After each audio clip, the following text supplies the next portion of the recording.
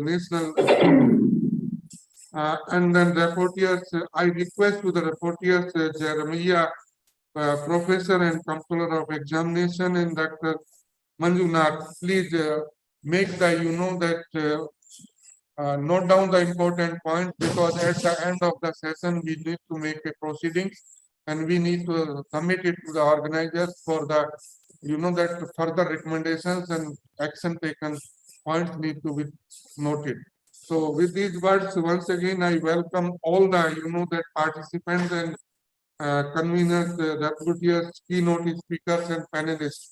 So I invite keynote speaker Dr. Sangu Angadi. I think Sangu Angadi has also delivered one lecture when I organized 4th International Agronomy Congress in November 2016 at IARI New Delhi, if I am correctly remembering him. And he was one of the invited speakers to this 4th International Agronomy Congress. He is, that well-known scientist globally. And today he will be speaking on transforming cropping systems to improve ecosystem services and climate resiliency. This is very, very important, because by making the changes in the cropping systems, we can make the resilience in the production system. For example, that if we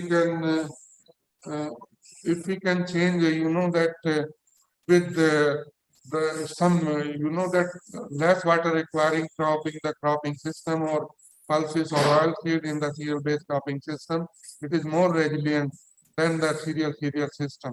So this means, that cropping system is going to play a very important role. So I invite Dr. Angadi, sir, for your kind, that presentation keynote lecture. Dr. Angadi, sir.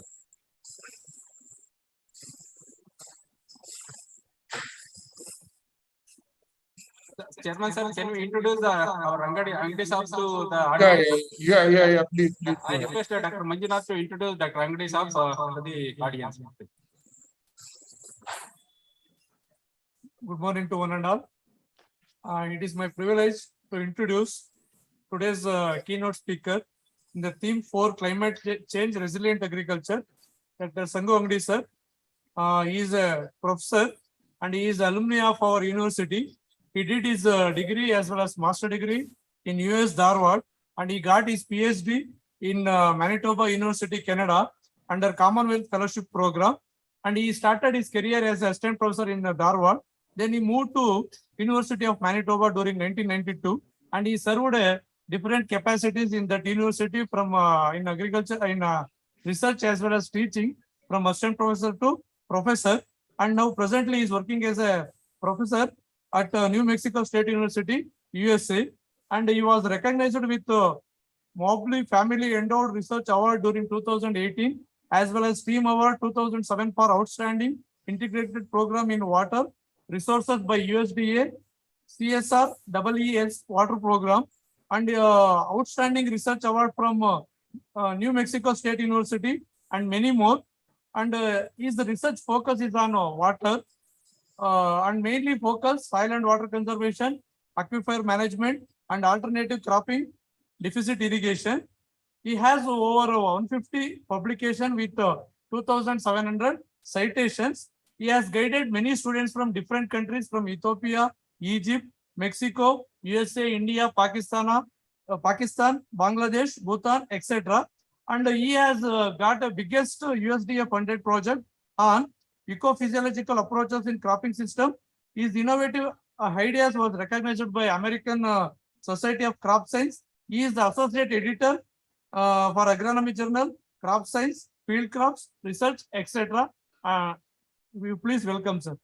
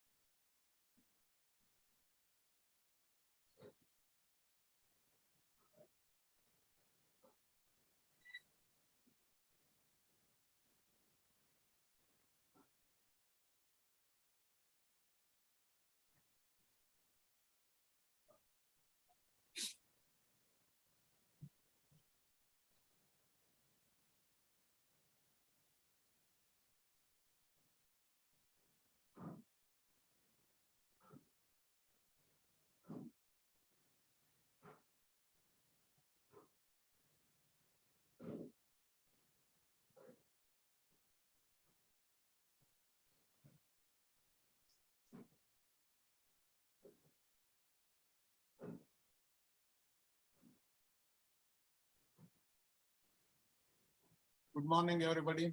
I thank organizers and Dr. Shiva for giving me this chance to talk about what I think about resilient cropping system to combat climate change that we are facing.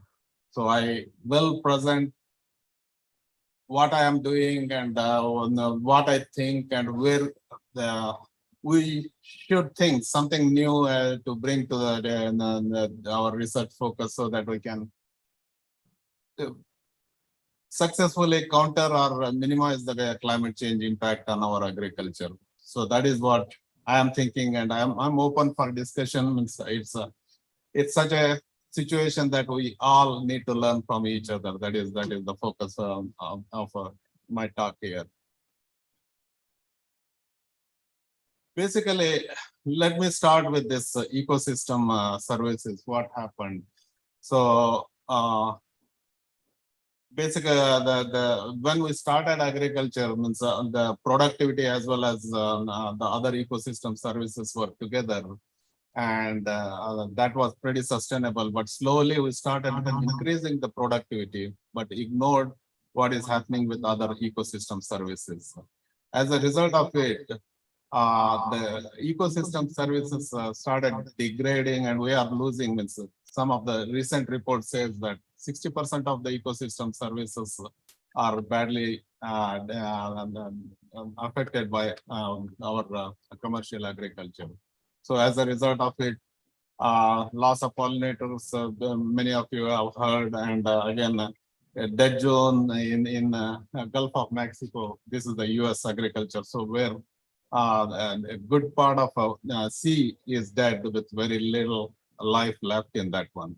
So after seeing all the ill effects of our agriculture, we are trying to bridge the gap. Means we want to improve the ecosystem services so that the productivity and the ecosystem services difference we can start decreasing. Some of the efforts that people are working on, I have just listed, but there are many more of them in focus actually.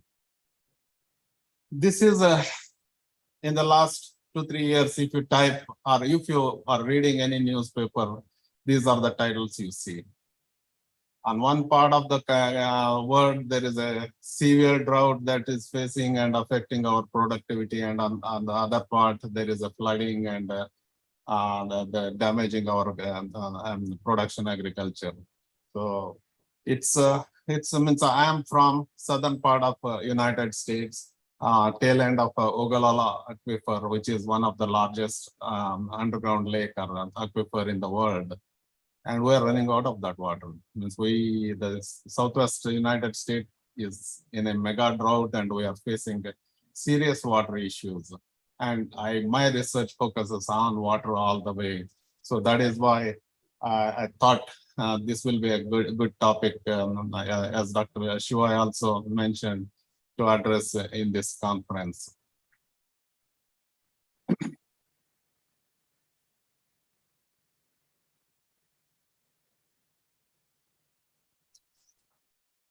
So indicators of climate change. This is mentions US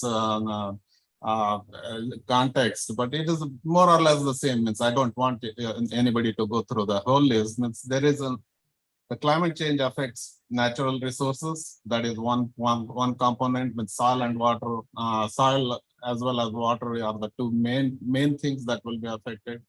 And microclimate or changing weather, that is another significant thing that we are facing. And lastly, as a response to this one, the pest and disease cycles will keep altering, and that will have a significant impact on agriculture. So as a result of it, this is one of the Nature article that I just wanted to show the damage. The carbon loss itself can cause up to 15% of global climate emissions over the past 100 years. That is happening. And water scarcity and flooding that can cost $500 billion each year. So that is very obviously seen everywhere actually. But the one thing that we are really ignoring and we don't care too much about is the soil. And if we lose that soil, that can cost us very significantly. Means $4 trillion dollars to $20 trillion dollars each year in the last few years. Some of the people who are working on climate change, on different aspects of climate change, they are seeing a very significant damage to our financial cost from the climate change. These are some of the pictures I took in our area. Means it's rainfall. Rainfall extremes are increasing because of the climate change. Means it's not just the average rainfall that is changing that much, but the extremes are changing quite significantly. And you see that on this particularly top right picture, the soil was bone dry, but it is not ready to take in that moisture. So we will lose quite significant water because of that. And that leads to erosion too. These are some of the irrigation, annual irrigation from our area. And its average is pretty good. Means we can be happy with that one, but we never get that average. That is the challenge that we are facing. So many years it is in red, means it is either ill distributed or it is a lower rainfall. Whereas the other years it may be green, but it's still the distribution is a challenge. This is something is a climate change effect. Means extreme one-day precipitation that is gradually increasing with industrial agriculture. Means with the adoption of our industrial agriculture technologies or climate change effect basically. Means so that we are seeing that this extreme rainfall event is increasing gradually, and we have to be ready for this one. So as a result, because of this extreme rainfall, we cannot soak in that water and use that water actually. So that is a big challenge we are facing. Irrigation systems. Means many times we think that having a good irrigation system or water for irrigation, we can solve all the problems, but they have their own issues. Means I have heard, means I'm from Karnataka, northern part of Karnataka, and the Upper Krishna project, which is in the black soil. It's the youngest river water project in the state. And already there is a salinity problem in that area, I heard. So that is, we have a challenge with our irrigation system, which started with flooding or the traditional irrigation system, where we just basically flood our agriculture land and the water seeps in, and many times it may go below the rooting zone, and that may be a deep leaching of water, and some runoff will also occur. Less efficient that this we always get complained, and we wanted to improve that system. At least in the Western countries, the flood irrigation has almost gone away. Means we don't have that much flood irrigation left in the US. And so what we have a sprinkler irrigation system, which is called central pivot irrigation system. What is the drawback of that one? That keeps spraying water on the surface more frequently, and so it doesn't even use the whole soil profile. So what is the effect? It can increase evaporation and it can increase runoff, and so those are the problems that we are facing. And I do know that India has adopted more of a drip irrigation system in the recent thing. It's also more or less like this sprinkler irrigation, but evaporation is less because it is a drip irrigation system and the water soaks in a little bit, but we don't use the whole soil profile in our production agriculture. So what is happening there, where the water doesn't reach, what happens to the soil processes or ecosystem services from that one, how we are losing it from the production process. We don't know the clear indicator. Because of that, are we reducing our resiliency of a production system? Something that to think about it. So I always use this simple water cycle to explain what I am trying to do. So basically, rainfall is the major input, and then we need to store that water in the root zone or in the soil profile and use it with the crop rotation, and then conserve as much as water and encourage transpiration and reduce evaporation. That is the whole concept. And what species we have at our disposal? Means we have a range of species. Means if you look at our undisturbed agriculture lands, or our traditional before agriculture started, all this land was covered by some kind of plant species, and it was a perennial cover. Basically, it was covering for 12 months, and the solar radiation reaching that surface was much lower. So the dynamics was pretty different compared to what is happening with our annual cropping. Means in our region, it is 4 to 6 months of cover, and here it is probably 7-8 months of soil cover. So there is more the change in dynamics. That solar radiation, unused solar radiation, is basically the solar radiation used in our agricultural system is pretty low. It's less than 5%. So what 95%? What 95% of the that solar radiation is doing to our natural resources? So how it is reducing the carbon content or organic matter content in our production system? What is it doing for the water dynamics? And the same way with the nutrient cycling and all those things that we need to think. I don't know India has a problem of this, or at least not to this extent, wind erosion. Okay, this is the picture that I took in southern part of United States. We were known for Dust Bowl of 1930s, where the cloud of soil blew over southern Great Plains so much that it destroyed production in the entire southern Great Plains and killed many people, destroyed agriculture for a long time.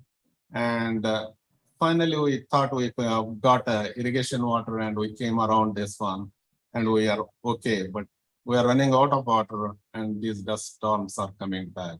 Not to the same extent yet, but if we are a little bit complacent, it may be the same extent. We need to act as quickly as possible. It's the climate resiliency and all those things. We are not the only one. It's not this generation that is thinking. We have been thinking of this for a long time. Yeah, if you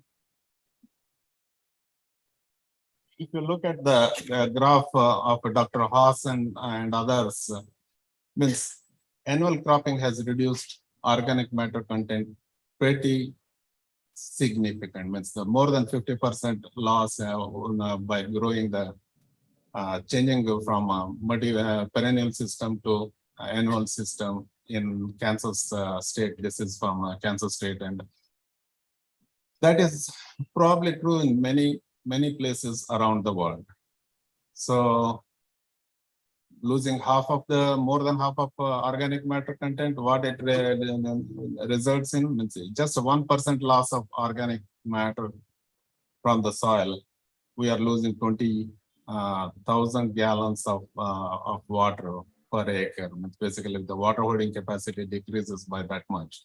So that means the system becomes less resilient because it cannot hold the water that we get as a rainfall. So we need to improve our soil organic matter content.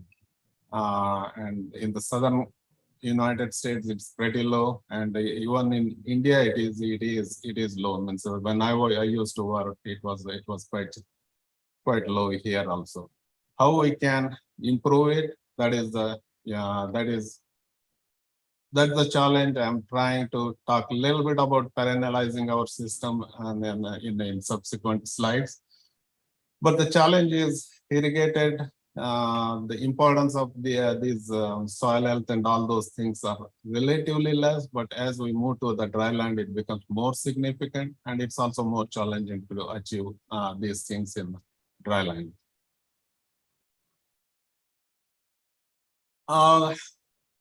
This is something what happens to our system. It's how much water system can conserve. This is an NRC has designed simple demonstration basically.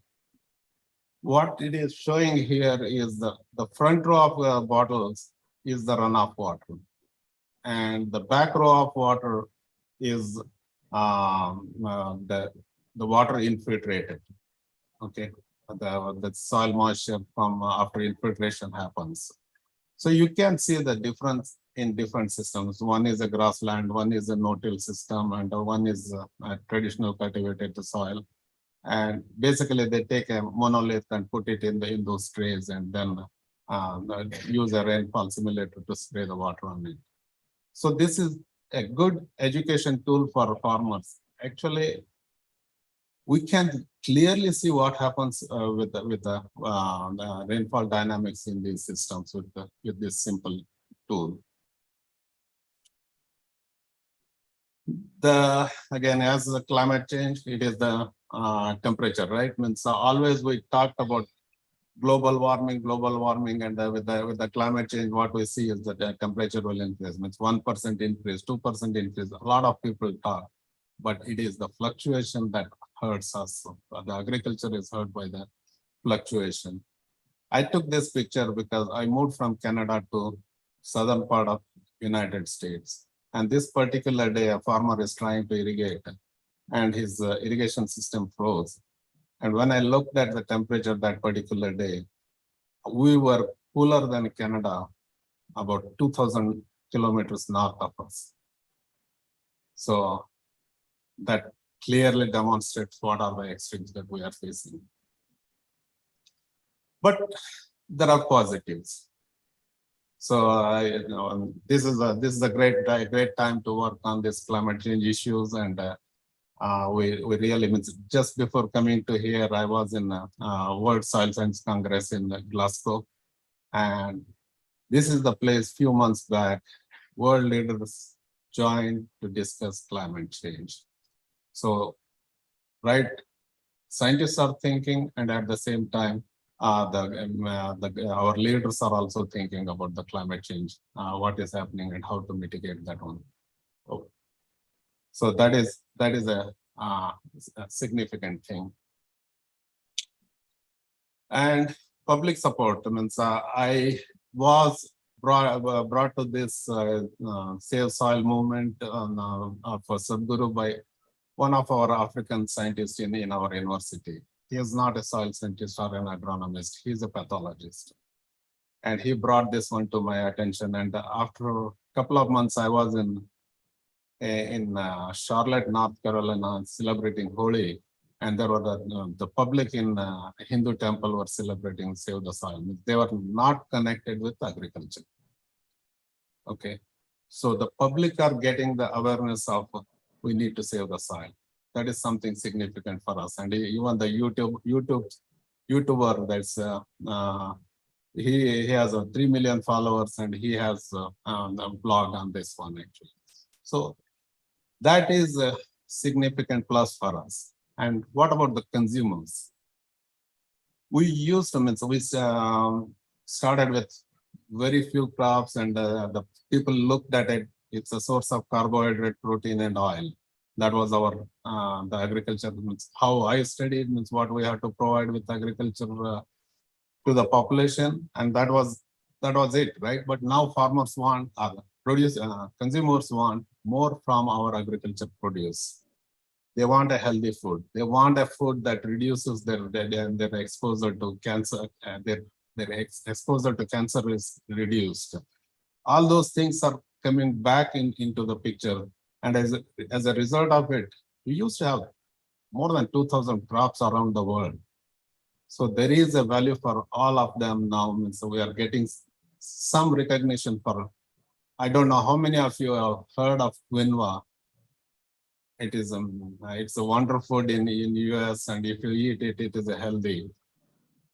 Well, 10, 15 years back, I didn't hear about quinoa.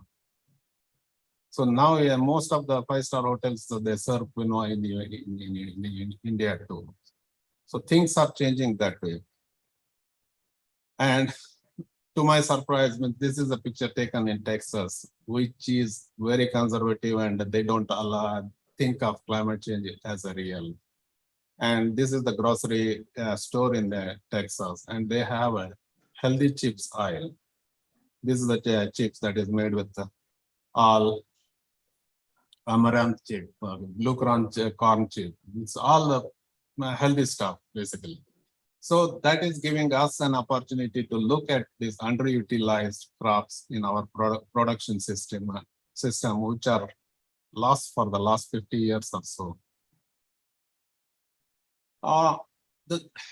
Some of the approaches that I have been working on, or I think we should be working on, means not all of them that I have been working. So I just want to present some and open for the panel to have any comment, or any audience to have any comment, and we can chat on that one.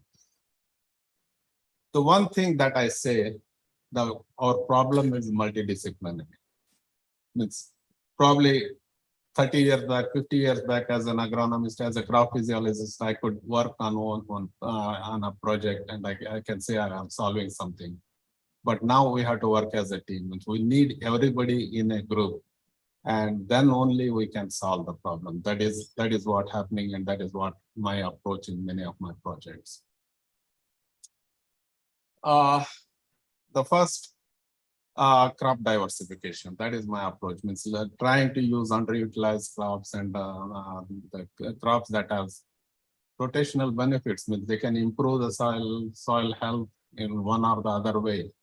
So those we need to include in our production system. We have tried to grow 5 or 6 major crops to feed the world, and as a result of it, means probably you are aware of what I am showing in this picture. These are the grain elevators in southern United States. So probably one of those silo can fill the shipload of shipload.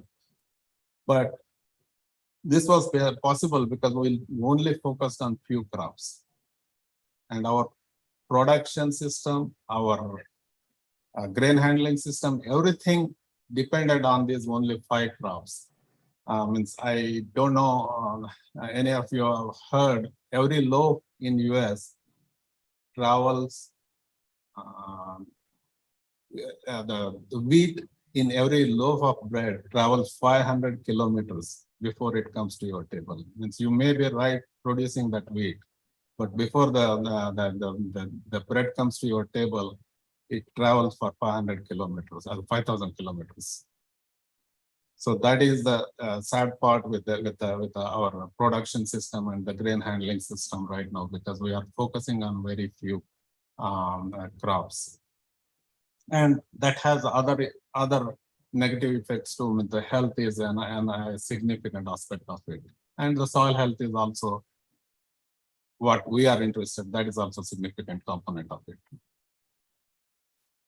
I don't know. This is a picture that I took when I visited last time India. Anybody familiar with this picture? You are one from. So this really shows what opportunities we have in India. India can grow almost every crop that we can think of. So this I think a few years back in a field day in Dharwad, one farmer made this one using different minor crops, and he displayed that one. So I thought this is an ideal statue to use in this talk. One thing I struggle with is the perception. See when you see that picture, sunflower is grown in the Karnataka. So everybody will say that is a beautiful sunflower and a beautiful person standing there in the sunflower, right? Nobody thinks about what it came from. Sunflower was a weed when Spanish immigrants came to North America. So European immigrants, they took this wild sunflower seeds back to Europe. And when there was a ban on the growing oil seeds, they converted this into sunflower. Very recent crop. Okay. But we don't relate that one to a weed. But you guys know about this one, right? Means at least some of you. So amaranth, okay? But when I show this one to any farmer, they relate that one to the weed amaranth. Pigweed we call in the US, but there are number of weeds that belong to the amaranth species. That is that kind of culture we have to break. Means every species has some advantage and some disadvantage, and we have to look at. Means actually, grain amaranth was grown for thousands of years. It is in the history. Actually, some of the native population in the United States, they have grown amaranth as a nutritious food. It's only vanished because the seed size is really small and it doesn't make any seed companies money. So that is my interpretation. And again, what is the ideal crop? What crops we should grow? Means some of the way we have thought is a crop that is ideal. When you put more input, it should produce more. That is the concept we have, and we have been doing that one. Means in US, the corn, you put more nitrogen, more water, it keeps increasing the productivity. But we are running out of that water. The nutrients that we are adding, it is creating a lot of problem for the environment. So we need a crop that doesn't reach that peak, but it bends down or it stops increasing its yield. But nutrition wise or the economy wise, it is still giving the profit for the farmers. With minimum input, we should be able to maximize our nutritious food supply. And this is what our conventional thinking or the conventional crop means. There is a typical growth curve, and the water use reaches at a peak, and then it starts reducing when it is maturing. But with the rainfall distribution we have, this may not be the ideal strategy we can always target farmers. We want something that uses the opportunity and makes maximum production and produce the yield. But we cannot achieve with a single crop. Means again, we don't know when that the good growing condition happens or appears. So we need multiple crops, or the way our system needs to be designed with the crop diversification. Whether it rains this time or later time, there is something to make use of that good growing condition. So again, I wanted to mention here the root system of different crops are different. But these are some of the crops that I have worked. So there is an below ground root system we rarely think of. We need to think that one also in designing a rotation and how it helps in climate resiliency. We need to think from that angle too. Means I didn't mention about my collaborators. Some of them are from Canada. Means when I was in Canada, we did work on some no-till concept. Means I have continued it, but I started working there. So this when I went to school, the right side field which is clean tilled and it is clean and it's there is no residue on the thing. That was the ideal field for agriculture. Means if I visit two farmer and one is a clean tilled like this, that was considered the best. That is what we were taught, and that's how that time we were thinking actually. But now the no-till that has a lot to offer, and we are thinking in the no-till direction, right? So what is that push probe? The one with the round handle indicates means when you push into the ground, it goes deeper. That means it has more soil moisture stored in the system. These are the side-by-side plots that I took picture a few years back. So in the cultivated field, you can hardly push it because the water was lost in one or the other way. So we couldn't store any water in that one. So this is the traditional no-till thing, right? But what we did in Canada was we decided what happens if we leave the stubble taller. What happens to the water dynamics as well as radiation dynamics in the system? That is what we were interested in seeing it. Means just to mention before finishing this one, I just had a discussion with my classmate here, who is a farmer, and he did mention that if we cut ragi very close to the ground, they get more forage and more money to the farmers. But I may not be knowing everything about ragi, but most cereal grains, if you cut very close to the ground, the yield may increase, but forage quality decreases.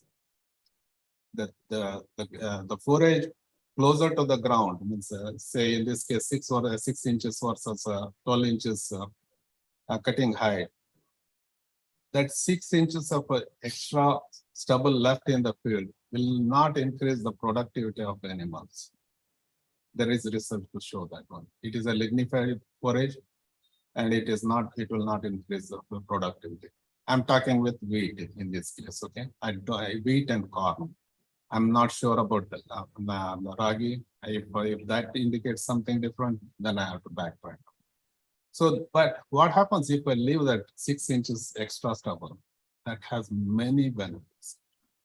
So we did it for multiple years, multiple crops. You can see the water use efficiency increased by 12 to 19% and grain yield increased by 12 to 24%, just by leaving that 6 inch extra stubble in the field. And this is in an area where it gets about 325 millimeters of rainfall.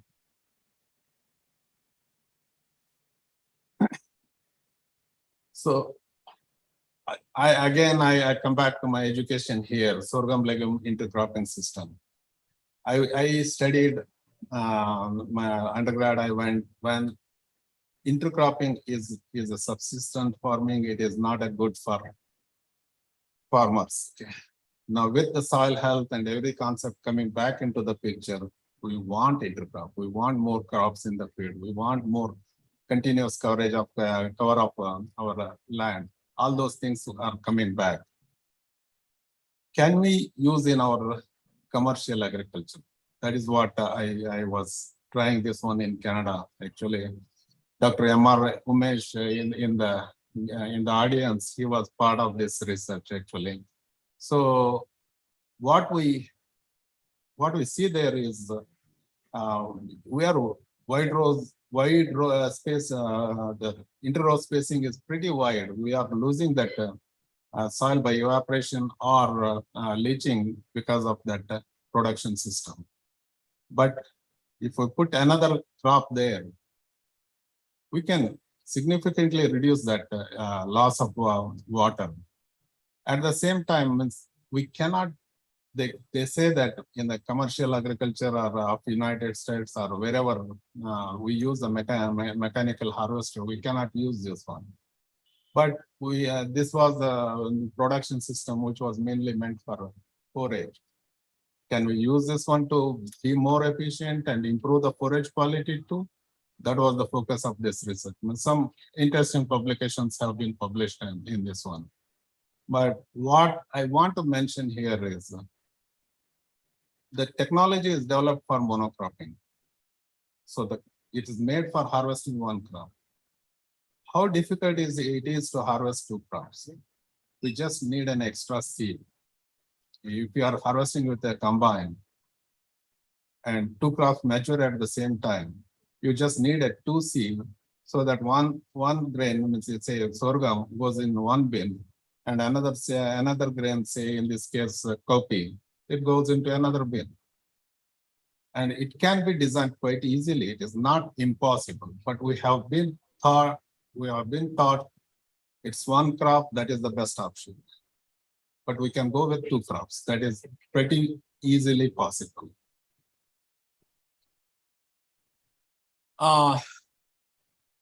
Ecological farming systems, that has become a big word.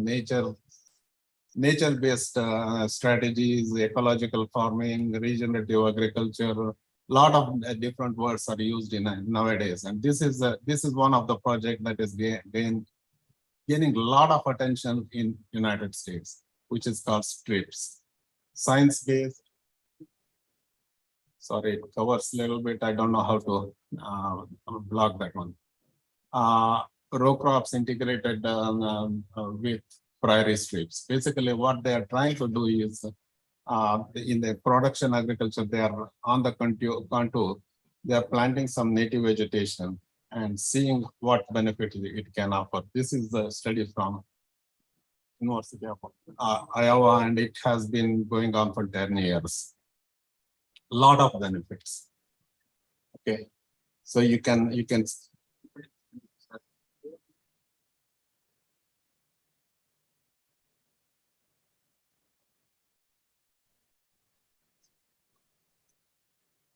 thanks. Yeah, a lot of benefits. Means you can see the number of benefits that is mentioned and how much percentage improvement it is there. So my interest was, can I improve this one any further in a drier climate with irrigation, and can we make some improvements over it? And our dry, this is in the Midwest, and in the South we are short of water. Evaporation transpiration is high. It's irrigated though, but we are running out of water. How best we can do it? Means I just took an example of 1/3 is not getting the water. This is a circular centrifugal irrigation system, which is almost 95% irrigation is done with this system.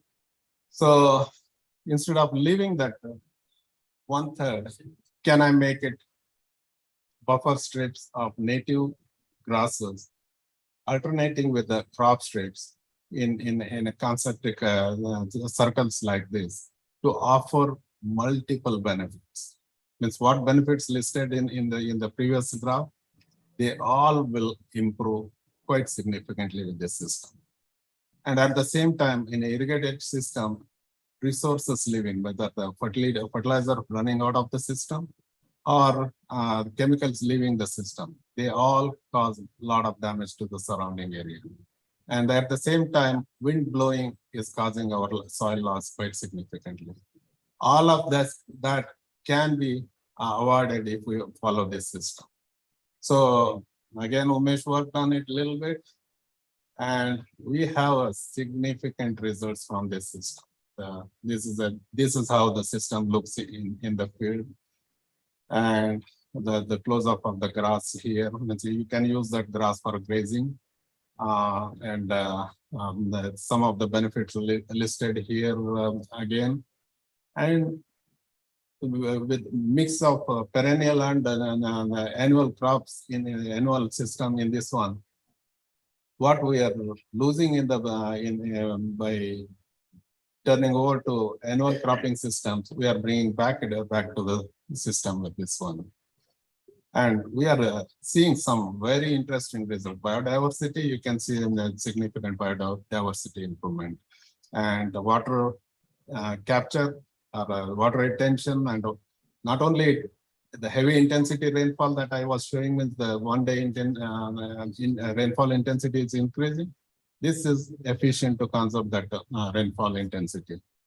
Not only that, since it reduces the wind reaching the crop surface, the crop strip surface, it reduces the evaporation. As a result of that, the water use efficiency or the evapotranspiration efficiency improves quite significantly.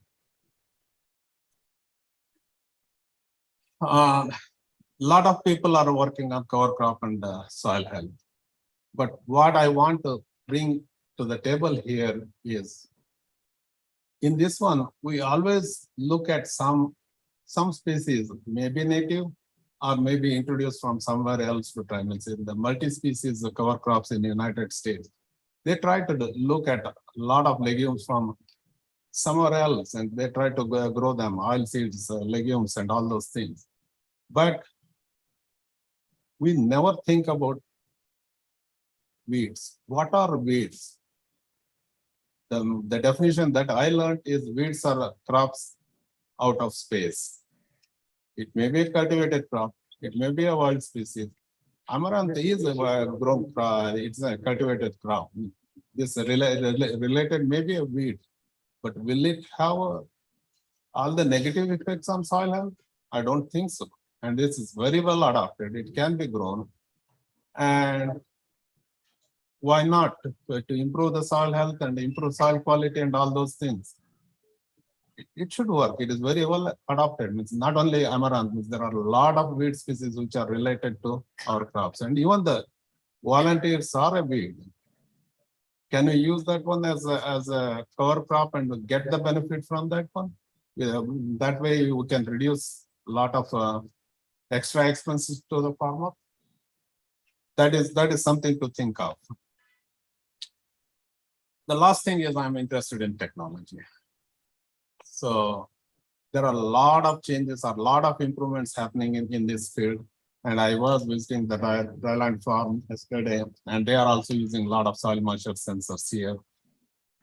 There is an opportunity to use that one to be more efficient. Actually, the right side, that is the sensor that can real-time measure what is the nutrient status of the soil. So it is cloud computed. It's a wireless sensor and it sends the nutrient data to the company that manages it, and you will get the recommendation every week you want, you get the recommendation. So things are changing in that direction. So we can keep an eye on those things. Yesterday in the inaugural address, somebody mentioned about the robots. And I had this slide just to add what I'm thinking in the same direction. Means we have been using that vacuum, the robotic vacuums quite a number of years. And if you go to some airports or shopping malls in many places in the world and even in the United States, you see that the self-driving the vacuum below in the bottom that is driving around. It will not crash into anybody. If somebody comes in front of it, it stops. But it doesn't stop. It cleans everything. Till it cleans everything, it will not stop. So that is the world we are in. It's even this Amazon Astro, which is the personal robot that Amazon developed a couple of months back. So that can do a lot of things. So that is an beginning, I will say. But what we can do with that one in the agriculture. If you Google robots in agriculture, you see most of these pictures. Okay. The robots using laser to kill the weeds. So there are many research projects focusing on it. There is a lot of opportunities. But what I think we should also consider in developing these robots is multi-species. We want rotation, good rotation. We want the system that are resilient. And for all those things, we can easily develop the robots. What is robot means? You type in, okay, I'm growing this crop, and it should recognize what crop it is doing. say it is sorghum and pigeon pea intercropping 1 year. You type in that one and it has all the data. It should recognize what is a sorghum plant and what is a pigeon pea plant, and it should remove all other plants. We can do that. It is not too hard to do that one. And if we develop a robot that is like a man-made, like a human, or it is not crawling on the ground, but it can step around. It can walk around in the field and do wonders like that. So is it not possible? It is possible. And why I'm bringing that one here is India is a great place to do. We have a number of crops we can grow, and we have a great agriculture universities here, and it is blended with computer science. So we are probably the largest producer of computer scientists in the world. And we can work with interdisciplinary to develop all this technology. And our agriculture, I don't know the exact number, but it used to be 70% of people lived in rural India. So we can help them by developing these ones. You can open it. And the next step, Yeah. So say, whenever it's done, we can develop some share companies, some NGOs or some extension organization. They fly these drones every day. Okay, it is autonomous. It flies every day, and just it looks for that change. And in one spot, some weed is growing, and it can be autonomous helicopter go there, spray some chemicals there, and kill that weed. Is it not possible? It is possible. open it. Just we need to think in that direction, and that is possible. Take it. This Again, let me take open it folder. another. How many of you know about this truck? It's a $29 billion industry in the United States. That truck carries probably 50 million honeybees. Previous one. And one time it is in California. In the next 15 days, it is in Florida. And other 15 days, it is in Montana. Wherever the crop need is, they drive around. And like that, there may be thousands of trucks. Okay. The honeybee industry for pollination is pretty significant like that. Okay. How we can use it in a robotic technology. That swarm is a bird swarm, basically. Can those trucks be of drones? Say that on that truck, there is 1,000 autonomous drones are sitting. They are charging with the solar panel. Okay, when they are driving, they are charging them.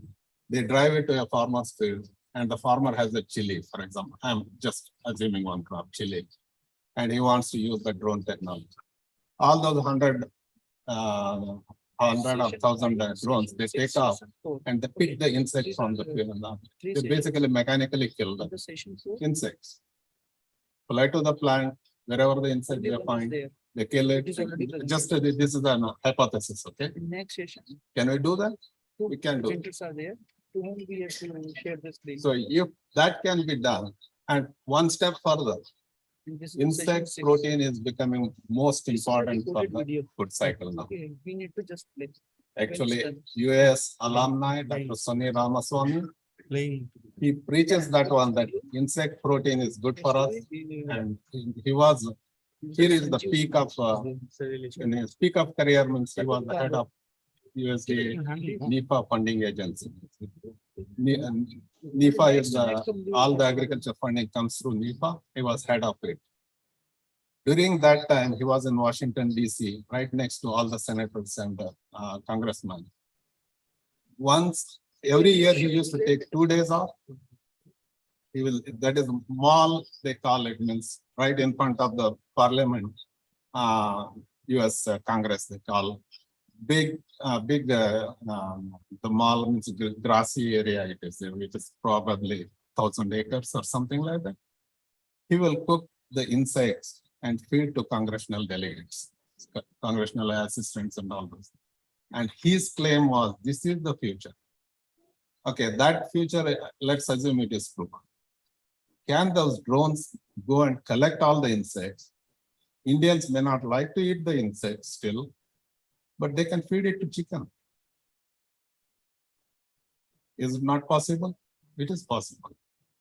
So we have a lot of the problem is there.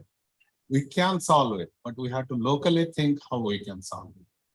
That is the main thing that I want to convey. Means whatever the research I have done, maybe it is more suitable to US or less suitable to here, but we can think in the context of Indian agriculture and we can come up with some solutions for that.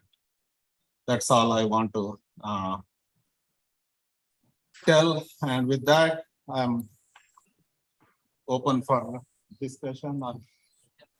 And again, I thank the organizer, Dr. Gada Saab, and all the organizing committee for giving me this opportunity to be here and talk about my ideas.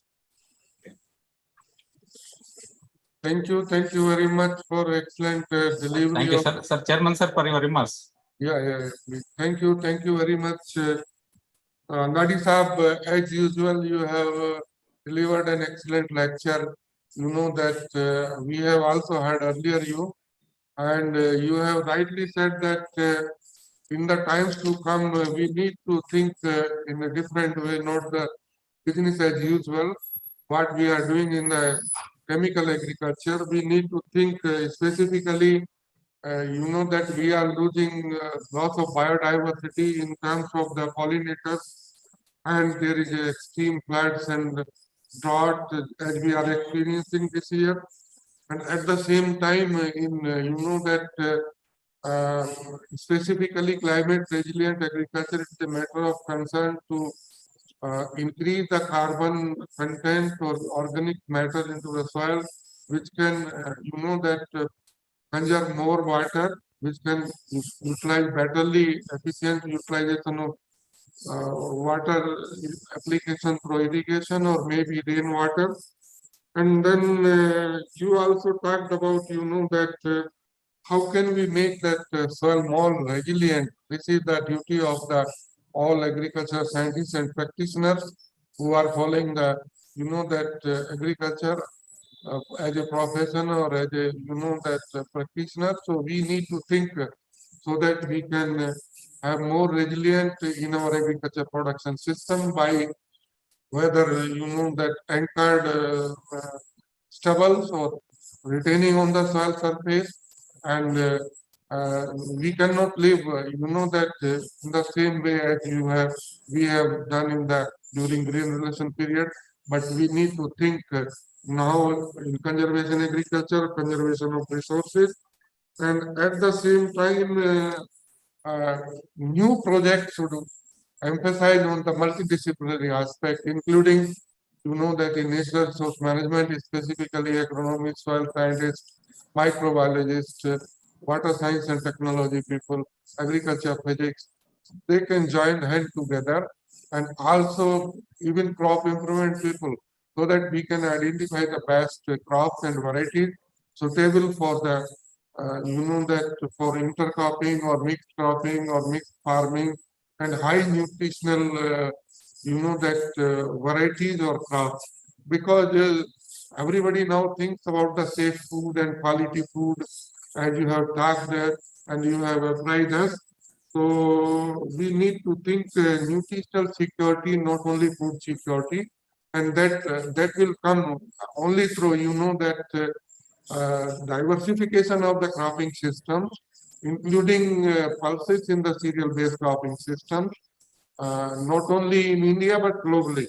And also, you know, that ecological farming system. This is a new concept for us, but I had worked a little bit on ecological farming in Norway during my 10-month stay. So I understand that can be practiced in our country also, because that in some of the areas where soil erosion is a problem, or you know that loss of biodiversity. So in that area, on the, you know, that corners of the fields or at this, you know, that the bunch we can have that such type of plantation like Leucinia or any other, which can not only retain the soil and water, but also that supply oxygen, even fodder to the even animals. So that can be also used as a green manure. All these things are required for the climate resilient agriculture, climate smart agriculture. You have justified the topic, transforming cropping systems can improve the ecosystem services and climate resilience. And in the last, you have also said that it is not only that new thinking, but new innovations are required by using robotics or drones or sensor-based application of the inputs and precisely monitoring all these things. So thank you very much, sir, for your excellent talk and apprising about your work being done in the Canada and US. Thank you very much. Organizers are grateful for your kind presence and delivery of the excellent lecture. Thank you very much. Now, I request to Thamaya Gowda sir, you please proceed further. We can invite. We have sir, we have 4 panelists for this session, and our scheduled time is around 11:30. We have to wind up actually. Okay. We have 10 minutes of each presentation, sir. Yeah. Can we invite the first panelist, sir? Yeah. Please go ahead. Request to Dr. Pradeep Goyal, sir. He's waiting since that is starting of this session. So please introduce Dr. Goyal, sir, and then close with Dr. Goyal, sir. Thank you, sir. Sir, we have the first panelist, Dr. Pradeep Goyal from Canada. I request Dr. Jairamaya, our professor and controller of examination, to introduce Dr. Pradeep Goyal to the House. Jairamaya, please.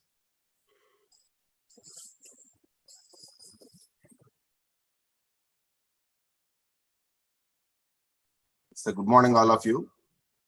I'm happy to introduce a panelist for this session on climate change resilient agriculture, Dr. Pradeep Goyal, senior scientist, Ornitho, Ontario Ministry of Environment, Canada. He has completed his master's in agricultural engineering with a specialization on soil and water conservation engineering from IIT Kharagpur, and doctors from McGill University with agriculture and biosystems engineering.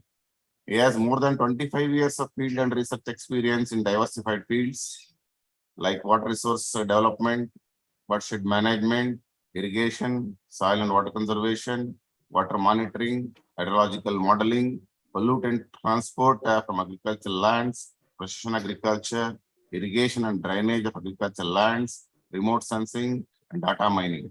He has published 26 research papers in peer-reviewed journals, 65 conference papers, presentations, 4 books, chapters in bulletins, and he has many awards to his credits. Sir, I heartily welcome you for your presentation in this session, sir. Thank you.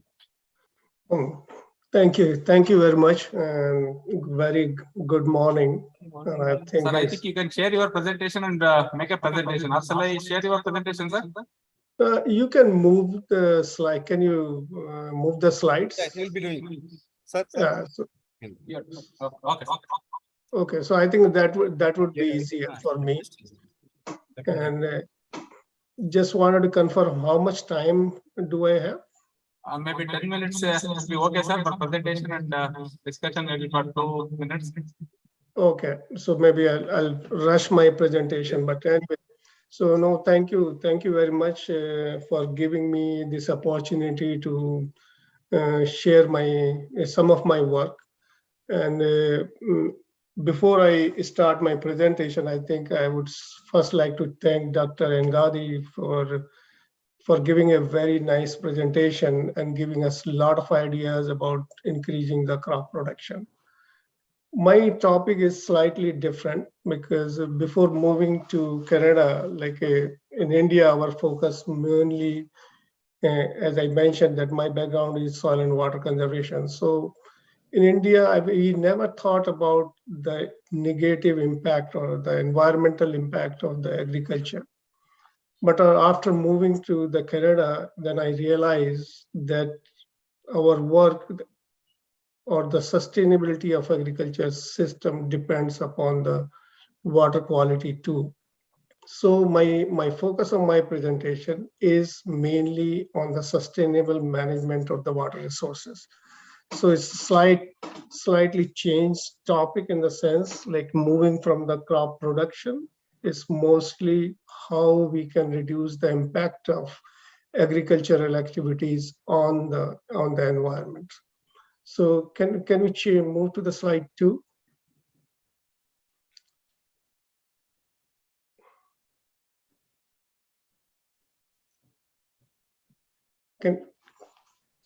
Can you change the slide? Okay.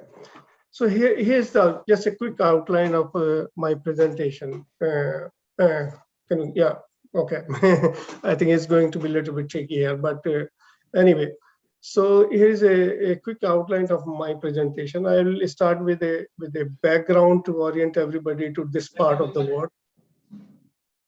Can you hear me okay? Yes, sir. Yes, sir. Yes, sir. Okay. You are very much audible. Please go ahead. Okay, so like I'll start my presentation with a little bit background to orient everybody to this part of the world. What kind of challenges we are facing here related to agriculture, related to water quality, and related to climate change. And then I will be highlighting some of the monitoring initiative, because currently, as I mentioned, that I am working in the Ministry of the Environment Conservation part. And my primary responsibility is related to monitoring to assess the impact of different factors, whether it is climate or whether it is agriculture. So I will be highlighting a couple of those initiatives. And then the next thing is like I'm involved in a number of studies where we are looking for the climate and hydrological trend in different watershed or a different part of the Ontario. Then I'll also list some of those activities like modeling agricultural watershed. What are those primary objective of those studies? And then I'll be concluding my presentation just highlighting a couple of points here. Next slide, please. So here is the map of the world, and as we all know, that Canada is in the northern part of North America. And Dr. Ngadi, I think he's finished his studies in part of Manitoba, which is part of Canada. Manitoba is relatively colder than Ontario. So my presentation will be mainly focused on Ontario, which is, you can see on the map, which is in the circle area. Next slide, please. Here is the map of the Ontario. I wanted to highlight a couple of points here because in this map, if you see the blue area in the north and the southern region, the southern part is basically there are the 5 Great Lakes. And I don't know how many of you know the Great Lakes are the largest freshwater system in the world. These basically system holds almost 20% of the world freshwater in the Great Lakes region. Primary water source for more than 40 million people in this region, whether it is Canada, combining Canada as well as the US system. Consider the importance of this system, like nearly 25% of Canadian and 7% of American farm production basically comes from this region, including US and Canada. Other points I think I want to highlight in this map is the yellow area. This yellow area is basically the southern part of the province. And this is mainly the agriculture dominated area. So I think there seems to be some disturbance. I think somebody has to mute the system. And like as I mentioned, that this agriculture area is closer to the Great Lakes. And as I mentioned, the Great Lakes are the most important feature on which the whole economy of this province, as well as number of provinces in the US depends upon this system. Can you move to the next slide?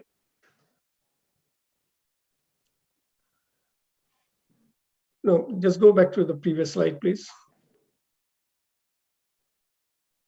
Yeah, oh, sorry. I think I shifted there. Go to the next slide. Okay. So yeah, now I would like to highlight some of those challenges what we are facing here. Like every other places, agriculture is one of the problems we are facing. And the major challenges with the agriculture, what we are facing, obviously the growing population, changing in the food demand because of the demography of the province is completely changing. And in the last few years, there is a remarkable shift in the type of food people require. So there is a change in food demand. There's a lot of expansion of the greenhouses. In the last 10 years, there is this exponential increase of the greenhouses in the area. Another challenge we are facing in the livestock farms. There are numbers are increasing, sizes of these farms are increasing. There is an issue with the manure management. The other area which we have said, they expanding the tile drainage system. I don't know how many of you are aware, we are living in the colder climate region. So our cropping system is basically from, we have only one crop system from May to September to October. So a lot of area basically under tile drainage now in this part of the province. So that is again causing a lot of issues from the environmental perspective. So that's another challenge we are facing. Changing the field management practices. There is a tremendous shift in the way the farmers are managing these days, whether that is related to the farming system, whether it is related to the management of different crop systems. So that is completely changing in last few years.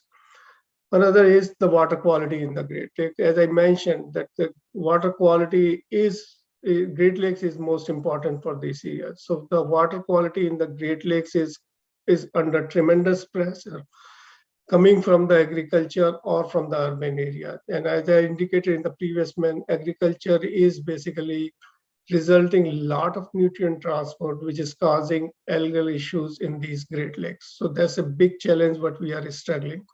Next slide, please.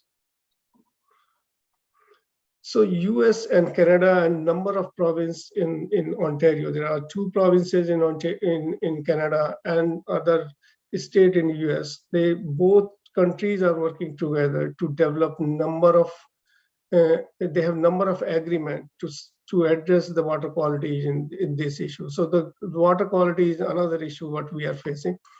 Next slide. Yeah. So in this slide, if you so I just wanted to highlight some of those agreements. As you can see that nutrients and climate change are one of those priorities which we have been identified by the US as well as the Canadian governments. Next slide.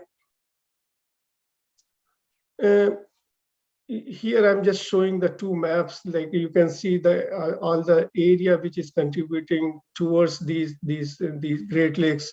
The water quality in those streams are really under pressure. It's like, and major, I have presented the numbers for the phosphorus and nitrate. So you see the greener dots indicate the water quality is acceptable range, but the red or the darker dot indicates the water quality under the tremendous pressure. And that is basically mainly coming from the agriculture area. So we are facing a lot of issues, whether in agriculture, highly intensive agriculture areas. So that's another challenge we are facing. Next one. And as everybody else, like this part of the world, we are also facing the climate change issue. But our climate change issues are relatively, I would say, much severe compared to the rest of the world. Like projected changes, if you see on the left side figure, annual average air temperature changes in 2050 compared to the base year, you can see there will be changes like up to 3.3 to 4 degree centigrade changes. Then there is a related changes in the precipitation side. So in summary, that we are facing agriculture challenges, we are facing water quality challenges, and the climate changes. Next slide, please. Now, just as I mentioned that I work for the provincial government, so I'm handling both policy as well as the research side. So before moving forward, I think I just wanted to highlight a couple of monitoring initiatives which we have taken as at the provincial scale to address the various challenges what we are facing. So first program I wanted to highlight is we have established a spatial monitoring program to support the climate change adaptation as well as the detection. So To establish this program, we have done an intensive analysis or the sensitivity analysis across the whole province. And based on that analysis, we have identified 7 stations across the province where we have established a continuous long-term monitoring station so that we can assess the impact of agriculture as well as the urban sectors on the climate, on the water quality, or as well as to develop any adaptation policies. In these areas, we are monitoring flows, we are monitoring surface water quality, we are monitoring groundwater quality and the climate. So specifically to address the climate change related issue, these programs have been developed. Next slide, please. And just to give you a quick overview, these are the location of those 7 stations, and on the right side, those are some of those instruments which have been installed at all these 7 stations. And these are established across the whole province, like southern part where the agriculture is more dominating, and in the northern region also to cover the area which is mostly under the mining or under the natural area. Next slide. Other monitoring program I quickly wanted to mention is as I mentioned, is to assess the impact of agricultural practices on the water quality side. So we have recently completed a multi-million-dollar study under which we have established 11 agriculture watershed in the agricultural intensive areas to assess the non-point source nutrient loading from these areas.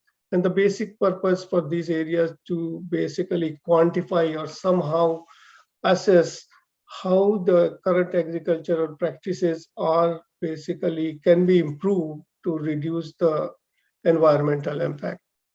Next slide, please. And here is the location of those 11 stations. And I've just put some pictures here showing that these are is a very intensively monitoring station, and objective was to collect the data round the year during the storm event also. So just to give you an idea that we have established a number of monitoring programs to assess the impact of agriculture and urban practices in the area. Next slide. Now, coming back to, just wanted to give a quick overview of type of work which probably will be relevant to the group, is to highlight some of the work we have done related to the climate change. So we have just completed one of the study with the research group in University of Guelph, where the objective of this study was to quantify the changes in the frost-free days across the whole country. And as we have observed that with there's a significant change in the frost-free days in this area. And as we all know, and especially for this part of the world, any changes in the frost-free days will have significant impact on agriculture. Because if the planting days are changed from, like, even by 1 week changes in the planting date will have a significant impact on the crop productivity as well as on the nutrient transport. So the objective of this study was to assess the changes in the frost-free days. Next slide. And these are some of those studies which we have published, basically to looking the climate data as well as the hydrological data to try to see how these things are changing over the time in the province, whether this will be because of climate variability or whether it is basically because of the hydrological changes resulting from the agricultural practices or the urban system. So the purpose was to assess the impact in long-term impact on the climate as well as the hydrological impact. Next slide.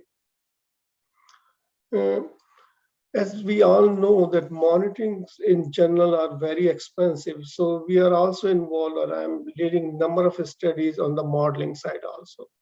And basic objective of all these studies is modeling studies is to help us to identify or improve or develop the management studies, management strategies, how we can minimize the impact of the agricultural practices on the water quality side.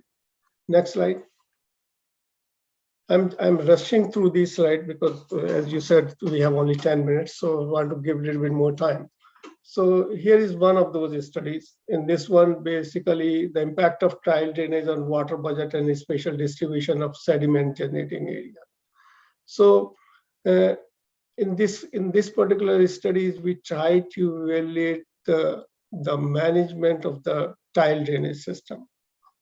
Whether those tile drainage system, like I don't know whether, I think in India it's not very common, but new things are coming up where we are using the controlled drainage system to retain more moisture in the root zone area. So we try to evaluate whether tile drainage system or the controlled drainage system, how that will be affecting the overall water budget in the area. In addition to affecting the water budget, that will also significantly impact the sediment load coming from different part of the watershed. So the purpose of this study was to compare if we move from the no tile drainage system to controlled drainage system to a regular drainage system, how that will be impacting the water budget as well as the sediment. So you can see the variability in this particular study. Next slide. In this case, we try to assess the impact of climate change on the tile discharge and the nitrogen yield. So you can see on the left-hand side, compared to 1960 to 1990 to 2021 to 2100, how the tile flow is changing. And in the right-hand side, you can see how the nitrogen losses will be changing, because based on in this particular study, basically drain mod model was applied. And this study was published in 20. So I have given the references. If you really want to know more about this kind of work, you can go and check or contact me. Next slide. And as we all know, in this case, I'm trying to highlight some of the work we have done to identify those critical source areas. Critical source areas are basically the areas which contribute relatively higher amount of runoff, sediment, and nutrient to the water bodies. So from the agronomic point of view or from the environment, we all know that right practices should be targeted to the right places. So we are trying to identify or develop techniques to identify those places where we can basically implement more best management practices to reduce the nutrient losses. Next slide. Again, this is just continuation of the same concept, but in this case, to identify the critical source area, I'm working with the researcher from the University of Guelph. And in this process, we have developed a threshold stamina approach to identify those particular areas. So and as you can see, different colors indicates that which areas are basically contributing higher amount of phosphorus or the sediment during different time period or under different threshold condition. So idea is, again, if we can identify those areas, then we can target those areas to implement the BMPs. Next slide. Same concept, different modeling approaches, but the overall thinking behind this one to identify the potential impact of the climate change.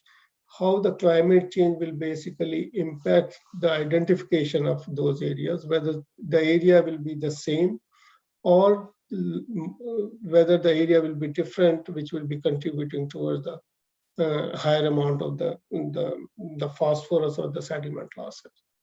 Next slide. So in summary, because I just quickly rushed through all the slides considering the time frame. So the watershed in the southern Ontario, Canada are facing increasing pressure as a result of water pollution from agricultural activities. That's the fact. which is we are basically handling these days. The impact of climate change is evident at the local and regional scale. This is also confirmed that we know climate is changing very fast compared to rest of the world. Third, I think point I want to emphasize that we definitely need dedicated or targeted monitoring program to support or to minimize the impact of agricultural activities, or to apply whichever technique we have to apply. So in this case, we definitely need monitoring program. And final point I want to emphasize, the new approaches are needed to support agriculture sustainability efforts and mitigate negative environmental impacts. And I just wanted to say that because of the focus of my work is mainly to assess the, or to somehow minimize the impact of agricultural activities on the environment. Next slide. And at the end, I just want to acknowledge my co-authors of various publications, my students, as well as my colleagues in the university, as well as the ministry. And again, thank you very much to the organizing committee, and especially Dr. Sadev and Ashish Kandelwal for giving me the opportunity to present at this conference. Thank you. Next slide, I think, is the thank you slide. Thank you very much. Modeling approaches to combat climate change, especially in watershed management. So thank you once again, sir. Now, I take this opportunity to introduce one more panelist for this session, Dr. Kulvinder Gill, Department of Crop and Soil Sciences, Washington State University. Dr. Kulvinder Gill obtained his degree from Punjab Agriculture University and mastered in plant breeding with a gold medal from Punjab Agriculture University. He did his PhD in genetics and genetics from Kansas State University. He has started his career in research assistant from Punjab Agriculture University from 1991.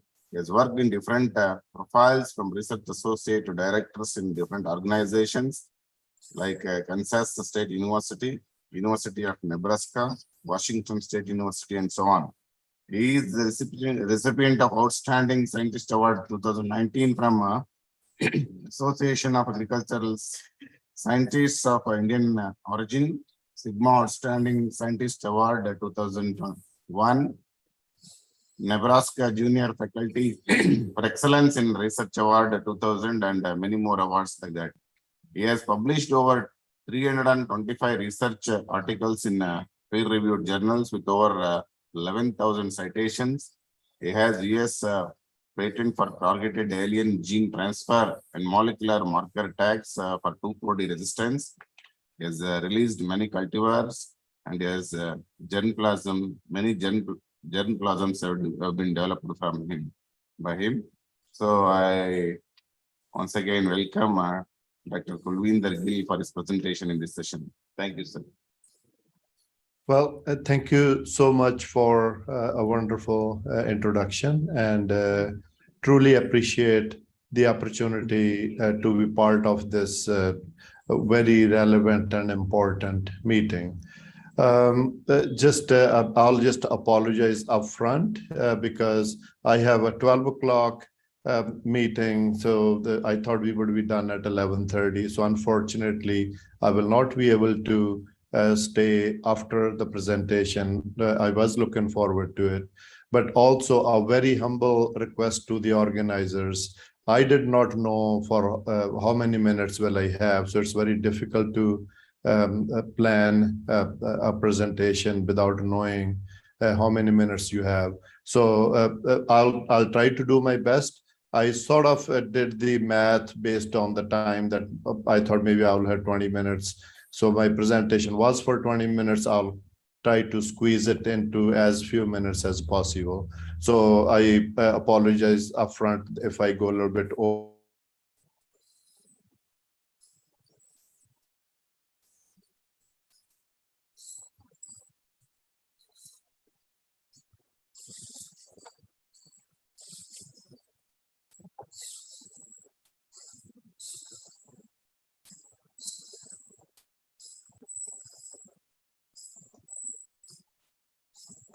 I think we lost him.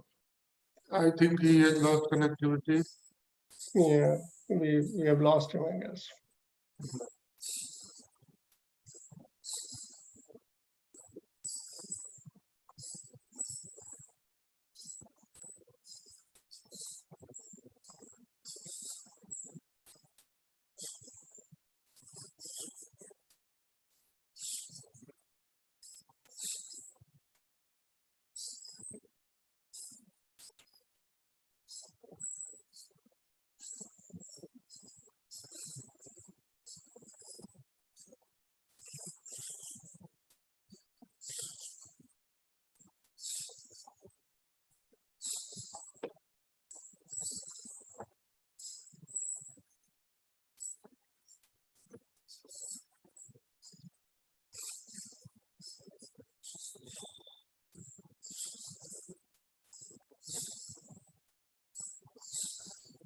Continue with the presentation, sir. Hello? Hello? Dr. Kulvinder Gill, is he available or he has lost the connectivity?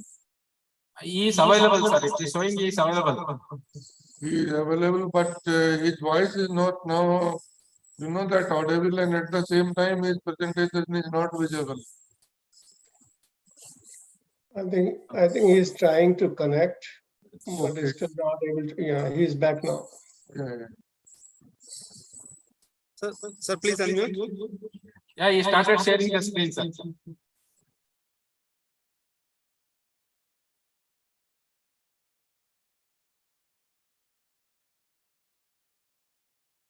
Dr. Kulvinder Gill, you are muted. Please unmute yourself.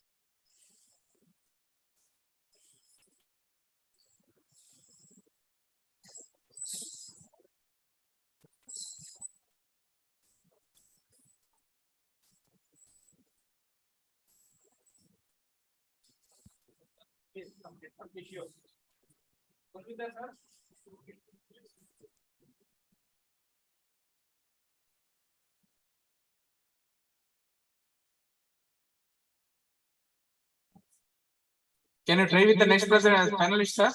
Chairman, sir? Yes, sir. Yes, sir. We can go ahead because that if he is having some internet connectivity, then we can take later on. Yes, sir. Thank you.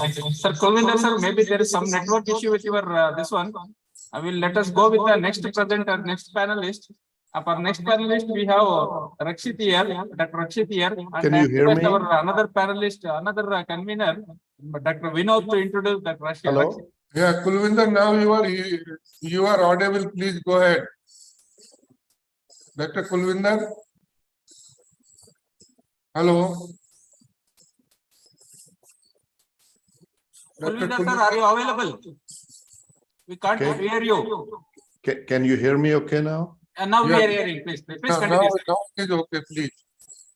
Now it is okay. Please go ahead. Okay. Well, I hope you can hear me and I hope it stays on. Yeah. So I know we have been listening to the alarming points about the climate change and all, but I'll bring you back to sort of today's reality, and that is the population explosion and the food security that we need to address regardless of what happens in the future. So if you notice here, sort of in the dark brown, that is Asia, and that will just about be half of what's expected by 2050. That is 10 billion people, and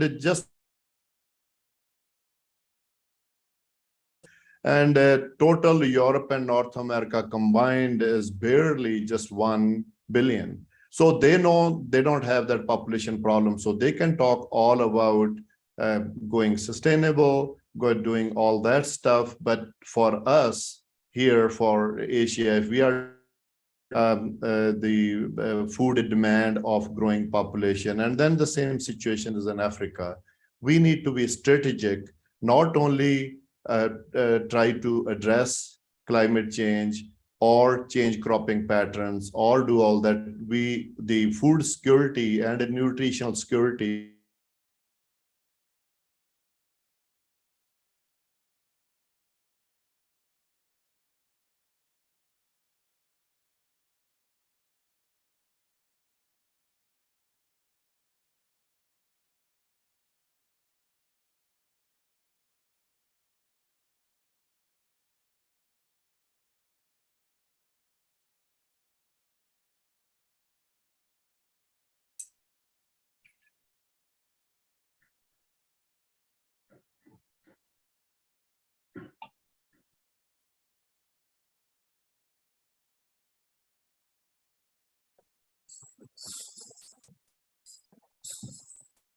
Teams. I think he is having some problem in the internet connectivity. So we are losing time. Can we have that next presentation, Amitabh Rakshit? Okay.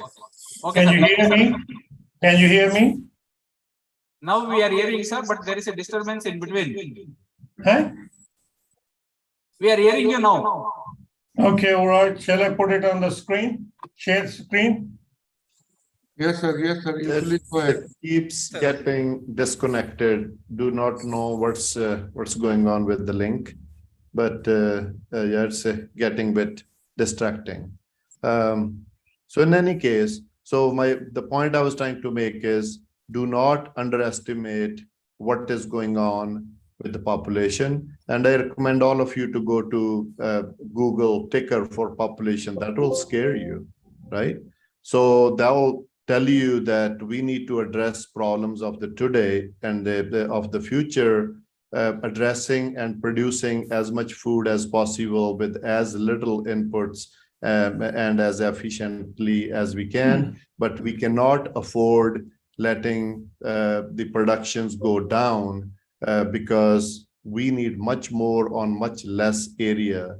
So I think that for Asia, we need to be very strategic, that don't just follow what's going on in North America and Europe, because their problems are very different than ours.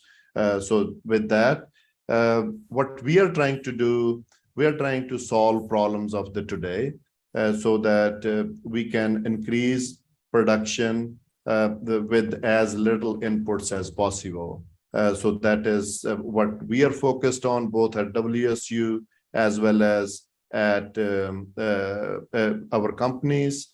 And I am a wheat guy, so I know we need all different type of crops. Hello?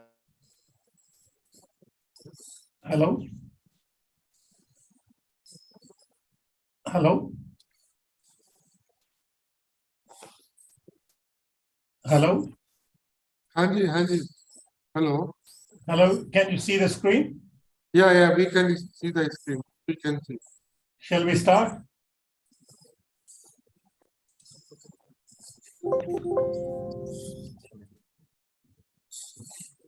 Hello? No, Dr. Jora Singh, I think Kulwinder is, that presenting them in between. How you have that share the screen? I don't know. I had no clue. Dr. Jora Singh, sir, I think that is not, your presentation is not in this session. Maybe you can please unshare. Why you have shared that? I don't know. Okay, thank you. Because Kulwinder was going so that he is presenting. Okay, all right, go ahead, Kalvinder, then. I'll stop it. Okay, thank you, sir. Thank you. Sir, connectivity of Kulwinder has lost again. Can we go to the next presentation, sir? Yes, now we can go because that already we have lost. Sir, Kulwinder, sir, thank you very much for your this one. Maybe the network has not connected us completely. Thank you very much, sir. Now I request our another convener, Dr. Vinod, to introduce our Rakshit of the next panelist.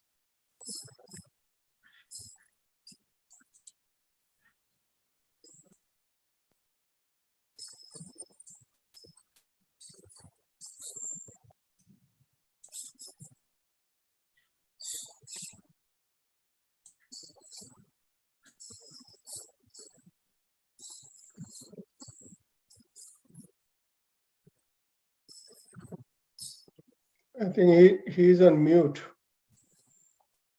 You are unmute, At, please. Department of Soil Science and Agriculture Chemistry at Institute of Agriculture Science, BHU. Dr. Rakshit worked in the Department of Agriculture, Government of West Bengal, in the administration extension role. He has visited so many countries like for the Europe, Africa, UAE, Bangladesh, for pertaining to his research work and presentation. He was awarded with he was next fellowship Italy, and Bio is the next fellow for France. Darwin of British Council, the Young Achiever Award, the Best Teacher Award from BHU, the state level for Uttar Pradesh Academy of Agricultural Science 2019, and 2021 Best Teacher Award from ISA. He is serving as a review college member of British Ecological Society London since 2011. He was also member of Global Forum of Food Security and Nutrition of FAO in Rome, and also is Commissioner of Ecosystem and Management of IUCN.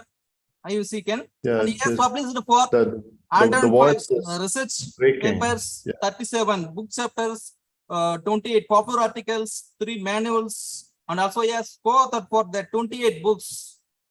In this concern, I invite to for the Dr. Amitwa to present. Welcome, sir.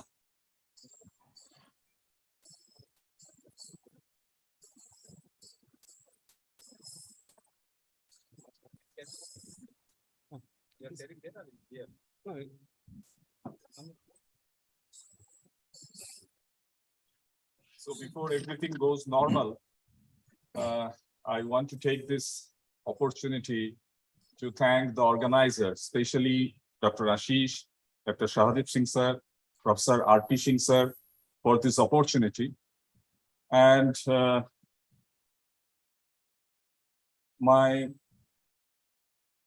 best wishes to the best brains of this country who is, attending this particular conference, particularly and a very vibrant organization like ISA, who has made this effort to roam around the country and to showcase their different, plans, strategies.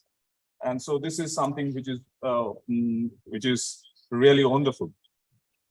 But before I start, as I said, when you think for a full movie, but if you have been asked to go ahead for a trailer, it's always been very challenging. And at the same time, my second challenge is I am presenting before my extreme critic in my home, my son. So this becomes, similar situation when Mohammad Sami is facing Glenn McGraw, right? So this is another challenge I am facing today. So with this background, in the morning, we learned many things about resources, many things about natural resources, as well as plant resources as well. But here we are going to just, make you in a very short snapshot that what we are trying to attain in the Prime Minister constituency with the help of those self-help groups, those FPOs, and how we are doing it. A small snapshot we will just share with you. So this is basically, as I said, engineering the rhizosphere through biopriming and bioaugmentation, the potential strategy for safeguarding. So I'm not going to talk about any rocket science. The science which is already present, already existing in the domain, we wanted to take advantage of that particular technology, which particularly plant pathologists, entomologists tries to advocate. So we are, taking advantage of that, and we just take help of that to, avoid biotic as well as abiotic stresses.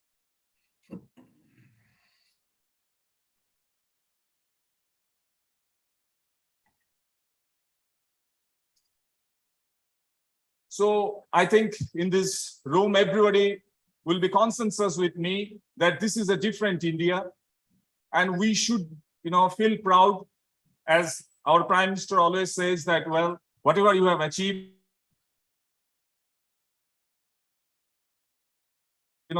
equally happy for their achievement as well. So this is a different India, and we are progressing in name any field. And if it is particularly agriculture, we are doing extremely, marvelous.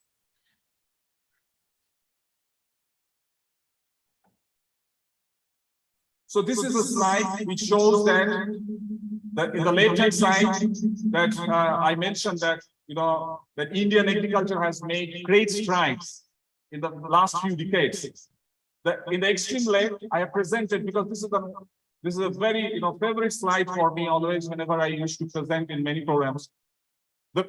Because when I presented this particular slide at the forum of the birth anniversary, 200th birth anniversary of Charles Darwin, and 150th birth anniversary, 50th anniversary of that particular famous book, The Origin of Species, the trend remains almost the same. That means you are doing consistently for the last, and this is at the right, you can see that what is happening now. So what is important is that during this particular decade or during this particular period of time, India has done an impeccable growth with reference to this particular agricultural. You name any area, we are doing it. And if I think many of you might have heard Prime Minister's speech on 15th August of this 2022, he mentioned about he was very much focused on just making. I was talking about that, taking pride of what we have achieved, and from where we have achieved this. That at the same time we need to remember that. But at the same time, because he mentioned very categorically that when we attained this freedom, there were many skeptics. There are people who doubted that whether these people will be capable to do that, or whether these people will be capable to come out with flying colors. And we have achieved that because our soil is patient. And this Bharat Ki Mitti endowed with extraordinary strength. And that actually, we have a greater responsibility. And with this particular responsibility, you have seen, Sir was showing that particular state soil. We have also started in the state of Uttar Pradesh, know your soil. Just it is know your customer in bank. We started know your soil. And we got a huge, response. We have, involved people from different domains, different stakeholders are involved, and we are getting some response. But at the end of the day, when you achieve many things, but when you just try to retrospectively try to analyze that what went wrong or what the next group of strategies, definitely things are not, in a very good shape of thing. Means with reference to natural resources, 33% of our soils are, is getting some issues, whether it is related to physical, whether it is related to chemical, whether it is related to biological issues. And our focus is that part of India is that Indo-Gangetic plains, which is, the grain basket of India.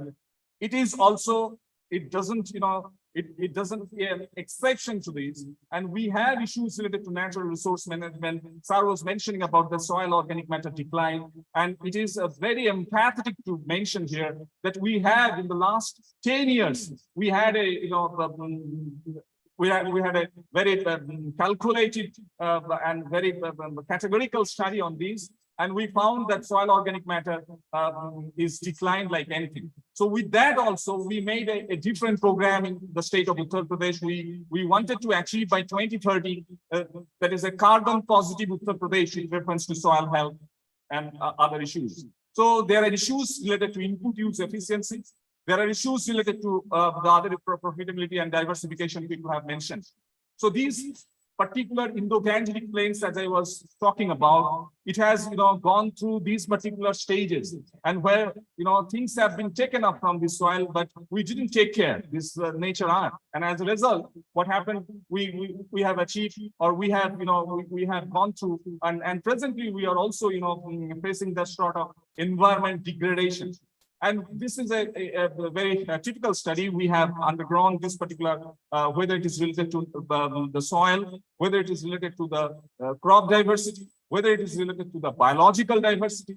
Very recently, we have included some doctors in this study, and they have come up with another, very novel finding that this part of India, if we just compare with the last 10 years, there is a huge increase in the gastrointestinal diseases. There are huge increase with the hypertension diseases, and which are all linked to this Mother Earth soil, whether it is boron, whether it is zinc. So these particular, when we talk about these Indo-Gangetic plains, basically all your rice wheat ecosystem.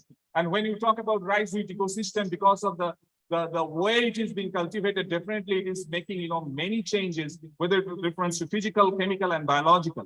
This should be an ideal system that, if it's a plant nutrient balance system, this should be an ideal system, but it happens to be something which is happening differently because of, removing of your crop residues, whether if you are removing or whether you are burning. So ultimately, at the end of the day, you are making some, footprints in the environment, in the ecosystem.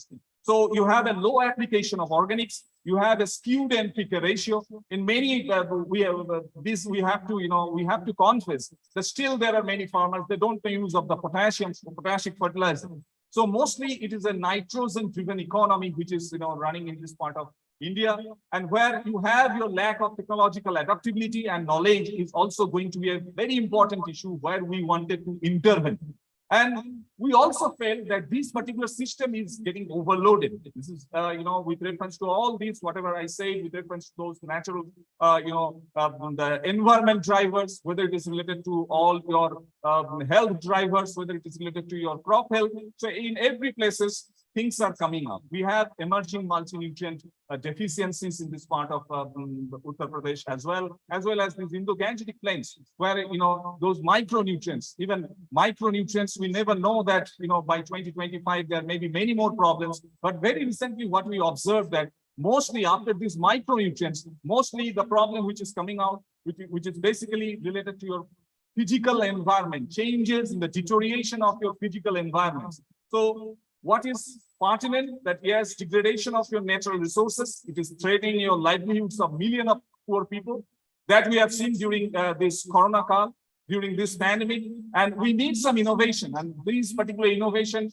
and maybe those, a smaller intervention involving people, involving every stakeholders, involving people who are in the domain. And at the same time, we need to look at that most of these technologies, whatever, we are going to advocate for them, they should, however, require some investment by farmers, mostly, whether you talk about any rocket science or whether you talk about any new intervention, definitely it is always going to be there. The cost involvement will be there, but individually on their own farms and collectively by, involving many. And if you are trying to achieve those particular SDGs, and definitely it is going to make some real impact.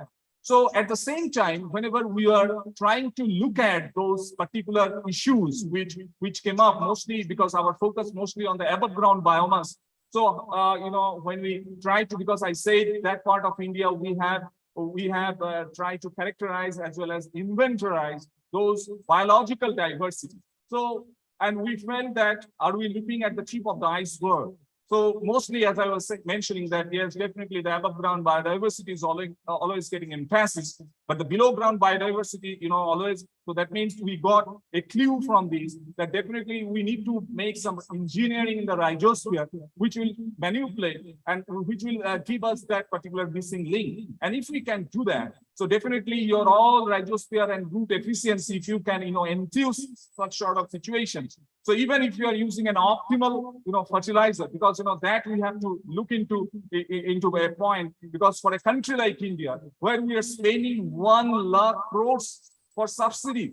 So that means, it's a huge amount of subsidy, and you have issues like your use efficiency is always very low. So definitely, even if we, synergize this situation, definitely we'll be able to make a best out of this particular rhizosphere and root efficiency even at your optimal level. So these conventional agricultural techniques are degraded. I already mentioned that. So definitely bioinoculants have something to have a definitive role here, and adaptive soil management has a broader benefits when interlinked with other natural resources, combating regional challenges of your sustainable agriculture. So the question we always wanted to raise is that can we make a simple intervention? And definitely the intervention is a day-age-old practice. So what we intervene, it is already seed priming is all known. So what we intervene in between, because, the pathologists, the entomologists, the plant protection people always, advocate for all these particular bioinoculants for combating your biotic stress. So we wanted to, put more emphasis on the abiotic stress, on improving your nutrient use efficiency, on improving your, just if we can cull down some parts of your inorganic fertilizer, because the country is looking for some sort of options in the form of regenerative agriculture. So definitely, reaching to this stage is always a very difficult task, because you need people. We have in the group people from pathology, people from plant physiology and molecular biology as well, who are looking into these different aspects, who are trying to find out the best possible options to come up, right? So we come up with some microbial consortia, which is doing excellent. So that we have observed in our research, particularly in BHU, as well as the adjoining areas. In BHU, adjoining districts as well. So this is the conceptual model of biopriming and bioaugmentation for your soil health management. Because when we look at the biological diversity, definitely there are some dark-off, there are some, the synergy between those biological organisms that is not happening, and that is not making things very positively and for the improvement of your soil health. And at the end of the day, so you come up with something, a soil which is not a resilient soil, which is not, reacting to whatever you are making some effort or your intervention. So as I said, this is our experiences in BHU and adjoining places. This on-farm biopriming, we have attempted it in cereals, we have attempted it in pulses, we have attempted in, you can see the difference. The difference is very crystal clear. See the change in the rhizosphere, see the change in the rhizomass, see the below ground biomass. So that actually, makes this huge difference. So we also attempted in floriculture as well in the institute, as well as because, a larger part of these peri-urban areas of BHU has been converted to your floriculture. So we have also given these sort of, techniques to them as well. And this is a high value crops like your red cabbage. We have also attempted with these particular crops.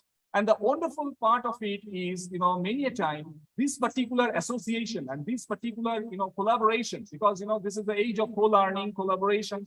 You make, co-editing. So everywhere it is a collaboration. So these collaboration help in, making more, gain out of some other organisms like trichoderma, which I shown earlier. So, and if it is a trichoderma, if it is I have shown the mycorrhizal infection gets enhanced. So if you have a, greater mycorrhiza in your system, definitely you can get rid of many biotic as well as abiotic stresses. So at this point of time, when we, covered almost many crops and at the, farmers field, so we are a little bit convinced now with this particular, this particular technique. But at the same time, as I said, that this biopriming can do wonders. It is, whether it is that particular with reference to these are some issues related to agronomic. There are issues related to your as I said, related to natural resource management, like as I said, nutrient use efficiency, water use efficiency. You have your competence with weeds. Our agronomic friend in BHU, he's working with this particular issue that even, if it is a bioprime plant, so that can, that can compete more with this weeds, because weeds is coming up. Sir was mentioning that weeds we need to be taken care of. As I already mentioned that, we know all about these particular, biotic stresses. So definitely at the same time, I say that most of those experiments were, conducted in BHU farm as well as the adjoining farmers field. But at the same time, definitely there were always question marks that whatever you are doing, whatever you are teaching, whether it is working at the last man or whether it is, followed by the last man in the row. And at the same time, as whether it is our Prime Minister, whether it is our DDG extension yesterday, or whether it is the Vice Chancellor of this institute, everybody is worried about the soil. So soil is now becoming country's legacy. So whether it is academia, whether it is FPO, as I was mentioning, SHG, everybody, we wanted to put them in a single framework, and in which those stakeholders should be, represented and involved. And we have, attempted this model in BHU. And so with that particular motivation, with that particular, energy, we just try to, at the same time, we just try to, put that particular focus of our Prime Minister you have to have alignment with your own place, means with your own roots, with your adjoining places. So for that, we sensitize one farmer club for this particular delivery system. So, and this attempt was initiated in 2018, but in between there was pandemic. So many a time we just, just make those sort of interventions, even not by going to the field, but connecting them through this particular networks. So this is a particular case study where I'm going to present that this natural resource management is a success story from fragile ecosystem of the Indo-Gangetic plains.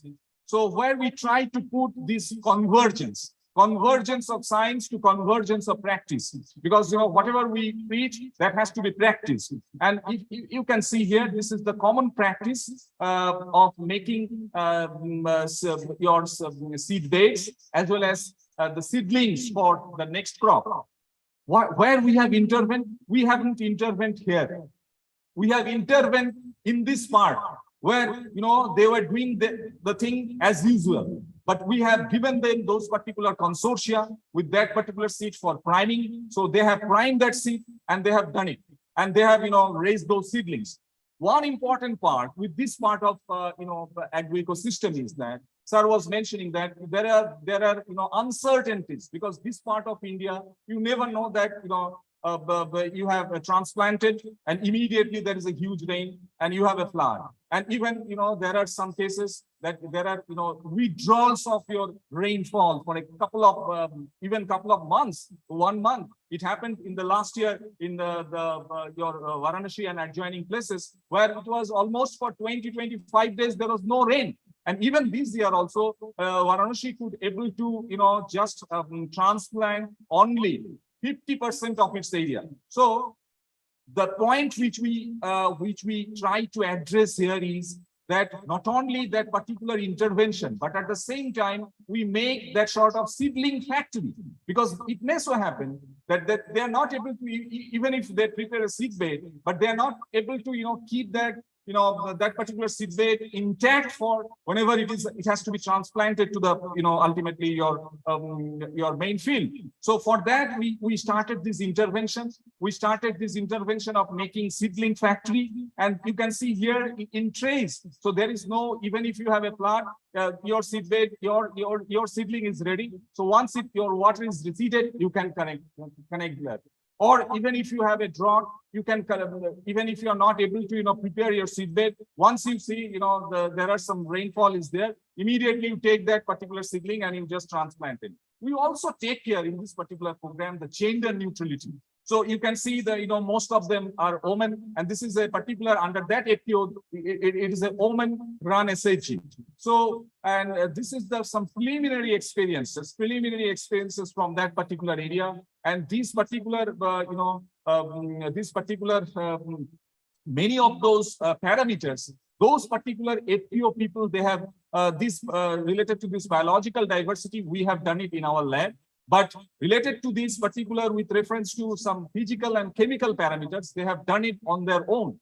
We have provided them that particular STFR meter at their own places, so they can analyze those changes that what has taken place. You can see that what those priming intervention in these particular places. Even this year also we have initiated in between the 2 years. We have some sort of issues due to this pandemic. We couldn't go through that particular places. We couldn't collaborate them with that sort of energy level. But this year, from this year also we have started. And you can see the changes that what this priming can do. Even in these initial years, if you see the changes with reference to this, your chemical parameters, this is they have done on their own. So we have trained them with those STFR, and they have done it that with reference to whether it is with reference to your available nitrogen, available phosphorus, available potash. So there are some changes, and there are some positive changes, although these changes may not be statistically significant at this point of time. But if we keep on doing this,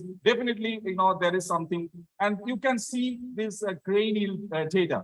So this grain yield data, it happened in 2018.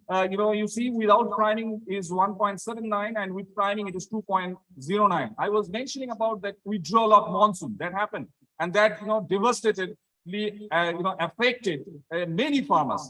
But the farmers whom we grew, and they got a yield like these with priming intervention. It happened with wheat also, because in this rice wheat system, in wheat we have the problem of your shorter winter. So if you have a shorter winter, definitely you cannot expect a good yield of wheat. But it happened in 2019. There was a shorter winter.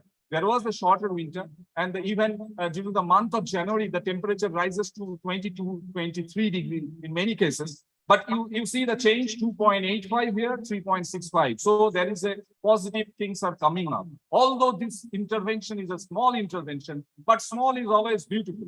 So what is evident? The evident part of the whole until this point of time, whatever we have attempted, that development practitioners also increasingly recognize the need for collective action for adoption of many technologies and natural resource management practices. But sustained local involvement requires more than just establishing organizations on paper. So promoting sustainable natural resource management requires an understanding of the interaction between those local and external institutions. We external institutions like BHU, we have another partner like your Better Life Farming from your crop science. You have those SHGs and IPOs, and they are doing like. So the final submission is this is going to be a very simple, very pragmatic, and very important interventions which can make huge positive changes with reference to the biological diversity, with reference to the bio-augmentation, with reference to soil health, with reference to, as I said, that our study highlights the significance of biopriming in substituting the mineral fertilizer. I was emphasizing on that we have a huge burden. We have a huge burden of fertilizer subsidy. Even after your nucleated urea, it was lowered down to less than 1 lakh crore. But now again, if you look at the statistics of 2021, 2022, it has again skewed again up. So it is now more than around 1.2, 1.23 lakh crores. So that means this particular, substitution can be also been done. So customization of biopriming technology is of prime importance to attain the United Nations Sustainable Development Goal, for which this particular conference is aimed at. Definitely it will be, although as I say, it's a small, but always it can make its own impact. There is a key policy-related issues. The issues are that they need to think of a self-running mechanism rather than an isolated one. You have to, train those people to even, how to multiply these particular cultures of these bionucleants. We have trained them and they are doing it. And empowering the stakeholders, avoiding your sectoral thinking, and if possible, lean towards a nexus thinking. I must acknowledge my university who has provided me this opportunity to collaborate with people and to make these efforts towards a positive direction. But at the end of the day, definitely it's all my students' work who actually contributed day and night, and ultimately I'm presenting their work actually. So thank you very much. Thank you very much, Isa, for this great effort. I'm extremely sorry, although I had run a Chennai Express, but I had to do it without any other option. Thank you very much. Thank you very much for the entire enlightening lecture on biopriming, that the next generation technology in climate smart farming, sir. Thank you very much for your good presentation, sir. And finally, we have the last presentation, panelist, Dr. Ashish Shukla. Sir, Dr. Ashish Shukla, sir, are you available? I'm here. Yeah, I now invite Dr. Ashish Shukla. He is the modeler and also domestic building energy systems from Birmingham, UK. Okay, I request you to share your presentation and continue with the presentation, sir. Please, sir.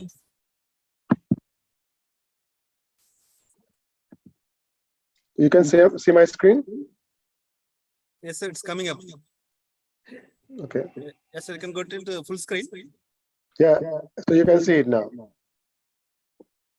It is in the editing window. You can get into the full screen. Sir. Yeah.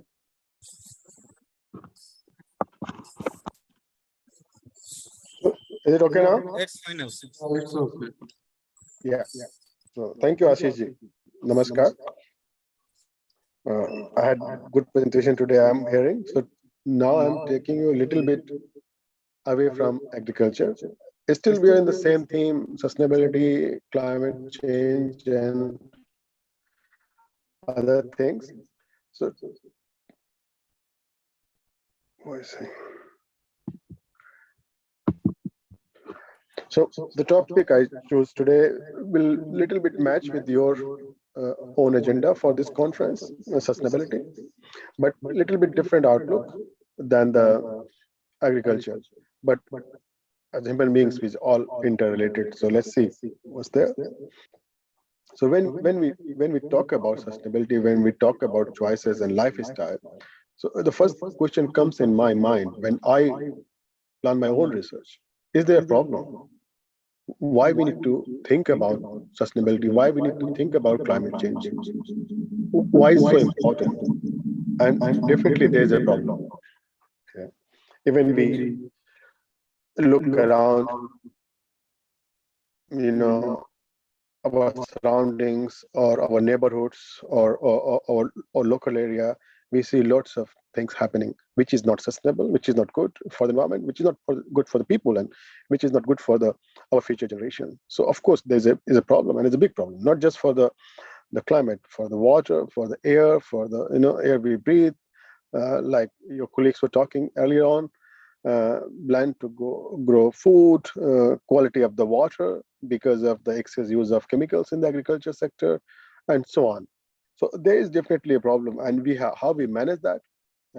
That's in our hand, and that's where coming the role of the choices and the lifestyle we live. I mean, this particular slide I put into here.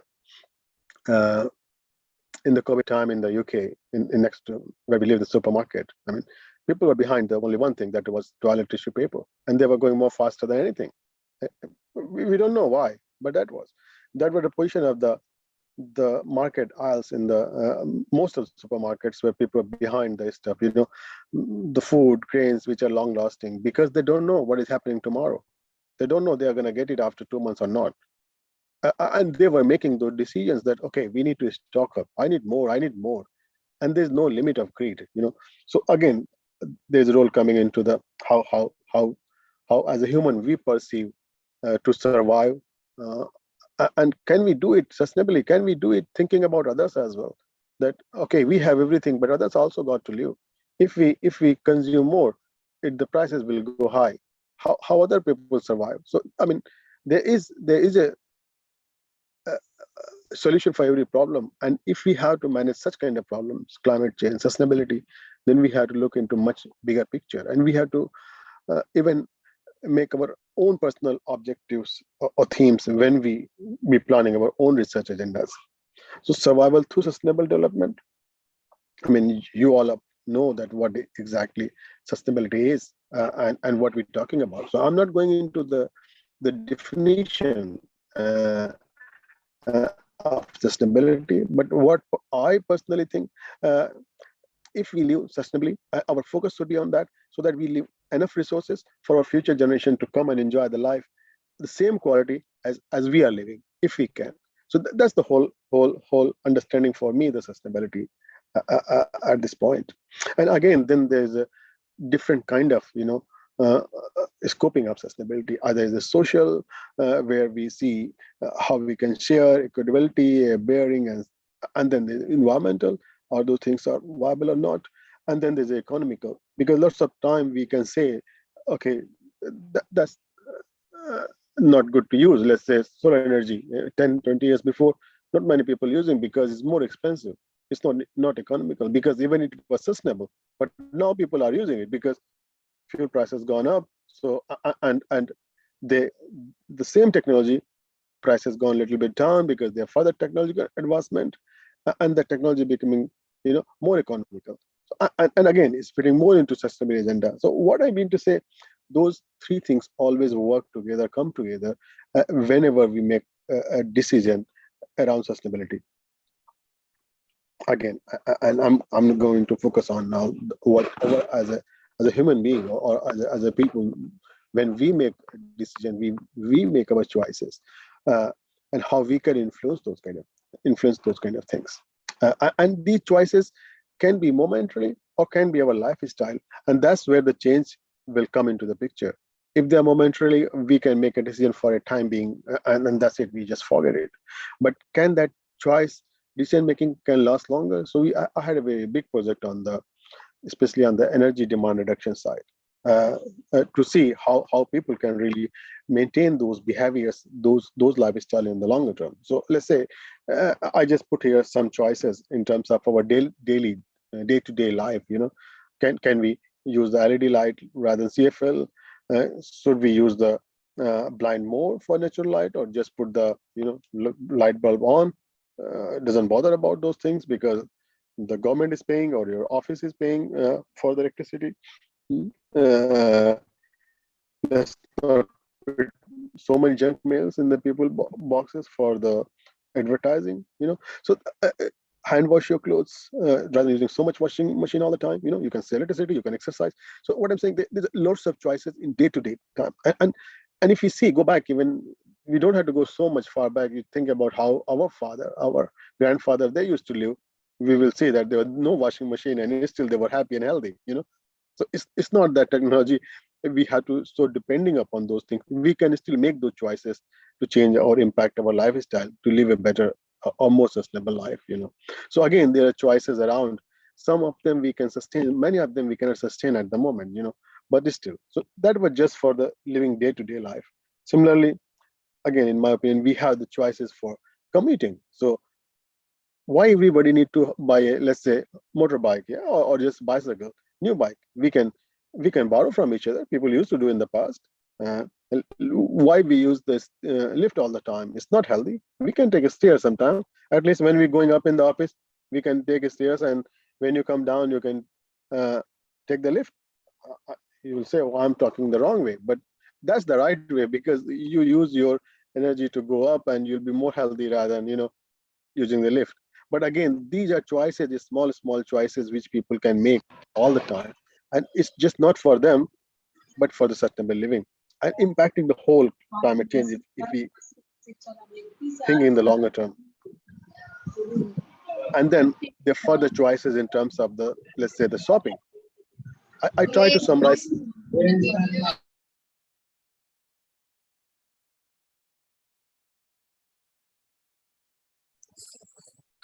Dr. Ashish, you have muted yourself. Please unmute.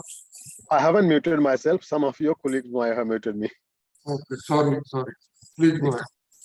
So these are choices for the shopping. So again, small changes where we make a decision can make a big impact. So like say nowadays, zero plastic. I think in the UP state as well, government is putting initiative that nobody gonna use the plastic anymore. Similarly, the bottled water and those kind of things. Those things are coming.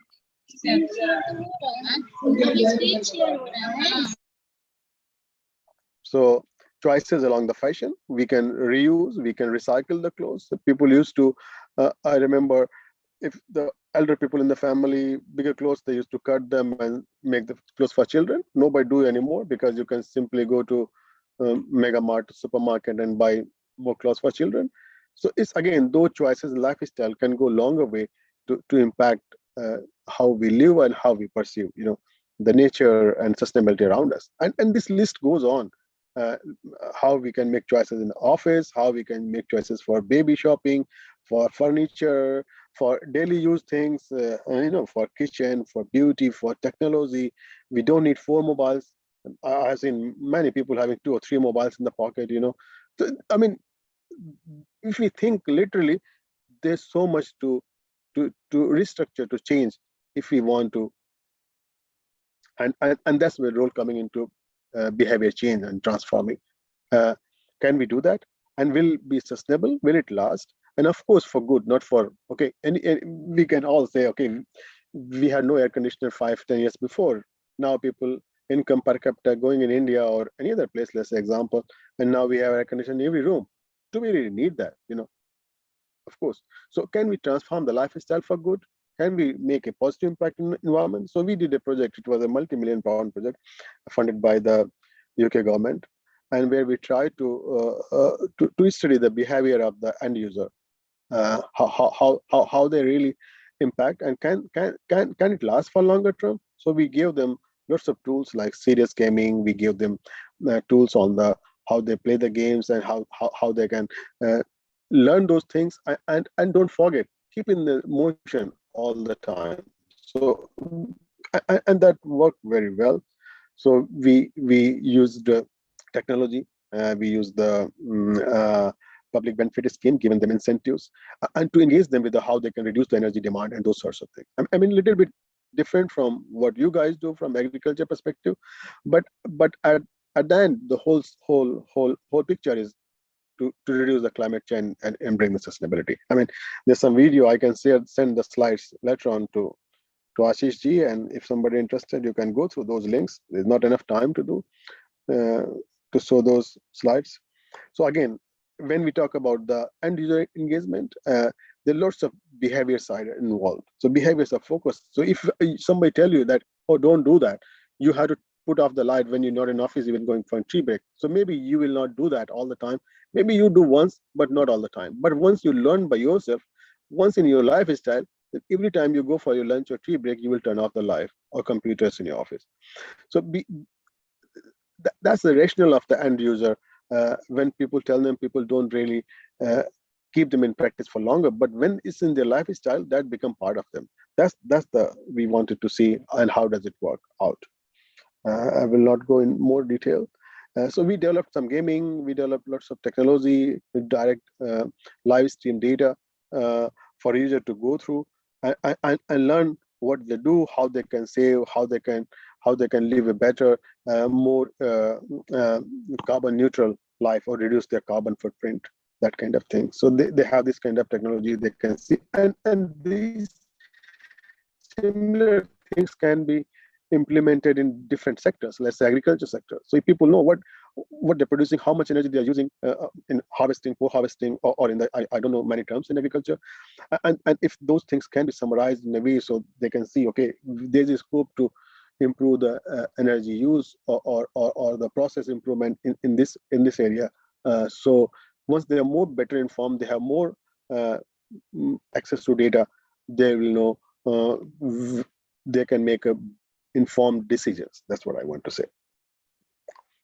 So there again, we put lots of video link because we made lots of engaging material with the for the client, for the end user, where they can demonstrate, or they can learn small things and then slowly put into the practice. So of course you can. I can share the slide, and this particularly I put it. There's not enough time, but I will show you. So this is on the how technology can help people to make decisions. So this is the carbon intensity of the grid. So like let's say 10-20 years before, let's example of India, we have more coal thermal power plants. So more electricity is coming from thermal power plant. So your grid carbon intensity is very high. Now we have wind, we have solar and all that. So grid electricity, carbon intensity of the grid changes all the time. So in the UK, we have this link, carbon intensity. So you can see that every hour, what is the carbon intensity of the grid. And based upon that, you can make a decision what you want to do with that particular time of the day with the electricity or power. So let's say it tells us, okay, you can charge your battery or electric vehicle in the morning time, 2 a.m. to 4 p.m. when the electricity grid carbon intensity is low. Or some other decision making which are more informed based upon the data, based upon the technology. So technology helps us in making those decisions to live more sustainably. And again, they have good and bad use for or everything. You might all aware of there's lots of sustainable development goals. So for me particularly, when I choose a research topic, when I propose something, I keep in mind what is my sustainable development goal, what is SDG for me in that one, what I want out of it. And either it's energy use, or it's a fuel poverty, or it's a food poverty, and all this related to the climate change and sustainability, well-being, living. So my just one comment finally, when we plan in the future any research or something, we should always think about what our personal goals in terms of the sustainability, what we want to achieve, and what we are passionate about. So thank you so much. And if any questions, please feel free to ask.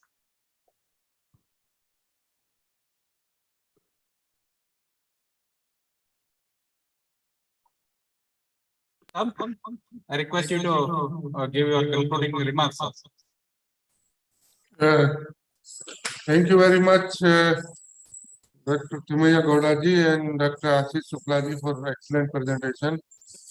You know that we have really excellent speakers in this session, and right from the starting of keynote address to the last speaker, because we are already late, I will not take much time, but at the same time, I will thanks to the learned speakers who have given the excellent talk on all aspects of the sustainable development goal and climate resilient agriculture, or you know that sustainability for the future generations without deteriorating the natural resources to meet our present requirements and future requirements.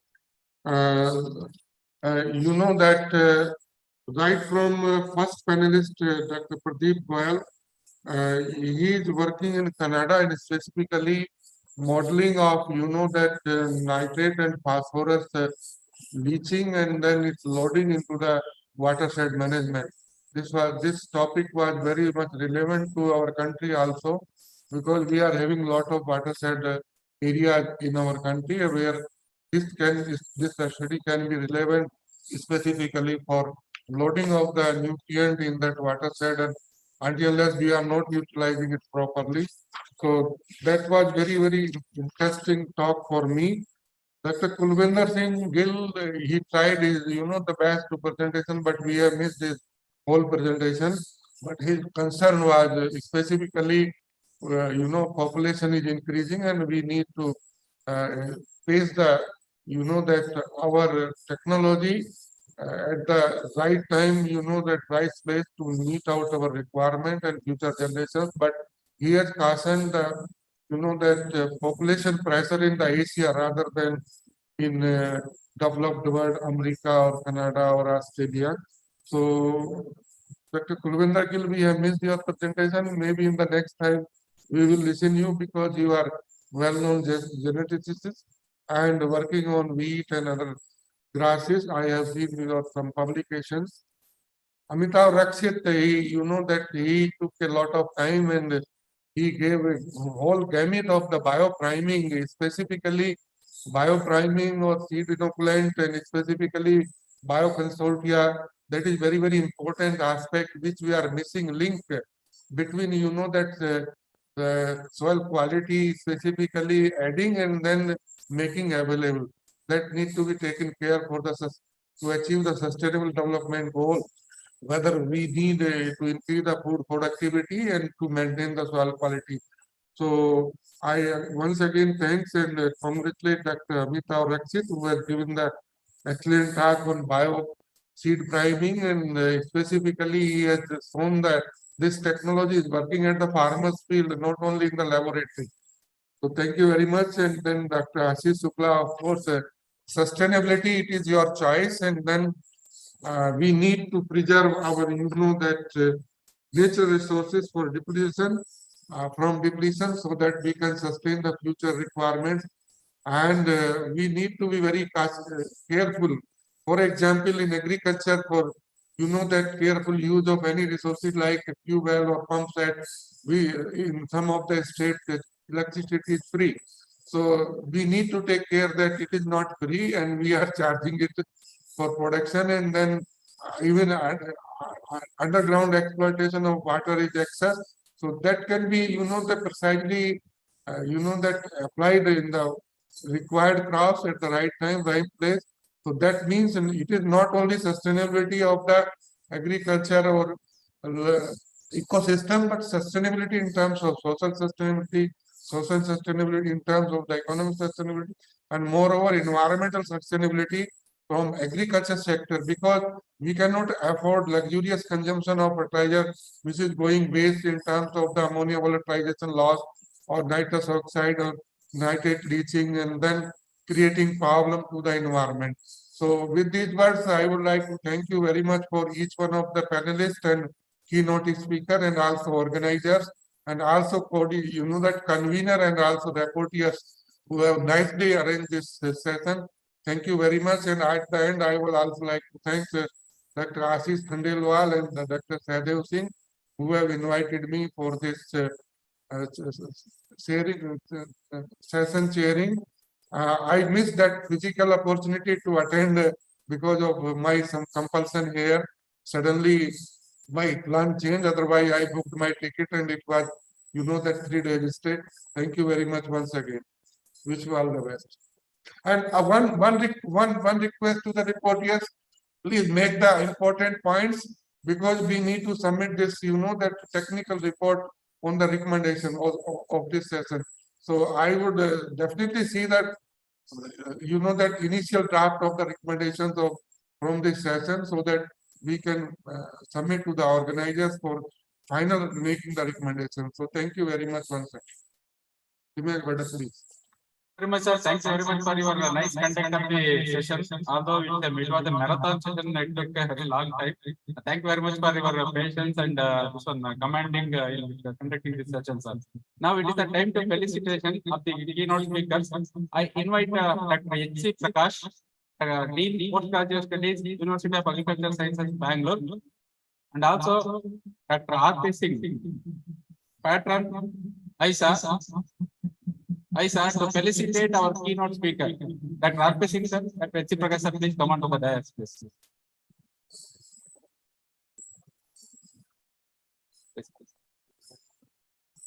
Dr. Aafs Singh sir, please come. No, for felicitation the keynote speaker, sir. Why I am going to give him moment.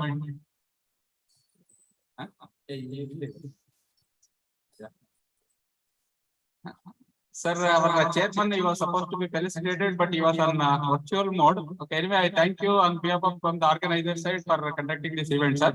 Now we had our keynote speaker, Dr. Sanju Angadi, okay, who has delivered an excellent lecture on cropping system diversification for this climate smart agriculture system. And I request our Dr. H.C. Prakash, Dr. Aafs Singh sir, to hand over our token of love. Okay, that is the Mysore Ambari. Okay. Ambari and the certificate to Dr. Angadi sir. Thank you very much, sir. Angadi sir.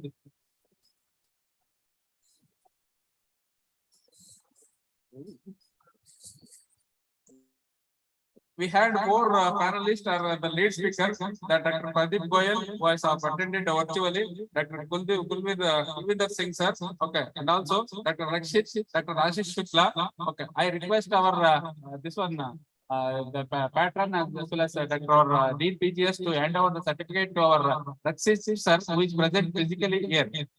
Thank you very much, sir.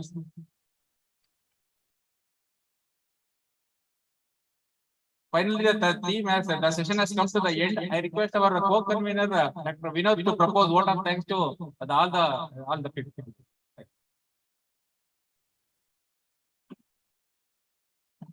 Since it is now good afternoon.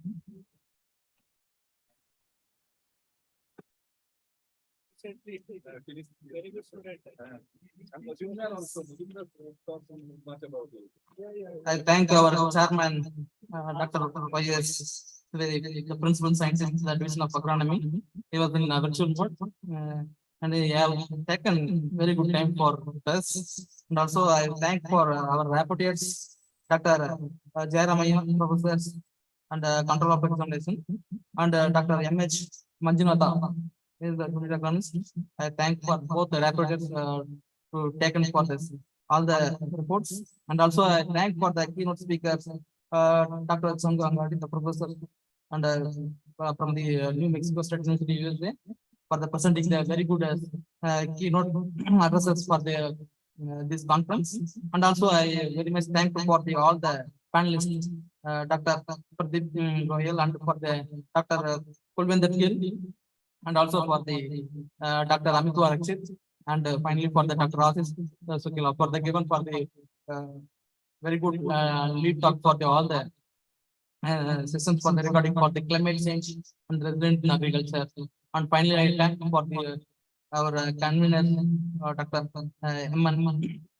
Timegoda sir, for the arranging for all the arrangements. And I'm thanking for organizing committee members for organizing for the wonderful partners. Thank you, and all. Next, the break for the 5 minutes for the tea. Is there an announcement? Okay, after taking the tea, please all to come for the next section. Okay, next session will be start for the after 5 minutes.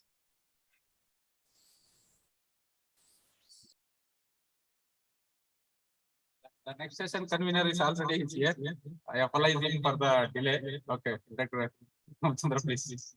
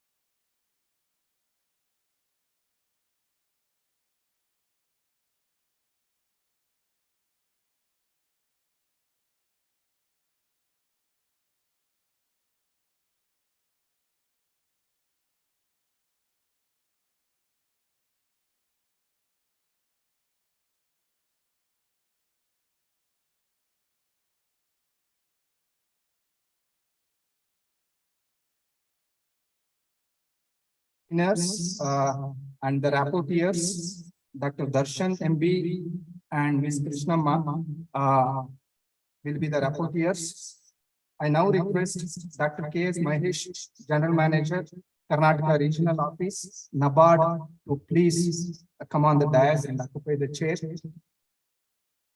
I also request Dr. Ramesh Mittal, Director, Niam Jaipur, to please occupy the chair.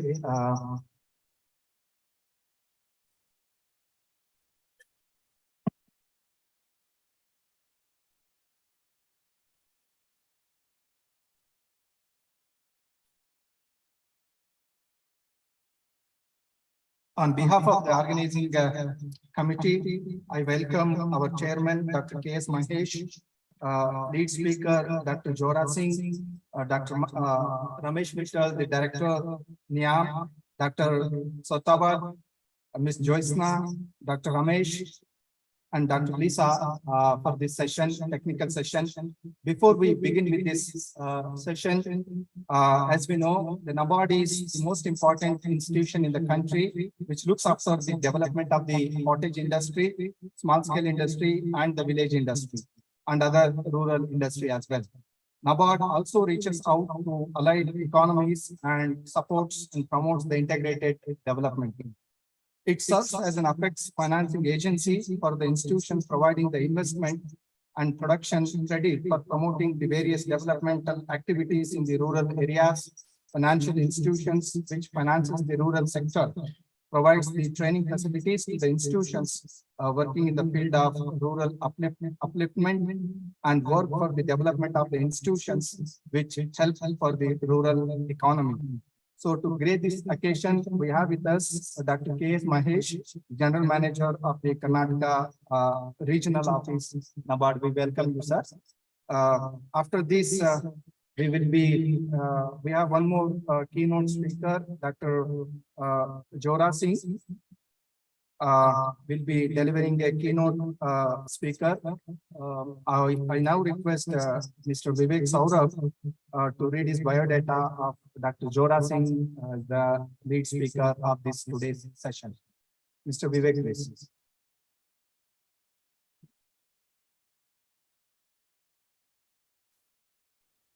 Good morning, all. Dr. Jora Singh is the founder professor of Horticultural Science School of Science, Edith Cowan University, Australia.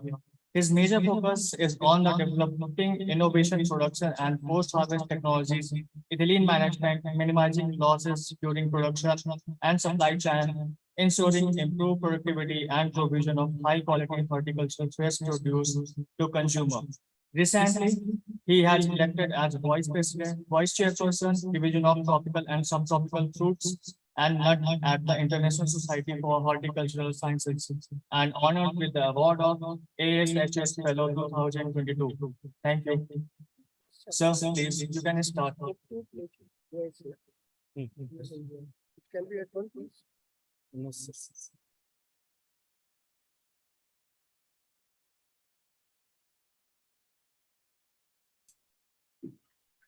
Can you hear me? Yes, sir. Hello? Yes, sir. Yes, sir. Okay, I'll screen. Can you see my screen?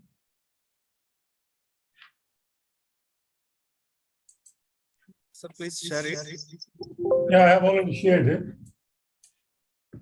No, sir, not yet. Can you see it? No, sir, please reshare. Huh? Akshay, your screen is not visible. Kindly reshare. Okay.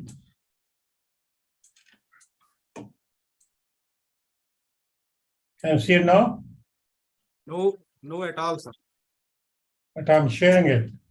Sure. Can you see it now?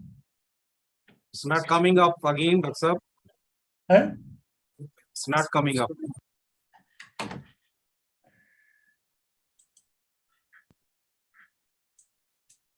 Can you see it now? Again, there is some problem. I think morning you have flashed. That time it was visible, but now it's not visible. So what could be the reason?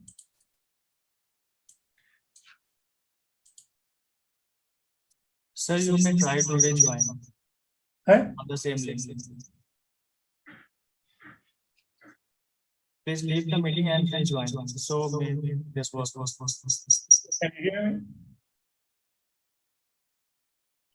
Sorry, can you try sharing? It's coming up. Yes, sir. It is started. Coming. Yes, sir. Please.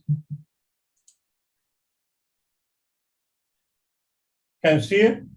Yeah, so visible now, Dr. Saab, but you can go on presentation mode.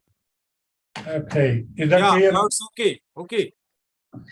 Okay, good morning, everyone. Dear chairperson, conveners, reporters, and distinguished delegates. First of all, I would like to congratulate All India Agriculture Student Association, UAS, and ICA for organizing this international conference. I'm very pleased to note that students in India are becoming very proactive in organizing such events, which is a good sign. They are the future of our country.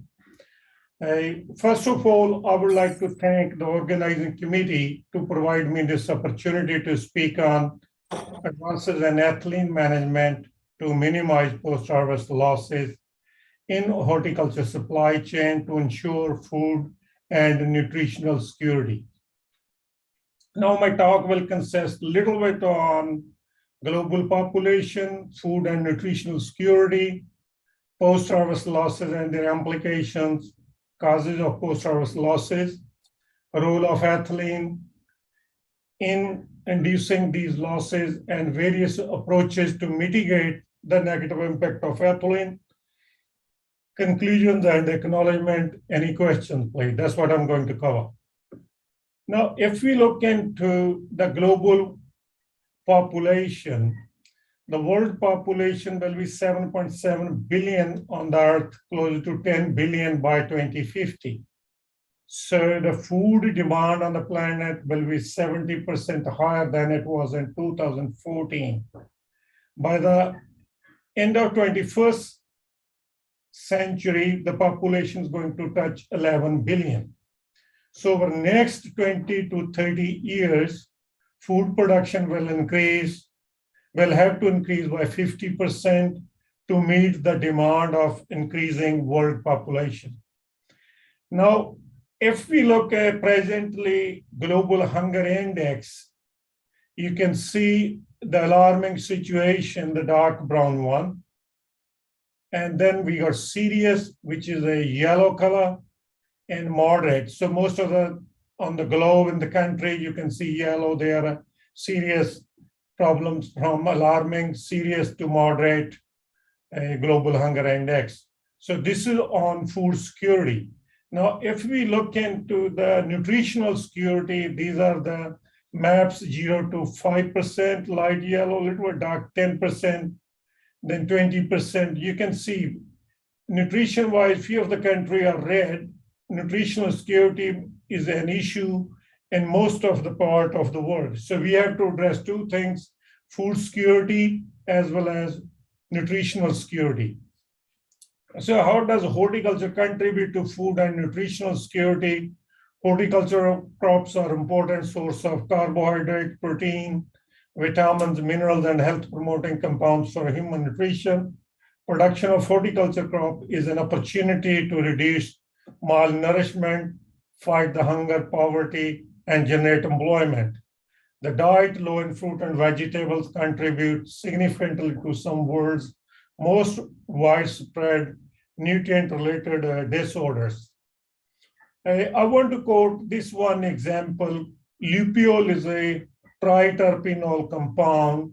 There have been a lot more paraclinical studies done in the US. They suggest that lupiol can selectively kill cancerous cells within the human body, but no effect on healthy cells. Similarly, you can see cardiovascular diseases, diabetes, arthritis, inflammation. The beauty of this compound is it selectively kills malfunctioning or disease cells. And this is found in cabbage, olive, and mangoes. So there are a few very niche things for human health. Now coming to the constraints in production horticulture, on the one side, population is expanding. On the other side, we need more food to ensure food and nutritional security. But the forces working against agricultural scientists, farmers, and industry stakeholders is climate change, adversely impacting agriculture, land degradation, shortage of water and arable land, soil and water salinities, both salinities are on the rise, droughts are quite frequent, floods same. So we have to achieve sustainable horticulture. So we are in a challenging position to address these constraints in production and ensure food and nutritional security in the world. So if we look into the current scenario, 1/3 food never reach to the human mouth, get wasted, which is worth of 1.3 billion tons annually. 900 million people go hungry each day, while 1 billion overeat. Economic losses estimated by 1/3 food loss is $700 billion per annum. So if we equate all these food losses, they equal to wastage of 250 million megaliters of water, 28% of world's arable land is turned wasted each year.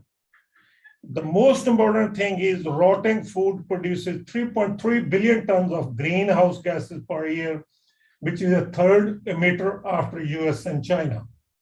The good news is these food losses or wastage up to 60% is avoidable if we use proper post-harvest technologies. The one thing I want to point out here is people talking about a nuclear threat to the world, third war, a climate change posing so many threats to the planet. The biggest threat is the hungry stomach of human beings on the planet. So if we can't feed the population, that will be the greatest threat to the sustainability of the planet. Now, if we look into all food crops, including cereals, root, tuber, fruit, veggies, meat, milk, and fish and seafood, 1/3 food never reach to a human mouth.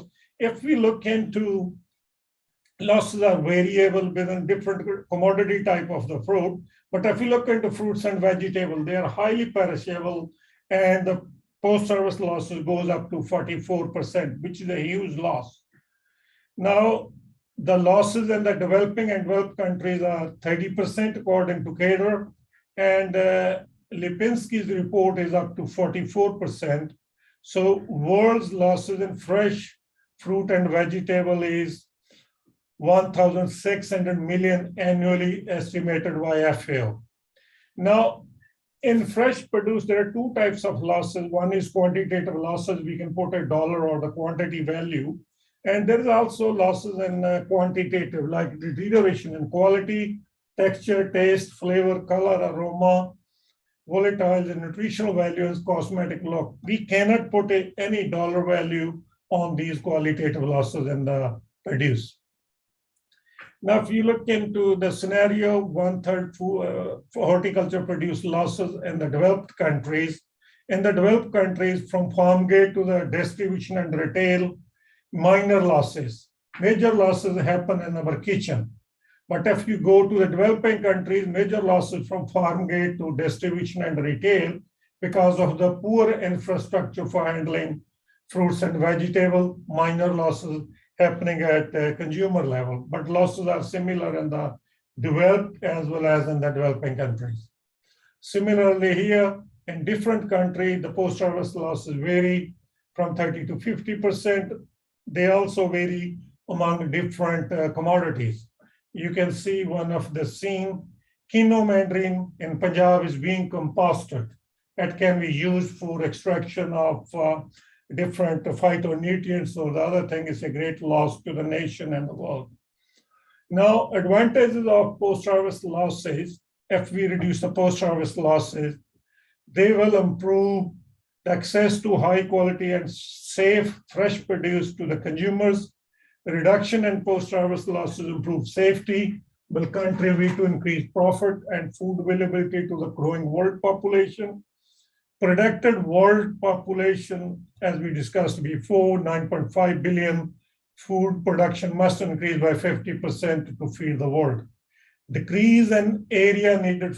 If we reduce these losses, we need to grow. We can decrease the area needed for production. We can conserve natural resources, ultimately reduce global warming or the climate change.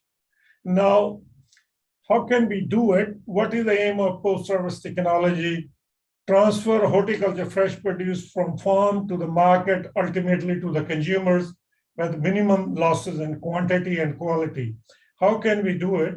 Using simplest, cheapest, and safe technology with minimal losses in quality and quantity of fresh produce.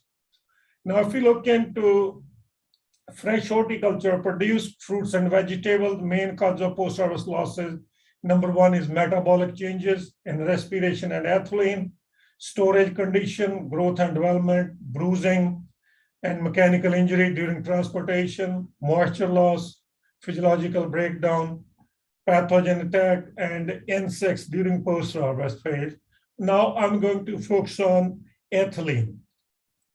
Now, ethylene is a very useful chemical hormone, also a dangerous hormone. We use ethylene to promote uniform fruit ripening to improve quality, like coloring mangoes, ripening of bananas, sweet oranges, avocados, and other fruits. And ethylene triggers fruit ripening in fruit and shorten the storage life by promoting senescence. Whereas the compounds that retard ripening are useful for extending storage and shelf life of horticulture produce and can be helpful in reducing the wastage. Now, why I have chosen to work on ethylene? If we look into total harvest losses, 30 to 44% in horticulture produce, out of these total losses, 50% of these losses caused by ethylene alone. So these losses can be avoidable if ethylene exposure to the fresh fruit is managed properly. The treatment that antagonize ethylene action will extend shelf life and maintain quality of horticultural produce. If we look into various tropical, subtropical fruits, there is a great variation in rate of respiration from 35 to 150 milligrams of CO2 per kg per hour. Similarly, ethylene production from 0.1 microliter per kg per hour to greater than 100 microliter per kg per hour. Now, what are the various approaches to mitigate negative impact of ethylene in horticulture produce? Cold storage, storage atmosphere, cold storage, modified atmosphere packaging, CA storage, and DCA. And then removal of the ethylene from storage environment using different carbon heat hybrid ethylene scrubbers, palladium promoter eulite, KMNO4 as ethylene absorber, and ozone, which destroy ethylene molecule, titanium oxide where ethylene binds, and film packaging containing ethylene squenges. The other approach is inhibiting ethylene biosynthesis, molecular approaches, antisense gene technology, and overexpression of ACCD minase, and downregulation of ETR gene family. Inhibiting ethylene biosynthesis with inhibitors like AOA, AVG, NO, cobalt, nickel, or Na, and inhibiting ethylene action like MCP, HCP, carbon dioxide, silver thiosulfate, what we can't use in fruits and veggies. Of course, this was used in floriculture. Now, if we look into storage environment, we can mitigate ethylene during cold storage, MAP and CA storage, using this technology alone or with ethylene antagonists. Similarly, the scrubbing ethylene in the storage environment will reduce the concentration of ethylene where the fruit is being exposed.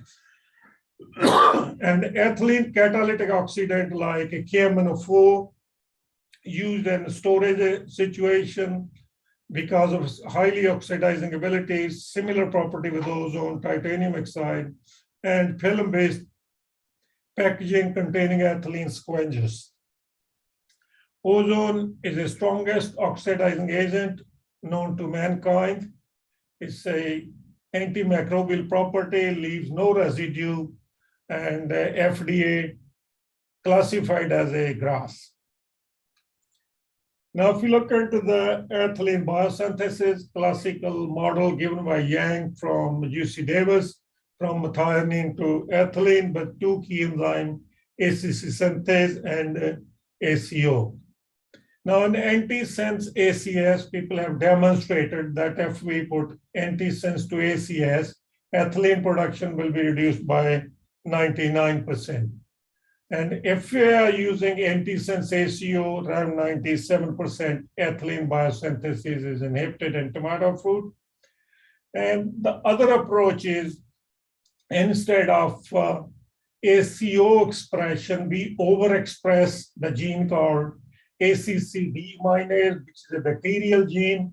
It converts ACC into alpha ketobutyrate, not ethylene. So by this diverting biosynthetic pathway, ethylene production is reduced by range from 90 to 97%.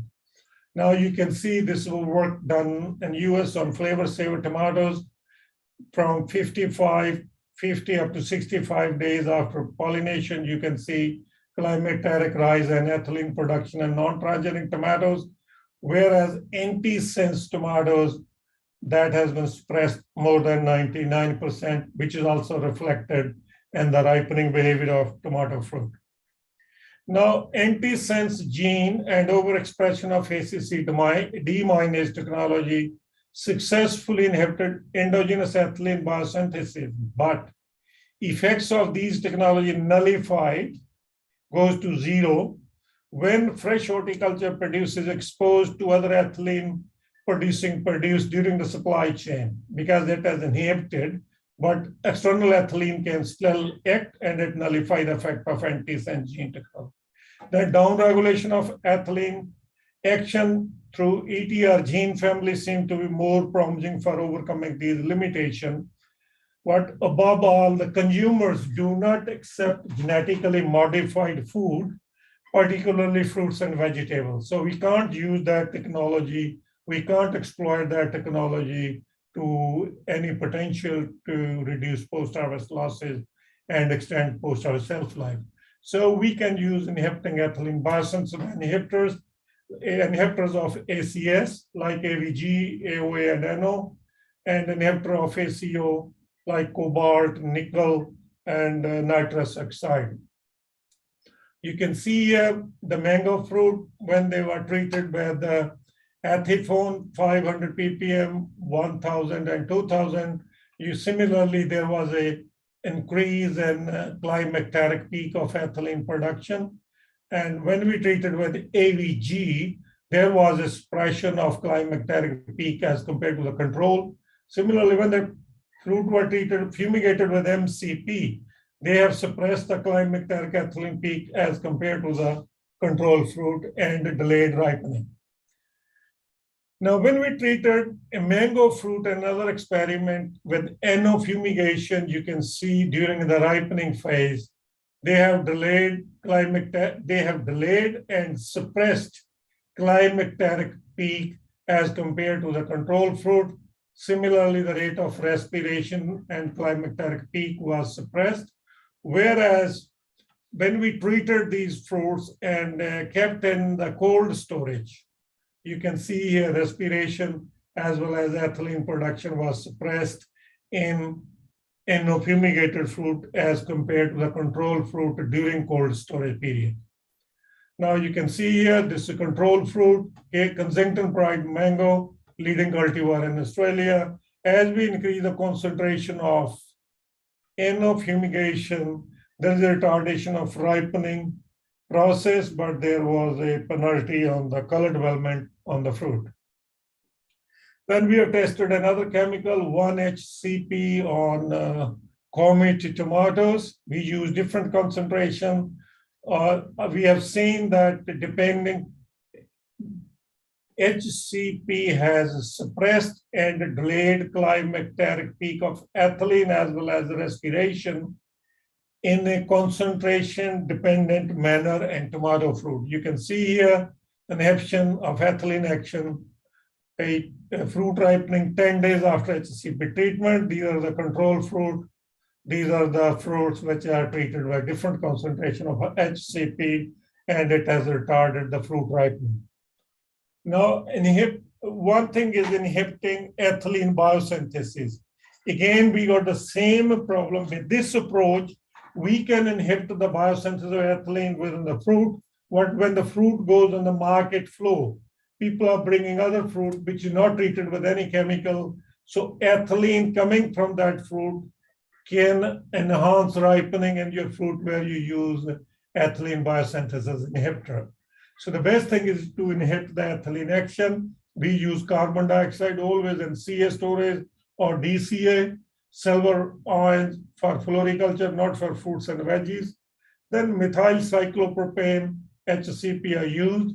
MCP or Smart Fresh is used commercially as ethylene antagonist. Varies, S response varies among genotypes, concentration applied, storage temperature, treatment duration, and difficult to handle because it's highly unstable at room temperature and very expensive for growers.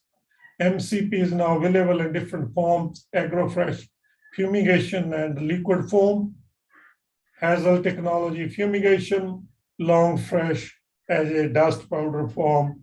So that's available in different forms, but very expensive. This is what the Smart Fresh is. This binds to the ethylene receptor and block the response of ethylene action. Over the period of 15 years, we screened hundreds and hundreds of chemicals. We came up with two chemicals. One is called 1-H-cyclopropane benzene, BC, and the other one is NC. Both these compounds are structurally different than Smart Fresh, but act in the same way. They block the ethylene action. And we got a Western Australian Innovator of the Year award, 75,000 Australian dollar cash prize. And we also filed 2 patents on these compounds, which is being commercialized by a private company. If we look at the action of ethylene to a horticulture, 2 things are very obvious. One is fruit ripening, and the other one is abscission of flower or fruits or other leaf organs. So we try to test the antagonistic action of these compounds. The BC we tested on Geraldton Vex.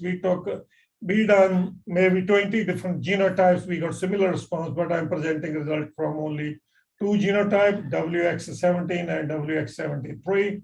Here is a % flower bud abscission and control very low. But if we fumigate with 10 parts per million, you can see within 24 hours, over 80% flower abscission. This is what happened when we export flowers under commercial situation. Flowers get across contaminated with ethylene. This is what we end up.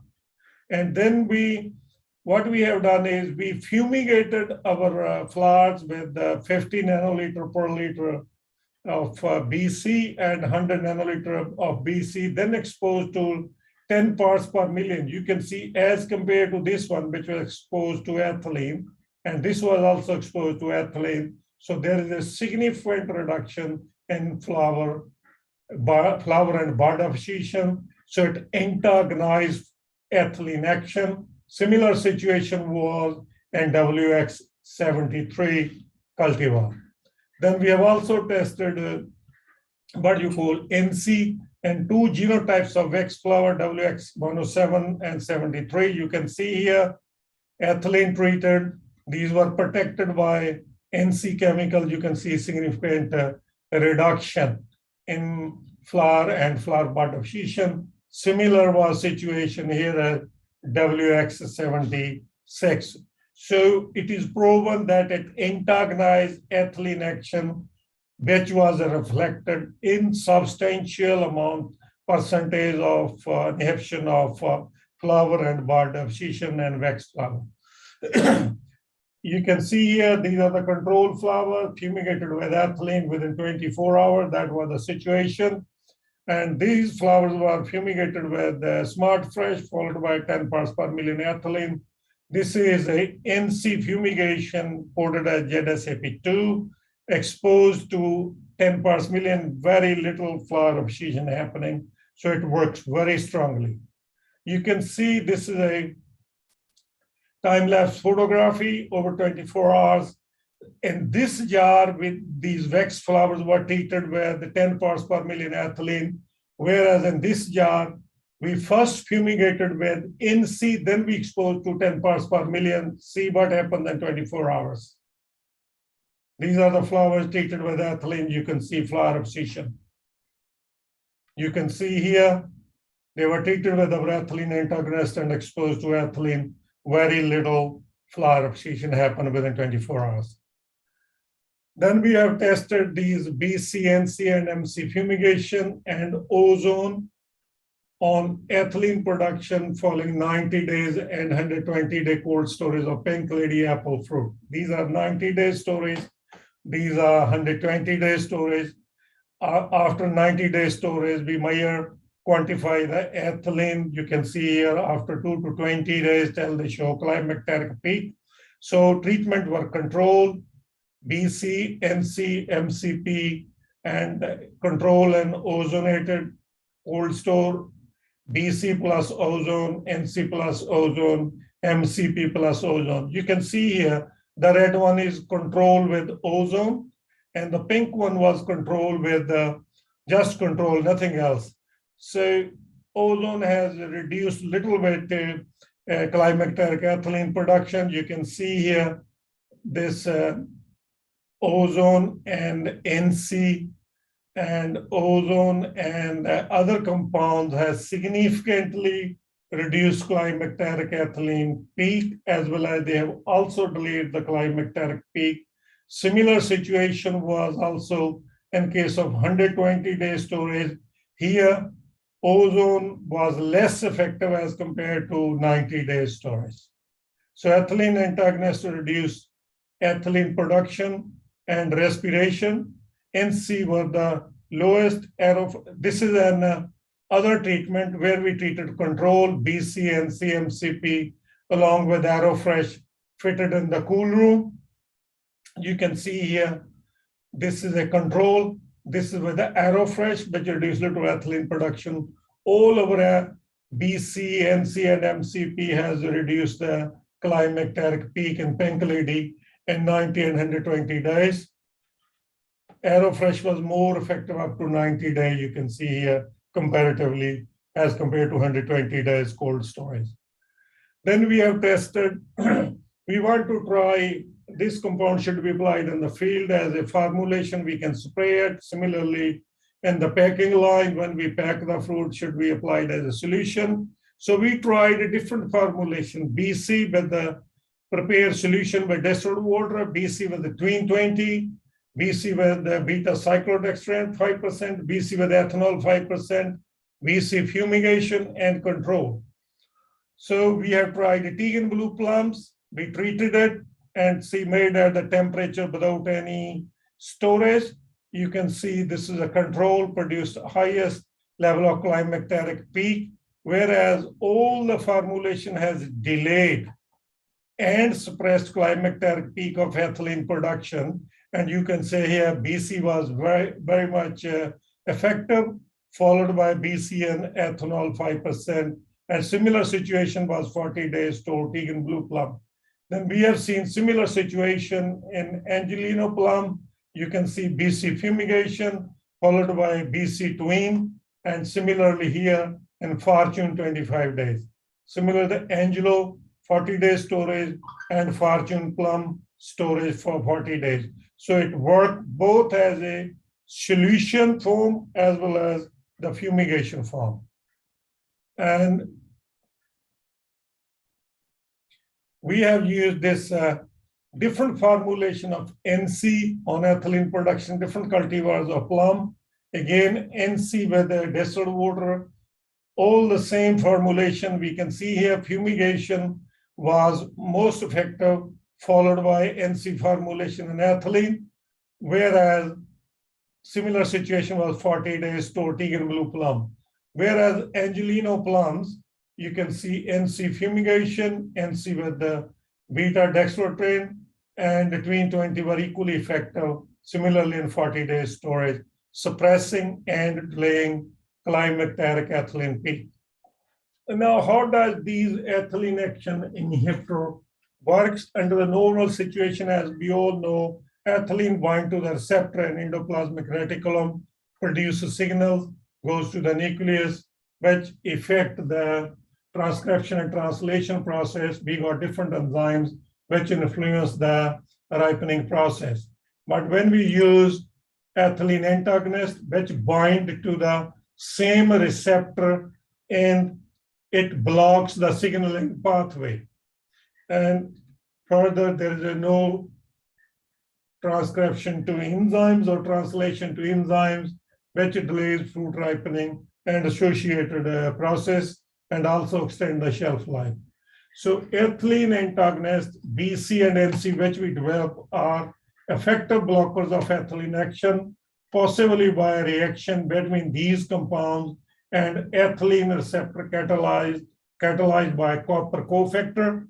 And fresh fruits and vegetables treated with BC or NC become insensitive to ethylene action, hence can be employed to mitigate negative impact of ethylene action on fresh horticultural produce. So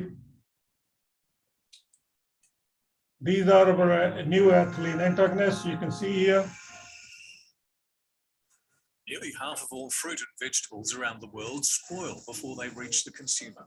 One of the main reasons for this is a hormone called ethylene, which causes problems such as over-ripening and spoilage of fruit and vegetables, as well as loss of petals in flowers.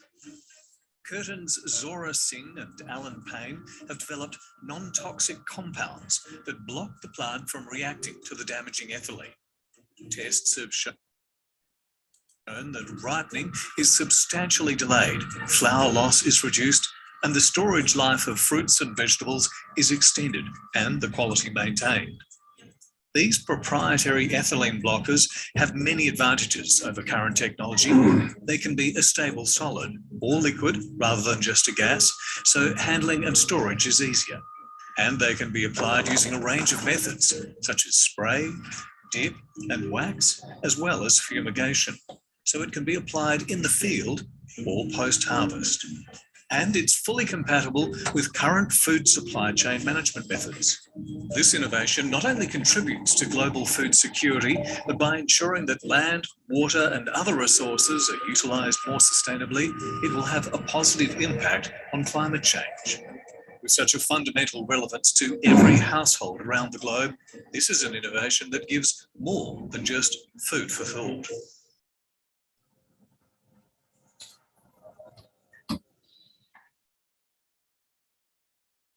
In conclusion, minimize post-harvest losses in quantity as well as in terms of quality to improve profit to horticulture industry and safeguard food and nutrition security of the world. Ethylene is a key driver among various factors upregulating post-harvest losses in fresh horticulture produce.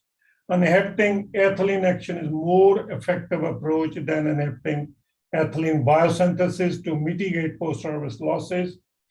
What I personally feel is we need a holistic approach, starting in the production phase, harvesting, post-harvest, and supply chain to meet the market requirement and satisfy the demands of consumers. I would like to acknowledge my PhD student. I was very lucky. I got very good PhD student and postdocs from different parts of the world and who significantly contributed to this work in my laboratory. Thank you very much. If you got any questions, please.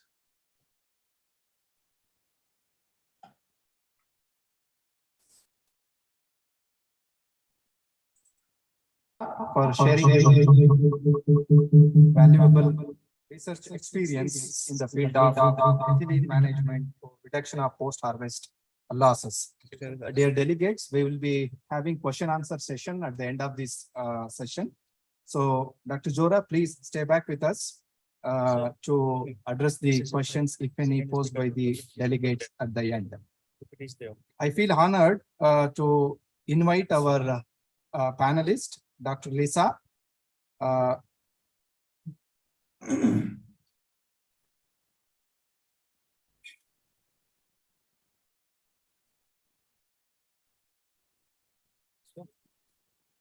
Dr. Zora, please unshare your screen. In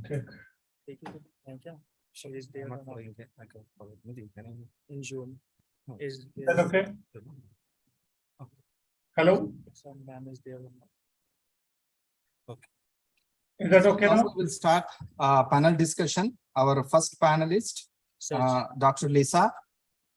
I feel honored to introduce Dr. Lisa Kitinoza, who is the chairman, the Post-Harvest Education Foundation, USA. Dr. Lisa has been involved in as a private consultant in the international horticulture development work since 1980 and specialized in post-harvest technology, food loss reduction, and the extension of information on a small scale post-harvest handling practices as a principal consultant of the Farm Extension Systems International. In 2011, Dr. Lisa founded the non-profit organization called the Post-Harvest Education Foundation, whose purpose is to provide the motivation, training, and mentoring the young post-harvest professionals around the world. As a volunteer for the foundation, she currently works with a wide range of clients, including the trainers in NGOs, horticulture companies, extension workers, research scientists, post-harvest professionals, and the graduate students in Africa, Southeast Asia, and the Middle East. With this brief introduction, now I invite Dr. Lisa to share her valuable experience in the field of post-harvest technology. Over to Lisa, please. So I think the Lesha ma'am is not present, so I am moving forward to invite the Dr. Ramesh Mittal sir, who is the director of NIAM Jabalpur, and sir has worked at national and international level in the various organizations on various positions. He has also written more than 100 research paper, articles, and write-ups in the various newspapers and journals. He has contributed in the 5 research projects and organized more than 200 training programs. Welcome, sir.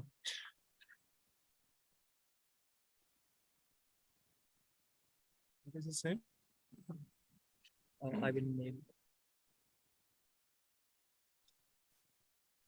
Oh, sorry. Okay, you want this PPT?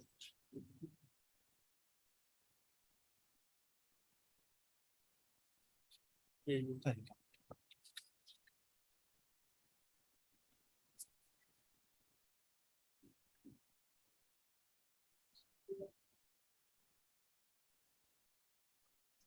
Yes, this one. Can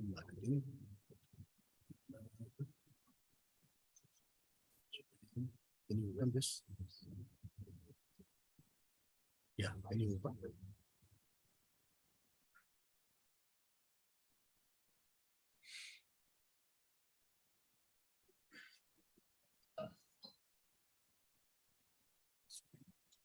I think this one.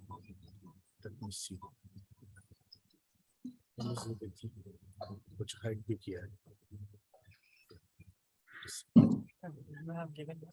नहीं कोई बात नहीं PPT अगर थोड़ा better है वो मैंने दूसरा दिया था आप पीडीएफ दे दे पीडीएफ नहीं कोई बात इसको ओपन कर दीजिए एक ही बात एक बार देख ले इसमें कुछ हाइड है मेरे कुछ क्योंकि बहुत लंबा था एक बार इसको नीचे तक स्क्रॉल कर हाँ तो इसको स्क्रॉल करें कुछ है और आइए और आइए और आइए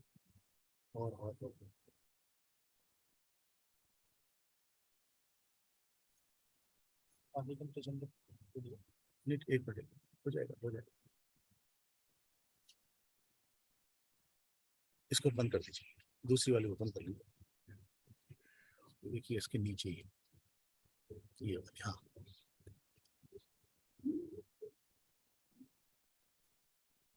इसको स्क्रॉल कर दीजिएगा, मैंने हाइड किया है तो बता देते हैं।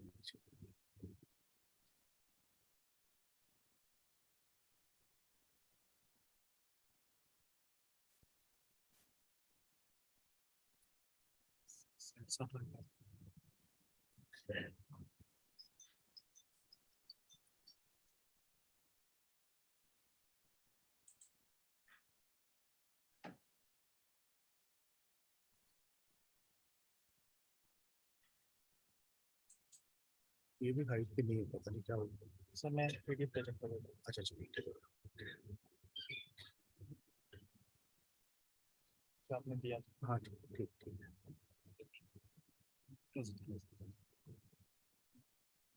ओपन हो गया? Family share history and move to one by one.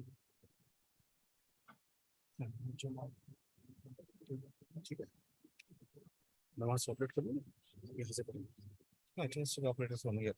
So you So I'll say next. Is it okay? Yeah. I shall stay.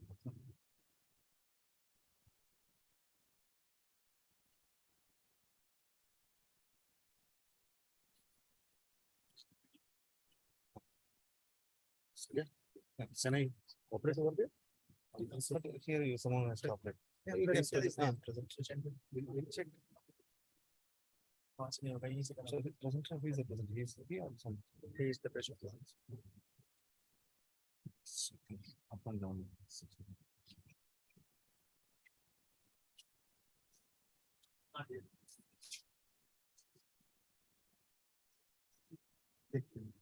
नहीं सर इधर से होगा इधर से रीडिंग इंफॉर्मेशन है आप करेंगे online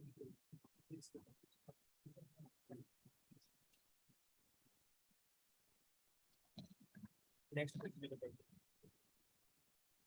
So very good morning, all of you. First of all, I would like to thankful to the organizing office bearer and the committee members for this great opportunity. The great conference, and the topic is agri supply chain, agri value chain. As we are aware, agri value chain plays very important role in our agriculture sector. Being a National Institute of Agriculture Marketing, we are working across the country to address agri supply chain and value chain related problems by doing the consultancy, research, training, and projects. And based on our experience, my presentation is with you. Next, please. Agri value chain, my focus is on marketing. Before I start, I would like to say something. The starting point of the journey to sustainable agriculture and rural development is a change in the mindset that places the consumer first and everything else subordinate to their needs and wants. Why it is so? Because whatever we people are doing, we need to convert into commercialization. We have seen the prior presentation, earlier presentation, where we have seen the post-harvest losses, which is somewhere like 32, 55%, or maybe 44%. And maximum is fruit and vegetable. So sustainability will not come until unless we will not address the commercial issues. For example, whatever we people are growing, then it has to reach to the final consumer. It means it has some value. And this cost is very high. So it doesn't matter whether we people are talking about the supply chain, value addition, or anything. Now, since we people are addressing through management, I would like to say one thing. In marketing management, basically, if you talk about the 4 Ps, which is price, place, production, and promotion, where place plays the very important role. Place means the distribution management. And if you refine, because distribution management is a micro word, if you go for the more micro word, the distribution management comes into the supply chain. If you talk about the more about the supply chain, then it goes to the efficient supply chain. And if you talk about the more efficient supply chain management, then it comes to the value chain. If you talk about the value chain, then it goes to the 0.1 to 0.10, like 0.10 scale, if you want to talk about the value chain. For example, take the example of this wheat. Wheat, let us take the example 1 to 10 point. So 1 point is simple harvesting wheat, and second point is converting into flour, wheat flour, and having this chapati. But slowly, if you go to the third point, fourth point, fifth point, sixth point, it can give you the great value. Maybe the bread, whole wheat bread, cake, pastry, or cookies, any kind of product which was made by the wheat. So slowly value is increasing. We people used to say like 10 rupees per kg potato is sold in the market by converting into chips like 500 rupees per kg. But saying it is very simple. But if you look at the real value chain, you need to have a lot of investment in it. And if you look at the ROI, return on investment, then you have to think where money is coming from. So the thing is like, as a contract farming, we are cultivating potato, and simply it is not converted into chips. Look at the potato varieties different, the process is different, sizing is different, standardization is different, and ultimately packaging, label, technology, finally value addition, then it is coming to the market. Then it is coming to the price of 500 rupees per kg or maybe 1000 rupees per kg. So for the sake of saying, we should not say anything abruptly, like this is the agri value chain. So the agri value chain, we need to think again and again by putting focus in the consumer or customer where they are buying. And ultimately that money is going back to the stakeholders. It could be the farmer, or maybe the middleman, or maybe the processor, maybe the exporter, maybe the logistic, and maybe the supply chain people, maybe the cold chain people, anyone. So look at this chain, could be the 10 point, could be the 15 point, could be the 2 point, and every point the price is increasing. Next, please. Now let's talk about the who defines value. What is the value chain? What is the value chain marketing?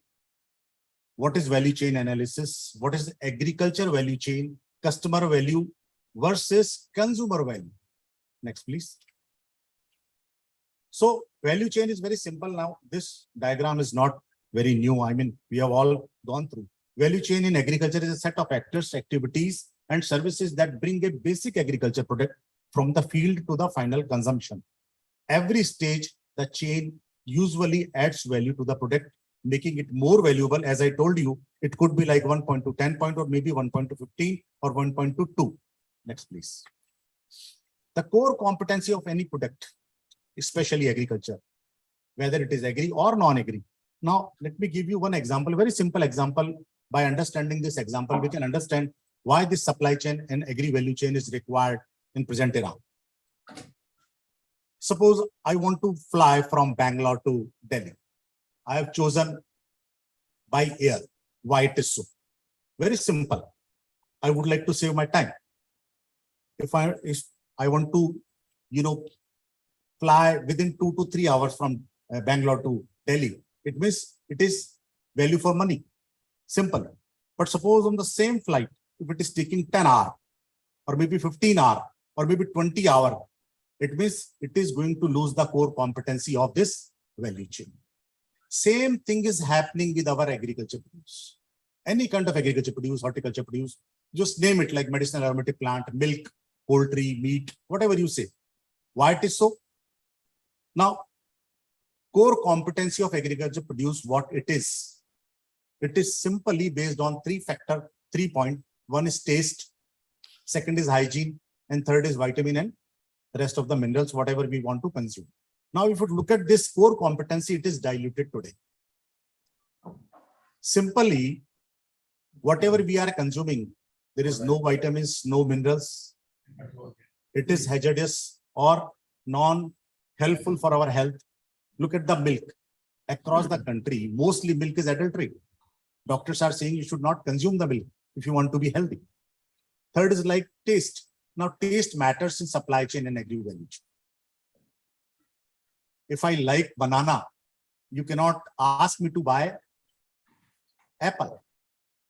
If you like mango, no one can say, please eat banana, because it is a matter of personal or individual in taste. Taste matters.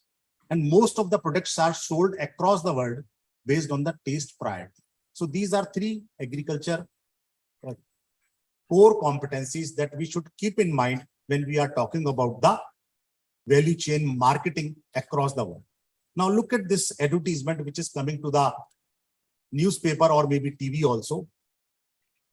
The California Almond Association, they are marketing almonds in India because they know very well we people like dry fruits. Look at the US Apple Commission, they are also marketing. But unfortunately, our pomegranate, we are not marketing in USA. That is so called as a part of value chain marketing. If you are able to tell the people what is the quality or inherent properties in your product, people will buy. Why we people are going to buy this 5-grain, multi-grain bread today? Because someone is telling us it is good for the health. And that is why value chain is addressing marketing. So look at this product, look at the marketing, and look at the core competency, the combination of all three, we can address this value chain marketing. Next, please. Now, value chain for the rural development. The rural producers are starting point of the most value chains, helping them to capture market opportunity, obtain fair deals, and produce higher quality products to improve value chain performance while increasing rural income. Now look at it. Most of the agriculture produce is coming from the rural area. It is not growing in the urban or metros or the state capitals. So things are coming from them. But in reality, the different kind of value chain, whether exists in this rural market or not, we need to address. We have to find out. More research is required in that area. So the why action is needed. The action is needed because it is closer business link between farmer, agro processor, exporter, trader, retailer, provides significant potential to improve and increased employment and economic return for the rural producers. Rural areas have valuable agriculture and human resource that remain untapped, improving value chain, addressing bottlenecks, and unleashing economic potential and generate employment. You look at this COVID scenario, what happened? This was grown in rural area, but milk was in interrupted supply we had. Every home has milk every day in the morning in spite of this COVID. But what happened to the value-added product which was made by milk? Those were not available. For example, rasgulla, sandesh, look at cheese. Those were not available. Why? Because we have not addressed the rural economy. The processing and other things, that value chain has not been created in rural economy. And that is why that infrastructure was not available. That was available in urban, and the bulk milk has not reached to the urban market, and it was not processed properly. Next, please. Now this micro, small and medium enterprises, MSME, supply value chain and are major source of employment and income, particularly in the rural areas and developing countries like India. Look at the MSME portion, which is more than 50%. We are talking about big industry or medium-sized industry, but it is the focus area. In rural areas, the developing countries like India, integrated rural MSME in value chain can help increase their economic performance, boost employment creation, and improve working condition, which is essential for the sustainability of this country's economy.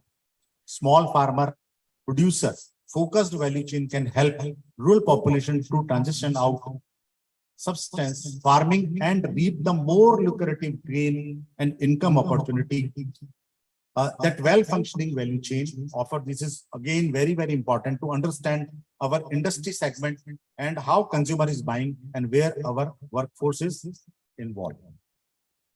So the small producer face multiple obstacles in entering local value chain. Now we have to understand the obstacle, we have to understand the problems in the value chain marketing. I'm not saying about the simple value chain or simple supply chain.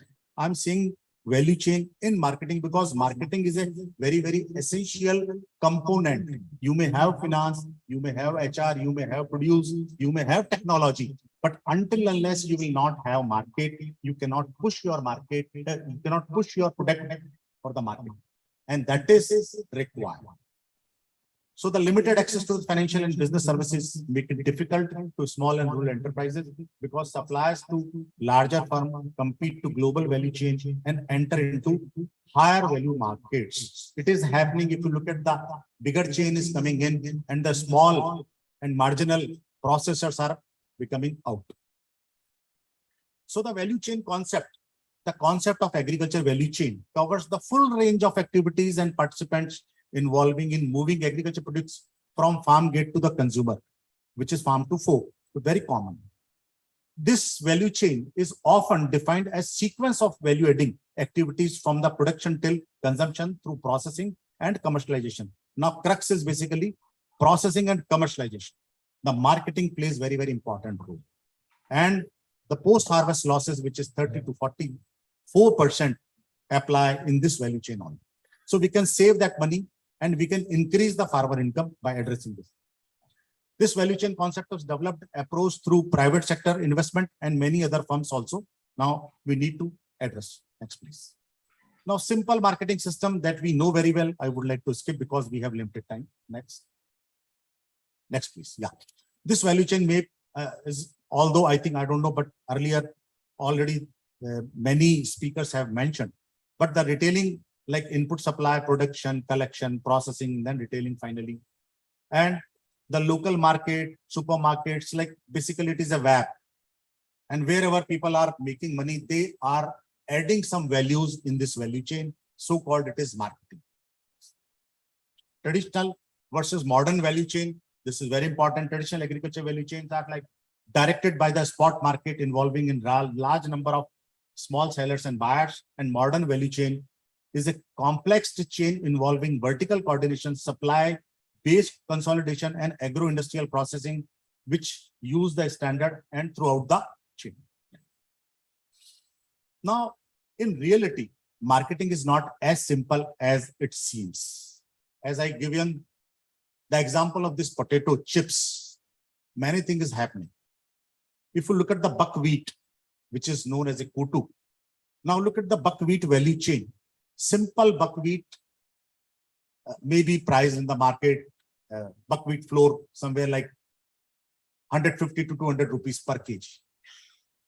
But if you are able to peel the shell of buckwheat, price could fetch 2000 rupees per kg in export market. Now there is no rocket science, but the thing is, can we create that value chain towards marketing?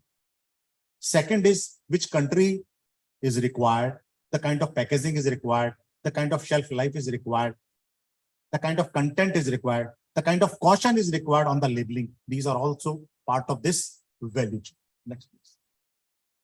So the value chain analysis is useful conceptual tool to understand the factors that impact the long-term profitability, the business venture or the activity.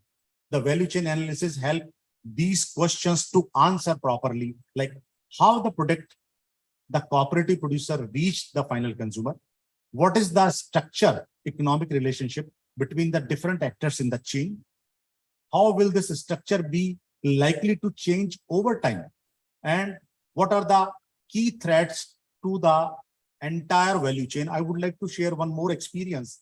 Like one startup has introduced the jamun, the dry jamun, which is dried through the solar system. And now the 20 gram of the jamun, just like amla, he's selling at the rate of 70 rupees per 20 gram. Look at the price. This is a startup basically. Now, so-called it is a value chain, but he has addressed this value chain towards marketing, towards commercialization. Now look at, he is buying bulk jamun in the season and putting in the cold storage, slowly is peeling and drying, and after that packing, and he's selling in the market.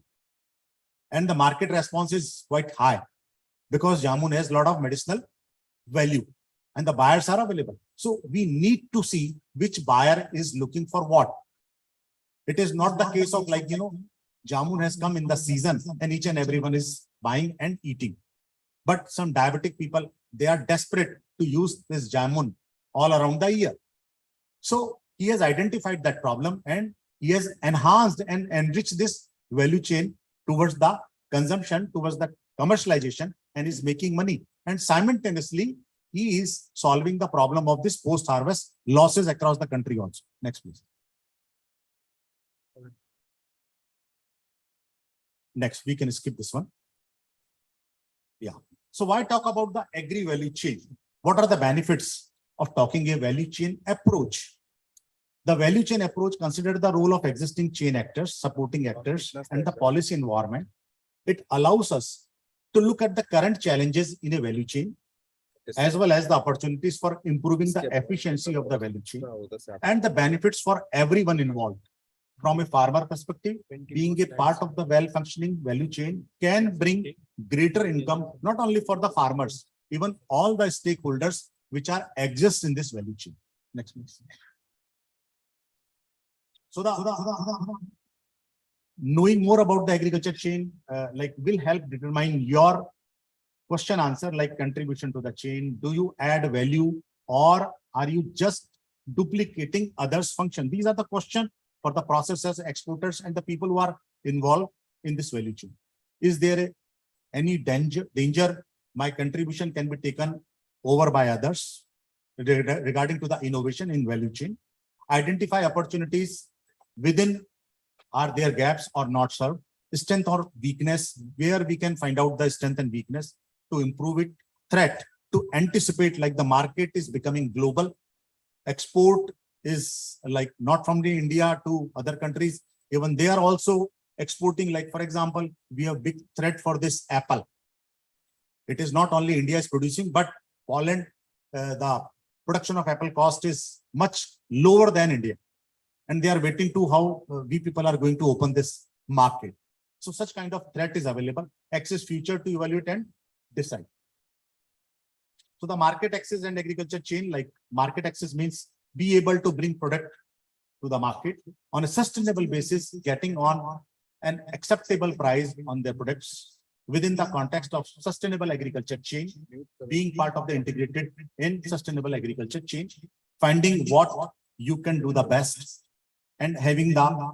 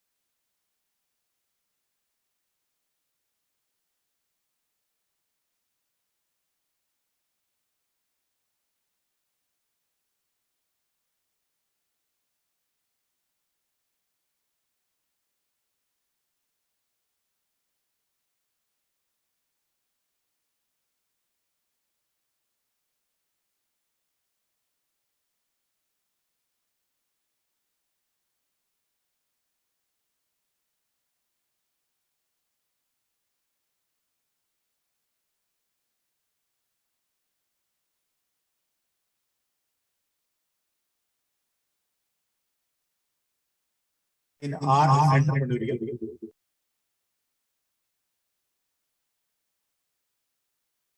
and financial resources and the knowledge to develop new.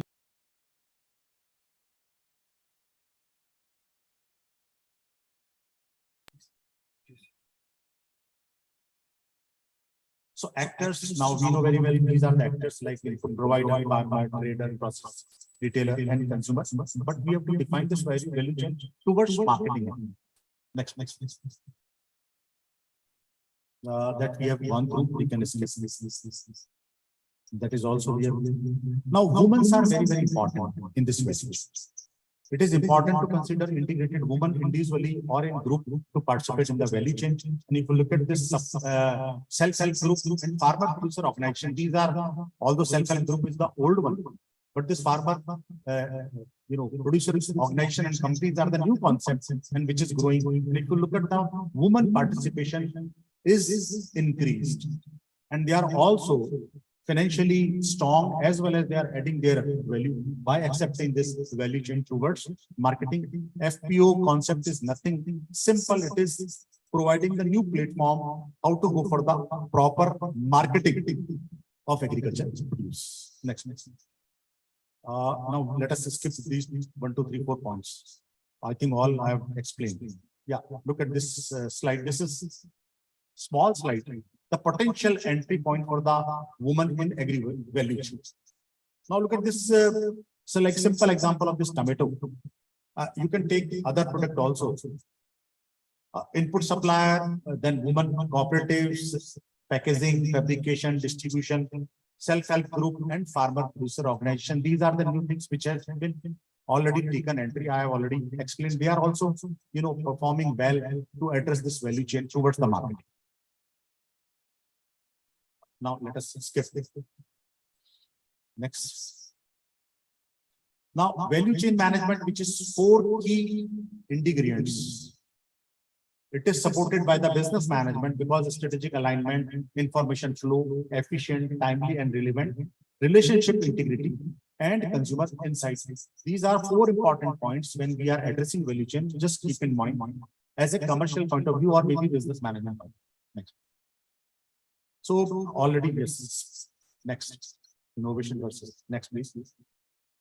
That's all from my side. Thank you for your time. Although I've taken a little bit more time, but thank you very much.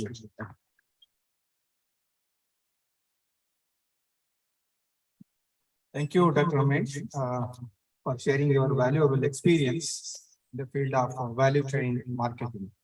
Our next panelist, before we begin with the next panelist, I request all panelists to, due to paucity of the time, please keep up the timing. I feel honored to invite our next speaker, Dr. Sutavar Benjawal, who is a professor at the Department of Food Technology, Faculty of Agro-Industry, Prince of Songkhla University, Songkhla, Thailand. Dr. Sutavar, major field of interest is in the seafood chemistry and biochemistry, utilization of fish processing byproduct. Dr. Sutavar received a special prize on fish-borne biocalcium from the Korean Invention Promotion Association. With this brief introduction, I now invite Dr. Sutavar for panel discussion. Over to Dr. Sutavar, please. Screen.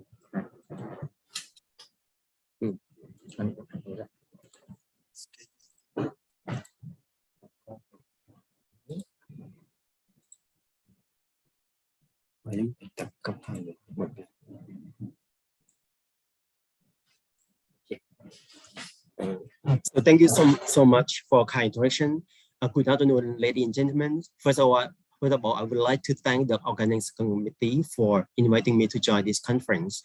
And my talk today is a plasma technology for shell life extension of fish and shellfish and fish products.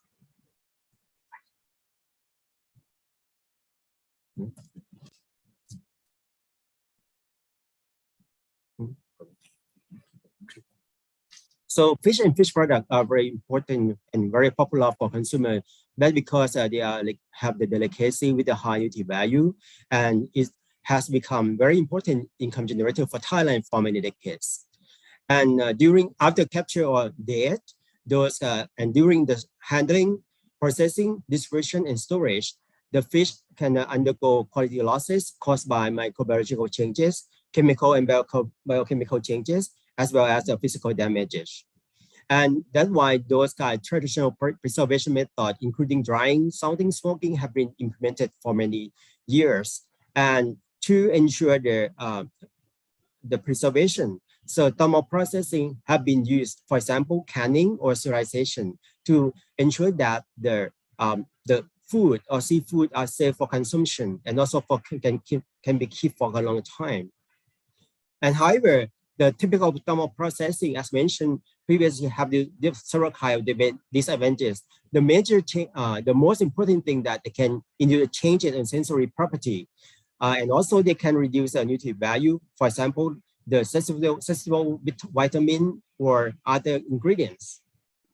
This example for the quality changes in the can of fish. For example, the texture becomes softer, and also the flavor become cooked flavors, which is different from the fresh counterpart. And so far, the non-thermal processing technology have gained increasing interest. That because it's cause negligible effect on the quality attribute, and they have the less impact on nutritional losses. And of course, the energy is quite lower than the thermal processing. And one of the most non-thermal processing technology is the cold plasma technology. What is cold plasma? Cold plasma is a fourth state of matter. So increase in the energy level convert the state from solid to liquid here, liquid to gas, and the gases can be converted to plasma and by ionization process. And plasma, which have a unique property. All right. So about the principle of the active species generated by cold plasma. So cold plasma is generated by passing processed gas through an electric field, and electrons arising from ionization are isolated in this field. And free electrons collide with gas atoms and transfer their energy, thus generating highly reactive species. And you take a look from this this is for we call dielectric barrier discharge, or DBD, which consists of two metal electrodes that are covered with insulation metal we call barrier. So this is an electrode. You can see here the above one, and this is a ground one, ground electrode. And they have those kind of barrier to just for safety concern here. And high voltage are required to produce the discharge for plasma generation. So we apply the voltage here and become discharge here. And a carrier gas, so which we pack in the bag, basically, we together with the sample, we place the sample with the gases here, and carrier gas become insert between two electrodes. And gas will be ionized to create plasma. And this is like a simplified scheme for how the plasma can be generated between two electrodes here. Okay, and the gases here. And the plasma species includes several kinds of the active species, like including argon or other active species from nitrogen, oxygen, nitric oxide, for example. And argon is one of the most commonly gas being used in a plasma technology. That's because the cation of argon can be combined with water and generate hydroxy radicals. And as you may see from here that normally some of them we can use air as a process gases, because the air contain nitrogen around 78%, 21% oxygen, argon around 0.9, and carbon dioxide little around 0.4. Okay, so from the air itself, so we consider about oxygen and nitrogen, and active species from oxygen including hydrogen peroxide, ozone, superoxide, hydroxyl peroxyl, alkoxyl peroxyl, hydroxyl radical. However, for the nitrogen, so the active species from nitrogen gas is nitric oxide, nitrogen dioxide radicals, Brazil nitrite, for example. So those active species has been known to possess antimicrobial activities. And how these kind of active species can kill the microorganism, and we focus mainly on the reactive oxygen species. So for example, it can induce lipid oxidation of cell or induce the DNA damages and induce the protein oxidation. And they cause the cell perforation, which means make the hole in the cell membrane and interrupt the respiration. And also because you can see a lot of the active species have the charge, so they can cause the electrostatic disruption of the cell and release the iron, release the DNA, and cause the cell death. Okay, so this example that we pack the sea bass slices in the bag. The bag we use is low density polyethylene laminated with the polyamine, and then as mentioned, we put the processed gas here and insert between the electrode here.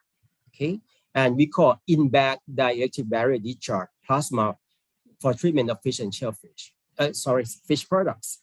And this is the way that we do. We just insert those kind of sample I mentioned, and this equipment we use, and we apply the high voltage 230 voltage and treat it for the 0, 2.5, 5, 7.5, and 10 minutes.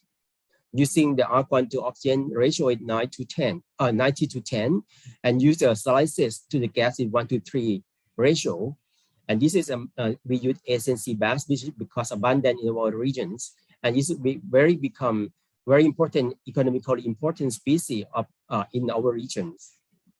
And when we take a look, we have control one, the sample kept in the air, and the one that put in the processed gas without the applied voltages. And this is a applied voltage for 2.5, 5, and 7.5 and 10 minutes, and keep for 0 to 15 days.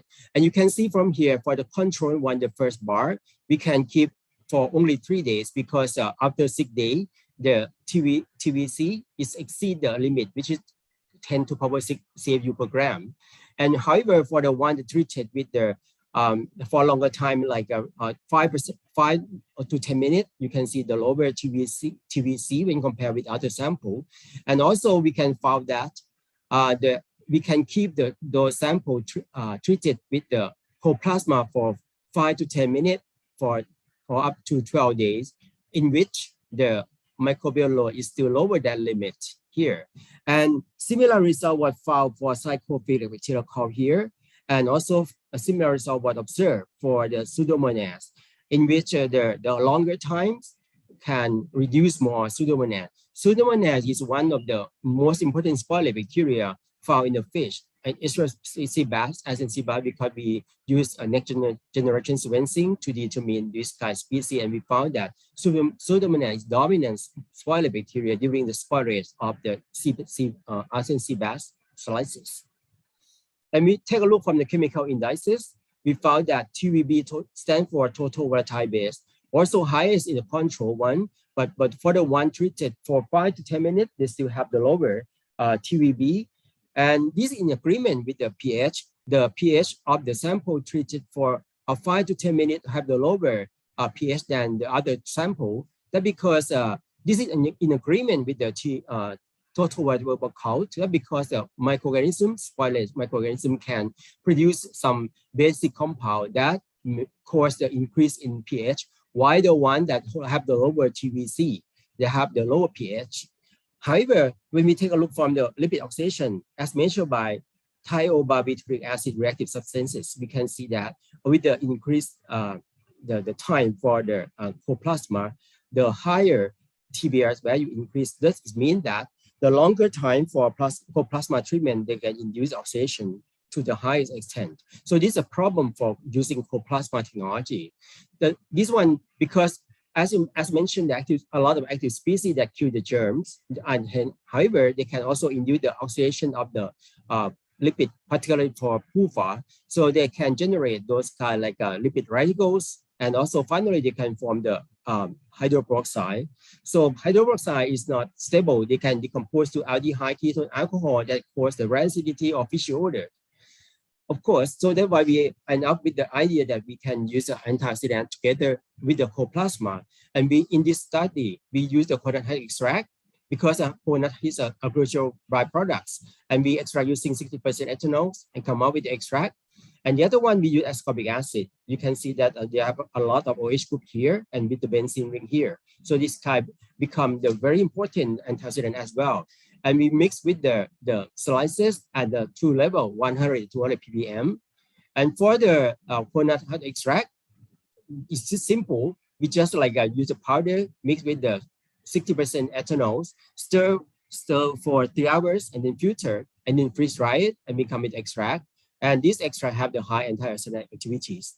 And we found that these coconut extract, they have the very high antimicrobial activities for both gram-negative bacteria, including Pseudomonas, Vibrio paraemericus, Escherichia coli here. This one, Pseudomonas, this one Vibrio, this one that Escherichia coli, and also gram-positive, like including Resiliency, Staphylococcus aureus. And you can see after a treatment with the extract, you can see the cell have the hole and also the trinket of the cell, and this can cause the cell death. And this one, we also use the antioxidant together with the in-bag dielectric barrier discharge high voltage coplasma, and we use this working gas, including argon and oxygen with 290 to 10 ratio. Treatment time only 5 minutes because 10 minutes they induce a huge amount of oxidation of the lipid. And add with the ascorbic also coconut extract at 100 and 200 ppm. And take a look from the data, and from the control one, as similar to the first experiment, we found that we can keep the control only for 3 days, and the 6th day the TVCs exceed the limit 10 to the power 6 CFU per gram. However, for the one that treated with the coconut extract for 200 ppm, the last bar you can see from here, the last bar is a treat with the coconut extract and subject to coplasma for 5 minutes.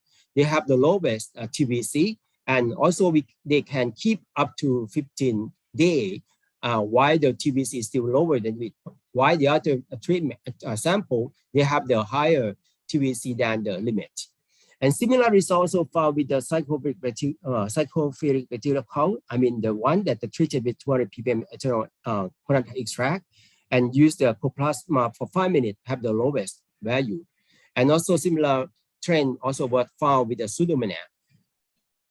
And for TVB, that also the same trend with the TVC and also total the Pseudomonas count. It means that the one that treated with the 200 ppm coconut husk and subject to coplasma for 5 minutes, they have the lowest value and also lowest pH. And more importantly here, you can remember that for the one with the one without the antioxidant, they have the high TBR value, TBS value. However, for when we treat it with the coconut extract for 200 ppm, here you can error sign here. They have the lowest TBR value compared with when compared with other treatment. So this result indicate clearly that the use of coconut extract at 200 ppm effectively inhibit the oxidation caused by the radicals. And this is a last slide that almost last slide. As in fact, apart from the lipid oxidation, the coplasma can induce the protein oxidation. Basically, for active species, they can induce two reactions. The first one is protein cross-linking, and the other reaction is degradation or fragmentation of protein. So we also monitor the degradation of protein using TCA superpeptide. And you can see from here that the control one and the one that treated only coplasma of 5 minutes, they have the higher TCA superpeptides, mean that they have the degradation or hydrolysis of peptide chain. While the one that treated with 200 ppm coconut extract, they have to show it the lowest TCA superpeptide. It means that they can retard degradation induced by species. And also when we also monitor the protein oxidation using carbonyl content, and you can see from here that the coplasma can induce protein oxidation when compared to control one. However, when we treat with the coconut extract at 200 ppm, the carbonyl content also lower. So is when we use the antioxidant or also for like a plant extract, they can reduce or lower the protein oxidation. and degradation of proteins. So I would like to come up with summary that the coplasma at appropriate condition, especially in the combination with antioxidant, could effectively extend the shelf life of fish sizes during the refrigerated storage. And also coplasma should be further exploited for quality maintenance or shelf extension of fish as the novel non-thermal processing technology. So thank you so much for your kind attention.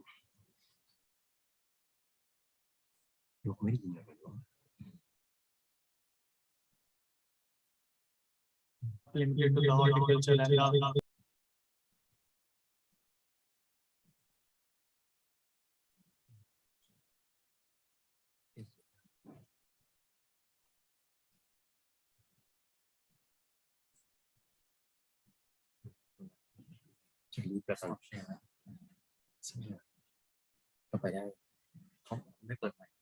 Yes, the first such online sustainable platform supporting farmers, rural grassroots and startup entrepreneurship and allied services, carrying the message to life sustainability and pre-earth branding, with the aim to build a community that believes in the green ethos of eat local and seasonal.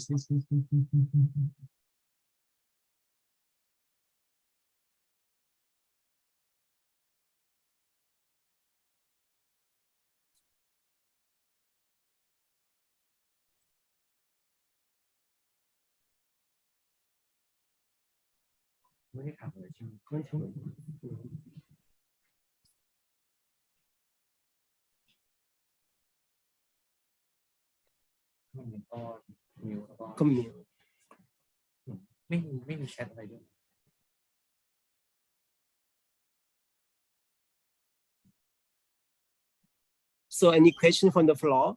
No? I cannot hear anything. Not now, sir. We will take question in the end. Am I audible? Yes, would you like me to start my session now on post-harvest technology? Yes, ma'am.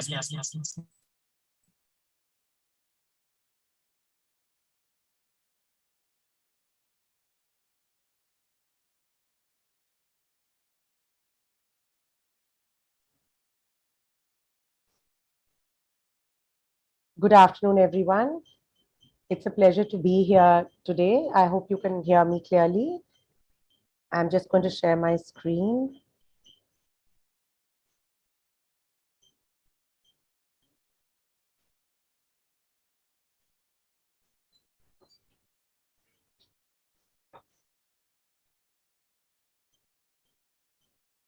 So when we talk about post-harvest technology, I had a real life experience with one of our farmers who's actually having a difficulty with his produce today. And I run an organization called the Lucknow Farmers Market, and we actually supply fresh farm produce from farmers direct to consumers. And there was an issue with the apple delivery. So I'm sorry I was delayed because of that. Just give me a minute, please. I'm just going to share my screen.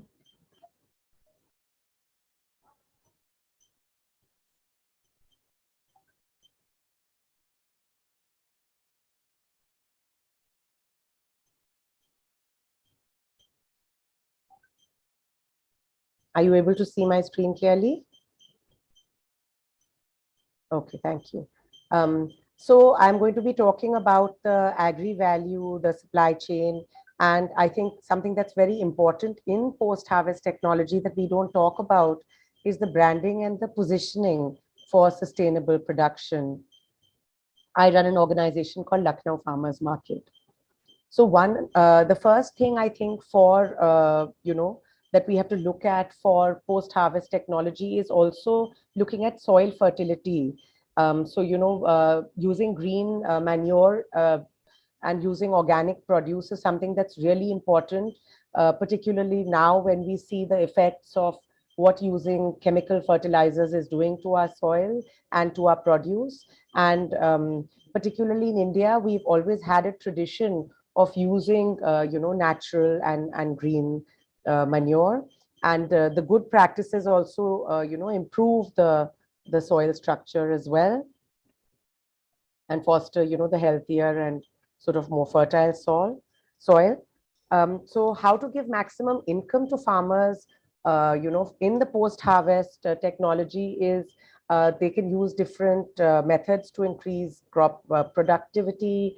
If it's cattle, then in production, there's a lot of the input usage that they can use, where they get the inputs from the local agricultural bodies and local bodies that give advice to farmers. The crop intensity and the diversification of high value crops is also something that's really important. And now the new age technology, like aquaponics and permaculture is something that also really helps, I think, and there's a great potential for that. And now there's more and more people who are actually teaching farmers this here in India and around the world. There's also a great need to update the traditional farming methods. Of course, the traditional farming methods are founded on indigenous knowledge and experience. But now, with environmental degradation and food shortage and all that, it's very important that we take the traditional practices that are relevant to our region. And sometimes these practices are just applied across the board. So, for instance, sometimes farmers in certain areas, now I'm currently in UP, in Uttar Pradesh, and there's a lot of farmers who are told to grow mentha. Now, mentha for the menthol oil production is something that really depletes the soil fertility, and farmers actually use 2 or 3 crops of mentha, one after the other. Now, obviously, that depletes the the soil, and it really causes a lot of problems. So the biodiversity preservation and the sustainability, the environmental protection is something that's very important, to update our farming methods.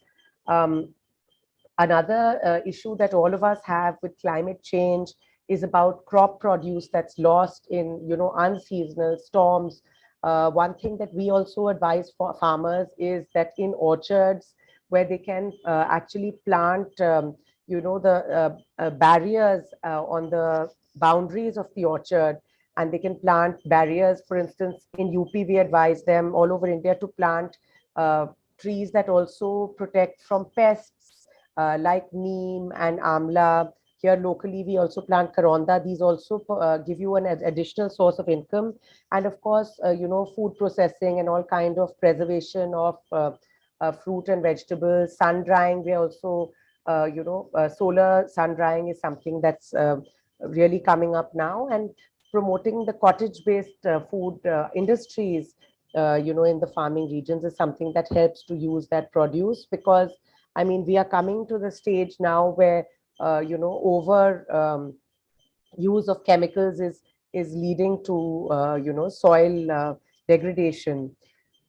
For post-harvest also, the most important thing is to maintain the condition of the fruit and vegetables. So enhanced seeds, plant defense, interplanting, growing a variety of crops, elevated raised beds, intelligent water management, aquaponics and hydroponics, as I was talking about earlier. And of course, what's very important is the land reforms as well on the policy side of it. So for wilting and spoiling is another issue. So using the new technology, fast management of crops after the harvesting.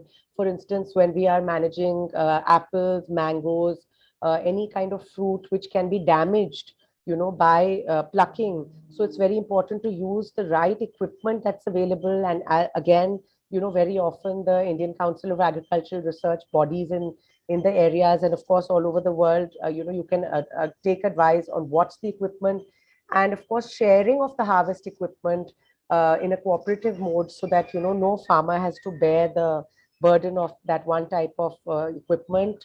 Again, food processing and working with collectives and FPOs is a great way to make sure that you don't have spoilage and wastage of crop. I think very often wastage of crop is also an issue that we deal with, which post-harvest doesn't talk about. Now, when harvesting, it's very important that the fruit or vegetable should reach its maturity date before harvesting. And the harvest maturity is the time needed for produce to travel to the market.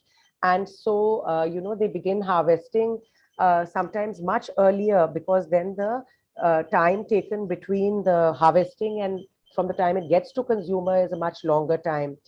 So of course, manual harvesting for products like mangoes and avocados and other products is very important for the quality, because the fruit doesn't get bruised. And of course, machine harvesting is something that's faster and, has more scalability. And price also, depends on how your produce is harvested. Now, marketing is, again, what I was talking about is in the post-harvest, we talk about, how we can boost our product design, our packaging.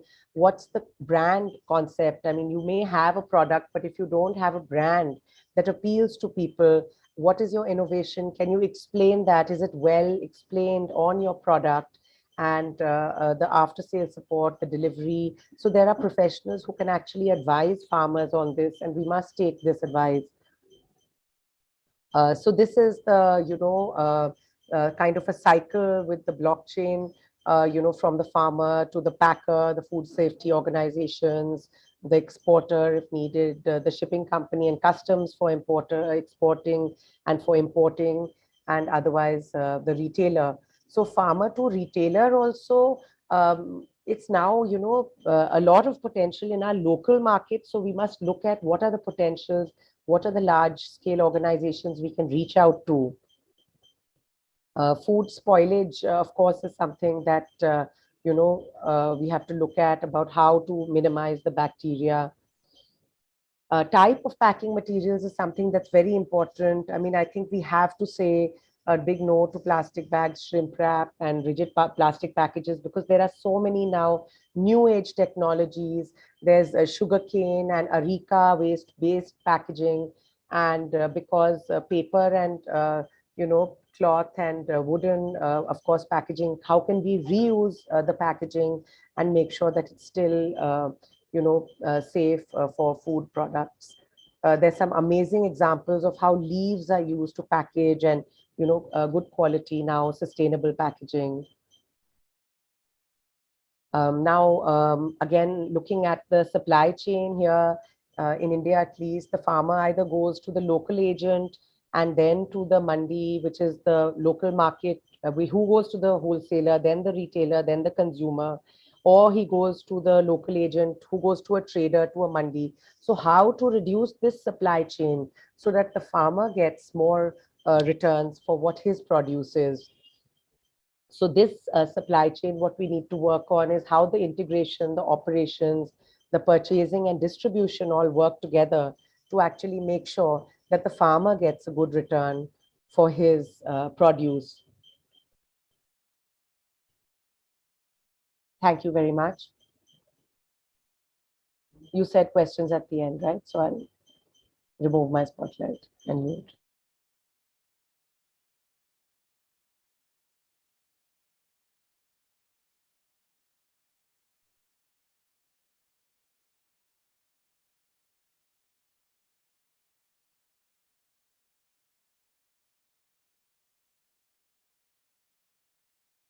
We're not able to hear you.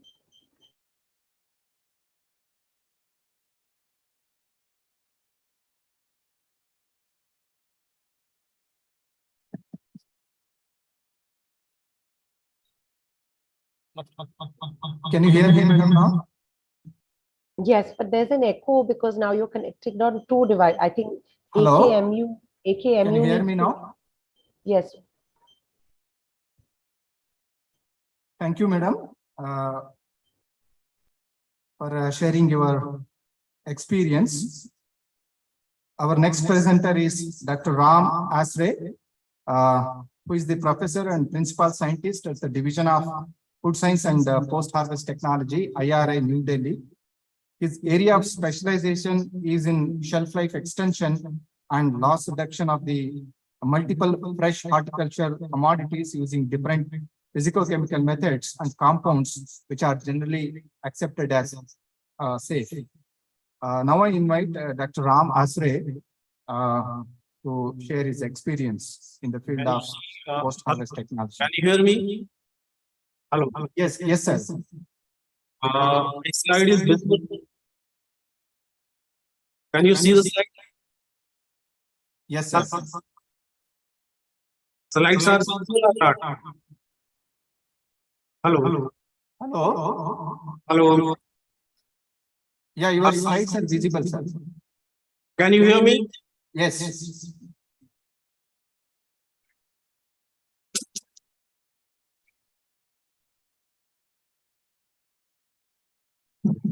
So can I start? Yes, sir, you can start. Respected Professor Jora Singh, Dr. Rameshwar Singh, and Dr. Kaur, other dignitaries which I could see over here. Very good afternoon to all of you. I will be sharing my experience or work on some of the technologies which can be promptly taken up for upscaling by the end users in the area of fresh produce handling. So the topic assigned to me is scalable technologies for managing fresh horticultural produce.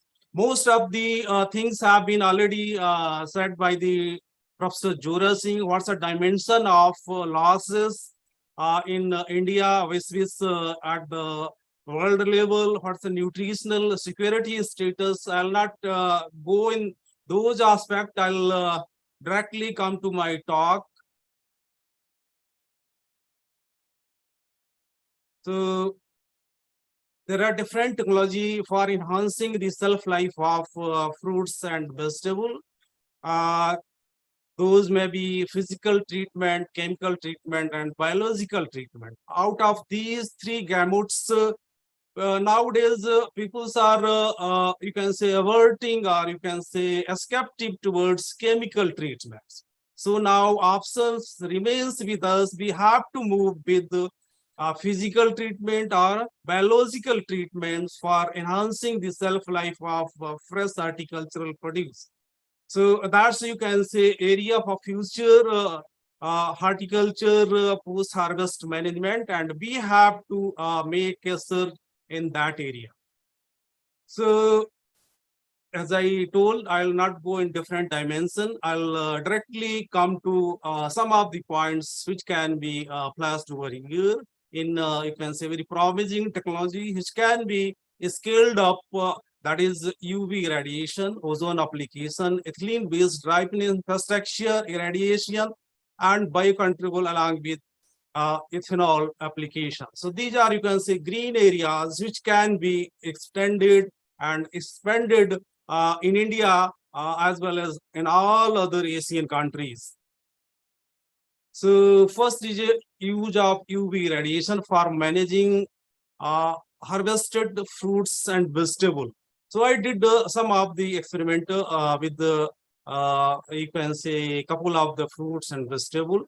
And APIDA was looking for having safe treatment technology for bitter gourd, because bitter gourd demand is much more, especially in Gulf countries. So India is now exporting bitter gourd from different production hubs to Gulf countries, and they were looking for some very safe technology that can be given for treatment and enhancing the shelf life and sanitizing the produce. So this is a very promising. I did the work on that, and it had been flashed at various forum, and this doses, especially if you give the treatment with the UV for 20 minutes, and so all these, can say, desirable parameters, they are going to be elevated, like firmness, phenolics, antioxidant, chlorophyll retains, and that's a very important. And other undesirable parameters like water loss, decay, that those are going to be lower down. So that is one of the area which I have touched. Another very useful set that's of fruits. The exposure and you can say investigation of different fruit and vegetables is yet to completed, and it is still not full you can say information available on different fruits and vegetables. So I touched upon another commodity, that's a papaya. So to my surprise, I could not find this technology useful for papaya.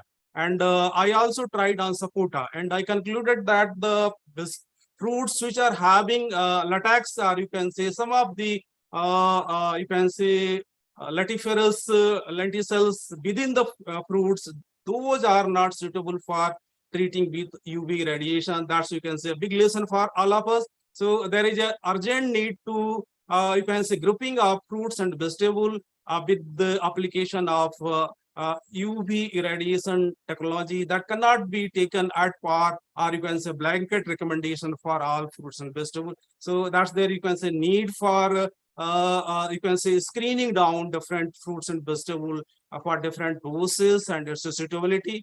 You could see the papaya, the control fruits are better, and the different treatment doses in ranging from 1.6 kilojoule per meter square to 2.4 kilojoule per square centimeter. You could see you can see using our deposition over here on the surface of the fruit. So it's not you can say suitable at all for papaya, and I have also tried on sapota. So UV radiation cannot be taken for these crops, and of course that's not limitations. We have to go beyond this, and you have to categorize different vegetables, their suitability doses for different commodities. You would see the harmness of the UV radiation. This pitting is there, and you can say after some time fungus invasion is there. Control fruit is still looking better, so it's not suitable for papaya especially. That's a confirm. Now another set, my mentor and teacher, very close to me, Professor Jora Singh, given a very lengthy talk on ethylene management. Of course, it's a big area, and unfortunately, in most of the Asian countries, the illegal application of calcium carbide is still a bit prevalent, and that to be curbed down essentially right now. But what's the alternate? And alternate is ethylene based ripening technology. That's very useful, and this technology have been you can say elevated or upscaled, but not up to that mass which can cater the need of you can say fruits which are basically climatic in nature. If we could see the fruit basket in India, this papaya, mango, banana, they contribute around 80% of the all total fruits available in the market.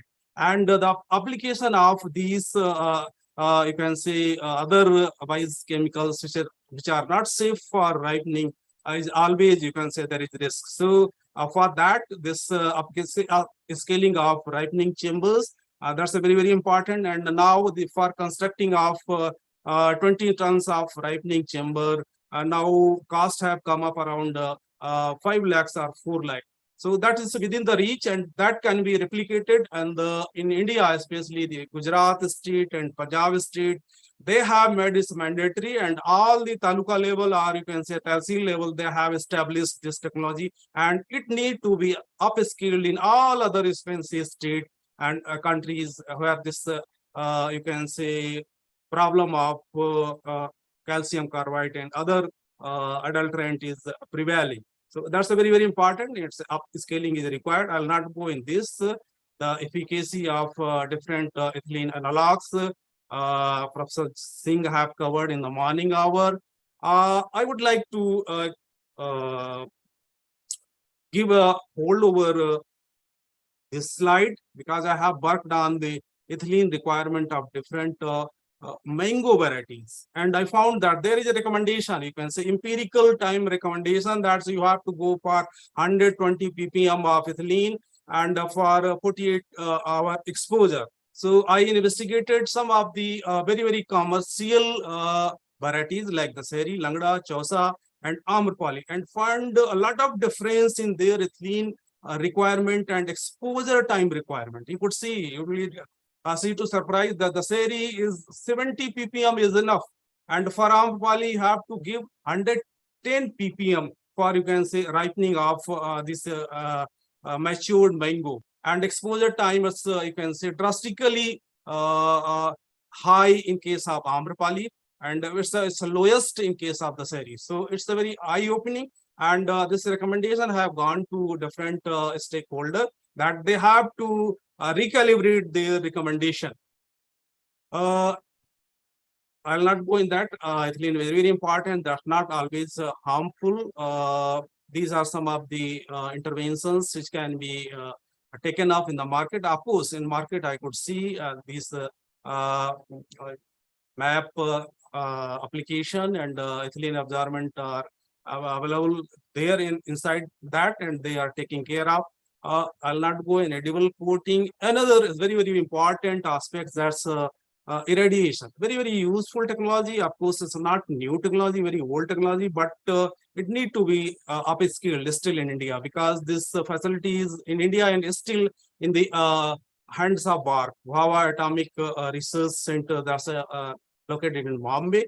And under the aegis of BARC, all the centers which are working on the application of irradiation technology, that is governed by this BARC, and it can be upscaled and it's very, very useful. And not only the fresh fruit and vegetables, it's very, very useful for onion, potato, garlic, for suppressing their sprouting. And this aflatoxins problem is very, very huge. And India is a biggest exporter of spices, especially cumin, jeera.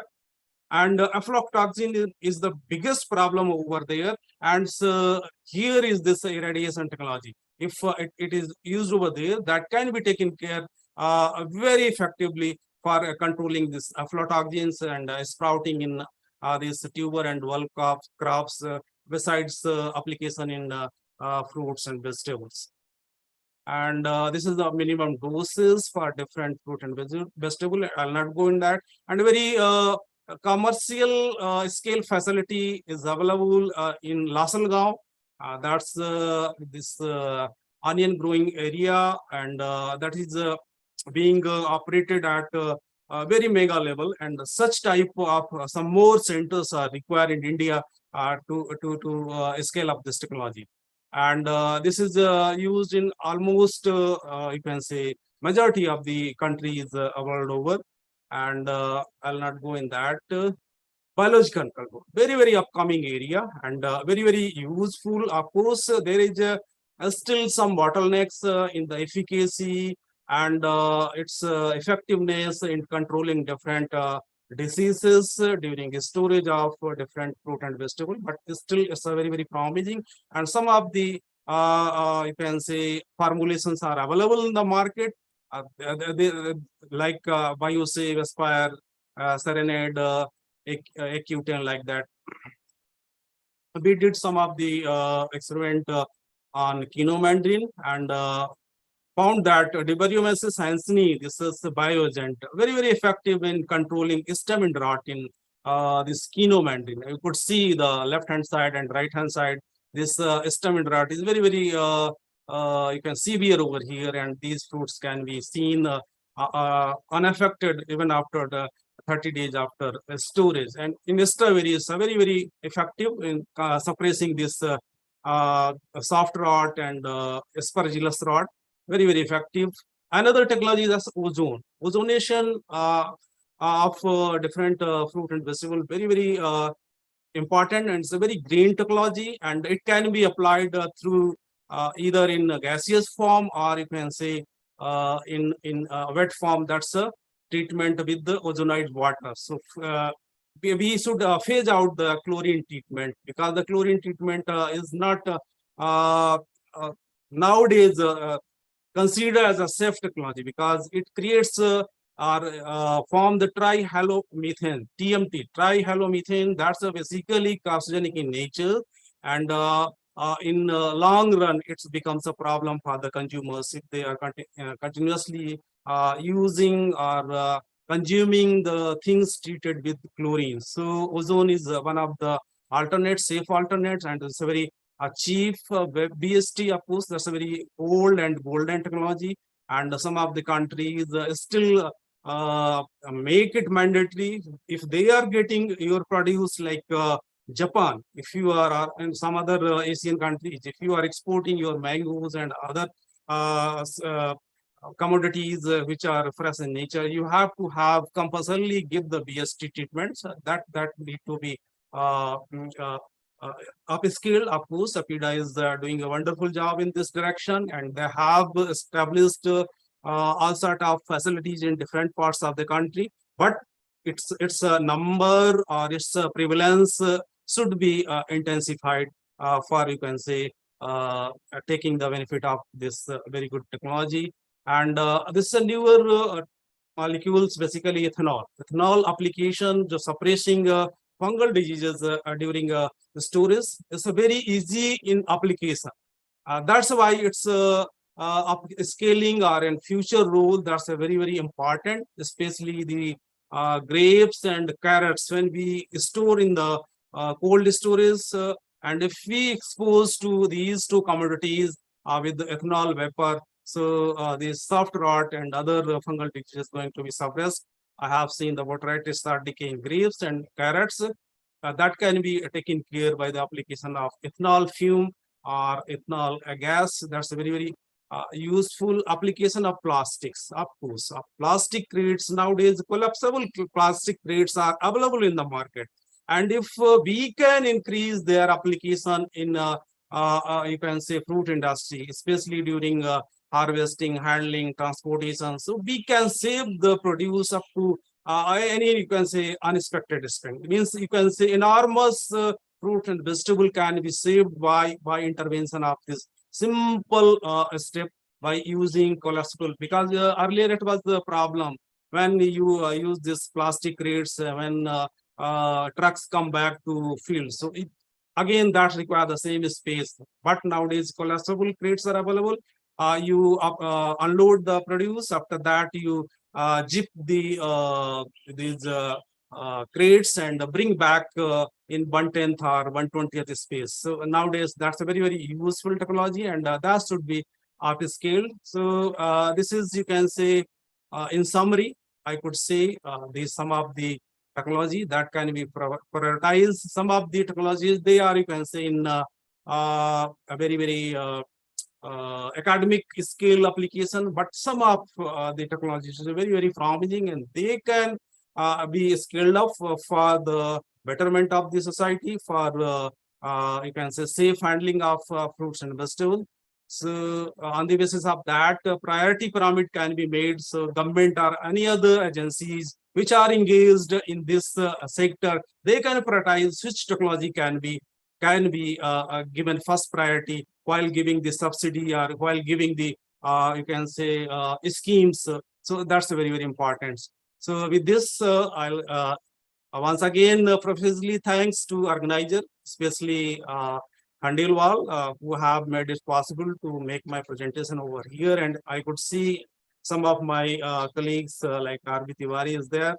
And again, I salute to Professor Jora Singh, and I personally congratulate him for bagging the very prestigious award, that is the fellowship of American Society of Horticultural Science. That's an honor to all of us that you have made us proud, Dr. Singh. So with this, I once again thanks to one and all for patience listening. Dr. Khandelwal.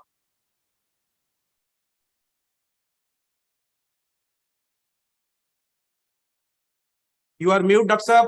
I cannot hear you. Yeah, can you hear me, sir? Now I can hear you. Thank you, sir, for your sharing your valuable experience in the field of post-harvest technology, especially the innovative technologies for management of post-harvest practices. Due to paucity of the time, we are not going to take up the question answer sessions, but the delegates can pose their queries to the panelists whose contact details are available with the organizers.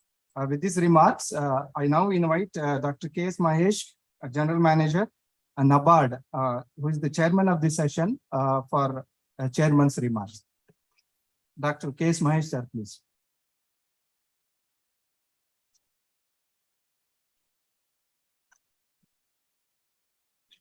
All. We had a extended session because of the delay in the previous session. Nevertheless, we did not compromise on the time allotted to individual speakers. We had a key speaker in the form of Dr. Zora Singh, who gave a nice view on use of ethylene inhibitors. He also suggested on non-usage of antisense technology, being a GMO, which may not be preferred in many of the horticulture crops, and use of ethylene inhibitors has been found to be more useful. So that is one of the thing which, as a student, we all talked about non-ripening gene and all those things, and now we have come to a stage where we don't talk about genetic modification, but also use other chemicals and other substances to delay ripening, which can increase the shelf life of fruits and vegetables especially. Subsequently, we had 4 speakers. We could not have Dr. Lisa on the session, but we had Dr. Ramesh Mittal, Director of NIAM, who talked about value chain and marketing. See, he has rightly emphasized, see, today is an era where anything can be produced. Production technologies are being standardized by a lot of scientists. Production is not a issue anymore. But the only thing is marketing. If you can market anything, you can produce anything. You can see the example of coir. 30 years back, nobody would have thought coir would become a big industry. Today, it's a big industry thanks to the various products in the markets available for it. So, value chain, how the value is added each stage. You talked about the 0.10 scale, 0.2 scale. A lot of examples is quoted. It was a wonderful session for us to understand and what we can do in the value chain marketing part. Thank you, sir. Then Dr. Sutavat from Thailand. He spoke on a different sector altogether on fisheries. How do you use cold plasma technology for increasing shelf life of fishes? Maybe the technology looks good, but I don't know whether he has done any exercise on the cost benefit analysis and what is the scale at which it can be operated upon. Because it's a technology where he talks about 2 electrodes, creating ion, using of pressurized gases and all.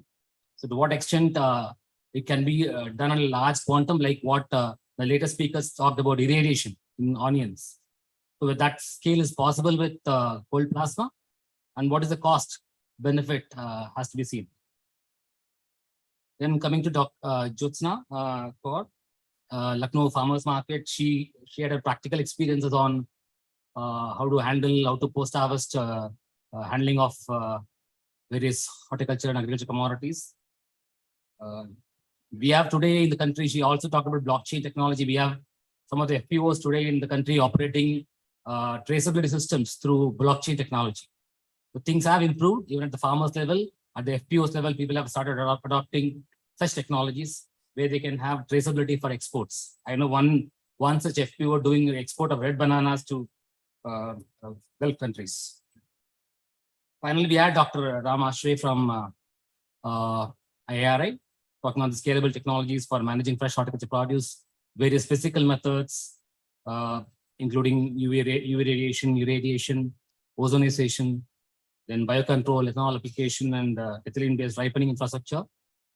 A lot of technologies have come up, but my experience with some of the technologies, in fact, I have worked on irradiation for my post-graduation and my experience with irrigation has been, it has been successful in few commodities, but on a commercial scale, he was even suggesting that we should increase the scale of operation.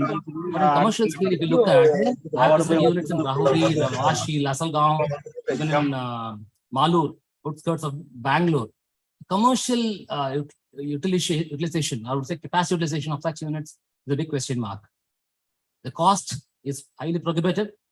The since it is controlled by atomic energy authorities. So the licensing, the other issues are also a bottleneck for this technology. But smaller technology like UV radiation probably is better suited compared to irrigation. Irrigation in onion is well-known fact, but some of the other technologies like the old VHT for mango and other things are well established. So if you can look at such technologies which an individual farmer can adopt with low cost. Today, when we talk of technologies being adopted on a larger scale, on a pan-India scale, it is those technologies which is cost effective for the farmer and which gives the best return. So if we can, while technologies are welcome, research on technology is welcome, but we also need to look at how these technologies can be made affordable for the farmer for whom these technologies are intended. So if we can look at our approach towards that area, probably all our technologies will get grounded very soon or later. Thank you so much. I think I should thank the whole team of my reporters and conveners, and also thank the organizers for inviting me for this seminar. Thank you. Thank you so much, sir, for your remarks. I want to thank to the chairperson of the session, Dr. K.S. Mahesh, keynote speaker, Dr. Jora Singh, sir, Dr. Ramesh Mittal, sir, Dr. Sotavat Benjagul, Ms. Jyotsna, Dr. Ramase, sir, and we missed the talk of Dr. Lisa Kitinoja due to the connectivity issue. Thank you for the sharing of the current scenario of the post-harvest losses, as well as your experiments, experience, knowledge, and the solutions. I believe the students, researchers, and the future entrepreneurs have received various ideas and the information which will be very helpful to reduce post-harvest losses and achieving the sustainable development goals. Thank you.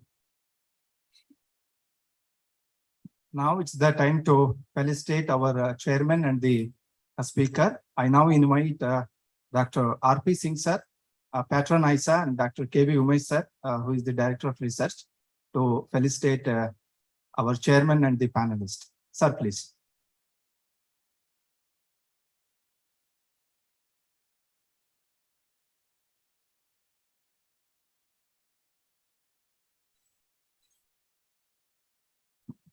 I also request to Dr. Dilip Kumar sir to be on the dais to give the memento. And sir, Dr. R.N. Srinivas Goda sir, please sir. Please sir.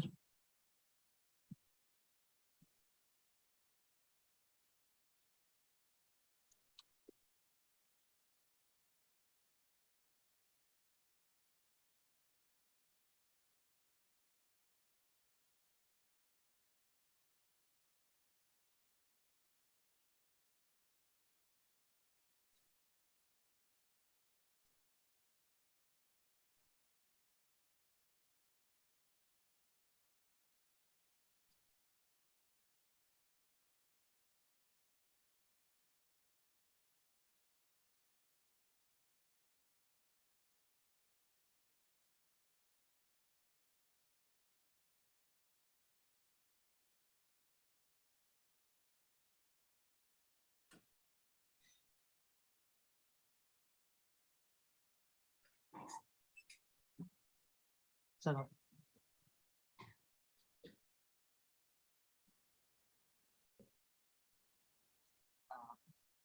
It's the time now to felicitate Dr. Ramesh Mittal sir. Dr. Ramesh Mittal sir.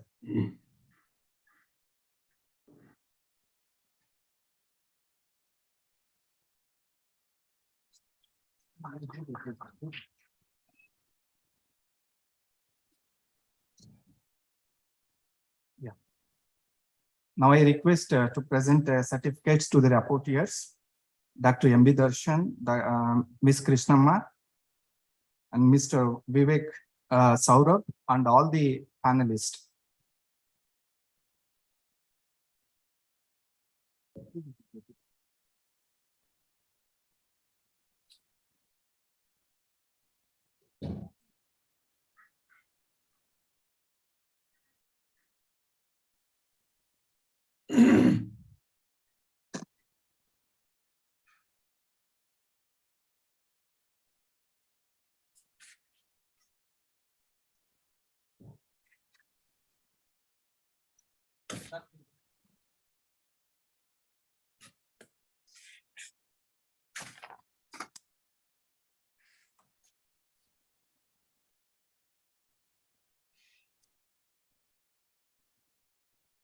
Yeah.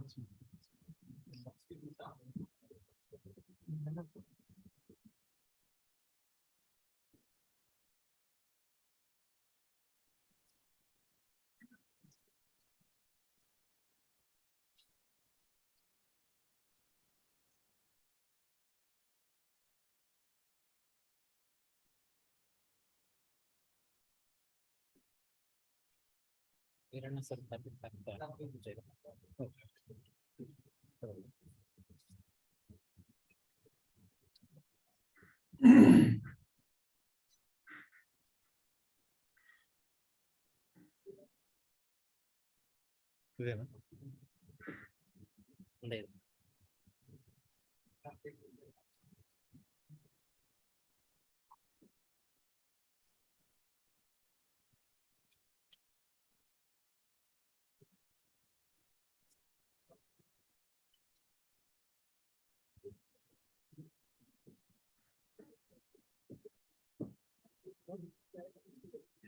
Thank you, everyone. This session ends here, and we are moving to the next session. We will be starting the 2 minutes. Thank you. ಇನ್ನೊಬ್ರು ಯಾರೋ ಇವರೇ keynote ಇತ್ತು ಇವರಿಗಿಂತ ಮೊದ್ಲು ಯಾರೋ ಒಬ್ರು MD ಮಾತಾಡ್ಸ್ತಾರೆ.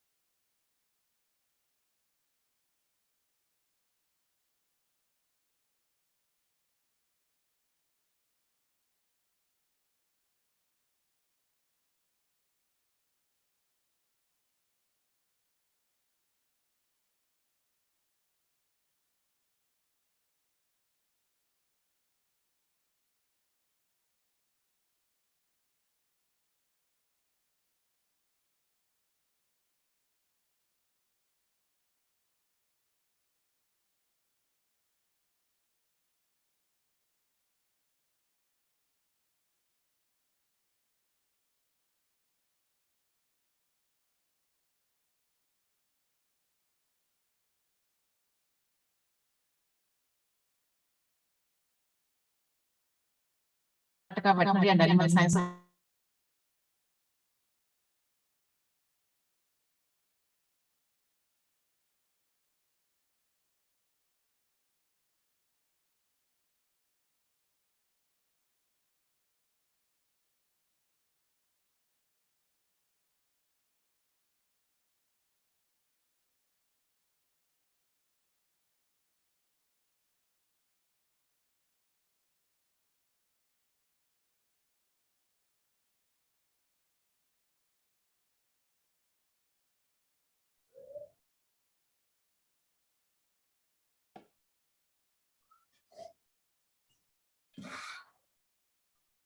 That he was the registrar of the Karnataka West Veterinary Animal Science Fisheries University, and also he was the dean of the Veterinary College, Shivamogga, and he was also very good extension, the veterinary and animal husbandry extension professor and head, and he was also he has so many papers in his research papers published by him. He was a guide for more than 30 students. MBSc students, and he's also a member of many PhD students advisory committee and has received many national level awards. So I welcome you, sir. So these are the two present and past vice chancellors of the university. The keynotes panelists are there in this. So the three important keynote panelists are Dr. Rameshwar Singh, Honorable Vice Chancellor of BASU, that is Patna, Bihar. So it will be virtual. So his biodata is also, I wish to say something about Dr. Sir. So this is Rameshwar Singh sir, is completed his MSc degree in dairy microbiology from National Dairy Research Institute, Karnal, and he is qualified for Agricultural Research Service of ICR, and is a third batch scientist at Indian Veterinary Research Institute, Izzat Nagar. He worked on recycling of animal organic waste, microbiology of feed and fodder, live microbial feed supplements, animal probiotics, and rumen fermentation. So these are all some of the research topics what he has covered. He obtained his PhD degree from IVR Izzat Nagar in the discipline of microbiology, working on biodegradation of lignin in cereal straws for improvement of the nutritive value. Dr. Singh also organized international conferences on biotechnology of lignin degradation, sponsored by Department of Biotechnology, Government of India. During his 17 years of stay at IVRI, he worked on many interdisciplinary projects, played an important role in the foundation of Animal Nutrition Association, and organized different training programs in addition to teaching and research. So he is the first panelist, our lead speaker. The second lead speaker is Professor A.K. Datta. Now he is the Professor of Emeritus, IIT Kharagpur. So he is Agriculture and Food Engineering Department of Indian Institute of Technology, IIT Kharagpur.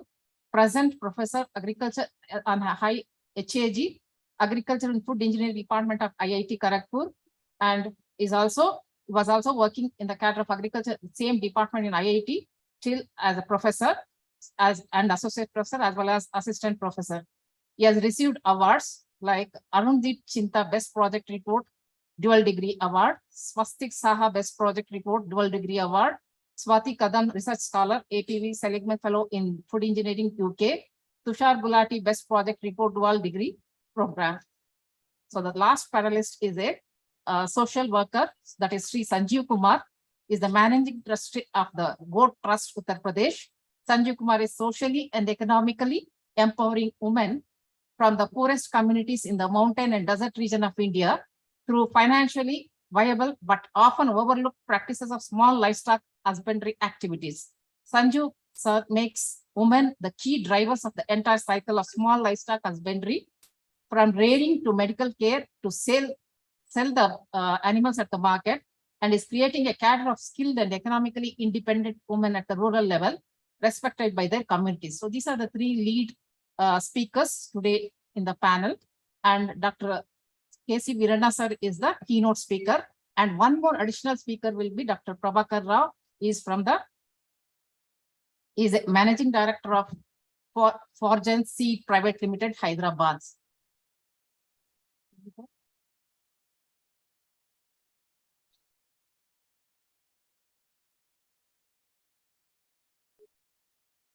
Good afternoon. Neeraj Dixit, PhD scholar, fresh Prayagraj. Mr. Prabhakar Rao Babu, Managing Director, Horizon Seeds Private Limited, Hyderabad, postgraduate diploma holder in animal nutrition and dairy technology, along with bachelor degree in agriculture science. He is one of the first member who got ICR certified farm advisor forage accreditation from Managed ICR Hyderabad. He has 26 years of rich experience in agriculture input industry and 10 years of forage industry experience. Mr. Prabhakar Rao is the key person behind commercial silage baling technology introduction in India, which is now almost in a business opportunity, received 27 the best awards in agriculture input industry.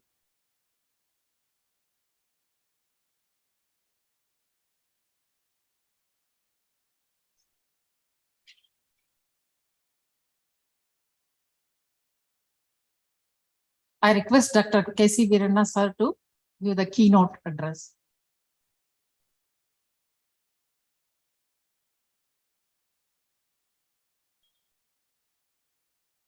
Thank you, madam.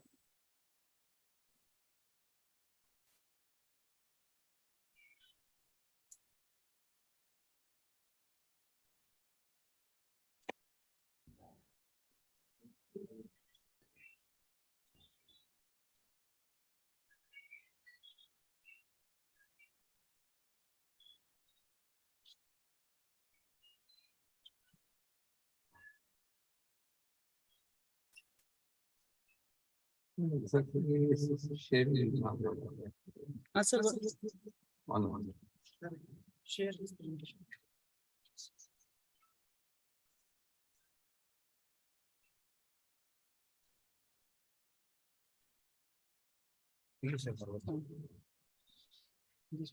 Okay, no, same. Yes.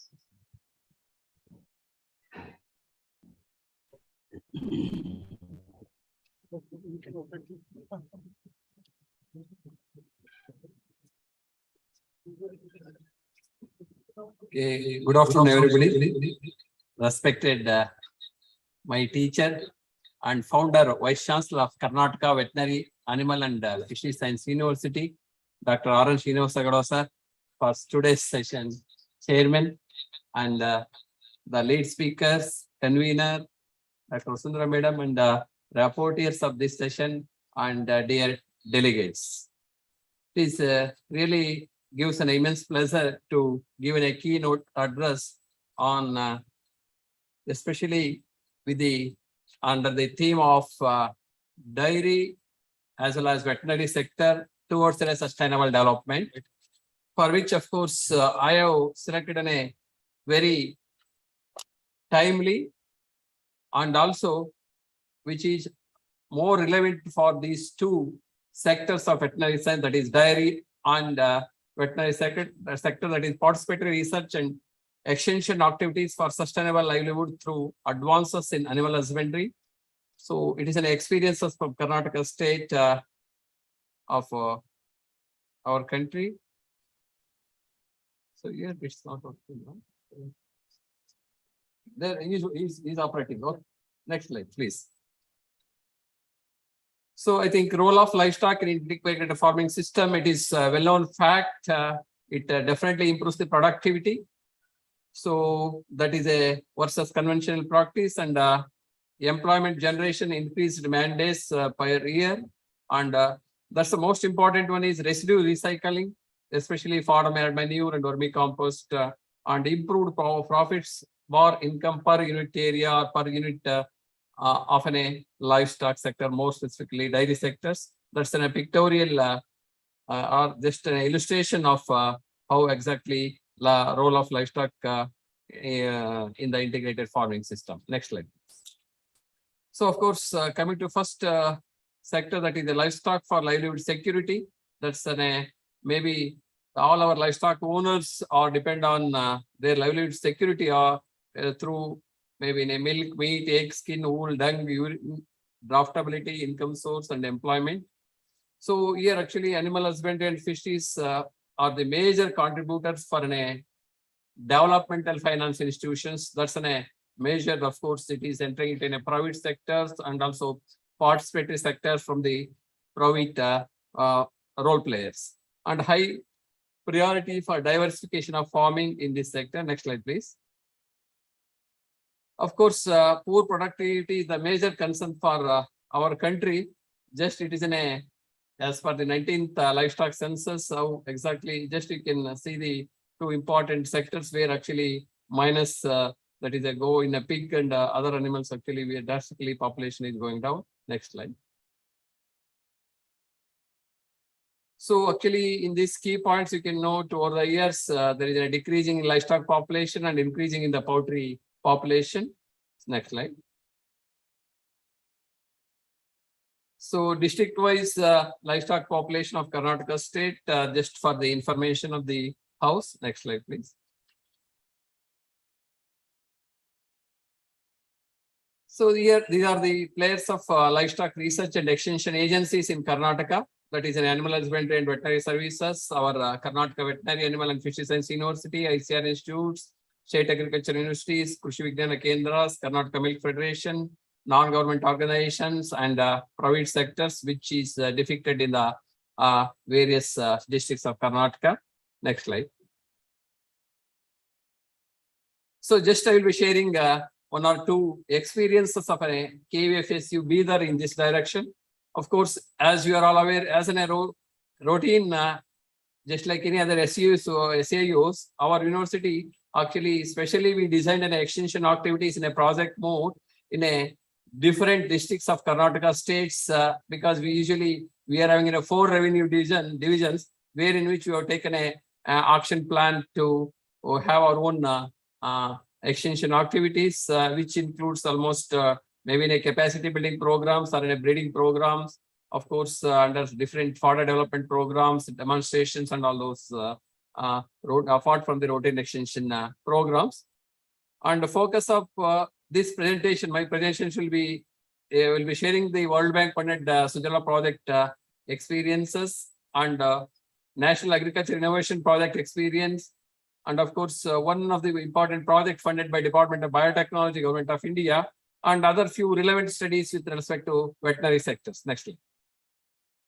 Of course, in coming to Sujala 3 project, these are the different partners we played. Means university, as a multidisciplinary university, we work with the university and NGOs, especially for the effective implementation of the NAIP Component 3 project.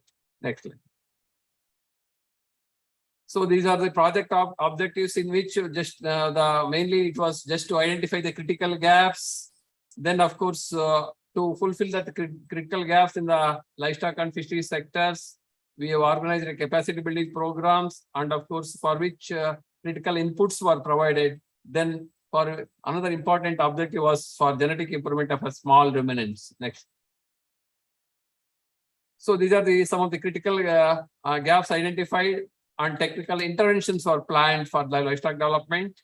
So in animal health care system, suppose everybody is agree with me, especially screening of fecal samples in ruminants, either it is in large ruminants or a small ruminants, and screening of milk sample for crossbred cows for subclinical mastitis, which is crucial in a dairy production system.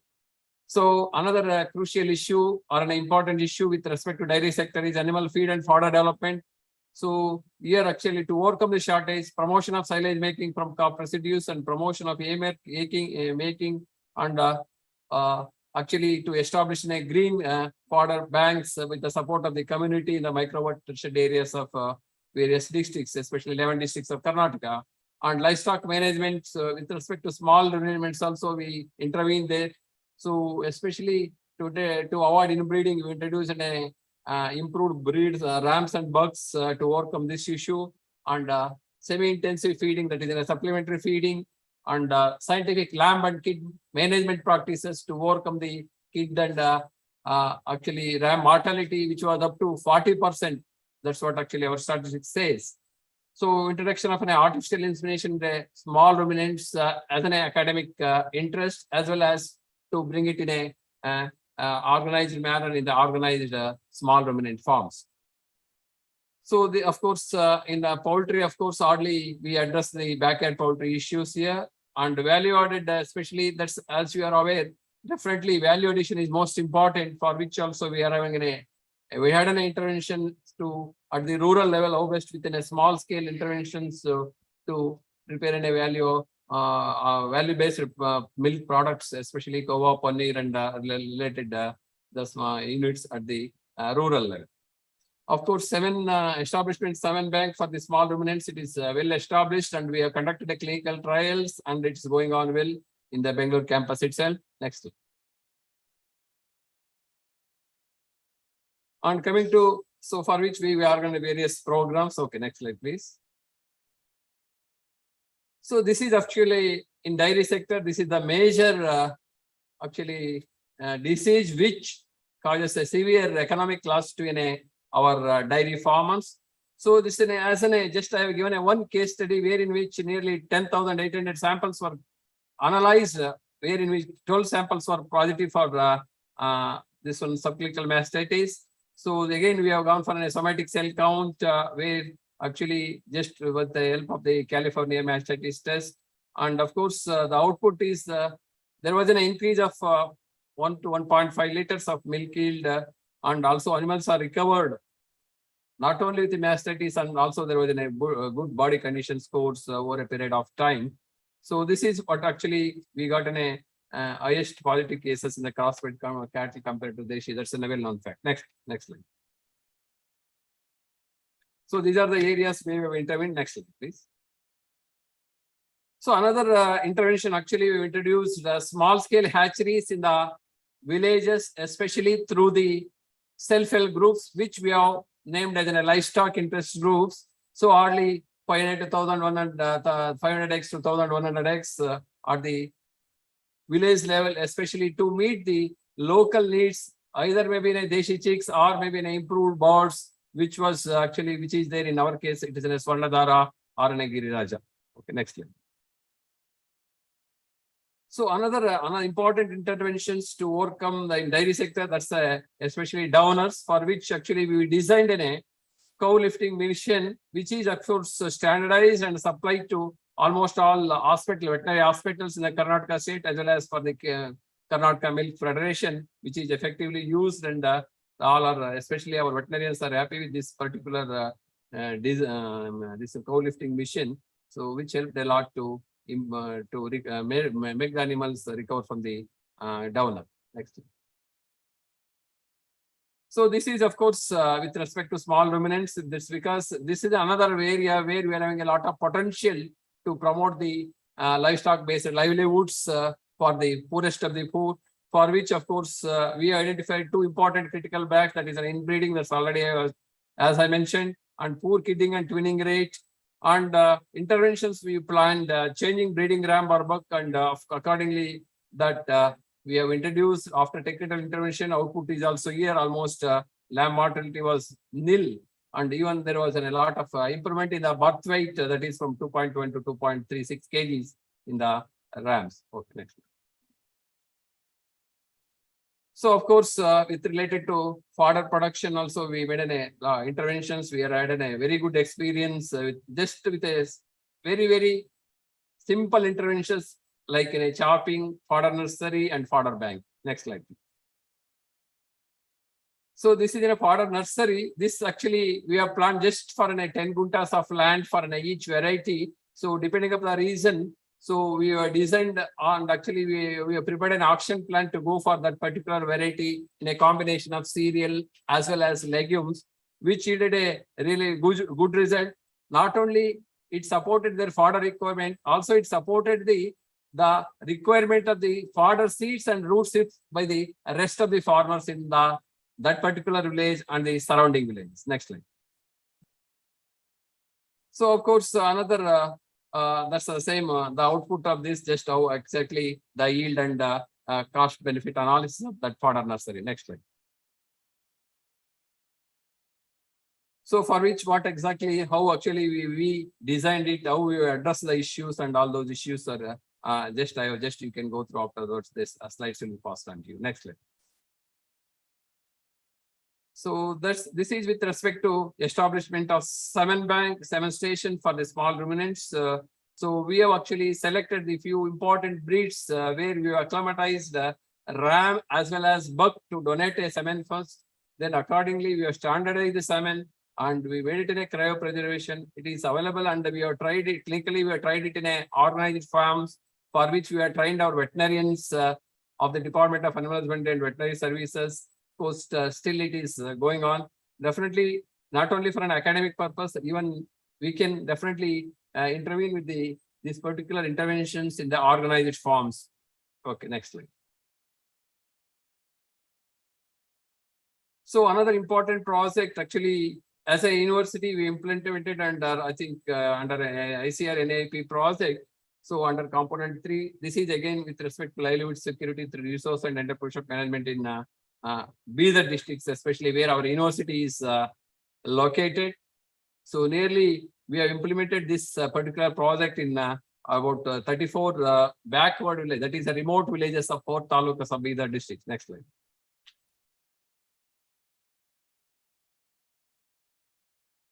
So these are some of the interventions we have plotted. This is one very interesting intervention here. Actually, we introduced was community managed AA centers. See, just we have identified the demand because they are the remote villages where there is no veterinary hospital and AA centers of a Karnataka Milk Federation, where they're badly needed these particular centers. So which was actually as an interventions, we have made in a group that is what we call livestock interest group, for which we conducted in a capacity building programs and we selected especially the literate youth and we have trained them over a period of 6 months in the AA service. Then we have provided an input service and related infrastructure for establishment of an AA centers. It is really doing well, which helped a lot to conserve Devani cattle breed in that particular tract. Oh, that's in a dual purpose local breed. Next slide. So there actually another peculiarity of this region is there actually another goat breed, that is Usmanabadi breed of goat is predominant in this particular area. That is in a rearing pattern of Usmanabadi goat in Bidar and adjoining parts of Maharashtra is predominant with this Usmanabadi breed. It's a highly prolific as well as what we call drought resistant breed, which actually gives up to 5 kids per kidding. Not only that, it yields nearly 1 to 1.5 liters of milk per day, which helped a lot, especially for the livestock interest groups, to rear and as well as to supply the highly, what you call actually standardized or we can say selected bucks to rest of the farming or the farmers as a breeding bug. So which also helped to conserve this particular breed. Next. So of course, others related interventions are with respect to nutrition, which I am not going to be in detail. Next. So in Karnataka, actually, if you take this year 2022 and 2021, before 2 years, actually we faced a severe concurrent droughts in Karnataka, for which we designed this particular methodology to how best we can mitigate through feed and fodder management so that the production of dairy will not come down. For which we had a series of workshops and we designed this particular strategy to mitigate the drought through feed and fodder. So here actually direct feed microbials, that is enzymes and bypass techniques, probiotics and other being used for improving the feed and fodder scenario in this country, as well as the same is implemented with a recycling manner. Next slide. So again, we have gone for a group approach. That's actually, as for our university experience, it's a group approach actually yielded a better results compared to individual approach for the livestock related activities to take them in a sustainable mode. So for which, of course, we promoted livestock interest groups in the similar fashion of self-help groups, for which, of course, they will be even involved in the microfinance activities, which supported them for integrate livestock related activities, the dairy, piggery and backyard dairy, piggery, as well as backyard poultry and small ruminant production. Next slide. So with this, of course, now I'll switch over to another sector. So especially veterinary sector. Coming to role of veterinarians, time to change that I think everybody knows that now each veterinarian should play a crucial role in development of an entrepreneurs in the livestock sector. And we have to go with a farming system research. And we are called to address the issues of disaster management. And we have to mitigate the disaster measures. And we are also crucial in food quality management of foods of animal origin, veterinarians for One Health and zoonosis.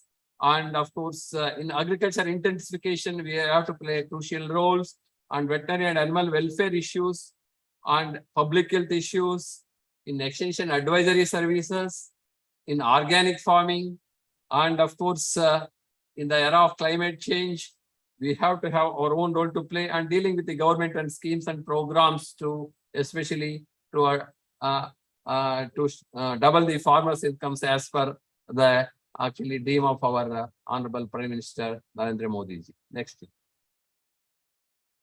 So first I will take up this farming system approach. Of course, it's in a very complex issue. And of course, everybody knows it's in having an interrelated matrix of soil, plants, animals, implements, power, labor, and capital, interdependent in the farming enterprises. So of course, it is an integrated set of activities that farmers perform at farm level. Of course, for which they may have to depend upon their local resources, better not to depend upon the resources from outside, so that it will be more sustainable. So here actually focus on small and marginal farmers who are located in the line-fed areas, in drylands and arid zone, hilly areas, and tribal belts, and wherever there is a problematic soils. So the veterinarian can educate the farmers with a different combination of different enterprises, that is in agriculture, livestock. In livestock itself, various species, maybe in a cattle, or maybe in a buffalo, or maybe in a sheep and goat, or maybe in a pig, or maybe in a duck, or maybe in a backyard poultry or a commercial poultry, that too in layer or poultry. So in different combinations, we have to work out agri, livestock and poultry, horticulture, sericulture and all. So not only this issue, actually in different combinations, we have to work out the cost benefit ratios, which combination yields in a more profit to a farmers, that too farmers of resource poor and resource rich farmers. So in this context, actually it plays in a very important contextual theme for the upliftment of the poorest to the poor and doubling the farmers income. Okay, next. So this is of course nowadays in not only rest of the country, in our country, in our state, facing upon a drought or in a floods, it's in a very common scenario for which actually preparedness is required. So even World Health Organization, so this actually defines what should be the preparedness, and at the preparedness before the disasters, how best we have to act in during the disasters and post-disaster management, for which of course we have to have a special skills and preparedness. On this, we have to give a much emphasis. Next slide. In disease control measures, of course, as in a routine and emergency situations, we have to have a preventing and reducing a minimum transmission of the ecological agent. So for which, of course, vaccination achieves a reliable and long-term protective immunity or a measure. Of course, chemoprophylaxis is mainly to address the bacterial and parasitic infestations. So treatment of sick animals and prophylactic medications of healthy animals. So of course, here the major issue is the biosecurity. So protection of the environment, economy, and health of living things from the disease, pest, and bioterrorism. So these are the issues we will have to address.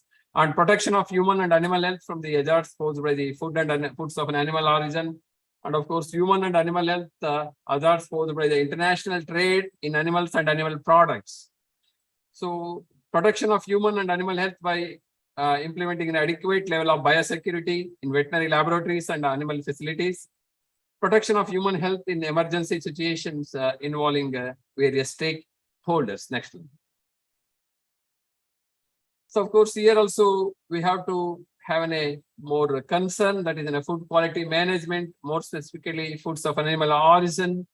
So of course, ISO standards, you are all aware how actually which these standards address the bodies, and of course, quality management practice 1 to 7, how actually they are related to especially while importing and exporting the livestock products, how actually standardization and grading is required and quality management is required by taking into consideration of the consumer safety.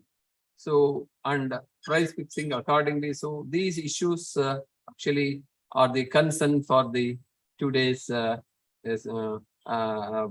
especially promotion of a livestock entrepreneurs in this direction to provide a suitable market for their products. Next slide. So this another issue, I think all of you are aware, One Health and zoonosis. One Health tends to be focused on intersections between human health, animal health, and the environment or an ecosystem in which we are living. So of course, it is in a collaborative and multi-sectorial and transdisciplinary approach working at the local, regional, national, and international levels with the goal of achieving an optimal health outcomes, recognizing the interconnection between the people, animals, plants, and their shared environment. So this issue is of course globally addressed, and even specifically we organized many national and international conferences to address this issue. Of course, early call in response to the facing healthy care needs of with respect to lack of collaborative effort of veterinary and human professionals, in which actually a lot of efforts are required with respect to collaboration and to address this issue. And of course, effective surveillance and control of zoonotic disease requires a multi-sectorial collaboration involving the human health, veterinary, agricultural, educational, wildlife, and environment, and sanitation sectors, then only we can address this particular issue, for which of course efforts are on globally, even from our side, especially from India also, put a very positive approach in this direction. And concept of One Health takes a holistic approach to address the human, animal, and health as well as ecosystem health. So of course, here important issue is how best we can define and develop, evaluate, and improve, and continue to refine One Health education in existing public health, environmental, veterinary, and medical curricula. Of course, it's a pictorial depiction how best we can achieve this One Health within a right strategy. Next. So another issue is antimicrobial use in livestock. So usually we call AMR issue, antimicrobial resistance. I think just if you see the total consumption of the antimicrobials in the year 2010, it is estimated nearly about 60,154 tons. Of course, global antimicrobial consumption will rise by 67% by 2030. So it will nearly double this as per in the Brazil, Russia, India, China, and South Africa. So this is the concern for this AMR issue. Next slide. And of course, nowadays animal welfare issues are also triggering many ecological cases and even medical legal cases, which calls the attention of all of us. So for which, of course, it is in a relationship between the people and that's animal owners as well as the public. So where we have to assure the animals under their care, treatment, and of course, humanly, it's a responsibility of all of us. So of course, veterinarians also key contributors to maintain these animal welfare issues, ethical review process in medical legal cases, as well as for which, of course, some policy interventions are strictly has to be implemented, for which we have to convince the concerned authority, and we have to come out with an implementable strategy or a mode. So assure 5 freedoms and achieve proper international standards for animal life. Of course, this is that's the 5 freedoms which is explained in the discomfort and other malnutrition and behavior and distress, injury. So such aspects are highly integrated. Next one. And of course, now wherever you go, we talk about the organic products, organic farming, certification of organic products and all. That too comes to in a livestock sector. Still, it's of course, even though we are having some standards, RNS, some certification agency, but still so far we are not standardized. But consumers have become increasingly cautious with regards to food quality and safety. That everybody is looking toward this side. That is it's an, of course, comprehensive conception to consumption approach through organic farming is the most effective way to address the safety issues with respect to livestock production. Of course, although production through organic farming is low, the interested society members may be encouraged to consume the organic products. The increased awareness on personal health, environment, and food safety, along with the enhanced flavor and freshness of products, is increasing the demand for organic products. Focus is also on indigenous livestock breeds, organic farming practices, and certification procedures. So, of course, as for the report of IFOM Organic International, 186 countries of the world today are involved in organic activities, which is, of course, I am taking much of the foods of animal origin. Next. So, this is actually flow out of resources are flowing from IFS and organic animal husbandry. So, consumers are asking for a certified organic products, for which, of course, slowly we are developing our labs, as well as the agency, authority, as well as some of the controlled measures to verify here and there, for which, of course, accredited laboratories are must. Next.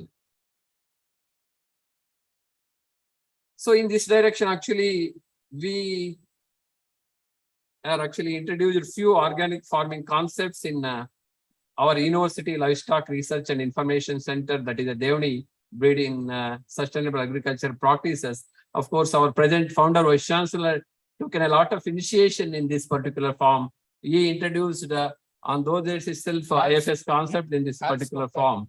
So these are some of the pictures wherein which actually how we are moving in a sustainable mode with respect to conservation of our Devani cattle, as well as supplying of breeding bulls to farmers.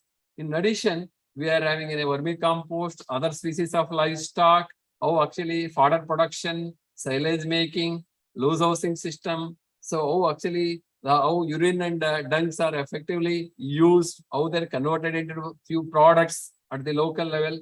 All these issues are actually we have taken up in our university farm. Next slide. So coming to climate change, I think all of you are aware anyhow, there is no internationally agreed definition. I think all of you accept with me the term climate change, but even then it refers to long-term changes in the average weather conditions. So all these changes in the climate system, including the drivers of change, the changes themselves and their effects. And of course, it is having a potential impacts on the global food systems, which includes production, processing, cold storage, transport, and the rest of the issues. Of course, livestock is the major contributor for emission of greenhouse gases, but can also deliver a significant share of necessary mitigation efforts.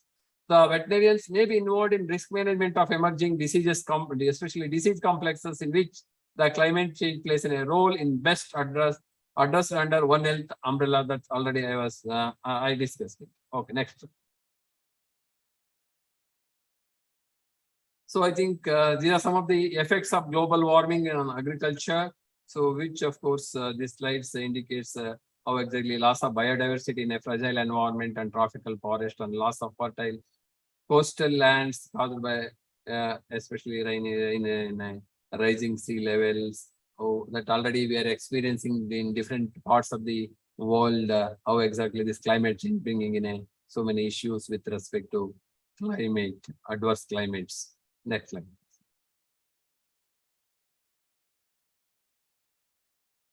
So of course, with this bring out, we can definitely see a lot of opportunities for our state as well as for our country to promote farmers to raise low investment ventures like either maybe in like sheep and goat, or maybe in a small scale dairy sector, or tremendous scope for a farm diversification, need to promote integrated farming. Extension can disseminate information in various aspects, value addition of livestock products, re-energizing smallholders, operated the export potential, which emphasizes on advisory service about latest know-how, market information, and rest of the, of course, even marketing intelligence. So which actually plays a crucial role for the farmers. Next slide. So with this, I will conclude. Definitely integrated extension approaches, maybe a training demonstration, on-farm trials, and literature helps in improving the knowledge level of farmers, which in turn facilitate the adoption of scientific production practices in the dairy as well as other veterinary sectors or animal veterinary sector. So the various success stories and field level experiences which indicates the success of different projects in the Karnataka state. So an effective strategy to focus on sustainability of these projects after termination is very essential. That's why we designed this LIGR and SHG concept. You have built a capacity of these groups. Then we have integrated the livestock related enterprises to these groups, especially to bring them under sustainable mode. The experience of a convergence and field level solutions can be applied at a larger scale to improve the livestock production. Need to focus promotion of region specific and compatible scientific practices based on the field experiences, for which of course you may be knowing, just if you take in a mineral mixture. So whatever the mineral mixture you are using at this particular zone may not be ideal to in a other zone. And this of course, especially if nutritionists is there, NNP ICR Institute itself has brought in a different mineral mixture course on this issue. That's just to quote an example. Suitable models towards an integration of departments under intensive agriculture and allied practices needs to be developed in collaboration with the research institutes and the universities, and can be promoted on a larger scales, because the success of a project mode interventions to replicate as a larger scale, to replicate in the form of a larger scale, for which clinical trials are, whatever we call field trials are highly essentials in different zones. So for which, of course, I was mentioned few technologies which were demonstrated or which were successful in the Sujala projects of Karnataka states are implemented across the state. So concern, of course, concrete efforts should be made to systematically to collect and publish the reliable data on livestock related aspects like fodder production, crops and residues, which is lacking. Okay, next slide. So, okay, thank you very much for the opportunity to the especially for the organizers and the listeners for their patient listening, Chairman sir, and all the reporters and conveners of this particular session. Thank you, Nanda. If any clarifications or any doubts, please.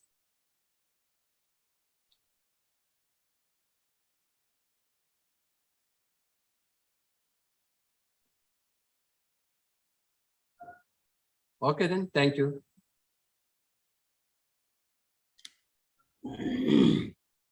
Thank you, sir, for your valuable keynote address concerning with the dairy sector and veterinary sector towards the sustainable development goals. Once again, I thank you. Now I invite Mr. Prabhakar Rao from the Forgene Seeds Private Limited, Hyderabad, for a small keynote address.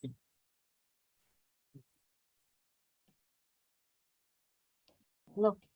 Yeah, good afternoon, everyone. I'm audible now. Dr. Prabhakar from Forgene. Am I audible, ma'am? Seed Private Limited, Hyderabad. Yes, sir, you are audible. Wait for 5 minutes, sir. Okay.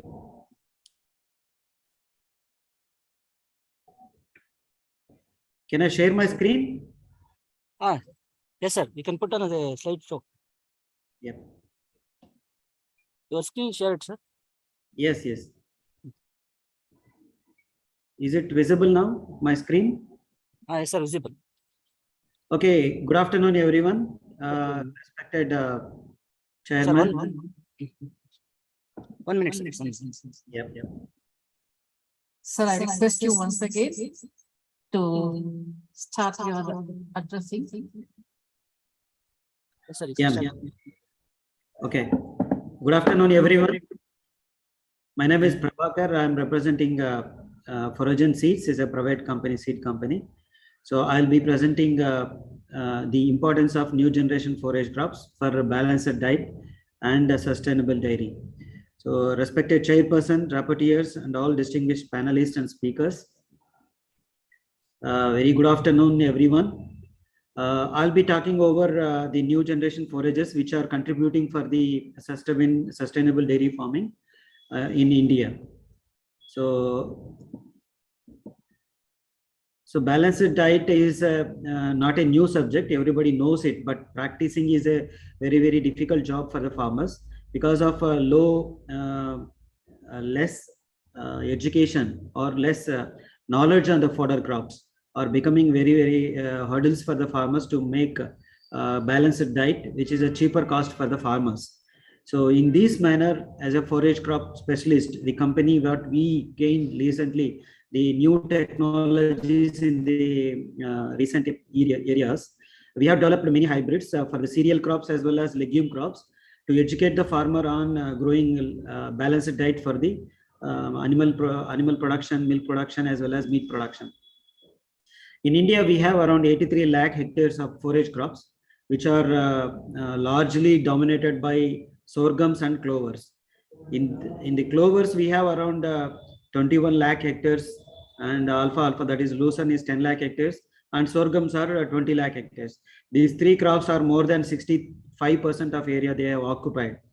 But coming to the feeding and cultivation of these crops, these are becoming monocrops in many states. In summer, they grow only forage cereals, and in winters they grow only legume crops mostly. So in this situation, so Foragen has come up with a new genetics which are suitable for summer legume cropping and winter cereal cropping areas. Now the latest technologies which are mostly cold tolerance and temperature tolerance of clovers, farmers are getting more than 4 or 5 cuts extra than what they are getting from the traditional forages. Coming to the market size in India, we have around 1700 crores of seed businesses happening in India, which are basically 1000 crores odd is in winter crops. Basically in North India, especially clovers and legumes, they are focusing more on 60%. In summer and rainy season, Central and North India, Central and South India are contributing more than 500 crores of business. Why I am emphasizing all this? Because farmers are buying by putting a lot of money on the seed, but they are missing the balanced diet growing crops. That means they are not focusing on legume crop growing, either some areas or other areas they are missing the cereal crops. So as a company and many veterinary doctors also, they are helping the farmers to educate them in different areas to grow legume crops as well as cereal crops. So recent many universities also, they have published many bulletins to educate the farmers on balanced diet programs. So these are the crops basically in India they are selling. In sorghums, there are almost 200 crores. Maize silage varieties, which are basically from spring corn, that means the February, March month, they sow the crop and they harvest in the month of April, May months. This crop is around 150 crores. And legume crop in summer is a cowpea, which is around 18 crores only. You can see the difference. Even though 700 crores, only 18 crores is legume crop for the summer season, whereas 90% is only with the cereal crops. Now we are coming up with a indeterminate cowpea, where farmer can sow the crop along with the maize and along with single cut sorghum. So together they, as a mixed crop, they grow. So indeterminate cowpea they get protein, and the cereal and maize they will get more of energy. These are the education points we are emphasizing now to the farmers. Coming to the Rabi, we are promoting annual ryegrass and perennial ryegrass for the farmers to get more of cereal energy crops along with oats. Oats also recently we have developed a hybrid oats which are giving multi-cut for the farmers, those who are in even Karnataka, Tamil Nadu, AP also, it is the best suitable crop for the high temperature areas. These type of genetics are coming up very well, and the farmers are getting more of energies. more of benefits out of it. The new technologies, interventions in recent forage breeding programs. One is a BMR technology, BMR trait, which is a non-conventional trait. This is a BMR means a brown meat rib trait. So this is a conventional trait, sorry, it is not a GM one. So in BMR traits, the lignin will be less compared to other forage crops. So more than 30-35% dry matter will be high, and 30-35% digestibility also will be high compared to other crops. This is the best technology is available worldwide now. India also, we have launched forage sorghum, which is with the BMR trait, and forage corn, which is with the BMR trait, and millet BMR trait, millet hybrid also. Next 2 years time we will be launching. So with the 30% lesser area, farmer can get more of yield, more of digestible fodder, more of with less of resources, water and fertilizers. The other trait which we are going to introduce in next coming couple of years is a salt tolerant. Even because of continuous growing crops, excess utilization of chemical fertilizers, many of the areas, the soil is depending with the salt areas. The water also becoming very salty. In those areas, we are coming with a new hybrid sorghum with a salt tolerance. So even with the high salt areas also, it is growing up very well and the yields are very good. The third technology which are going to introduce a nitrogen and water use efficiencies with the 30-40% less water and less nitrogen. Crop can give the same yield with as per the normal utilization. This type of hybrids will save more of water, more of nitrogen for the farmers. And weedicide resistant trait also, it is going to come in next couple of years. This will definitely help the farmers, because in forage crops, weeding is the biggest problem for the farmer. They have to spend more of money either by manual weeding, and many of the farmers, they are not willing to spray weedicide for the forage crops. In this type of situation, weedicide resistant forage crop will help the farmers to control the expenses for the weeding. Manual weeding is more than 10,000 rupees expense per acre nowadays. And next is brachytic sorghum, which is a grazing type. That is also is picking up very well in many of the dryland states like Maharashtra and Gujarat. And sweet sorghum, nothing but it is a very old product, but still it is picking up very well as a forage crop. And low prussic sorghums, all 90% of forage varieties and hybrids nowadays, they are low prussic acid only. Nothing to worry about prussic acid nowadays in forage type of hybrids. Some of the farmers, they are unknowingly they are buying wild varieties. Those traders are selling like a forage crop, and they are getting some problem with prussic acid. But we are continuously, the industry, seed industry is educating the farmer to make sure that is a hybrid or bred for the forage purpose, so that the prussic acid percentage will be very, very minimal in this one. And dual purpose forage crops, it is a very old subject. Again, we are focusing more on grain yield as well as fodder yield. And even fodder yield also, the digestibility will be very, very high in these type of hybrids. These are the technologies we are making farmer to understand and buy the seeds. And high oil corn hybrids for silage making. This is a new phenomena that we are developing. With the high oil content, the farmer can get more of protein with the silage. Because of low protein availability, farmers are going again for DOCs, which are making very high cost of concentrates nowadays. So now this type of hybrids will help them a lot in coming years. And mixed crops already discussed, sweet sorghum plus cowpea, maize plus cowpea are helping the farmers nowadays in the mixed crop situations. So with all these interventions, definitely the farmer, definitely he will be getting more of profit, 10 to 25% of net profit, and milk increase, fat increase, and other all the traits will be benefits will be increased automatically. Coming to the entrepreneurial opportunity in forage crops and allied sectors in India, the seed market, which we have already discussed, which is 1,700 crores. If somebody is interested to develop their own seed to market, definitely as a company, as a technical person, I can help them to grow out of it, and I'll be mentor for them if somebody wants to do it. And grazing grass seeds are picking up very well. We have introduced perennial types, 4-5 hybrids recently. In sorghum, 2 products, in lucerne, 2 products, and bracharia and guinea grass. These 2 products are picking up very well. And the second biggest opportunity is 30,000 crores, which is in the form of TMR pellets and fodders and silage. These 2 products are picking up very well in recent 2-3 years.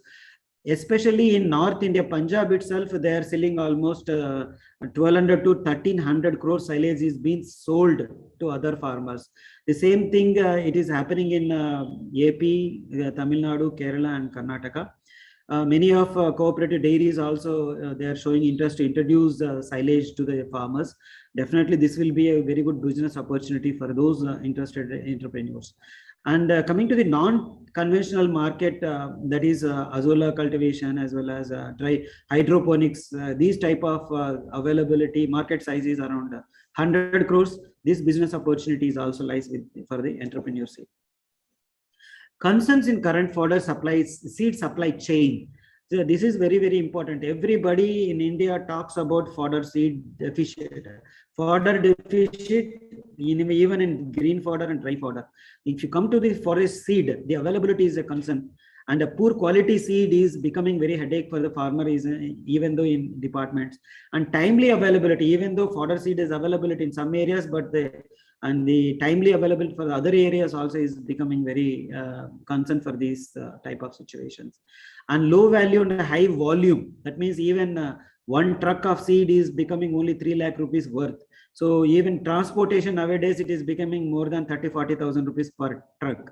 So such kind of situations, even entrepreneurs, seed companies are not showing interest to get into this kind of business. So coming to the new breeding activities, the new technology interventions, the value chain of this fodder seed is picking up very well.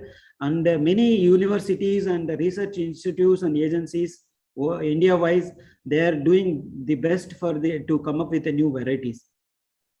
Fodder crops nowadays, low yield fodder crops varieties are not even changing quickly. So slowly farmers are now, they are picking up SRR, and seed replacement ratio is very poor in some of the crops like jowar, barsim, and lucerne. These type of crops, even though they have 60% of market share, but they could not able to go faster SRR. So now as a company and the technical agencies, universities and many research firms, they are educating the farmers to go for new released varieties and hybrids. Still farmer, they are depending on traditional crop varieties, which are poor adaptable varieties. Even some of the farmers, they even don't know how to grow select the right product, right hybrid or variety. So we need a lot of emphasis on this, and we need to educate them on this one. And nutritional concerns, what are the available fodder crops, even Napier grass and perennial type forage types, forage trees and other things, even though they are giving very good fodder yield, but the nutritive segment, they are very poor compared to the annuals and new generation forage crops. This is the area we have to educate them. And we have to tell them that 30 to 35% can be a right proportion for the Napier grass, and other products should be mixed with one so that the nutrition supplement can be added easily. So less nutritive values, less palatable crops, less crude protein, TDN, ADF, and NDF. These are the concerns. And coming to the supply chain concerns, new strong seed production chain like other crops, it has not been developed, even private or government sectors. These are the area we have to put a lot of emphasis on this. Less knowledge on seed production to the farmers. So even high value crops like cotton hybrids, corn hybrids, rice hybrids, their companies and agencies, they're getting more profit. They're educating, they're spending money on educating and research on the farmer end. But whereas in low margin products like forage crops, so if they're not getting money means they are not educating the farmers in seed production also. So this is the one of the concern. Less information on latest technology in fodder crops, infant R&D and high yield fodder crops. This is also one of the things. And all the addresses we lost. Foragen is the last 9 years old company. 6 years we were there in R&D. last 3 years, 2019 January, we have started marketing of our products, the new products. In 3 years, we have notified 3 varieties, 3 hybrids in different crops. So we have association with ICR, ICRISAT, CIMMET, IMR, IGFR, NBPGR, and other universities. And we have register office at Hyderabad, register office at Ballari and corporate office at Hyderabad. We have DSIR recognized R&D facility. We are the largest fodder seed production company. We do almost 12,000 tons of fodder seed in many seed crops. And we have export in 5 countries.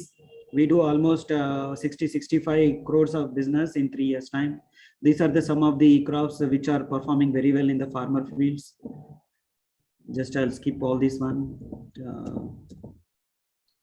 So we have established this marketing company in 2019. We are operating 9 fodder crops. So we have around 22 hybrids and varieties. Operating volume is 3,580 in brand and almost 9,000 tons in B2B business. States operating 14 states, and we have covered almost 12 lakh acres, and 18 lakh farmers are under with our products. We have received almost 21 awards in 3 years' time because of our quality and service. And this is my contact number. If somebody wants any more information, please do contact. Thank you so much for this opportunity. Thank you so much, sir.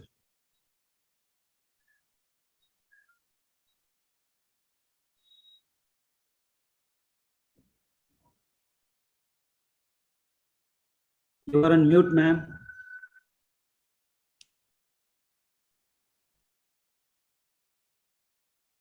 So I could not able to hear. Can you make unmute, please?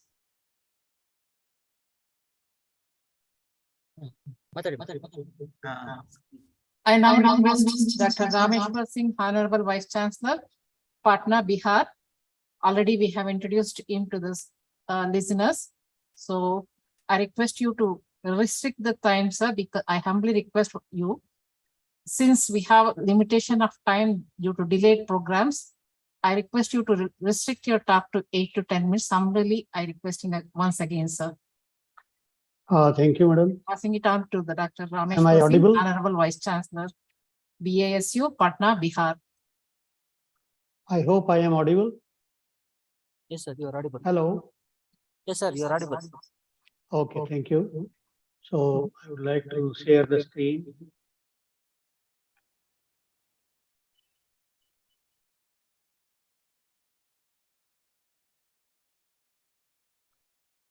Can you hear us, sir? Yeah, I'm just sharing my screen. Thank you, sir.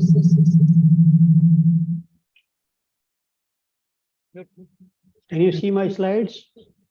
Yes, sir. No. Okay.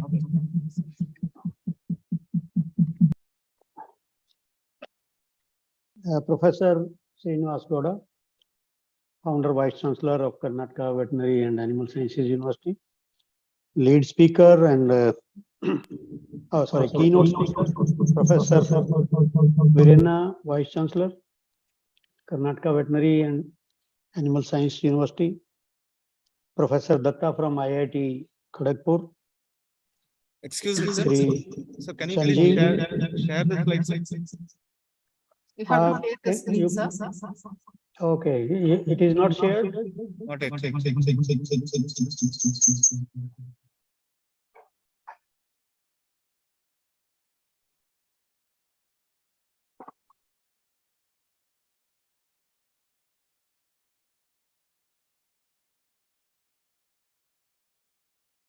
Lights Is it okay? No. No, sir.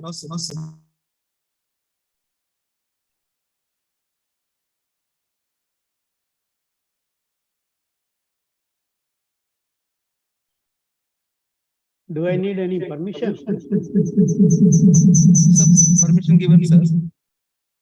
Your co-host, permission is given, sir. Okay.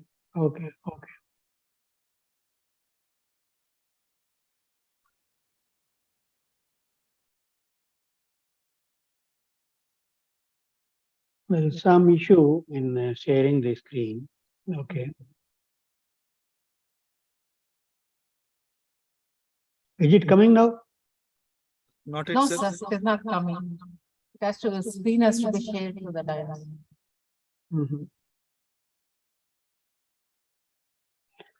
I'll just log out and give me a minute.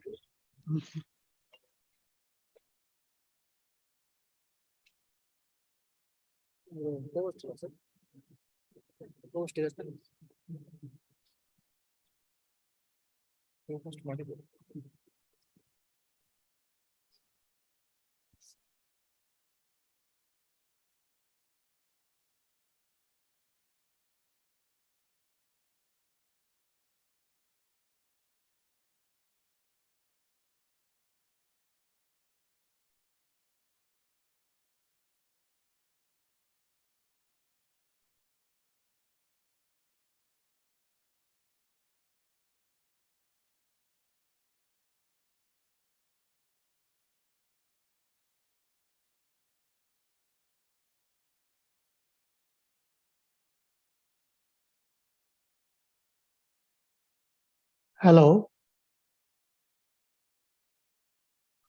Hello. Yes, sir. Yes, sir. Sir, How not about yet- now? Not yet yet. come? Sir, not yet come. So slides. Screen is not shared, sir. Share screen has to be Uh, operated. I'm trying from here and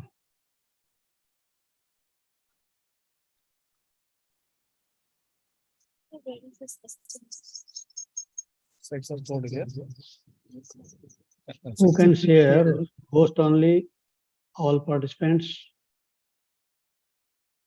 Some advanced settings it is showing. So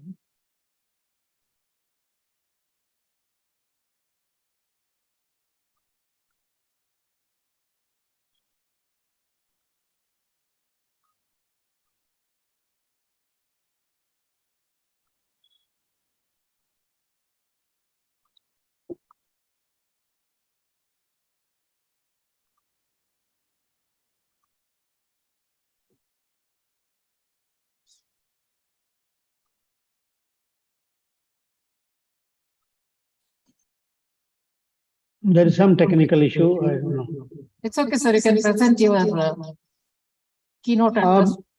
Without slides, I don't think it will be much use because I had prepared as for the slides. So I don't have any assistance here because already is delayed. Sir, I can help. Go to share, and if you Yeah, share, go to share. I have been doing it, and just not new. and then you go for sharing, sir. See, Are you share able to see screen your face there on the screen? and then share. It says open system preferences. It shows a window. So you can share screen itself, sir. Total screen itself you can share. Okay. First option will be there for screen. But it shows desktop, right? Share sound optimized for video clip. No. This opens a window which says that after sharing open system preferences. That I don't understand why it is telling that, and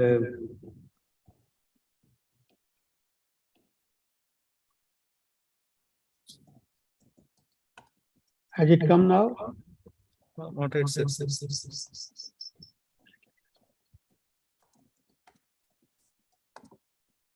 So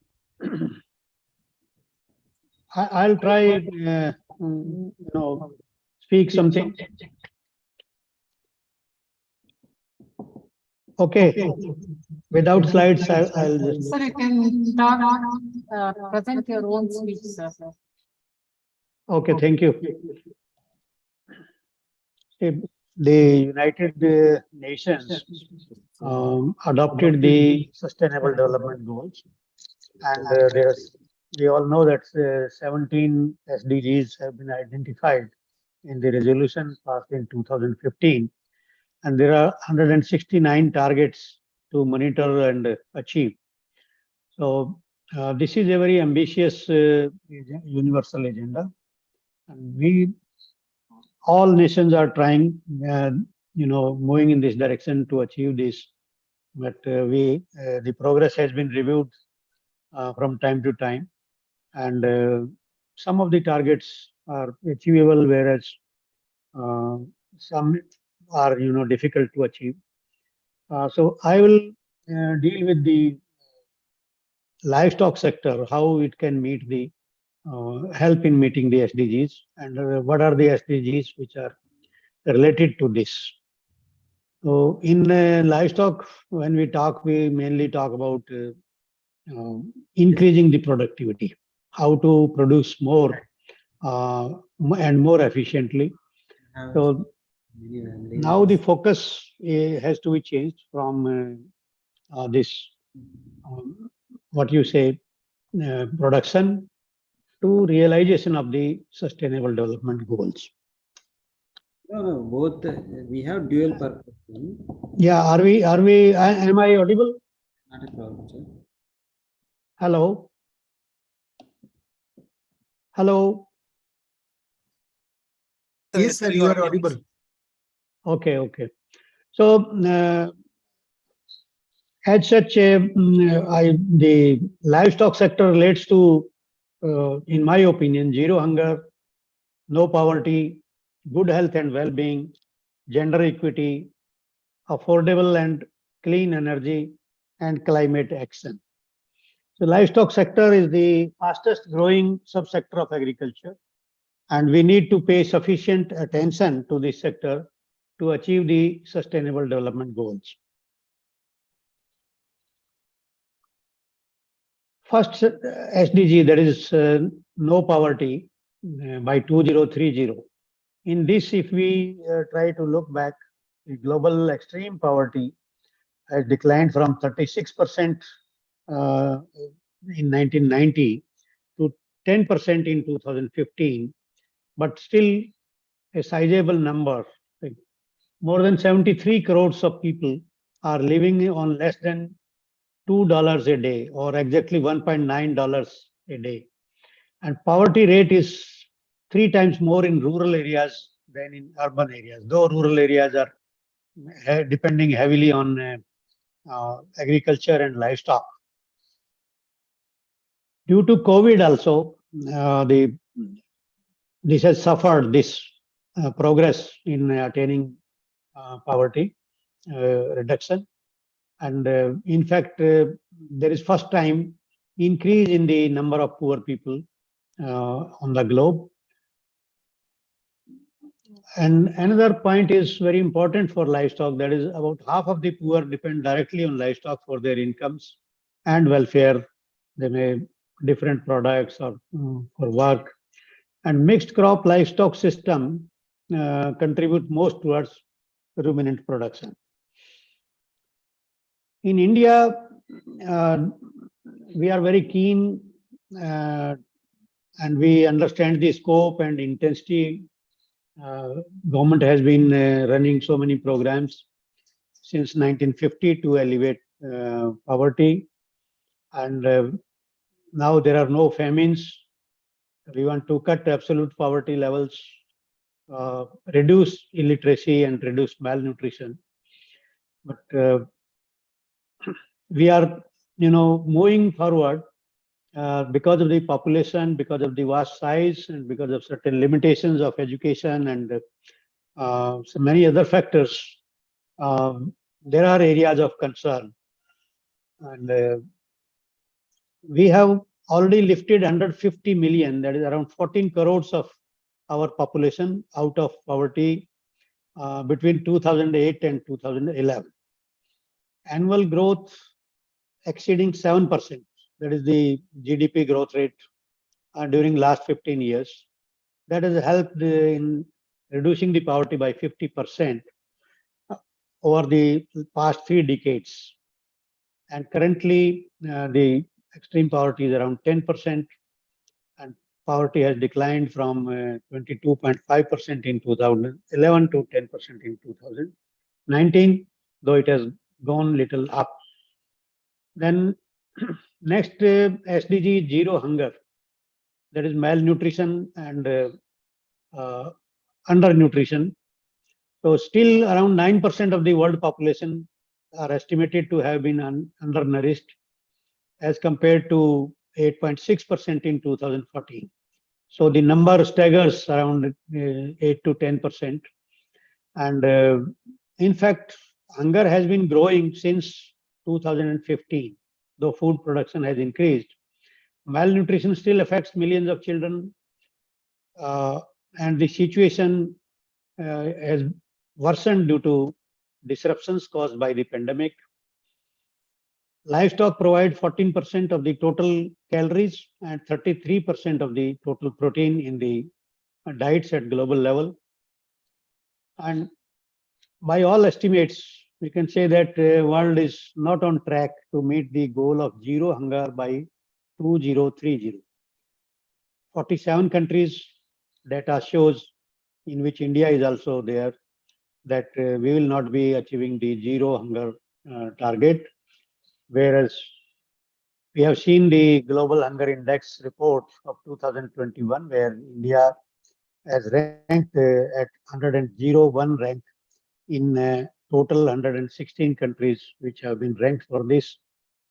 And good health and well-being, chronic malnutrition and global health crisis that has been deepened due to the COVID-19.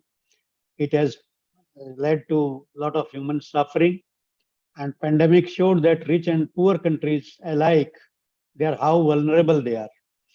Any health emergency can push any country to poverty or bankruptcy. Many such events have happened during the period of this pandemic. So it has shown a mirror to the world that there is insufficient social protection, very weak public health system, inadequate health coverage, malnutrition and deficiency of essential micronutrients, especially for children, women, and elderly. If you lack adequate protein intake, it can impair the immune reactions. So milk, meat, eggs, and animal products, they are very much important for maintaining the good immunity. Next target is gender equity, where because women are the worst sufferers in maybe the first two targets also, poverty as well as zero hunger. 20% women only hold the household wealth in the total economy of more than 6 trillion household wealth. So participation of women in working population is going down in India, especially. We had 34%,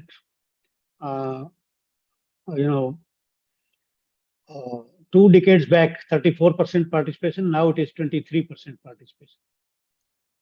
And to empower women towards gender equity, we have to give gender justice, women empowerment. All our policies must be focused on women's safety and increasing their income. And livestock sector certainly can play a greater role in this. Gender consideration in livestock plans are often ignored. The plans are targeted at increasing the production, as I said, but they do not necessarily mean that they will bring gender parity. So this factor should be taken into account while making our policies.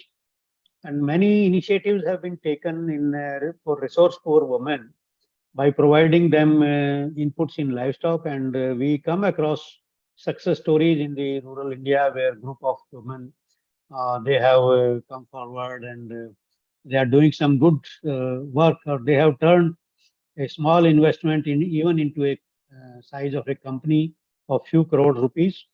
So those kind of success stories should serve as models for further development and gender parity. Another SDG is access to clean energy.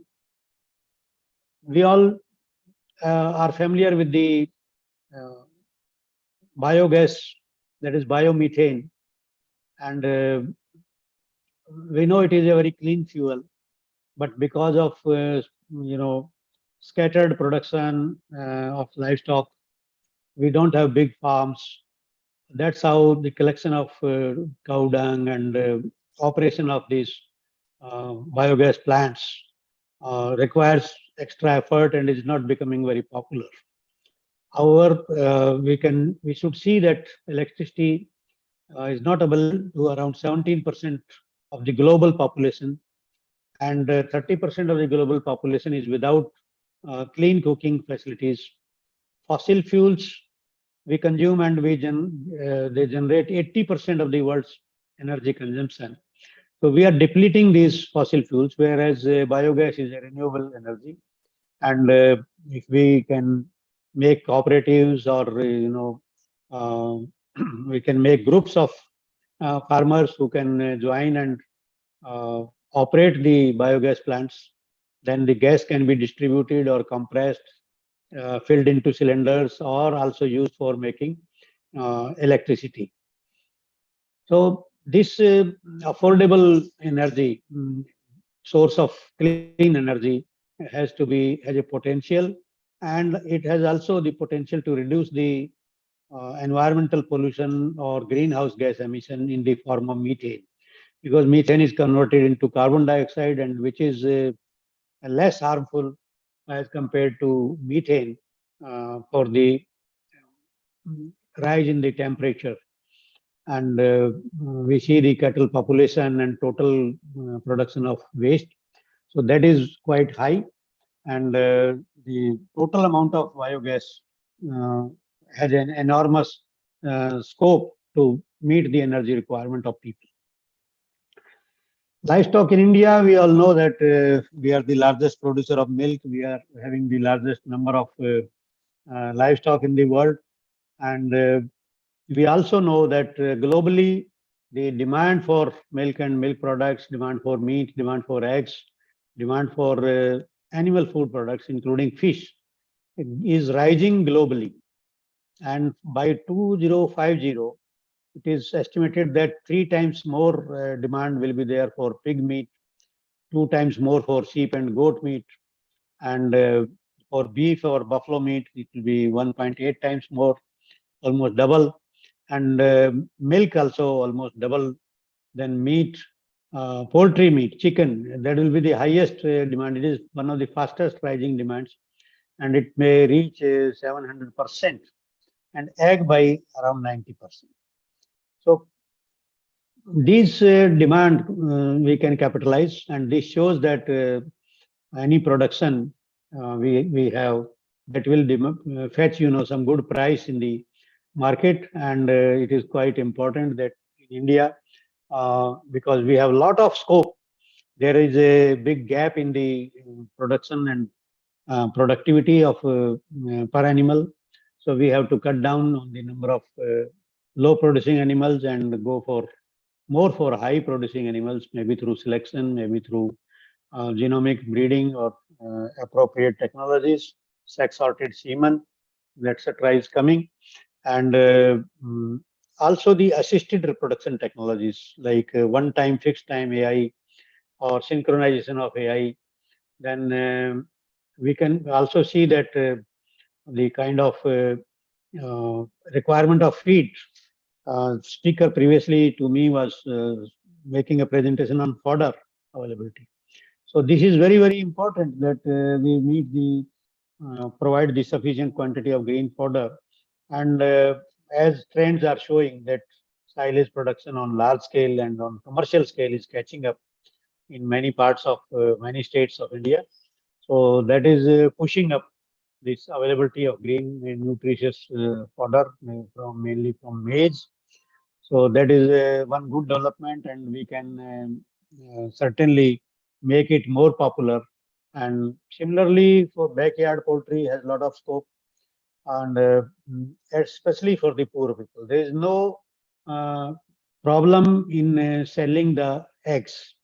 They are selling at good price, and in rural areas, in fact, we have discovered that the egg rate per unit egg is more as compared to the urban areas. And certainly the farmers who produce, they can sell their eggs in the local market itself. Market linkages are very important, and many a times the producer, especially the milk producer, who has got a good base in the form of cooperatives, still the rate given by many cooperatives is not very attractive. Of late, the prices have stagnated, or the cost of feed and cost of inputs has increased. But we have to see that these products are coming from small farmers, small holders who cannot afford high value feed and other inputs. Similarly, the emergence of diseases, transboundary diseases. We have seen many diseases coming, that may be avian bird flu, or African swine fever, or in the north now this lumpy skin disease, and FMD, of course, is there. So government is doing some national disease eradication program, and also running the AI services. So more inputs will be required from public sector, and the kind of what I will say, interventions being done by government and policy framework being given by the government, that can go a long way in increasing the productivity and profitability in this sector. The small farmers need to be insulated from the risks of production. There are risks of these diseases, and also sometimes the market. Especially in Corona, many farmers could not sell their milk because other than cooperative, the private parties and other vendors, they stopped the procurement, and there was a breakdown in the first phase. So such exigencies, take place and lead to disruption of the market and disruption in the forward linkages and backward linkages. So, friends, I would like to once again emphasize that the Sustainable Development Goals of the UN are mainly on nutrition, mainly on livelihood, income, and clean environment and clean energy, and gender equity. So these all are related to livestock, which plays a very important role, and more than around half of the total value of agriculture commodities is being contributed globally by livestock sector. And in India, we have to revolutionize this sector by adopting technology and going for new policy and increasing the procurement price or the profit of the farmers. We have to keep that in mind. There is a demand for some support like MSP, as done in case of wheat and rice and some of these other crops of pulses, that livestock products should also be supported by government, maybe through cooperative system or whatever, and minimum support price should be provided. So friends, I'm optimistic on this note, and one point I would like to again say that youth has to be involved in this program, because the interest of our next generation will matter a lot. Our young generation is going towards services and other areas, but we have to have some entrepreneurs who can continue the kind of production or progress or increase in production which we are envisaging. So appropriate technologies for the youth and market linkages and machinery and automation, that has to be put in place, so that our farmers of tomorrow, they are no less in technology than farmers elsewhere in the world. Then only we will be able to compete. So we should put our focus on 2050, and with the this intent, we must start working towards high-tech dairy farming and putting all sort of advanced technologies to make the production more efficient, feed conversion, efficiency, disease control, reproduction, and nutrition. And finally, the market. So good marketing, good processing facilities will lift the sector, as we have seen in the past when we increased the processing capacity and we entered into making products through our cooperatives. The dairy sector in India has reached where we find it today, and many cooperatives, especially the GCMMF or Amul brand, that has become a global player. So thank you very much for the time given to me, and I'm sorry I could not share the slides due to some technical issue. I really convey my gratefulness and thanks to all the organizers for giving me this opportunity. Thank you so much. Thank you. Thank you for your brief presentation, sir. Once again, thank you. So the next speaker will be Professor A.K. Datta, Professor of Emeritus, IIT Karakhadi. I request you, sir, Professor A.K. Datta, Professor of Emeritus, IIT Karakhadi, to present the next topic.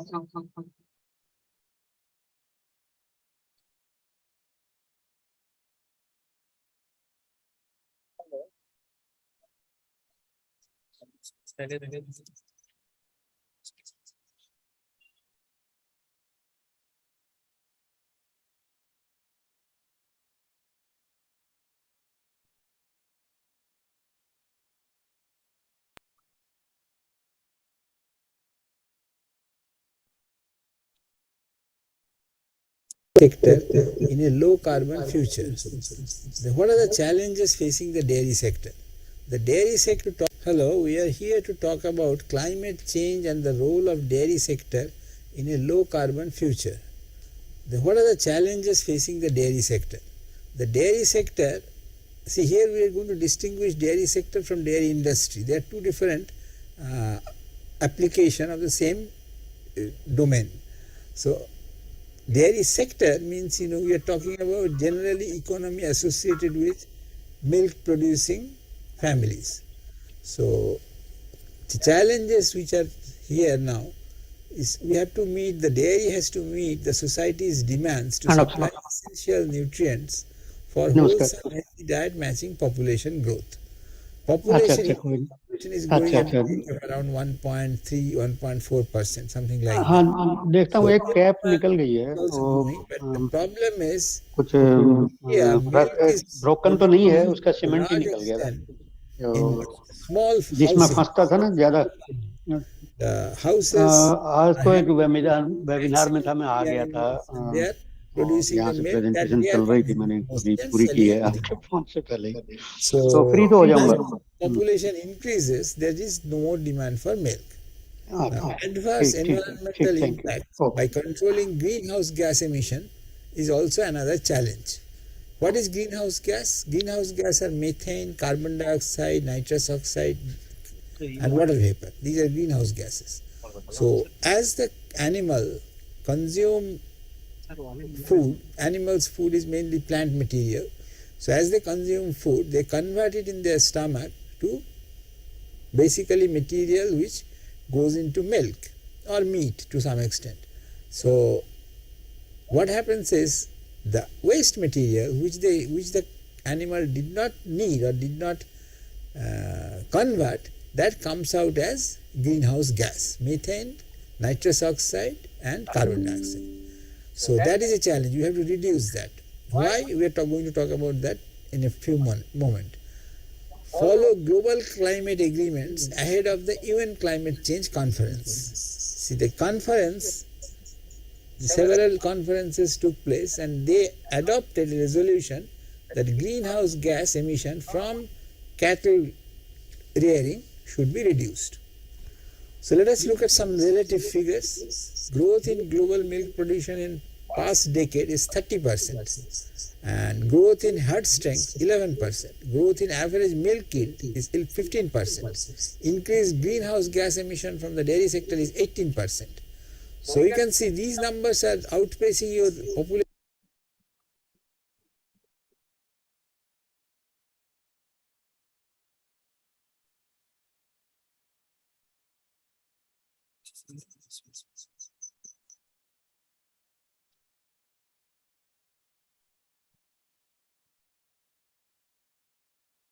Population growth, 1.7% population growth is maximum. That is way down compared to these values. So then what is the problem? The problem is that we are getting enough milk, but we are not doing enough to get milk from healthy cows so that the greenhouse gases reduce in the atmosphere. Future objectives: efficiency improvement by R&D. R&D means, we have to go into microbiology, fundamental microbiology, digestion, metabolism, how the animal uses its feed and converts it to milk. That is properly to be understood and controlled. So by giving some options, we can find out what is the optimum nutrient requirement that will give a healthy cow most milk but not greenhouse gas. Carbon sequestering is another problem. Carbon sequestering means the greenhouse gases are coming out as methane, carbon dioxide. So carbon has to be absorbed in something so that it does not go out as methane and carbon dioxide. Now, common solution in even a school kid now knows that you have to plant trees. You plant trees and then that absorbs the carbon dioxide. So linking dairy production to circular bioeconomy, that is also another objective. Dairy production is milk is our main item. Some cases, if you go to sheep, mountain dairy, then there are sheep are there and those sheep are producing wool. So wool is also produced from healthy animal if it consumes food and converts it to wool. So reduction of emission intensity, this is another figure. Emission intensity is kg greenhouse gas per kg milk. Suppose a cow, a particular animal gives 10 kg milk and it produces something like say 25 kg of greenhouse gas. Then the ratio is around 2.5. That is on the high side. Reduction of absolute emission from the dairy production, which means the total greenhouse gas coming out, that should be also controlled so that there is no ambiguity about figures which are not relating to the total production that is taking place. Reduction of absolute emissions, carbon neutrality by 2050 is the target. Carbon neutrality meaning that no carbon should remain in the atmosphere. It should go into the grassland, plants and soil. Enhancing carbon capture and storage in soils to be emphasized for promotion of circular economy to reduce greenhouse gas, which means that the carbon which is coming out, it should be captured and stored in soils for promotion of circular economy. Circular economy means what goes in comes out. There is no waste. Ideally, circular economy means everything that you put into the system. Here the system is the animal. Whatever the animal eats, consumes, that should come out as milk. That is what our objective is. Milk, and in some parts of the world it is meat also. So those are the objectives. We do not want GHG. Improved grassland management practices to be regimented, which means that grassland management practice has to be looked into and made very fine-tuned so that there is no room for wastage. Strategies for nutrients recovery, anaerobic digestion, replacement of synthetic fertilizers. Anaerobic digestion means we are producing methane. Aerobic digestion will produce carbon dioxide. So the animal uses anaerobic digestion because in the stomach there is very little oxygen. It is mainly the microbes which are eaten by the animal. They work on the food and produce methane. Methane is the largest production of the GHG. So precision farming is another area where we can make progress, which means that the animal and the plants all are given just the exact requirement of feed and fodder, which means that they should not be overfed. Optimum quantity of feed should be given to them. Synthetic fertilizers should be done away with. We want organic fertilizer. The cow manure is a very good fertilizer, so that should be used to make the soil fertile. Closing of agricultural products and nutrient cycle. The agricultural product and nutrient cycle should be closed, which means nothing goes out. No waste. Waste means you are adding to greenhouse gas. So greenhouse gas reduction key is, recovering the waste from the cycle. Research policies, regulations, infrastructure, financial incentives to support low carbon choices. That is very common knowledge nowadays, that you have to do research to find out what is the best way to dispose of some unwanted element. Policies have to be framed so that these are encouraged. Regulations have to be framed so that these are encouraged. Infrastructure has to be in place so that low carbon system can be achieved. Financial incentive also has to be given by the government, otherwise people will not adopt these technologies or policies. Application of data analytics to be implemented for 2020 vision, which means that the dairy farm data, dairy farm is a very complex thing. It can operate in many different types of landscape. So that has to be studied and seen that what is the best combination which will give minimum quantity of GHG. This is a pictorial representation of enteric fermentation pathways, how the animal produces methane. You can see that the left hand side, it is the cow's stomach, and then the stomach you have microbial load which is acting on sugars. Anaerobic fermentation, there is no oxygen here. So anaerobic fermentation time the fertilizer will be most potent to cause growth of the plant and not other avenues. Energy use at the farm, fossil fuel, electricity, diesel not to be used on.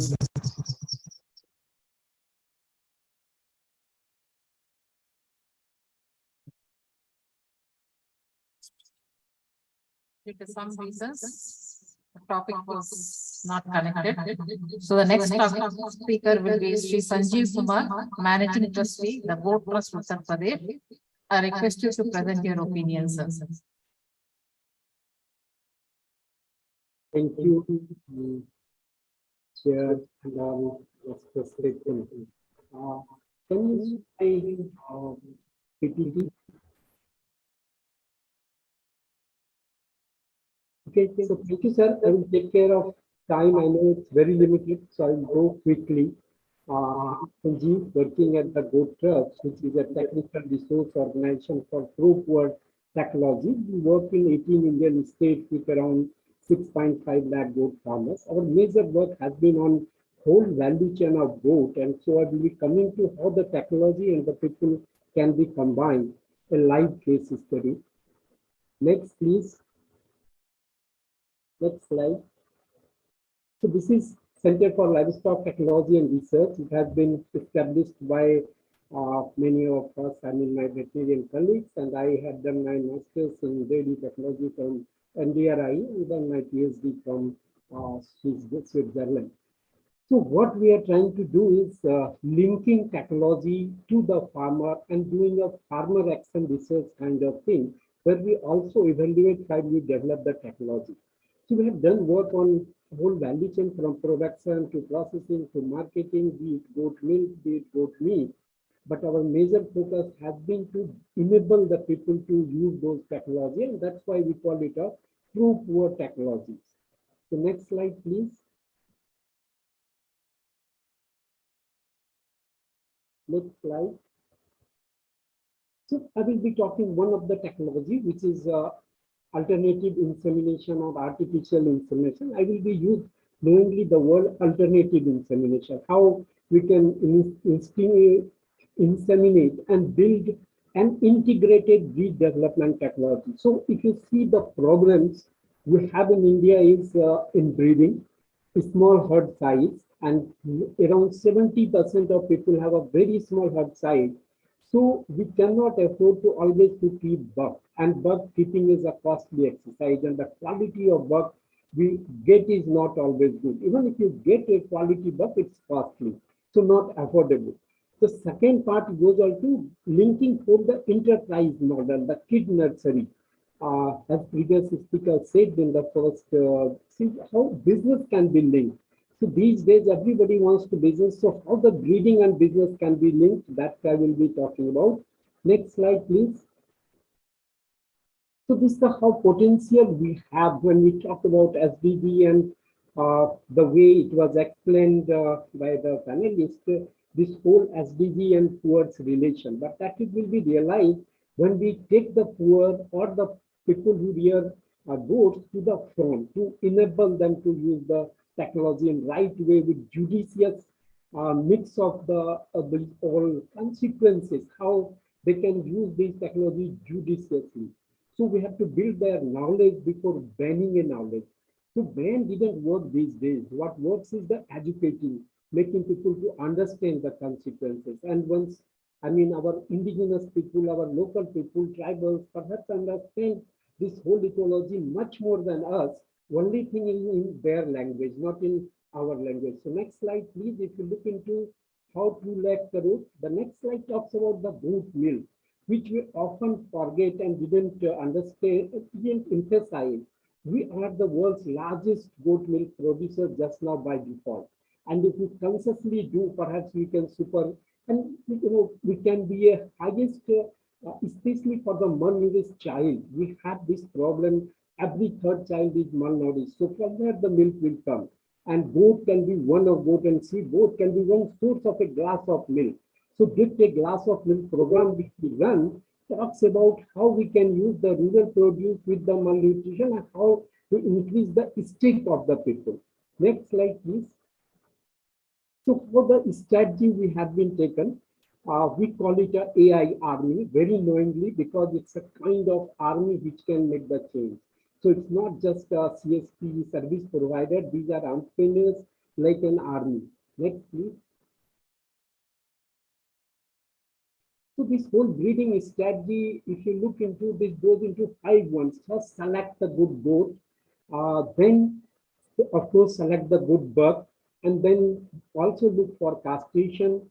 Go into kid nursery. That is, those AI-born kids should be kept as an enterprise in the village. So the next generation is available in the village for the replacement. So nothing centralized kind of stocks. We have tried many times, breeding farm and all that.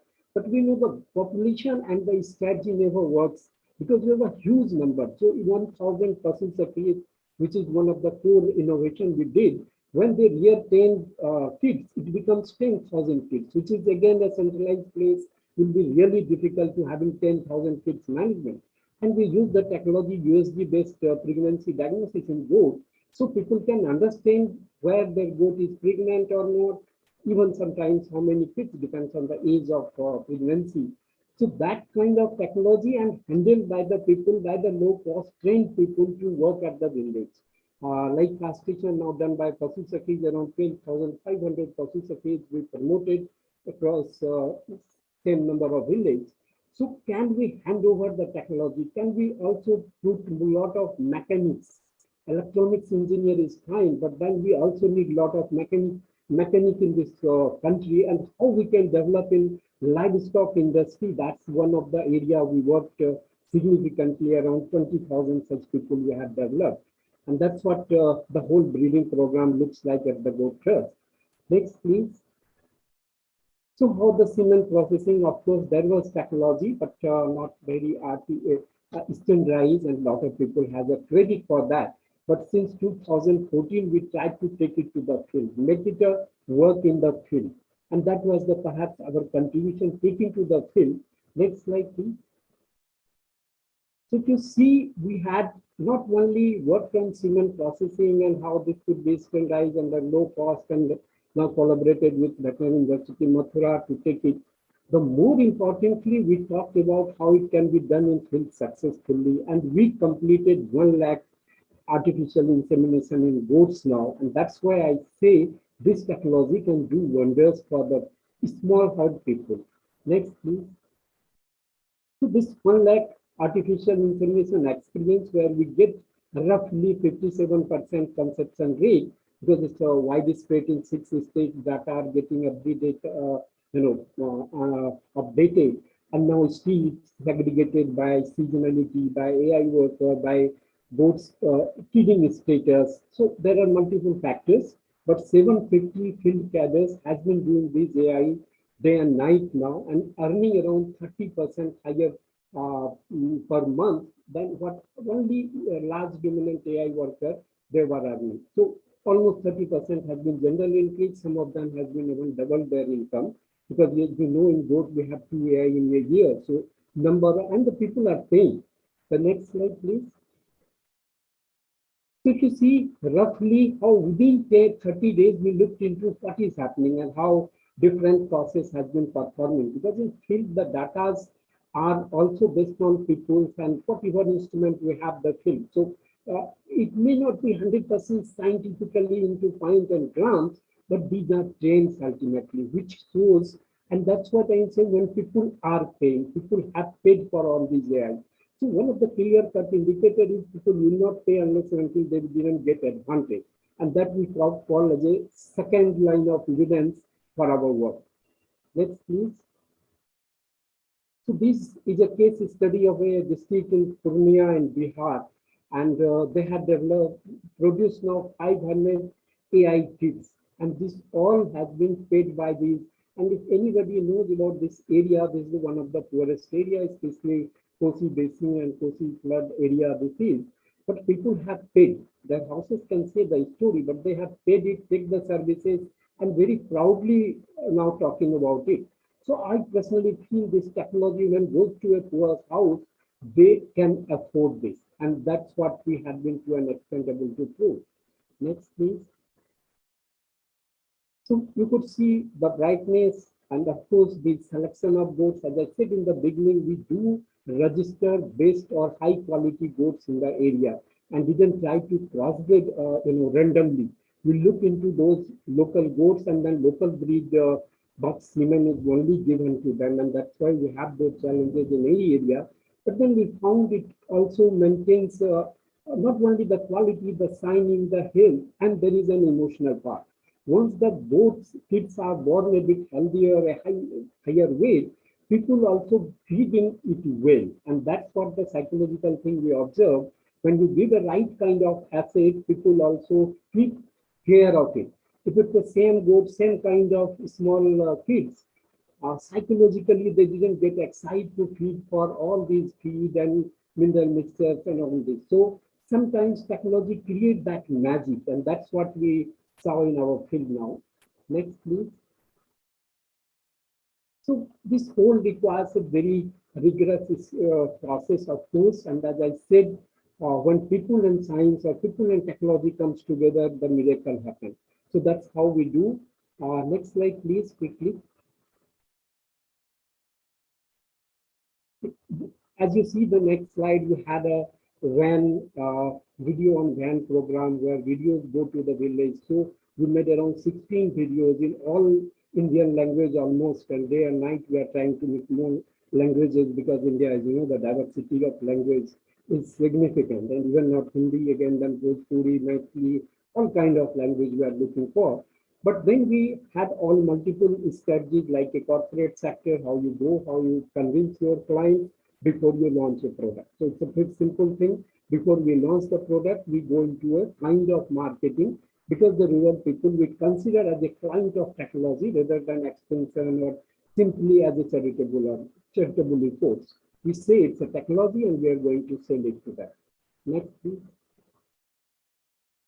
So then the second thing in the COVID, especially now, digital platform to train the people to give the information using multiple channels, having YouTube channels, having now our own app and Pasusakhi app kind of thing.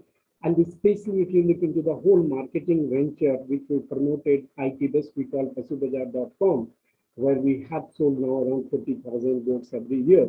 So what we do is we look into low cost methodology, and then knowledge building through such livestock pharmacy school where the Pasu Sakhi becomes a teacher. And Pasu Sakhi is a kind of friend of livestock, which is a last grassroots or best or last mile based extension agent, we can say. But she is an empowered lady, herself a goat farmer, and gets around a year of small phase training, 5 days, 4 days, 3 days. We have developed the whole module, and she get her fees paid by the people. Next, please. So this whole extension strategy, as you know, this model has been very old, and just similar thing, which is the best practices, we do copied it. Next, please. So this is how the women AI worker and male AI worker both kind of comparison we did, and we now conclude women as a AI worker has certain advantages, especially in case of post feeding management, the feeding, the milk, which becomes very critical, and even feeding by bottled milk, Pasu Sakhi score higher than males. Next, please. So these are how we go into classroom training to build the capacity, then practicals, then field demonstration of technologies, giving them enough chance to handle it, build their confidence. And perhaps only one thing we bring into is going through the process, learn through, by learning by doing what we call demonstration, building those curiosities and empowering them. You can do it. Just trusting in these women that you can do. So it takes a bit of time, but it becomes much more sustainable than what if we try just to scale up without taking them in that confidence. Next, please. So this whole enterprise, big nursery, as I said, this whole nutrition and anytime money, what we call ATM, especially again, I will re-emphasize this whole feed or lamb nursery, and we call it knowingly again nursery because it's something where you put like plant, you have to keep the good animal under good condition, especially when they are growing around 100 to 150 grams per day. So whole nutrition, whole management need to be much better. And that's why we call it enterprise, a sophisticated kind of enterprise we have to develop in the country. Next. Yeah, this is the 10 million rural household enterprise is our slogan. And through this, we are looking around 50,000 rupees per breeding cycle income. And how we'll calculate this? There is Excel sheet, and who will do all this is the Pasu Sakhi, a woman as a livestock friend of livestock, whom we have trained and educated, met them, and now we have set up whole tele-web system, a business counselor-based video and online interactions. So any question, anything, they can call us, they can discuss about it, can look into all at one place, marketplace. So we're developing also all input available through these Pasu Sakhi. So although we work on IT platform, but the last mile we also keep with the Pasu Sakhi to harness the advantage of IT technology, because our farmers, as I said, as in the beginning speaker said, there is a lot of no formal educated people in this value chain. Next, please. So this is the whole story of around 130 professionals from premier institute of this country who together came, and thanks to them and thanks to the Pasu Sakhi 12,000 Pasu Sakhi who made us to write a script, which is, as I said, this Caprico, which is a goat milk company we have set up, Ramas as a meat company, Duena as a goat milk cosmetics company, we have EG Urja, which is a goat manure dung selling company, and finally we are looking at International Institute to make this whole experience into a sort of training institution. So thank you. Thanks for listening so patiently. Thank you. Over to you.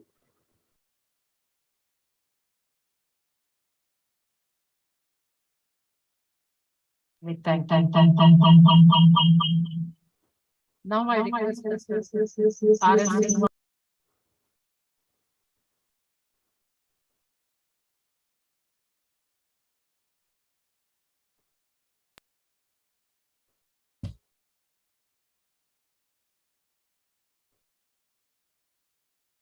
Any question I'm available. So thank you, sir.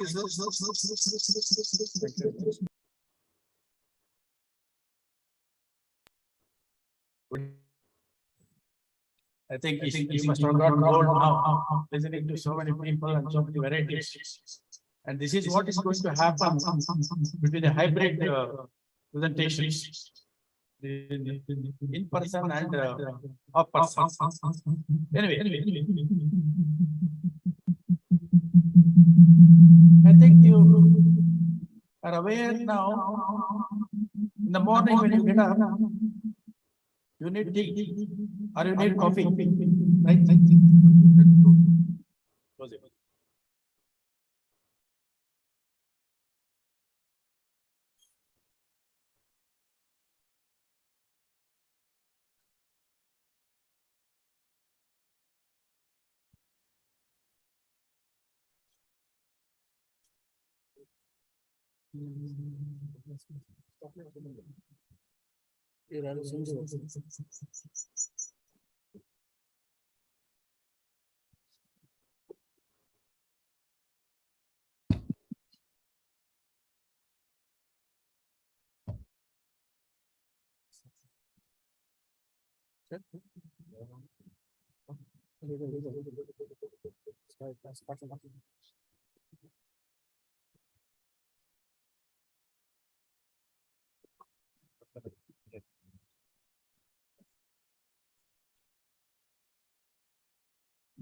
Okay. Can I proceed now?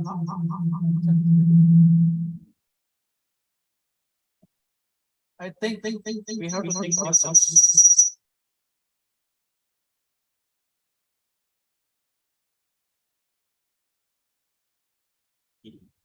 Both of them are very good in explaining integration.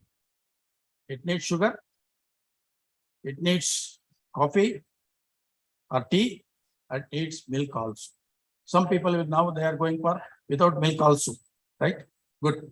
Next, we need to have a breakfast. What will you have? French toast, egg, right? Omelette. Okay, 2 eggs. From where it comes? And in the afternoon, what we want?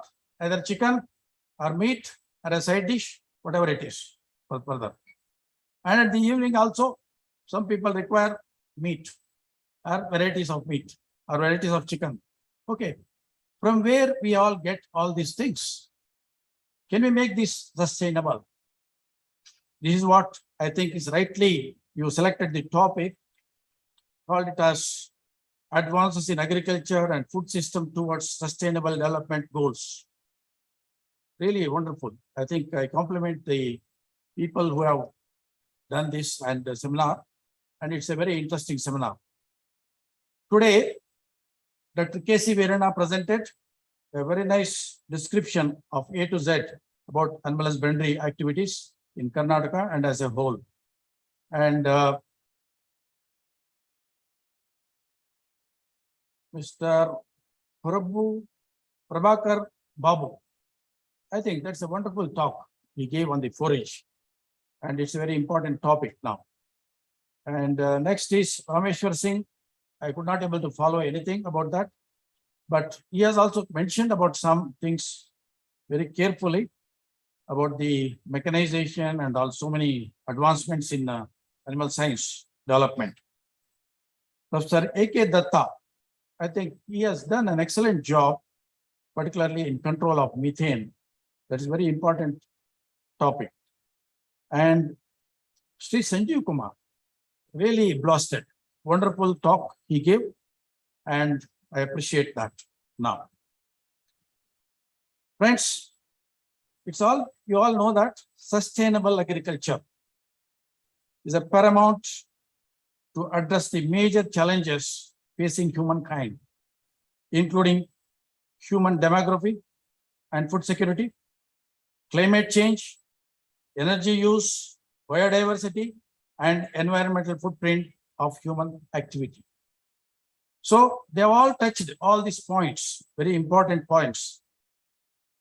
The current world population is 7.5 billion, is expected to reach 9.8 billion by 2050. And human diets need to become a healthier, more diversified, and better distributed across the global situation. And with the divergent economy income, and there are over 690 million are undernourished even today. Of course, this we have to think of in future. That's what somebody was talking of, what our next generation should think about our food production and the sustainability.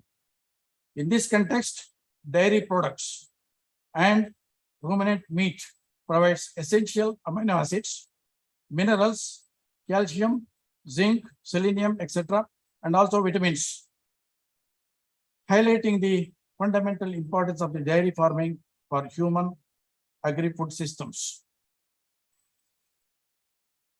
So therefore, we have to have a sustainable farming systems in future. What we need to have in dairy, particularly in dairy sector, there is a decrease in drought animals and increase in dairy animals. Now, the situation is totally different when you take about this census. Good. This is because people are aware of the importance of the dairy farming and the economy of it. Today, if the farmer, if he sees money every day, it is by the dairy. I think thanks to Dr. Kurian, who has really given us such a boost to the dairy industry.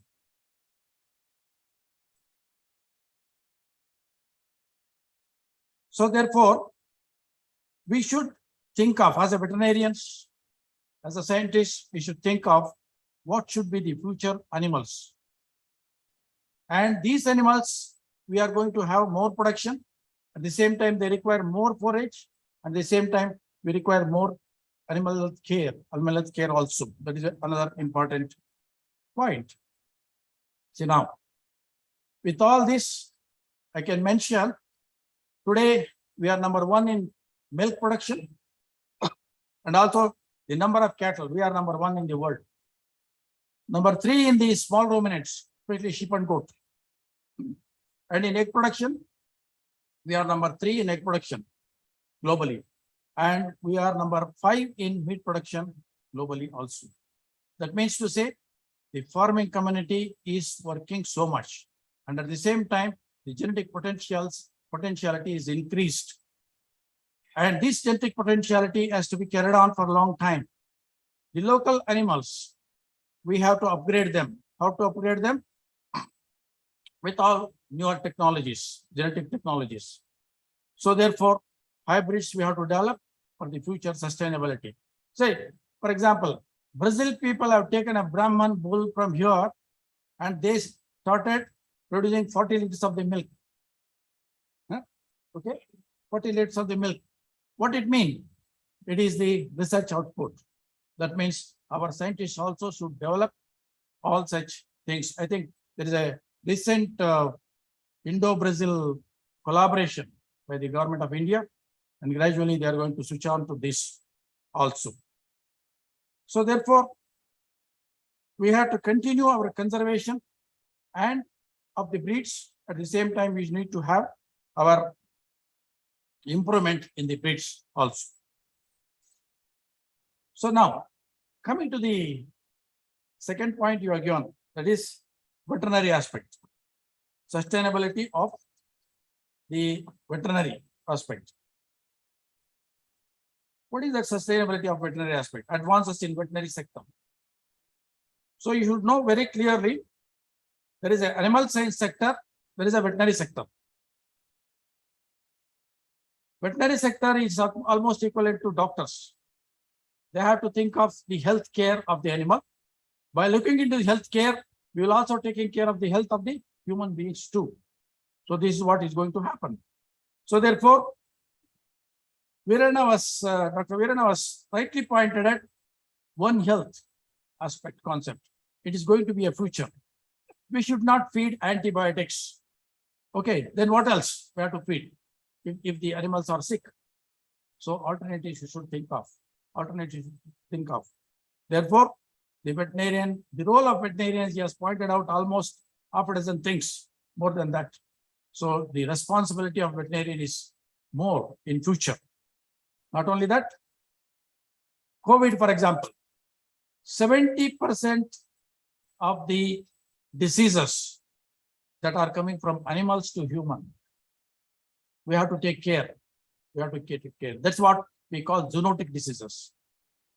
So with this, I compliment all the speakers. At the same time, I thank you very much on behalf of our group. Now today, what we have made, Dr.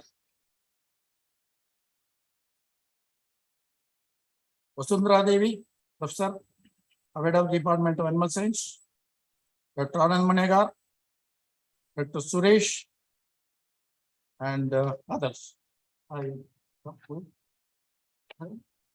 Neeraj Dikshit. I thank for your cooperation. Thank you very much. Thank you.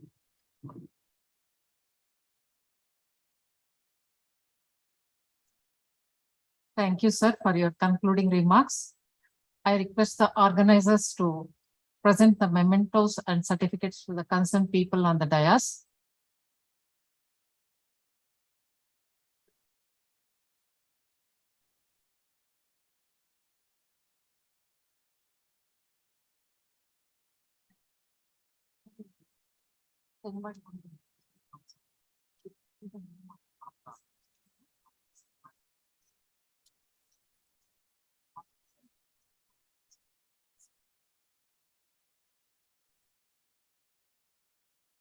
I requested Dr. R.P. Singh to come on dais to distribute the certificates. He is the national president for ISA.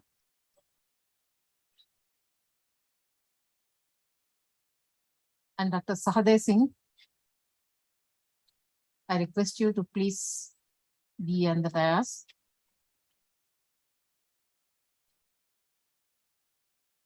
So Dr. R.N. Srinivas Gowda, sir, please.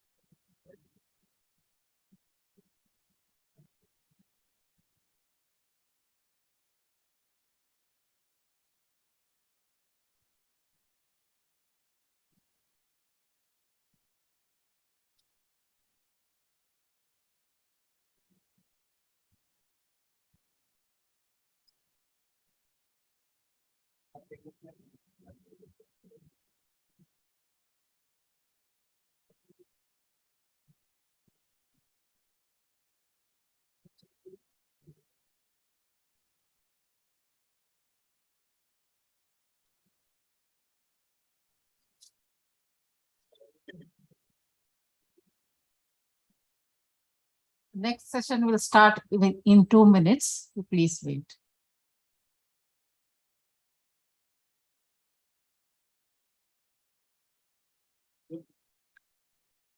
Yes.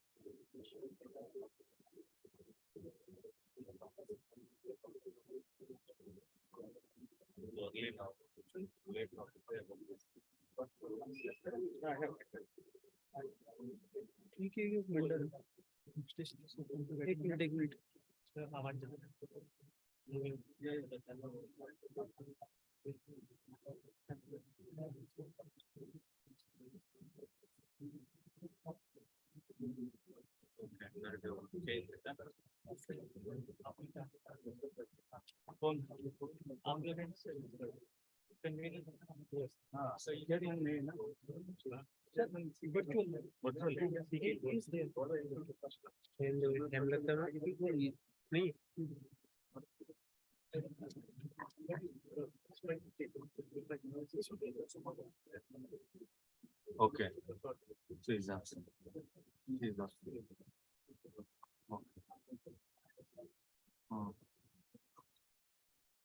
So good evening, everyone, and I welcome, though it is 1.5 hours late, to this seventh technical session on the role of agrochemicals, biochemical and technological intervention towards the safe food and nutrition security.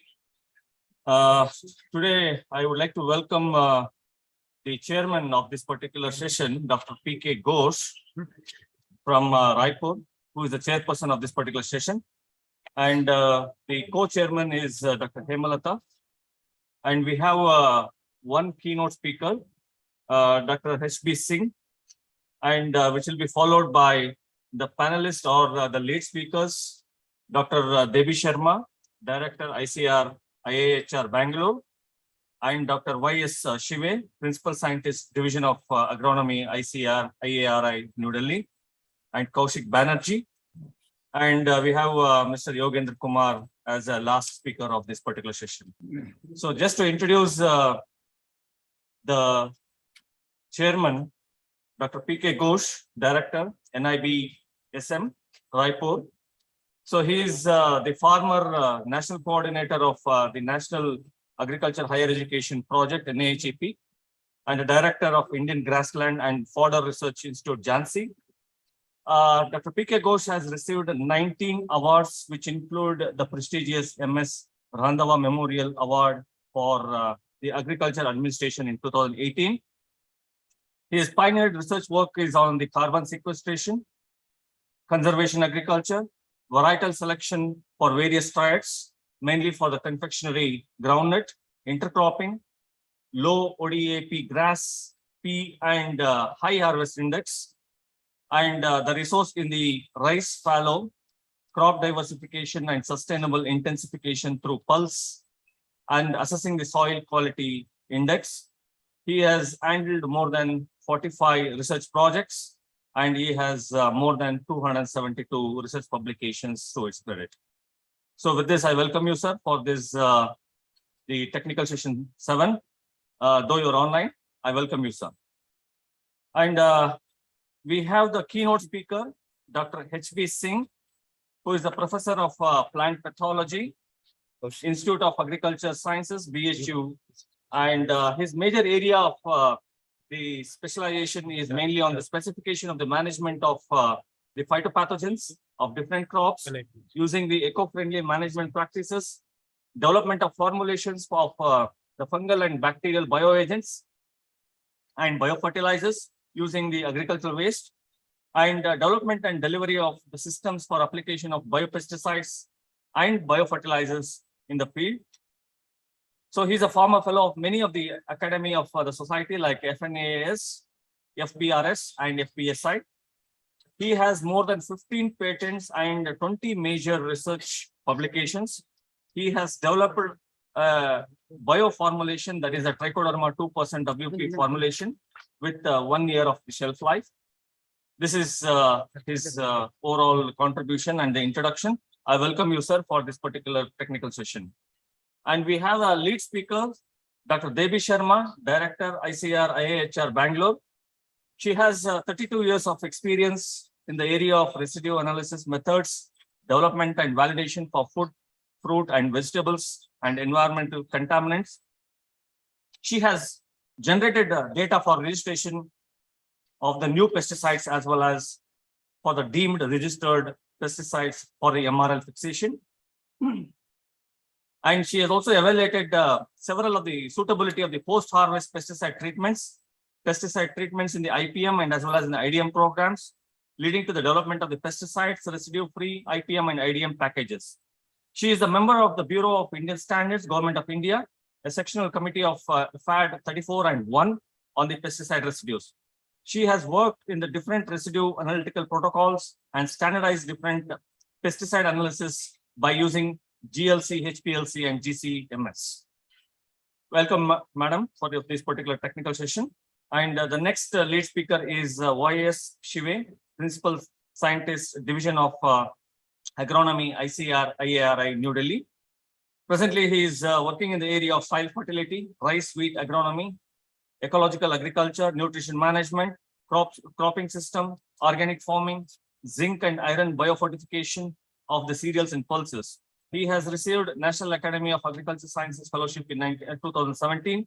He has also received the Indian Society of Agronomy Fellowship in this particular field. So I welcome you for this particular technical session too. The third lead speaker is Kaushik Banerjee, who is a principal scientist at NRL, ICR, NRC of grapes, who is a honorary professor of the Queen's University of Belfast and University of Laval, Canada. And he is expertised in the residue analysis methods, validation for the food and environmental contaminants.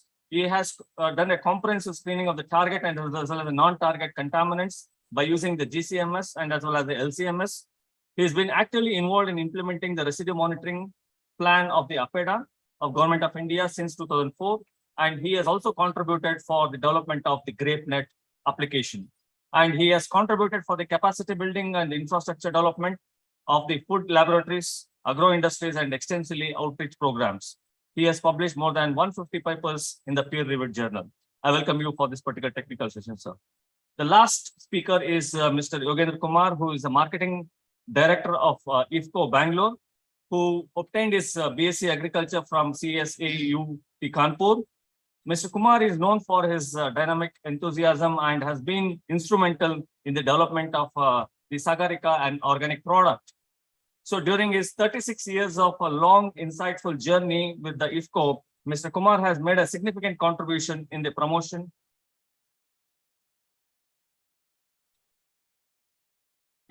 of the neem with increasing production of the neem oil and various other useful neem-based products. Dr. Yogendra Kumar has been representing IFCO for the various national as well as international platforms, IFA, ICA, and has been actively involved in the IFCO's future strategies, planning, and establishment of the new joint ventures. With this brief introduction, I think we are already late by 1.5 hours. I request the speakers to cut down the presentation and make it as quick as possible, because there is one more session which will be there, which is many people are waiting for that. So over to you, the chairman, sir, Dr. P.K. Ghosh, sir. Okay, thank you very much. As you mentioned that... Sir, is it audible, sir? Chairman, sir. Yeah, I am audible. Sir, you have to unmute, sir. Yes, sir. Yes, sir. You are audible, sir. Yes, yes, I have already unmute. Am I audible now? Yes, sir. You are audible, sir. Okay. So I request the rapporteurs of this particular committee to come and take the chair over the dais. Okay, as mentioned, we are already Satish. late. We are already late by 1.5 hours. Mamta is there. Okay. Hello. Sir, Hello. yes, sir.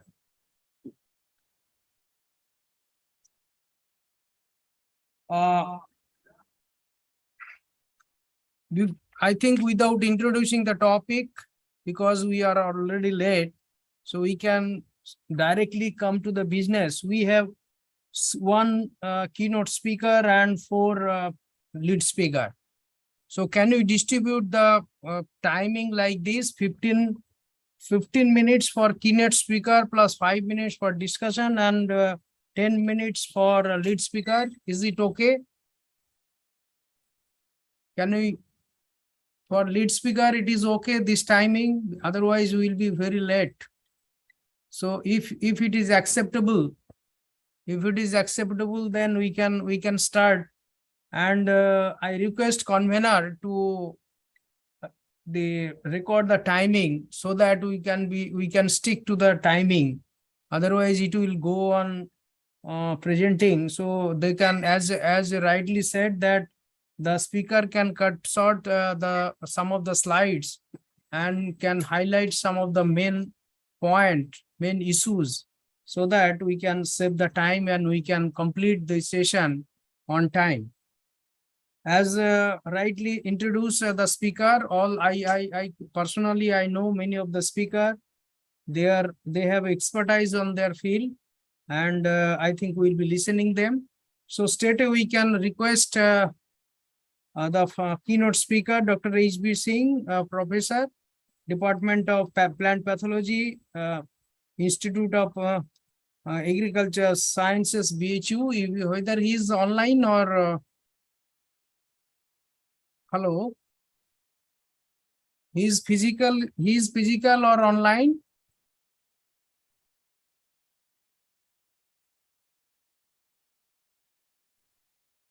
Sir, he is available here.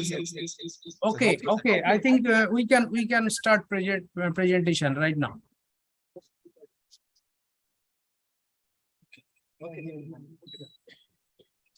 Thank you, organizers, for giving me opportunity. Thank you, Dr. Bose, for wonderful words about me. I will be talking on role of biologicals in food and nutrition security. In fact, the whole audience is tired of seeing since morning 9:30 we are listening. But I will try to sum up very quickly. I prepared this presentation keeping the students in mind, because most of the students in the university, they are taught biofertilizer, biopesticides, and biostimulants, but they are not taught the regulatory requirement of these. And many a time what happens is that the guys, when they approach me, they ask me that, Dr. can you suggest some names to students who can join my industry? So most unfortunate that we are producing large number of students, but they are not going to the industry, and that is the problem. And therefore, I will be focusing more on the regulatory part, and then at the end, I will be showing my own work, what way we develop the microbial technology, transfer technology to big industrial giants, and created a corpus to our institute in the form of tech transfer revenues. Can you go to the slide, please? Already loaded the presentation.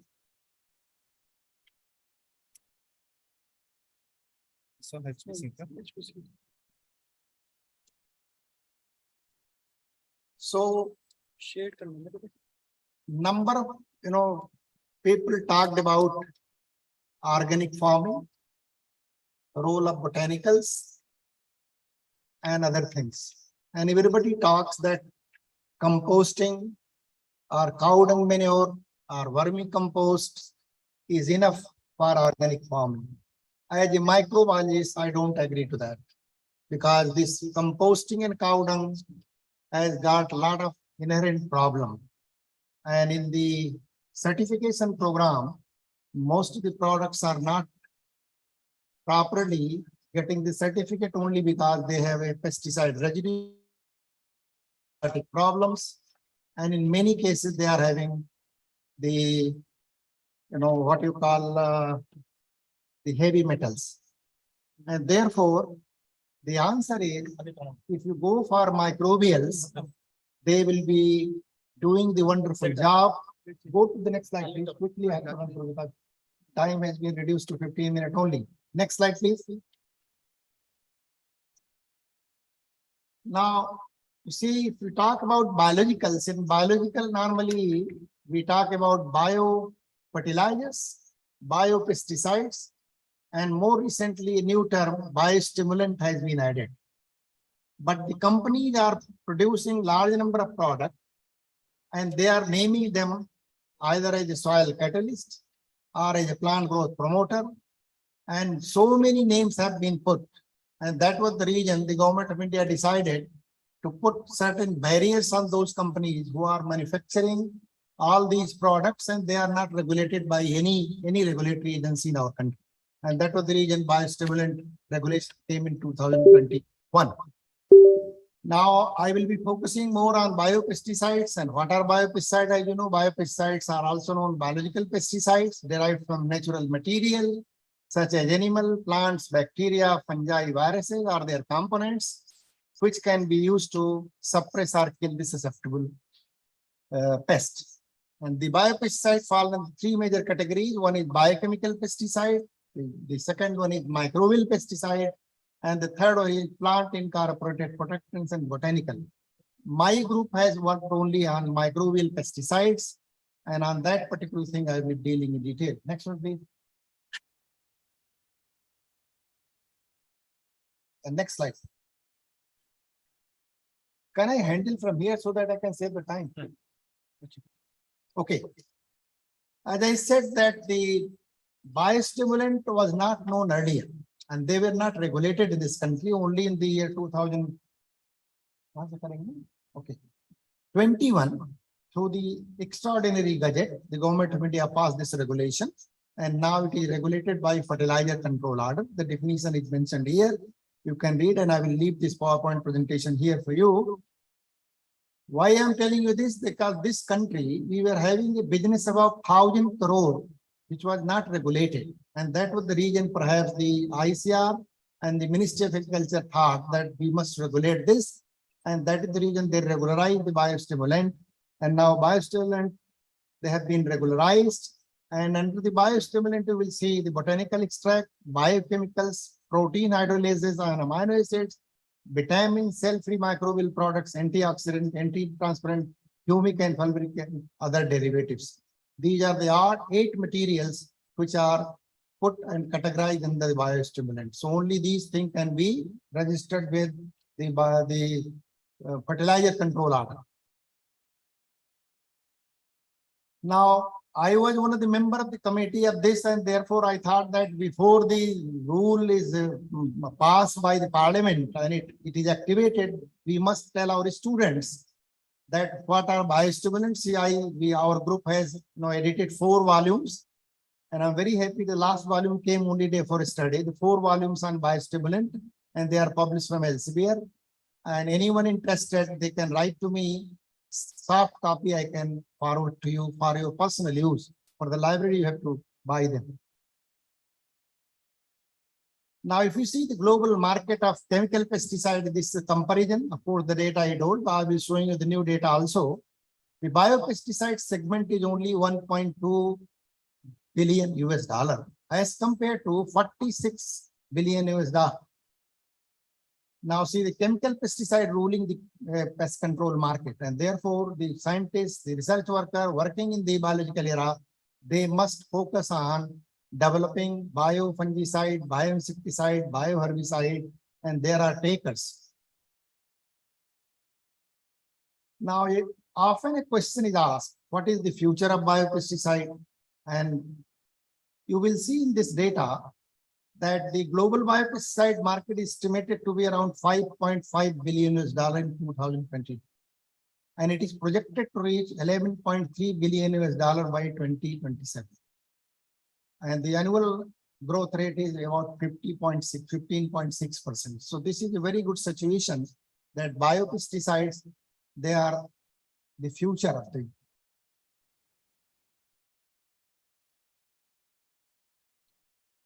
Now, with this figure, you can understand easily.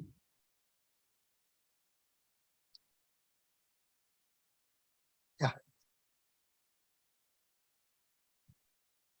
See here, the projection is that the orange bar is a biopesticide and the blue bar is a chemical pesticide. So the prediction is that in future, the usage of chemical pesticide is going to reduce and the use of biological is going to increase, and that is the reason many international giants, they are coming to India to set up the unit of biologicals in our country. Now, if you see the Indian scenario, 970 products are registered with Central Insecticide Board RC, 970, perhaps highest number of biological in the whole world. But if you see the quality of these products, I'm extremely sorry to tell you all that most of the biopesticide available in Indian market, they are not good in quality. They are not at all working in the farmer's field, and that is the reason many farmers are reluctant to use biopesticide. The similar condition is with the biofertilizer. Last 100-year research has been done in this country, but biofertilizer has still not accepted greatly by the farmer only because that they don't get the desired result.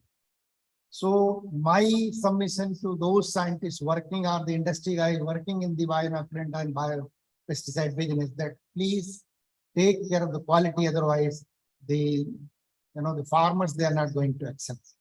In the biopesticide alone, if you see 355 products are based on trichoderma alone. And there are people in the country, I can name few, Professor N. Mukhopadhyay from Pantnagar, Dr. K.C.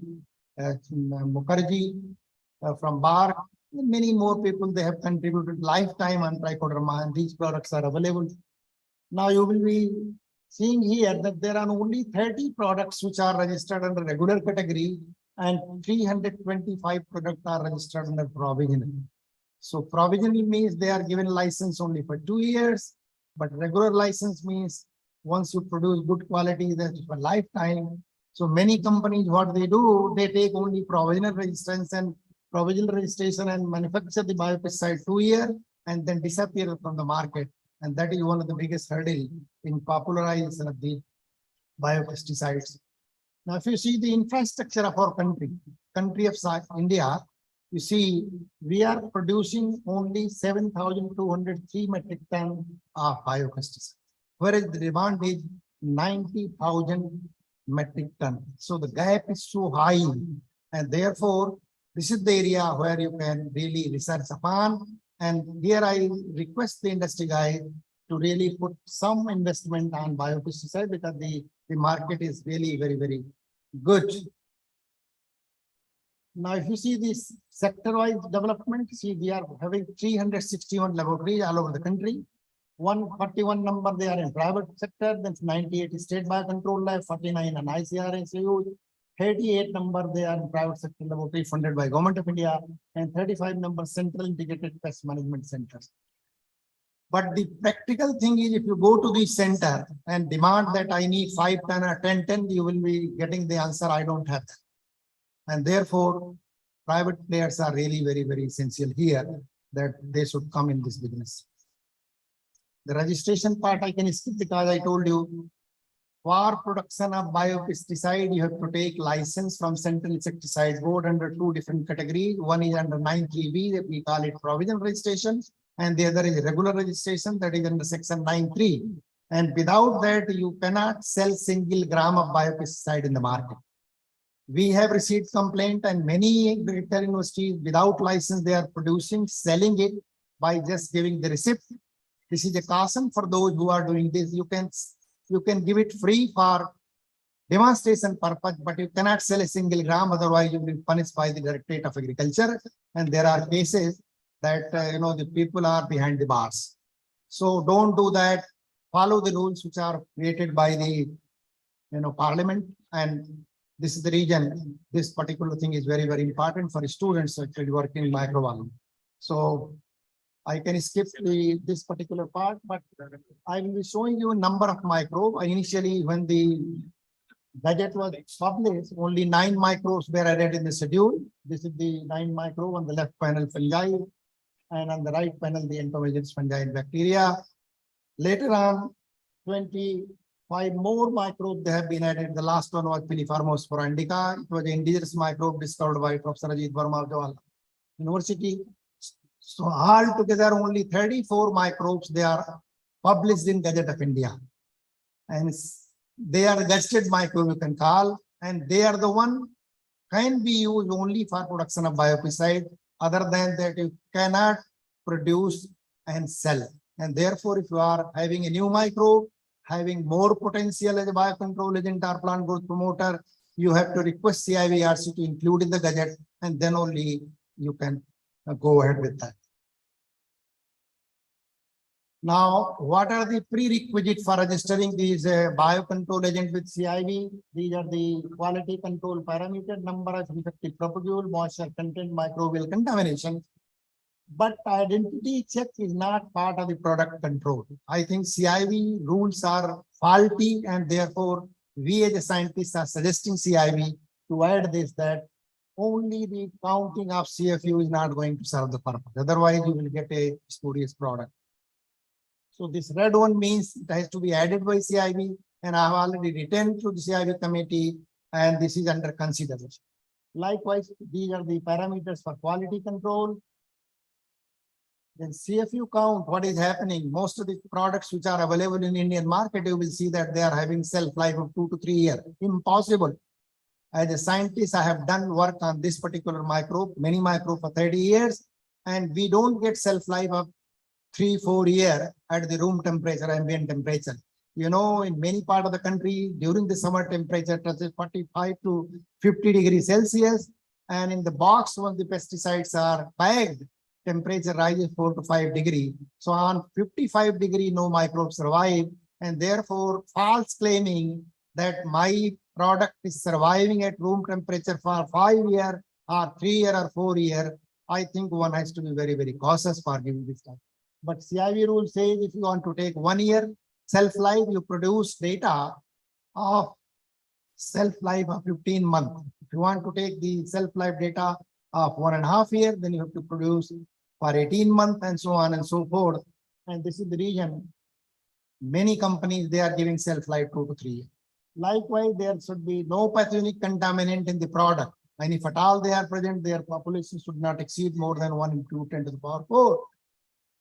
Salmonella, Shigella, and Vibrio, they are the most common contaminant, and most of the biopesticide available in the world. Nobody is testing that. Either a student or as a scientist, you must see that these products should not contain any CFU of these microbes. Otherwise, now no regulation on harmful toxin produced by human pathogen. Hence, each batch testing we made mandatory. Once, in fact, ICR organized the program 2 years ago. Dr. Mahapatra Diji sir, he invited me, and these are the points I highlighted, that CIV regulation must include this. Otherwise, quality control cannot be done in our country. Now, lab bioefficacy, the CIV has said ICR Institute, State Agriculture University, CSR Institute, and ICR Institute, only ICMR can do the bioefficacy test. No other universities and colleges can do that. Likewise, you know, in the bioefficacy, again, you have to do at 3 different locations if you want to have 9.3. But for 9.3, you need only 2 location data.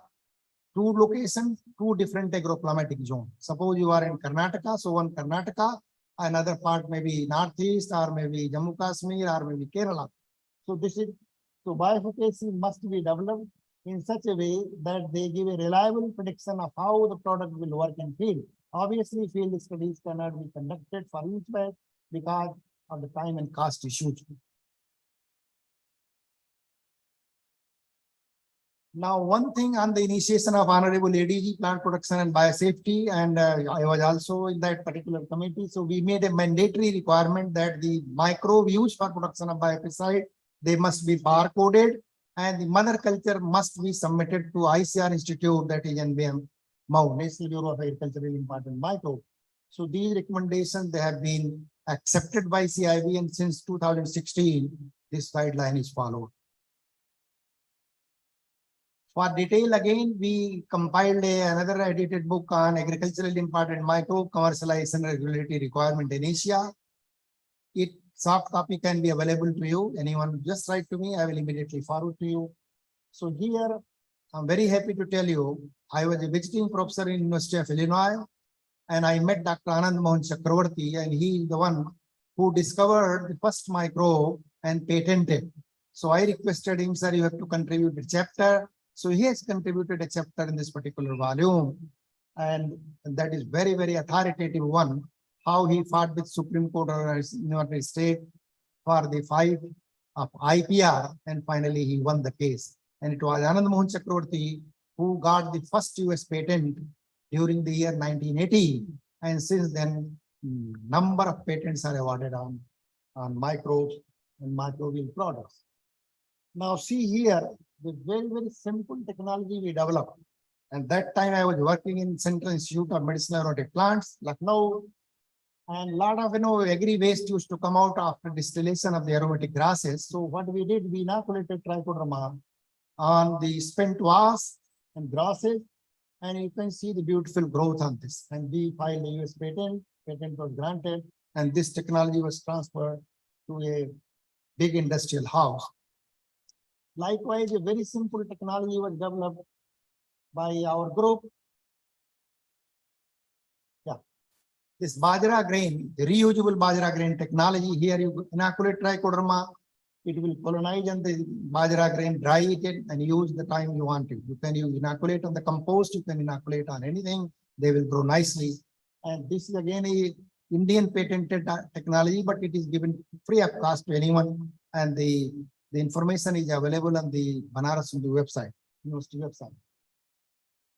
So another formulation, we developed liquid formulations, and these are the data generated by our group and published in the different journals. You can use any agriculture residue.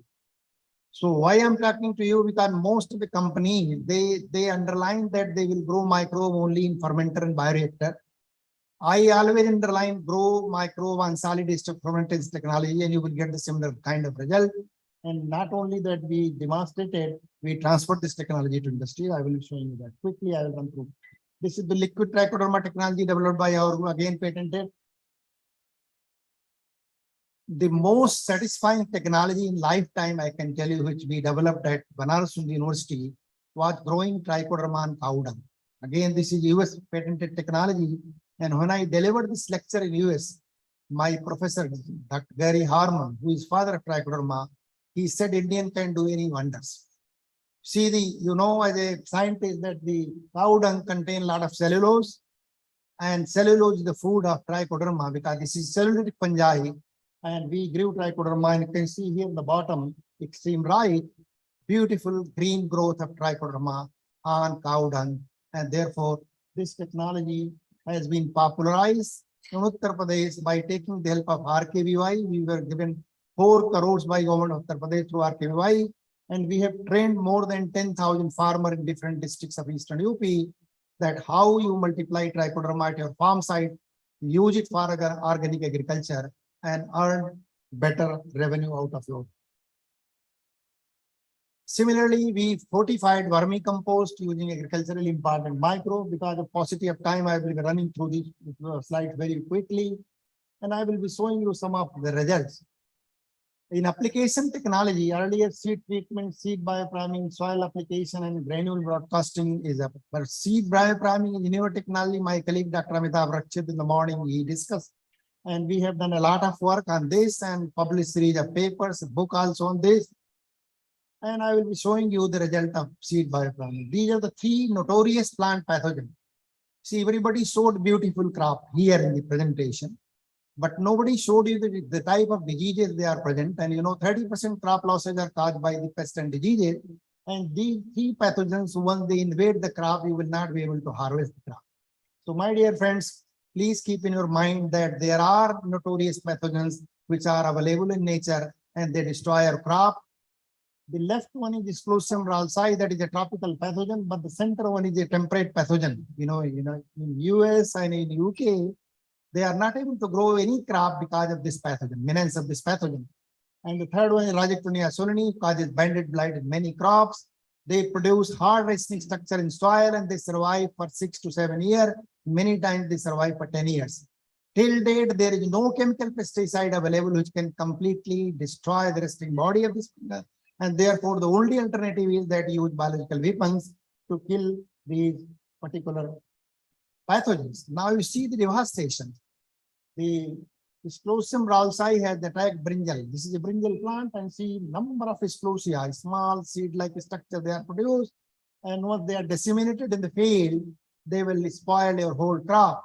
Groundnut has the biggest problem of this. Likewise, paddy is the biggest problem of. So almost 500 different kind of crop plants are infected by Sclerotium ralsii. Another important pathogen is Sclerotinia exclusiorum. I told you the tropical pathogen. You see, one of my students did PhD on this. You see, once it attacked, the whole capsule is rotted, mummified, and you are unable to get a single milligram of the alkaloid from this particular plant. Again, this particular pathogen attack more than 550 different hosts. You Google it out, you will see other than one family is there, that is Poaceae. Earlier it was known as Gramineae. Sclerotinia never attack Gramineae. Other than Gramineae, they attack all the line plant, and therefore one has to be very, very careful. They also produce Sclerotia of very big size, survive in soil for 10 years. No chemical pesticide available, and therefore you have to think for controlling this disease biological.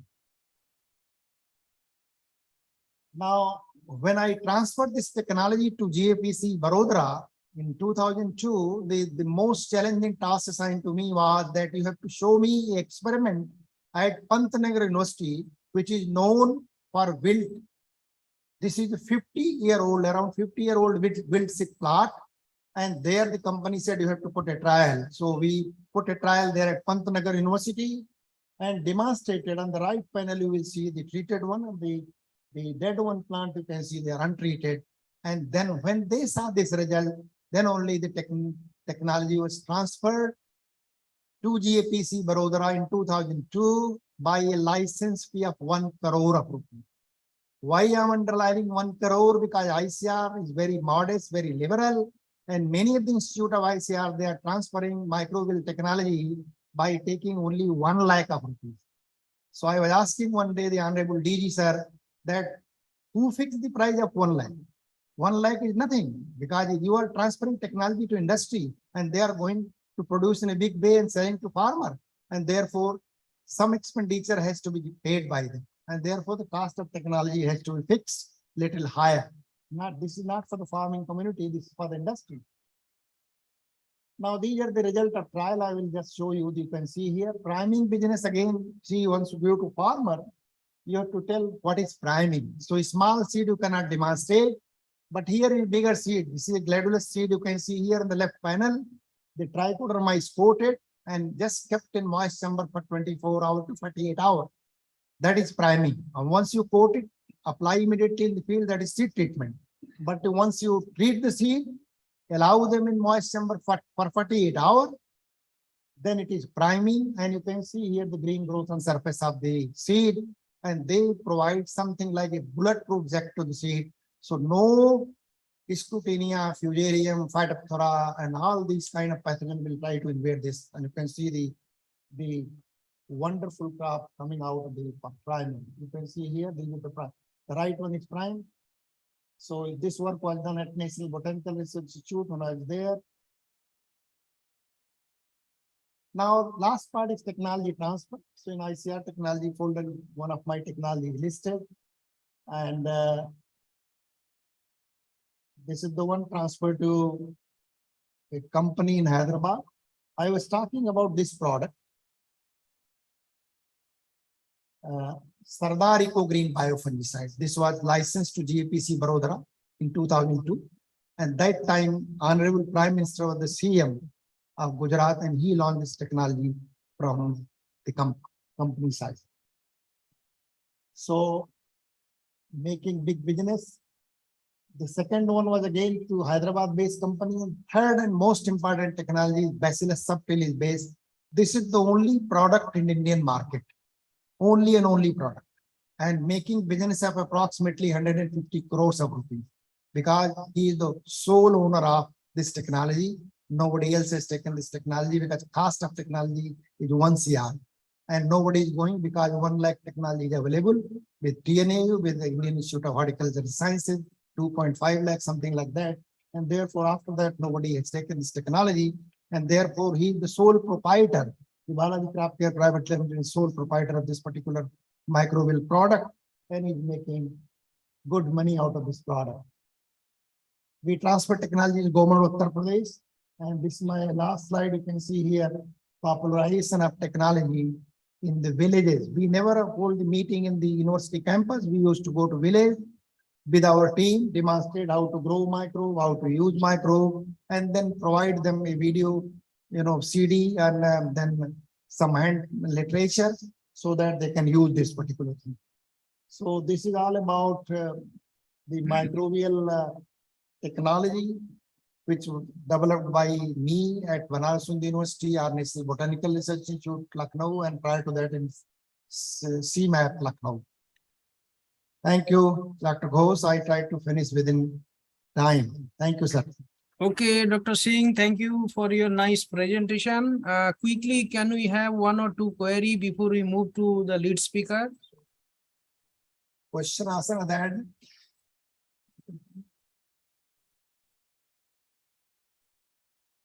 Sir, he is muted. Dr. Ghosh is muted. Why is he on? Any query, madam? Yes, Dr. Singh, I have a query. As far as I know, for biopesticide 9(3)B has been scrapped now. So is that it's only 9(3) that they are giving now for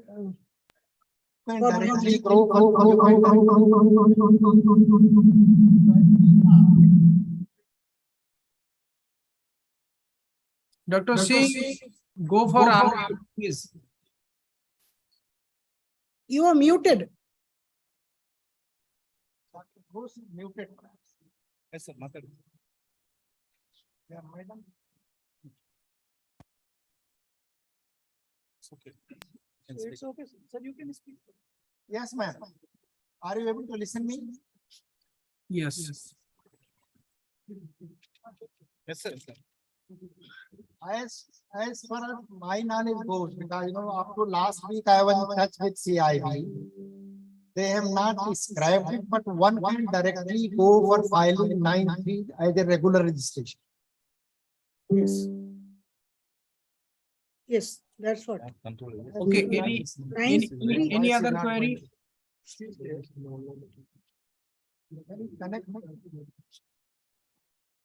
Okay, if not, then we can move down to lead speaker. May I request Dr. Devi Sharma to give a presentation? Thank you. I'll start my presentation. I'll start sharing the screen now. Yeah. Madam, please restrict to the time because you know the time is 10 minutes. Can you finish within 10 minutes? Yes. Yeah, before she takes up the presentation, I would just like to introduce Dr. Hemalata, who is the director of ICMR. And Dr. Hemalata's research interest is mainly encompassing about the maternal child health and as well as the nutrition. She has authored more than 200 peer-reviewed scientific papers, book chapters, and as well as the regulatory reports. Dr. Hemalata is presently the president of the Nutrition Society of India and Executive Council member of the Federation and Asian Nutrition Societies. She is the expert member for the various task force committees, including the WCD, HFW, FSSAI, Codex India, BIS, and Interministerial Central Team for the COVID and the National Technical Board on the Nutrition, as well as the National Council of the Nutrition of the Niti Aayog, and many of such. She has been a member of this. So I welcome you for this particular technical session too. Thank you. So I would like to call the next presenter. So the next presenter is Dr. Devi Sharma, Director, ICR IIHR Bangalore. Over to you, ma'am. Thank you. So I hope my presentation is visible.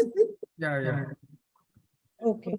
So I'll be presenting the biological and technological interventions from ICR IIHR for safe horticultural produce and nutritional security. I'll not go for the outline. Straight away, I'll come to the biological or non-chemical interventions which we have developed in crop protection. So we have first to do with the neem and the pongamia soap oils, which we have developed in the form of concentrates, which can be easily diluted, and it is in Bangalore conditions, actually nearby Bangalore, about 70 to 80% effective. but in the hot conditions, it's maybe because they degrade fast with sunlight, so it won't be that effective. So we have found a wide range of effectiveness with diamond Brockmont, leaf Weber, etc., etc. This has been done very early. Now, recently we have developed because transportation of this kind of neem soaps is difficult. That is a challenge. So we have developed this kind of pellet formulation of neem seed powder. We have found to be particularly effective for management of DBM in aphids and cabbage and cauliflower. And we have found that there are some success stories that about 25,000 per acre they are saving on chemical pesticide use. Then with ARCA borer control, this is another non-chemical intervention that has been developed by our institute, where botanicals are used along with other agents. So what is done is wherever the trunk is, if the mango stem is affected with this borer, we just apply this on that part of the trunk. And this there is a method to use it, which is seen here. Then fruit fly management in mango, for that we have developed traps. Earlier we had developed one trap with simple methyl-eugenol thing, which was the older version. Now we have developed one with pheromones, which is mainly for Bactocilla dorsalis females, which attracts. So we have found this to be highly effective. Then another trap we have developed recently is for Tuta absoluta, which is a relatively new pest for tomato. And for this, we have developed suction come light come suction trap. Usually at night, these insects come, so that they can be this light can be put on, and there is a suction mechanism at the bottom which traps the tuta. So along with this trap, some certain other sanitation as well as interventions of azadirachtin, metarhizium, etc. We have developed an IPM for Tuta absoluta control in tomato. Then we have also, this is not really this thing, but for better produce for the consumer's sake, we have developed a herbiwash. It's a totally safe herbal mixture which can remove 80 to 100% of the surface residues of pesticides and spoilage organisms from fruit and vegetable.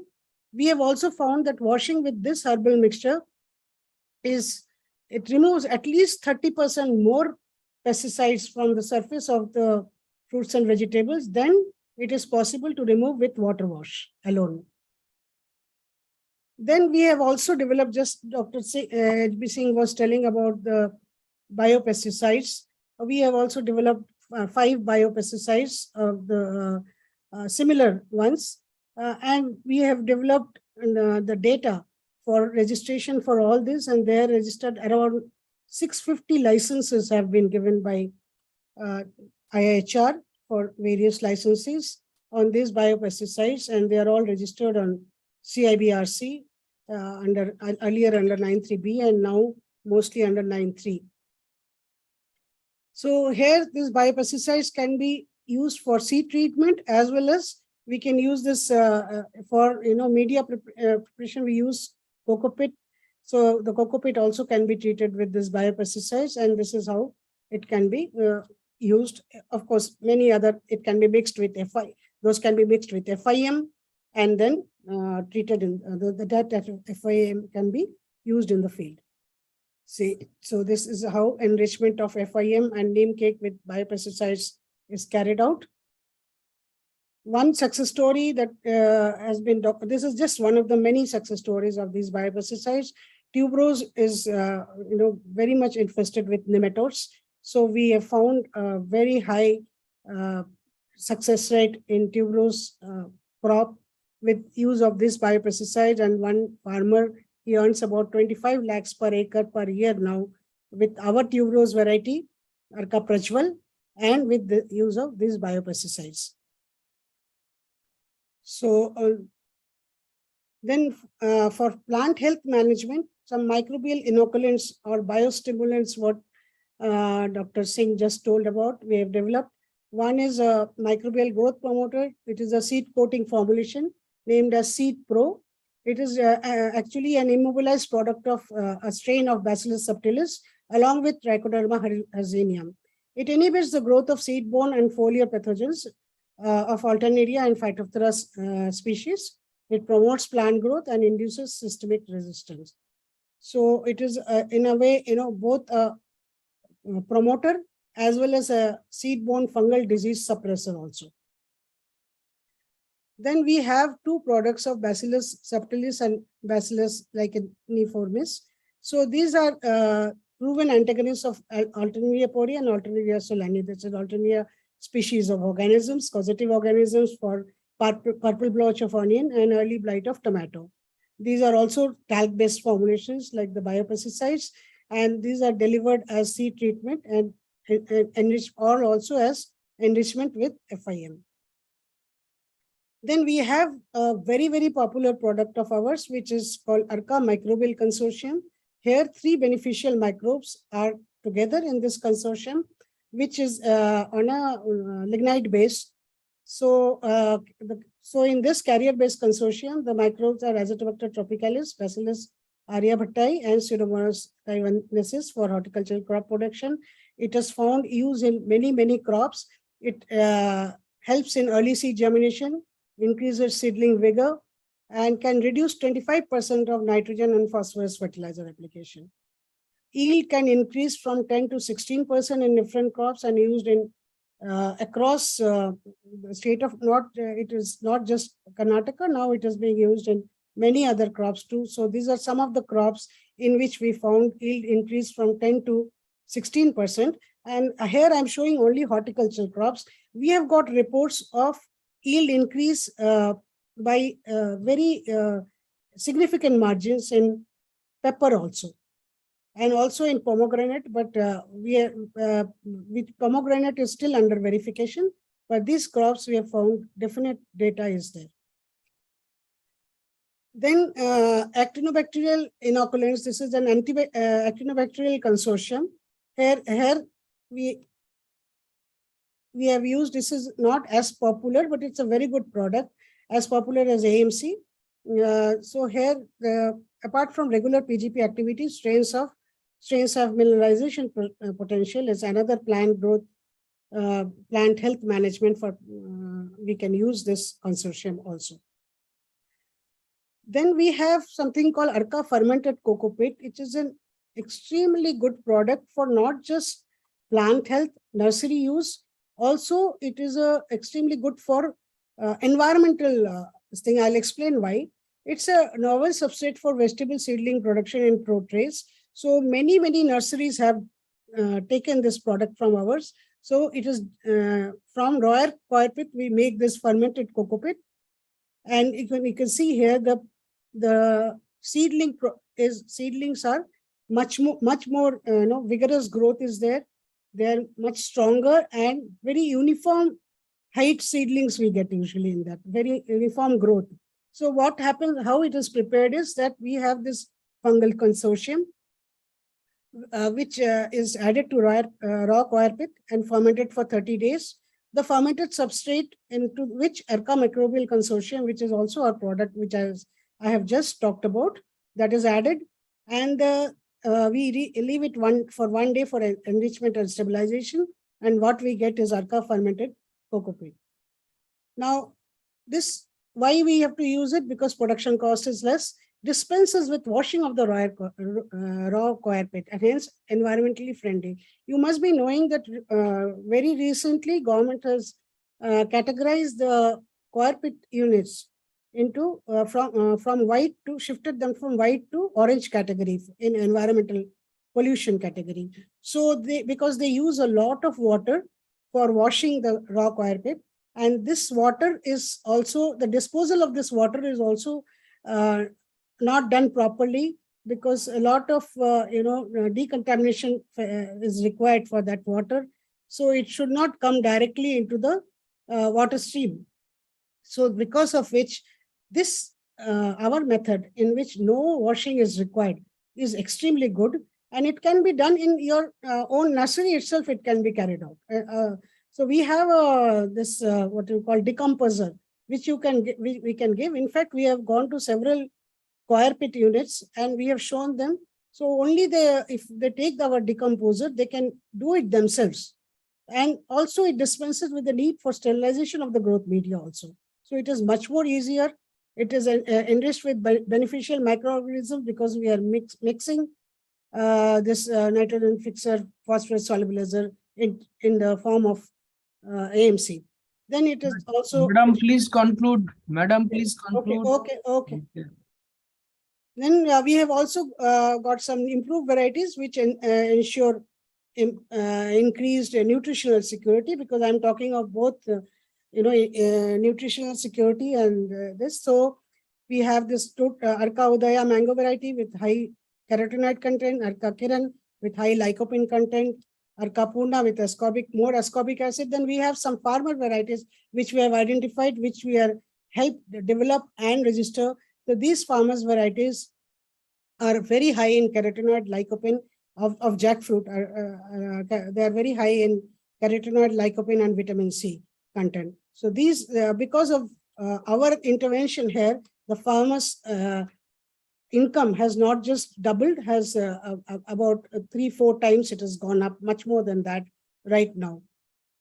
Then we have some amaranth and palak varieties, which are very high in antioxidants, low in nitrates and oxalates, and very high in vitamins and minerals. Also, we have also legume vegetables. I shortage of times, I'm not elaborating. Lot of legume vegetables also have been developed with high protein content, and also they're good for fixing nitrogen in the field also.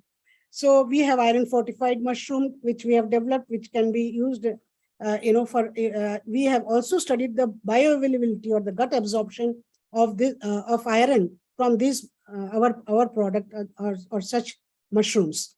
Then we have also vitamin D enriched mushroom process, because as we know, the vitamin mushrooms are the only vegetarian source of vitamin D2.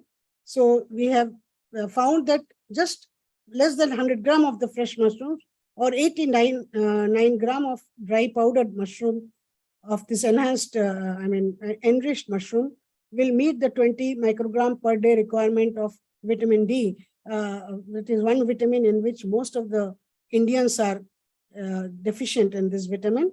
And so it meets 100% of the required dose of vitamin D. Then we have some medicinal crops also. This Mukuna, we have a non-itchy variety. We were the first to come out with a non-itchy variety, which is easier for the farmers to grow. Not just that, it is high yielding and which has higher L-DOPA content. So pharmaceutically, it is very, very important, because this higher L-DOPA, as we all know, is used for Parkinson's disease management. This is the only medicine. So this higher increased L-DOPA naturally is extremely beneficial for the pharmaceutical industry. It is also used as a green manure. Thank you. Okay, thank you. We'll take up question at the end. So can we invite the next speaker, Dr. Y.C.Y.? Yes, sir.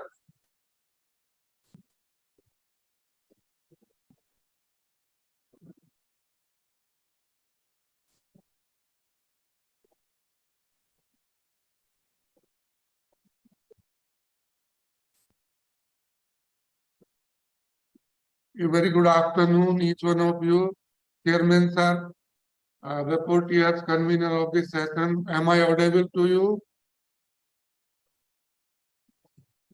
Yes, you are audible. You can proceed. Okay, thank you, sir. Thank you very much.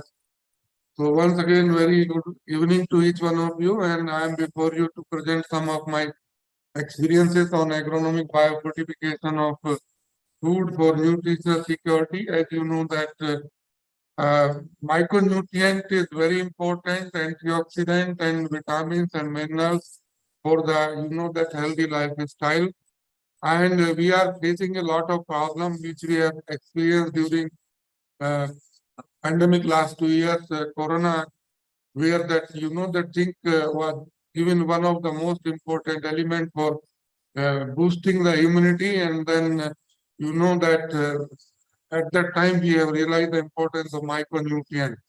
So micronutrients are very important, but at the same time, you know that they are deficient in our food chain. And specifically extent of micronutrient deficiency, you know that if you see this zinc deficiency, it is the most deficient in our Indian soils. So if you see this overall 36% as per the latest report of Shukla and Associate 2018, but mostly it is, you know that it is a serious problem in Bihar, Goa, then Rajasthan, then Tamil Nadu, and Maharashtra. So these are the states where that, and even Madhya Pradesh, more than 50% soils are deficient in the zinc. And then similarly, boron deficiency, specifically, it is a serious problem in the acidic soils like Arunachal Pradesh, Bihar, Jammu Kashmir, Meghalaya, Nagaland, and Odisha. So overall, 23% of our soils are deficient in the boron. And also iron deficiency everywhere, like water is everywhere, but no drinking water. Similarly, our articles contain more than 4% iron, but at the same time, its ability always a question mark. And in our Indian soil, based on the critical limit, Gujarat, Rajasthan, these are the two most states affected, in Maharashtra for the iron deficiency. Overall, 12% iron deficiency is there in our Indian soil. And manganese is not a so serious problem, but in rice wheat cropping system, especially in Punjab, now we are facing a problem of manganese deficiency in Rajasthan and Chhattisgarh. So, and even Uttar Pradesh, overall it is 7% deficient in the Indian soil. Then copper is not a serious issue, but it's specifically in Tamil Nadu and Rajasthan, Odisha, it is a, some deficiency is occurring. And what we have seen during last, that 40-45 years, now there is a surplus food supply and even we are exporting. But you know that our food basket has narrowed down. That means there is no diversity in the food diet. And you know that specifically very, that small number of species of crops we are growing like rice and wheat and maize. So these are, that stable food for 75% diet. And it is not only that diversity has decreased, but also, that another challenge of climate change, increase in the carbon dioxide, and also, that risk of the micronutrient deficiency is affecting almost 2.5 billion people across the world. And if you see this slide, that it is a, that hidden hunger, generally we call it a hidden hunger deficiency in the specifically people. So it reduces that, that health and also productivity and inhibit the children reaching to their full growth and development potential. So why it is so? The reason being, that in our country, these two important crops are there, rice and wheat, which is contributing more than 75% of the daily calorie intake, and which are inherently low in the accumulation of these micronutrients, especially zinc, magnesium, iron. And moreover, when we are going for milling purpose, aileron layer, that contains more of the micronutrients, and during milling time, these are lost. So this is another reason. So considering that, that present scenario of the zinc in the rice and wheat is ranging from 10 to 30 milligram per kg of the grain, and in the rice it is hardly 8 to 14 milligram per kg, and in wheat it varies from 15 to 45 milligram kg. What we need at least 40 to 60 milligram zinc per kg of grain of rice and wheat to overcome this zinc deficiency from the food chain. So what can be the strategy to overcome this micronutrient deficiency? There should be a diversity in the diet, supplementation, fortification, biofortification. Everybody knows that those who are having a diversity in the diet, including meat product, and especially red meat, they are rich source of micronutrients. People are not suffering. But people, those who are dependent on the rice, and that little amount of dal or maybe potato, they are suffering more. So diversity is very important in supplementation program in our country. As you see this iron supplementation, even the folic acid supplementation. So this program can be effectively implemented. Fortification, our government of India has passed a gazette. You know that nearly 2 months back or 3 months back that 100 districts have been identified for iron fortification in the rice for on pilot basis and through public distribution system.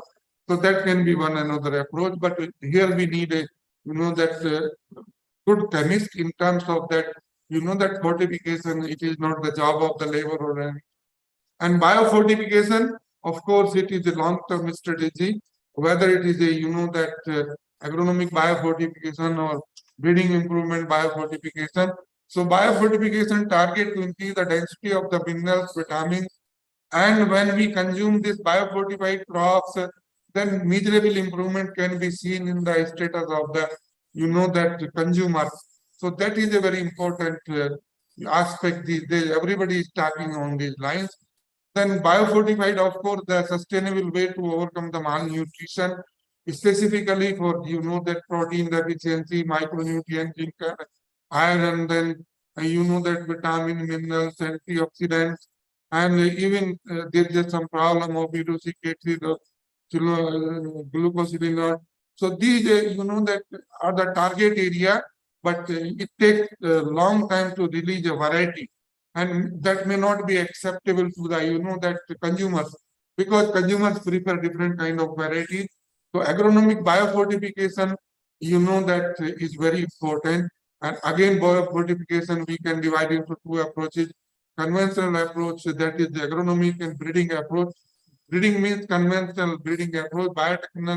Biotechnological intervention, including molecular that markers or molecular marker assisted breeding or genetic engineering gene, that anything and any other approach. But again, that golden rice is there, but nobody is a stakeholder of that golden rice. So that means agronomic biofortification is a short-term strategy, which includes that adequate fertilization, method of fertilization, time of application, including integrated nutrient management, crop rotations, intercropping. And that very good publications has been brought out from the Chinese Academy of Sciences, specifically on intercropping of wheat and chickpeas. This is very, very important area, but our country has not, that done some work on this aspect, which can help in biofortification. So agronomic biofortification for food and forage, because our problem is not to feed only 1.3 billion population, but at the same time 535.74 million bovine or cattle population. So we have to take care for this our animal, that feeding. So four are very important for nutrient stewardship, right from the sources, then rate, then time and method of application. Sources may be different: zinc sulfate, monohydrate, heptide, chelated zinc, organic manure, green manuring, zincated urea. Then for iron, that iron sulfate, chelated iron, magnesium sulfate. So these can be the source of agronomic biofortification of micronutrients. So coming to the agronomic biofortification studies in the oat, our group has done, that agronomic biofortification of different crops, including oat. Oat is very important cereal for these days.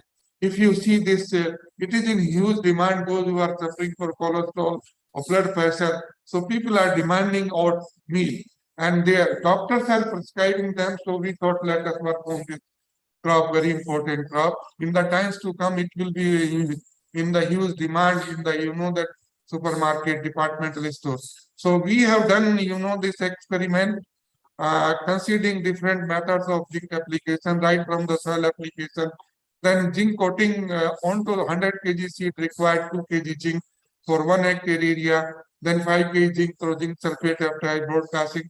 So all these methods have in time of application had led to significant increase in the zinc concentration in the grain and straw. But however, that maximum benefit were accrued when we applied the zinc coated urea zinc at the that 2 kg zinc per hectare onto 100 kg seed, and it resulted 44% increase in the zinc concentration in grain and 53% increase in the extra concentration. So again, we have also, that estimated the zinc uptake, and similarly, that zinc uptake was also significantly higher with this zinc coating onto 100 kg seed, which was 83% more in the grain, 105% in straw, and 100% in the overall uptake. And then we have also done some, experiment on zinc biofortification in the quality maize protein. Quality maize protein is very important these days, and then everybody is working on this aspect. So we have taken different treatment for that, like soil application, foliar application, soil plus foliar application, and zincated urea. So we found that soil plus foliar application is the best approach to increase the zinc concentration, where we found that 9 milligram per kg zinc in the grain was increased, and almost 15-14 milligram per kg, that in the diameter of extra or stover of the maize, because maize is the food chain for feeding the animal. And we have also calculated the, that agronomic efficiency, recovery efficiency, but agronomic and recovery efficiency was significantly higher with the foliar application, which is obvious that when we are applying low dose, the recovery efficiency as well the agronomic efficiency is recorded. Generally, we are getting significantly higher as compared to the higher doses. Another study I have taken from the Dhaliwal and his associate 2019, which they have published in reputed journal, where they have shown that bread wheat varieties responded significantly to the foliar application of zinc as compared to the no zinc. That means a control, and it ranged from 86% to 126% increase in the zinc in different varieties. So that means varieties also respond, but irrespective of the varieties, there was significant increase in the zinc application in the zinc content. We have our group has also worked on the zinc and the urea through zinc sulfate and zinc oxide, which we have tested in the spring wheat that is mostly grown in our country. So we found that by different zinc and urea ranging from 0.5 to 2% zinc and urea. When we use the 2% zinc and urea through zinc sulfate, it supplied only 2.6 kg zinc per hectare against the recommendation of 5 kg. That means half dose of zinc can be applied with the zinc enriched urea, and which led to the significantly increase in the zinc concentration in grain, 29% increase in the grain and 31.8% in the straw. However, the recovery efficiency was again with the higher 0.5% zinc enriched urea, that was 11%. So similarly, we have also, that one of my PhD students was worked on, that zinc concentration in grain and spike in different wheat varieties, and he found that lot of variation is there zinc concentration in the grain and and spike. And that can be, that one of the technology which can be, that intermingled with the breeders, that look, this is the genotype which contains higher accumulation of the zinc in different parts, and that can be further used for the breeding improvement program. And he also, that estimated the application of zinc methods by zinc sulfate or EDTA zinc, different, that foliar application at different dose stages. And he found that when we applied 1.25 kilogram zinc through zinc EDTA at soil application plus 0.5% foliar spray at maximum tilling and booting stage, it resulted significantly higher in the grain zinc concentration in the straw as well as, that grain and spike. And further, that we have done some work, agronomic biofortification in rice, where one of my PhD students published one paper in European Journal of Agronomy, and he that took the different treatment like 2% zinc and urea through zinc sulfate, zinc oxide, 5 kg zinc soil application or 5 kg zinc application through zinc oxide, zinc sully and foliar application. Again, 2% zinc and urea resulted significantly higher productivity, grain zinc concentration, and extra zinc concentration. And again, we published one paper, our group published in Nutrient Cycling Agroecosystem, where we have shown that with successive increase in the zinc enrichment, there was significant increase in the zinc accumulation in the grain and straw of rice. it is not only, that fertilizer application, but that small intervention in the rice wheat cropping system, which we can grow dual purpose summer green legumes like cowpea or mung beans that can increase the significantly, that zinc concentration in the grain and straw, which has been shown by this this publication. Dr. Siva, Dr. Siva, please conclude. Okay. So 1 minute only. Just so we have also done some work on the the different sources and method of zinc application in rice, and we found that again EDTA zinc and soil plus foliar application, booting stage, grain planting stage was much better as compared to the other. We have also done some work for the the biofortification of zinc, and zinc also responded to the that chickpea application. And another experiment we have done and published in Communication and Soil Science Analysis. So EDTA zinc 3 foliar application resulted significantly higher zinc concentration. So overall, I can say that even genetic variation was there in the zinc, that content in the grain and the straw of the chickpea, and we found that desi varieties are better accumulated than the that Kabuli chickpea or Kabuli chickpea.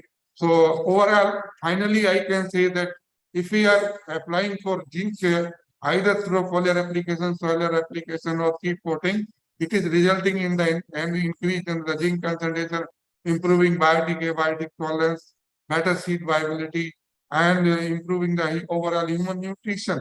This is important from the agronomic biomodification point of view. These are my certain recommendations and conclusions. I would not like to read them, but I would like to see that zinc and this urea may be made, that public in the public domain, and that should be based on the zinc deficiency across the after delineation of the zinc deficiency ranging from 0.5 to 2%. I want that this zinc, this urea should be in the public domain so that we can overcome the zinc deficiency and we can increase the nitrogen use efficiency. Agronomic biofortification is a complementary approach. It is not a competitive approach with the breeders, and we can get the better results. So with this, thank you very much, Chairman Sir. I think I have taken only 10 minutes, 10 and a half minutes. Thank you very much for giving me this opportunity. I am grateful to the organizers, those who have given me this opportunity. I have missed some slides because of the time constraint because we have also worked in our group with the microbiology division where we have taken cyanobacterial based formulations for bionucleants, which have been, helpful in enriching of the iron and zinc in the specifically rice and wheat cropping system. Thank you once again. Thank you, Dr. Siva. Be within becoming within time limit. Now I request Dr. Kaushik Banerjee, the next speaker, for his presentation. Please be stick to the timing, please. Yes, sure. So good evening, everyone, and let me first share my screen.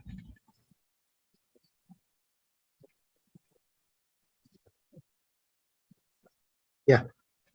So I really appreciate this opportunity, and thanks the organizers, especially my IRA junior, Dr. Ashish Khandelwal, for this invitation. So this is the structure of my talk. At first, I would like to present the current scenario of food safety in domestic and international trade in the context of our country. Then I will present the concept of traceability and good agriculture practice. That is the main crux of this presentation. And finally, I will present certain initiatives for residue control in fruits and vegetables in our country. These are the major challenges in managing food safety in fruits and vegetables. We all know that we have issues related to MRL non-compliances, whether it is in domestic for import food or for export control. There are lack of good agriculture practice recommendations in many crops. Residue testing facilities are not approachable to most of the part of our country, as the labs are mostly located in major cities.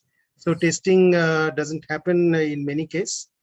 There are lack of awareness of regulatory requirements at the grower level or farmer level. And finally, there are lack of product traceability and control on pesticide applications. And that's a major issue because of which we always find implementation of good agriculture practice in our country a big challenge. Now, food safety concerns in fruits and vegetables have been highlighted in various monitoring and media reports. For example, if you look at this report on the FSSA website, which is basically the study report entitled Monitoring of Pesticide Residues at National Level, 2019 report, you will see that less than 2% of the samples of vegetables which they monitored from various markets, they had MRL non-compliance. Similarly, if you look at I will present my vision. I will present some other noise is coming. Yeah, Dr. Shibai, please mute. I have completed over 30 years service in the ICR as scientist. Dr. Shibai, please mute. I have experienced the Dr. Shibai, please. Dr. Shibai. Spearheaded the Indo-African academic program as a professor of agronomy. Somebody should interfere. Dr. Shibai, okay. Good, thank you. So similarly, in case of fruits, we see that certain common insecticides and fungicides are detected in many of the fruit samples, and MRL non-compliances are very few. Only 1.1% samples were found exceeding MRL. But if you look at the international market, especially which goes to Europe, we find that there are a lot of issues which very often create trouble to our international trade. So, for example, if you look at the study report of European Food Safety Authority, which was published in 2021. This is actually the 2019 report. You will see that there are several issues in relation to Indian commodities, especially okra, chili, pepper, curry leaf, etc. And some of the consignments were detected for a large number of chemicals, although they were below MRL, but total residue was a big concern. The earlier year annual report, which came out in 2020, also talks about almost 13.5% samples from India as non-compliant to European MRL, and commodities of major concern were curry leaf, okra, chili pepper. These are the reports which are available in public domain. In 2013, the European Union introduced a regulation specific for controlling pesticide residues in imported okra and curry leaf, especially from India. And if you look at their website, you will see that it has been made compulsory that every consignment should be accompanied with a certificate stating that the products have been tested for a list of pesticide residues. Here are the findings that the European Union came out, that almost 171 compounds, which are very frequently detected in various imported and domestic samples, whether they are from their own territory or from various other countries. They import a lot. And out of these 171 compounds, the compounds in the red font, they're basically the compounds which are frequently detected in Indian samples. So you see that many of them are quite old generation toxic chemicals like organophosphates, carbamates, etc., which creates very much concern to the consumers of those countries. So why these non-compliances happen? Because in many cases we do not have enough chemical to recommend as per the CIP-RC level claim.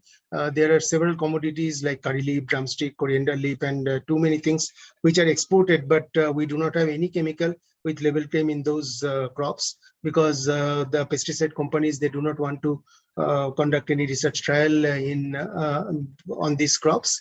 And various pesticides that are currently recommended or having label claim, mostly they are generic in nature, like copies, carbamates, synthetic pyrethroids, etc., and they have high mammalian toxicity. So those compounds are largely removed from the European Union market.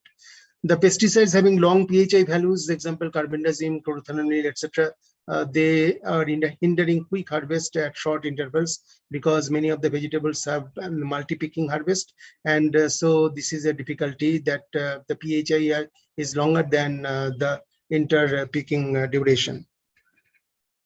So what are the strategic residue management practices? One important possibility is that you establish good agriculture practice and allow the farmers to have access to safer agrochemicals. Those should be optimized to ensure dissipation of residues before harvest. And this should be communicated to the farmers in appropriate language. Establish product traceability farm level through all stages of production, processing, and distribution, and residue testing of traceable samples for compliance check.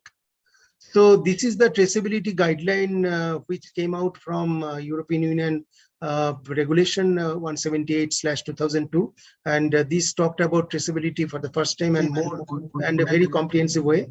And it talks about traceability of a food or a substance intended to be or expected to be incorporated into a food, that means food ingredient, through all stages of production, processing, or distribution. So you can imagine that entire supply chain should be traceable.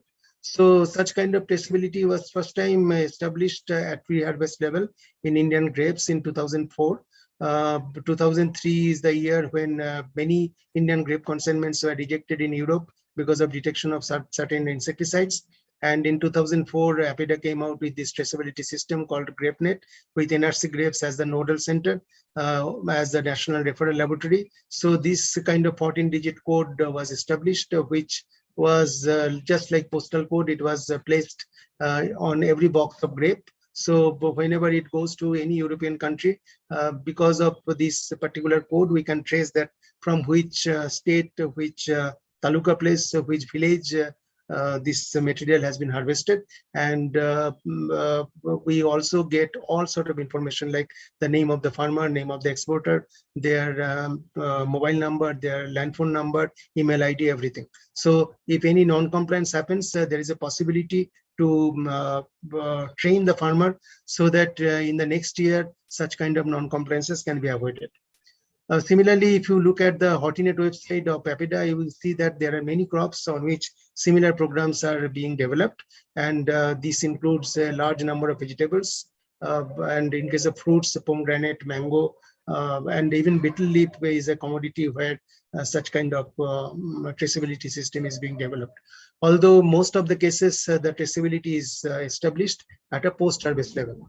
So for example, in case of vegetables, they came out with such kind of traceability system that pack houses are given a unique code number, and you have this type of registration code that you have pack house name, a location, that means Google Map location of the pack house certificate number, and 4-digit farmer registration code given by the exporter. So through this code, it is possible to trace the materials when after harvest they are exported. Good agriculture practice recommendations typically should have certain basic information, pest-specific recommended package of practices, dose or application rate, the latest MRL, and pre-harvest interval, which is the duration after which the residues are expected to get dissipated below the MRL. So from NRC grapes, we came out with many such type of recommendations in our website. You will see that good agriculture practices for production and quality table grapes is there, and there are specific chapters for disease management, insect and mite pest management, and safe use of agrochemicals. And these are all have been focused to minimize pesticide residues at harvest, and also to minimize the development of pest resistance in the crop. So every year we come out with a list of chemicals, which includes insecticides, fungicides, and plant growth regulators, which are to be recommended as per the CIBRC level claim. And pre-harvest interval is recommended based on the trials conducted by our institute. Similarly, from Indian Institute of Horticulture Research, I found that there is a nice compilation for the vegetables. You will see that pesticide and crop specific recommendations are available for many of the vegetables. You see that these are the MRLs, codex of European Union, and various PHI values have been recommended with reference to control of particular pest. So finally, the package of practices have only value if they are communicated to growers. I think here treatment of technological findings in lucid language, in local language, in regional language is very important, both in written format as well as regular lectures, which at NRC Grapes we are doing almost as a regular activity in terms of Marathi language in Maharashtra, Kannada language in Karnataka, Tamil language in Tamil, even Bengal, West Bengal is growing grapes these days. So we are giving advisories in regional languages. Location-specific weather forecasting based advisories to ensure need-based applications. This can minimize the cost of cultivation, and also this minimizes residues.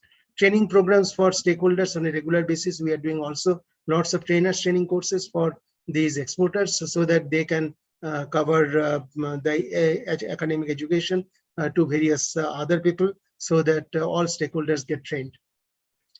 So in Maharashtra, particularly, you know that there are a lot of progress in this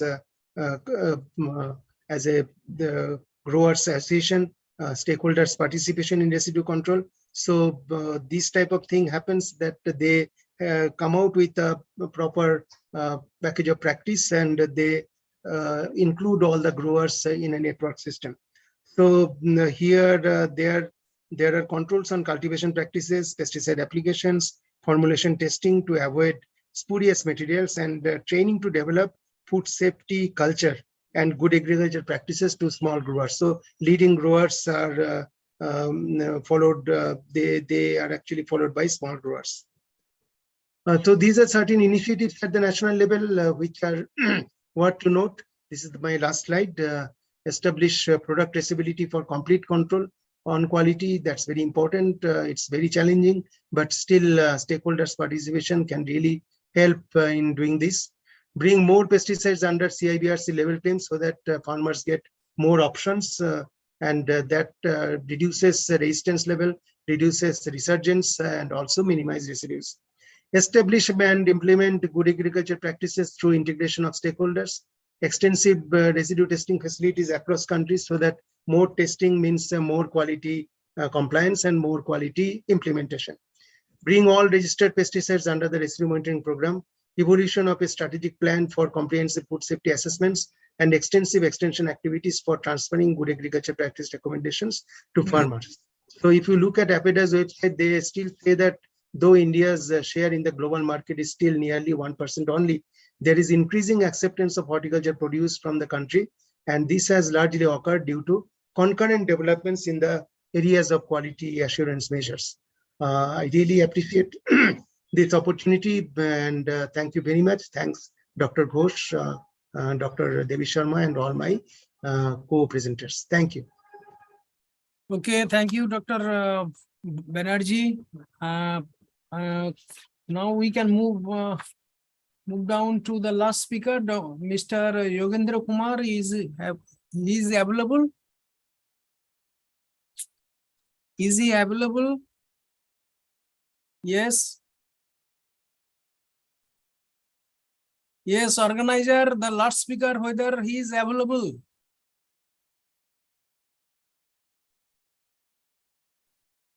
Sir, the last presentation. And I request Dr. P.K. Ghosh to conclude this particular session. Whether last speaker is available. No, he is not available. Okay. So they are asking to conclude. Okay. Let me conclude the session and their lecture given by eminent scientists. Dr. P.K. Ghosh, sir, this is the last presentation, and we can conclude this particular session. What you are saying, I am not getting. Whether the last speaker is available, you are allowing. Can you hear me, sir? No. What you are saying, I am not getting. Hello, sir, can you hear me? Yes. Whether last speaker is available, or we want that we should conclude. We want to conclude, sir. Okay. He's not available, sir. Okay. Now how much time is there? Whether 10 minutes or 5 minutes? 5 minutes. Okay. Sir, Whether we have left with only 5 minutes because there is another event which is already people are ready here. So that we'll is- go for a concluding that remarks is- from you, sir, from the chairman. So that is the problem from the organizer. We have started 1.5 hours late. Yeah, Okay. because the previous session took almost 1.5 hours. So you should quit then this session. You should not have conducted this session. It is not like that haphazardly you will do the technical session and will complete. There is no need of the technical session then. Okay. So since there is a very limited time, so there is hardly any scope for allowing for any questions. Okay, let me convey. So Dr. Singh has nicely presented his views that he has given a presentation on the biological pesticides, particularly microbial pesticide. This is the need of the hour. We all agree at one point. He has mentioned that yes, regulation, registration and regulation. Now the big question comes whether we need a relaxation for biopesticide registration or relaxation. That is a debatable because maybe there may be a question that if we follow the same registration and regulation procedure, what we are following at the chemical pesticide, and that may be one of the reasons why the private farm is not coming forward as we expect. So that needs a debate. Then he mentioned the biosafety and biocontrol. It's really, this is a good point he has mentioned. And also he has mentioned that self-life. Self-life with the temperature coming to 50-degree temperature, that it comes that self-life for many of the biopesticide that is coming, as he mentioned, that 2 to 3 years. So the question before us as scientists, we can think that how to increase the self-life under the temperature condition. Can we think on that? So this is some of the highlight he has given. And then also he has given many points that biofortification. Yes, Dr. Sivai has also mentioned that agronomic biofortification. Now, this biofortification, biofortified variety is the need of the hour because of the micronutrient malnutrition, as Dr. Sivai mentioned.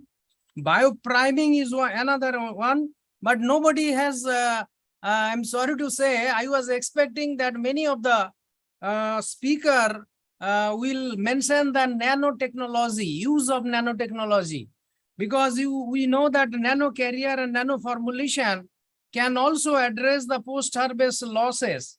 Post-harvest losses is the biggest problem in our country.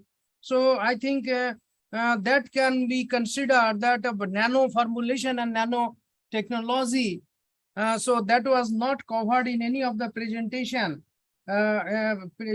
Yes, biocontrol, biofertilizer and biofertilizer variety was mentioned. Dr. Banerjee, he has given a good point that why our consignment is rejected many a time. He has given a total compilation that how European Union report says 13.5% rejection or non-compliant is a very serious issue. And then also at the same time, he has given a traceability strategy for particularly post-harvest vegetables and others. So this is a very good educative information we got. And the point he has mentioned is a very alarming, that out of 71 compound dealing, that is pesticide, many of the toxic chemicals are in many of our product. And that may be one of the reasons that so many of the consignment are non-compliant. Dr. Sivai, he has given a very good outlay of the agronomic biofortification, deficiency of zinc, iron, and other micronutrient element in different states of our country. Micronutrient malnutrition, we know that 50% of our Indian children are undernourished. So that is one area that agronomic biofortification and breeding mechanism should go side by side so that we can get a higher concentration of the micronutrient in the product. Cereal base, as he mentioned, that most of the cereal base we consume is low in zinc. So biofortification should play a major role in our diet. And he has mentioned a good point, that is dietary diversity. It is a now point of a discussion that we should go for that. And the madam, she has given a very good coverage of the vegetables biofortification, and also the many non-chemical intervention taken for when their institute are looking taking care of the biological technological intervention, particularly light trap based IPM, the neem powder, and their herbivores, biopesticide product, seed treatment, microbial stimulation. All these points, I think it is well taken, and I think this is how we can go about, and it is and we can avoid or reduce the use of pesticide, and we can avoid the pesticide load in many of the and this is how we can maintain that pesticide residue free soil health, and also we can think for residue analysis. I think Dr. Banerjee, he is very much he has expertise on pesticide residue analysis, and he is, since the beginning he is on the job, and he has given a good compilation on the suspect. So since the time is very short, this is what I could get from all the four speakers. Thank you very much for your whole presentation and giving a good message what to do, and how we can move down so that our pesticide load and maybe chemical load can be addressed by the use of alternative sources, maybe biological or maybe nanotechnology, and or any other modern technology. With this, thank you, organizer, for giving me opportunity, and I thanks all the speakers for their nice coverage and presentation. Thank you very much. Finally, I'd like to thank participants of this particular session, including the chairman, the co-chairman, the rapporteurs, and the keynote speakers, as well as the lead speakers. So this is the end of the session. And now I call upon Dr. Sahadev Singh and Vivek Saurabh. And meanwhile, I also call HB Singh to receive this the certificate for his lead speaking.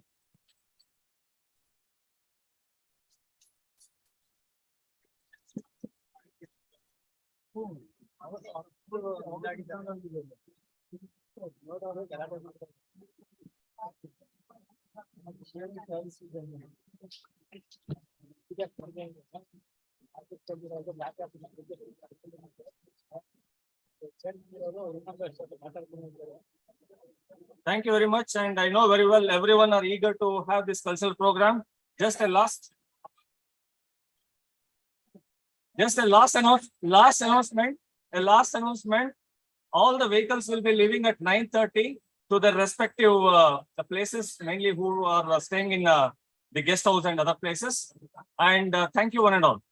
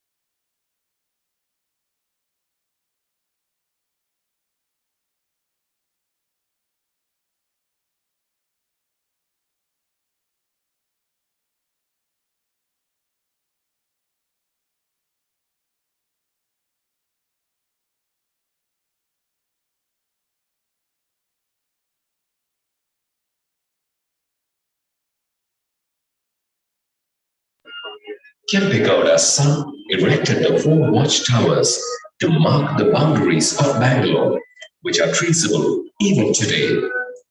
Myth had it that the city would befall great calamity if it extended beyond these 4 towers. But today, Bangalore has grown beyond these boundaries and is envied by many people across the world. In the 1940s, industrial visionaries such as Sir Mirza Ismail and Sir Mukshipurgam Vishweshwaraya played an important role in the development of Bangalore's strong manufacturing and industrial base. Today, Bangalore is one of the most happening places in the subcontinent. Bangalore has many nicknames. The beautiful gardens and parks lend natural beauty to Bangalore and has earned it the title of Garden City, while the latest software and technological advancements have earned it the title of the Silicon Valley. With an estimated population of 5.8 million in 2001, Bangalore is the most populous city in India and the 28th most populous city in the world. Bangalore is a city of striking contrast and a wonderful blend of the past and present. On the one hand is its Fort Beaches legacy of colonial buildings. Bungalows built during the British rule still exist. However, one very important feature of Bangalore's change is the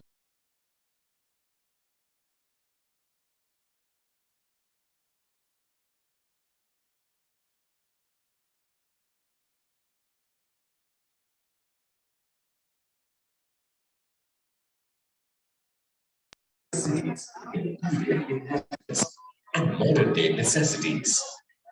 Many leading builders of the nation are definitely in the business of creating landmarks as their corporate byline states. Of course, today, what all Bangalore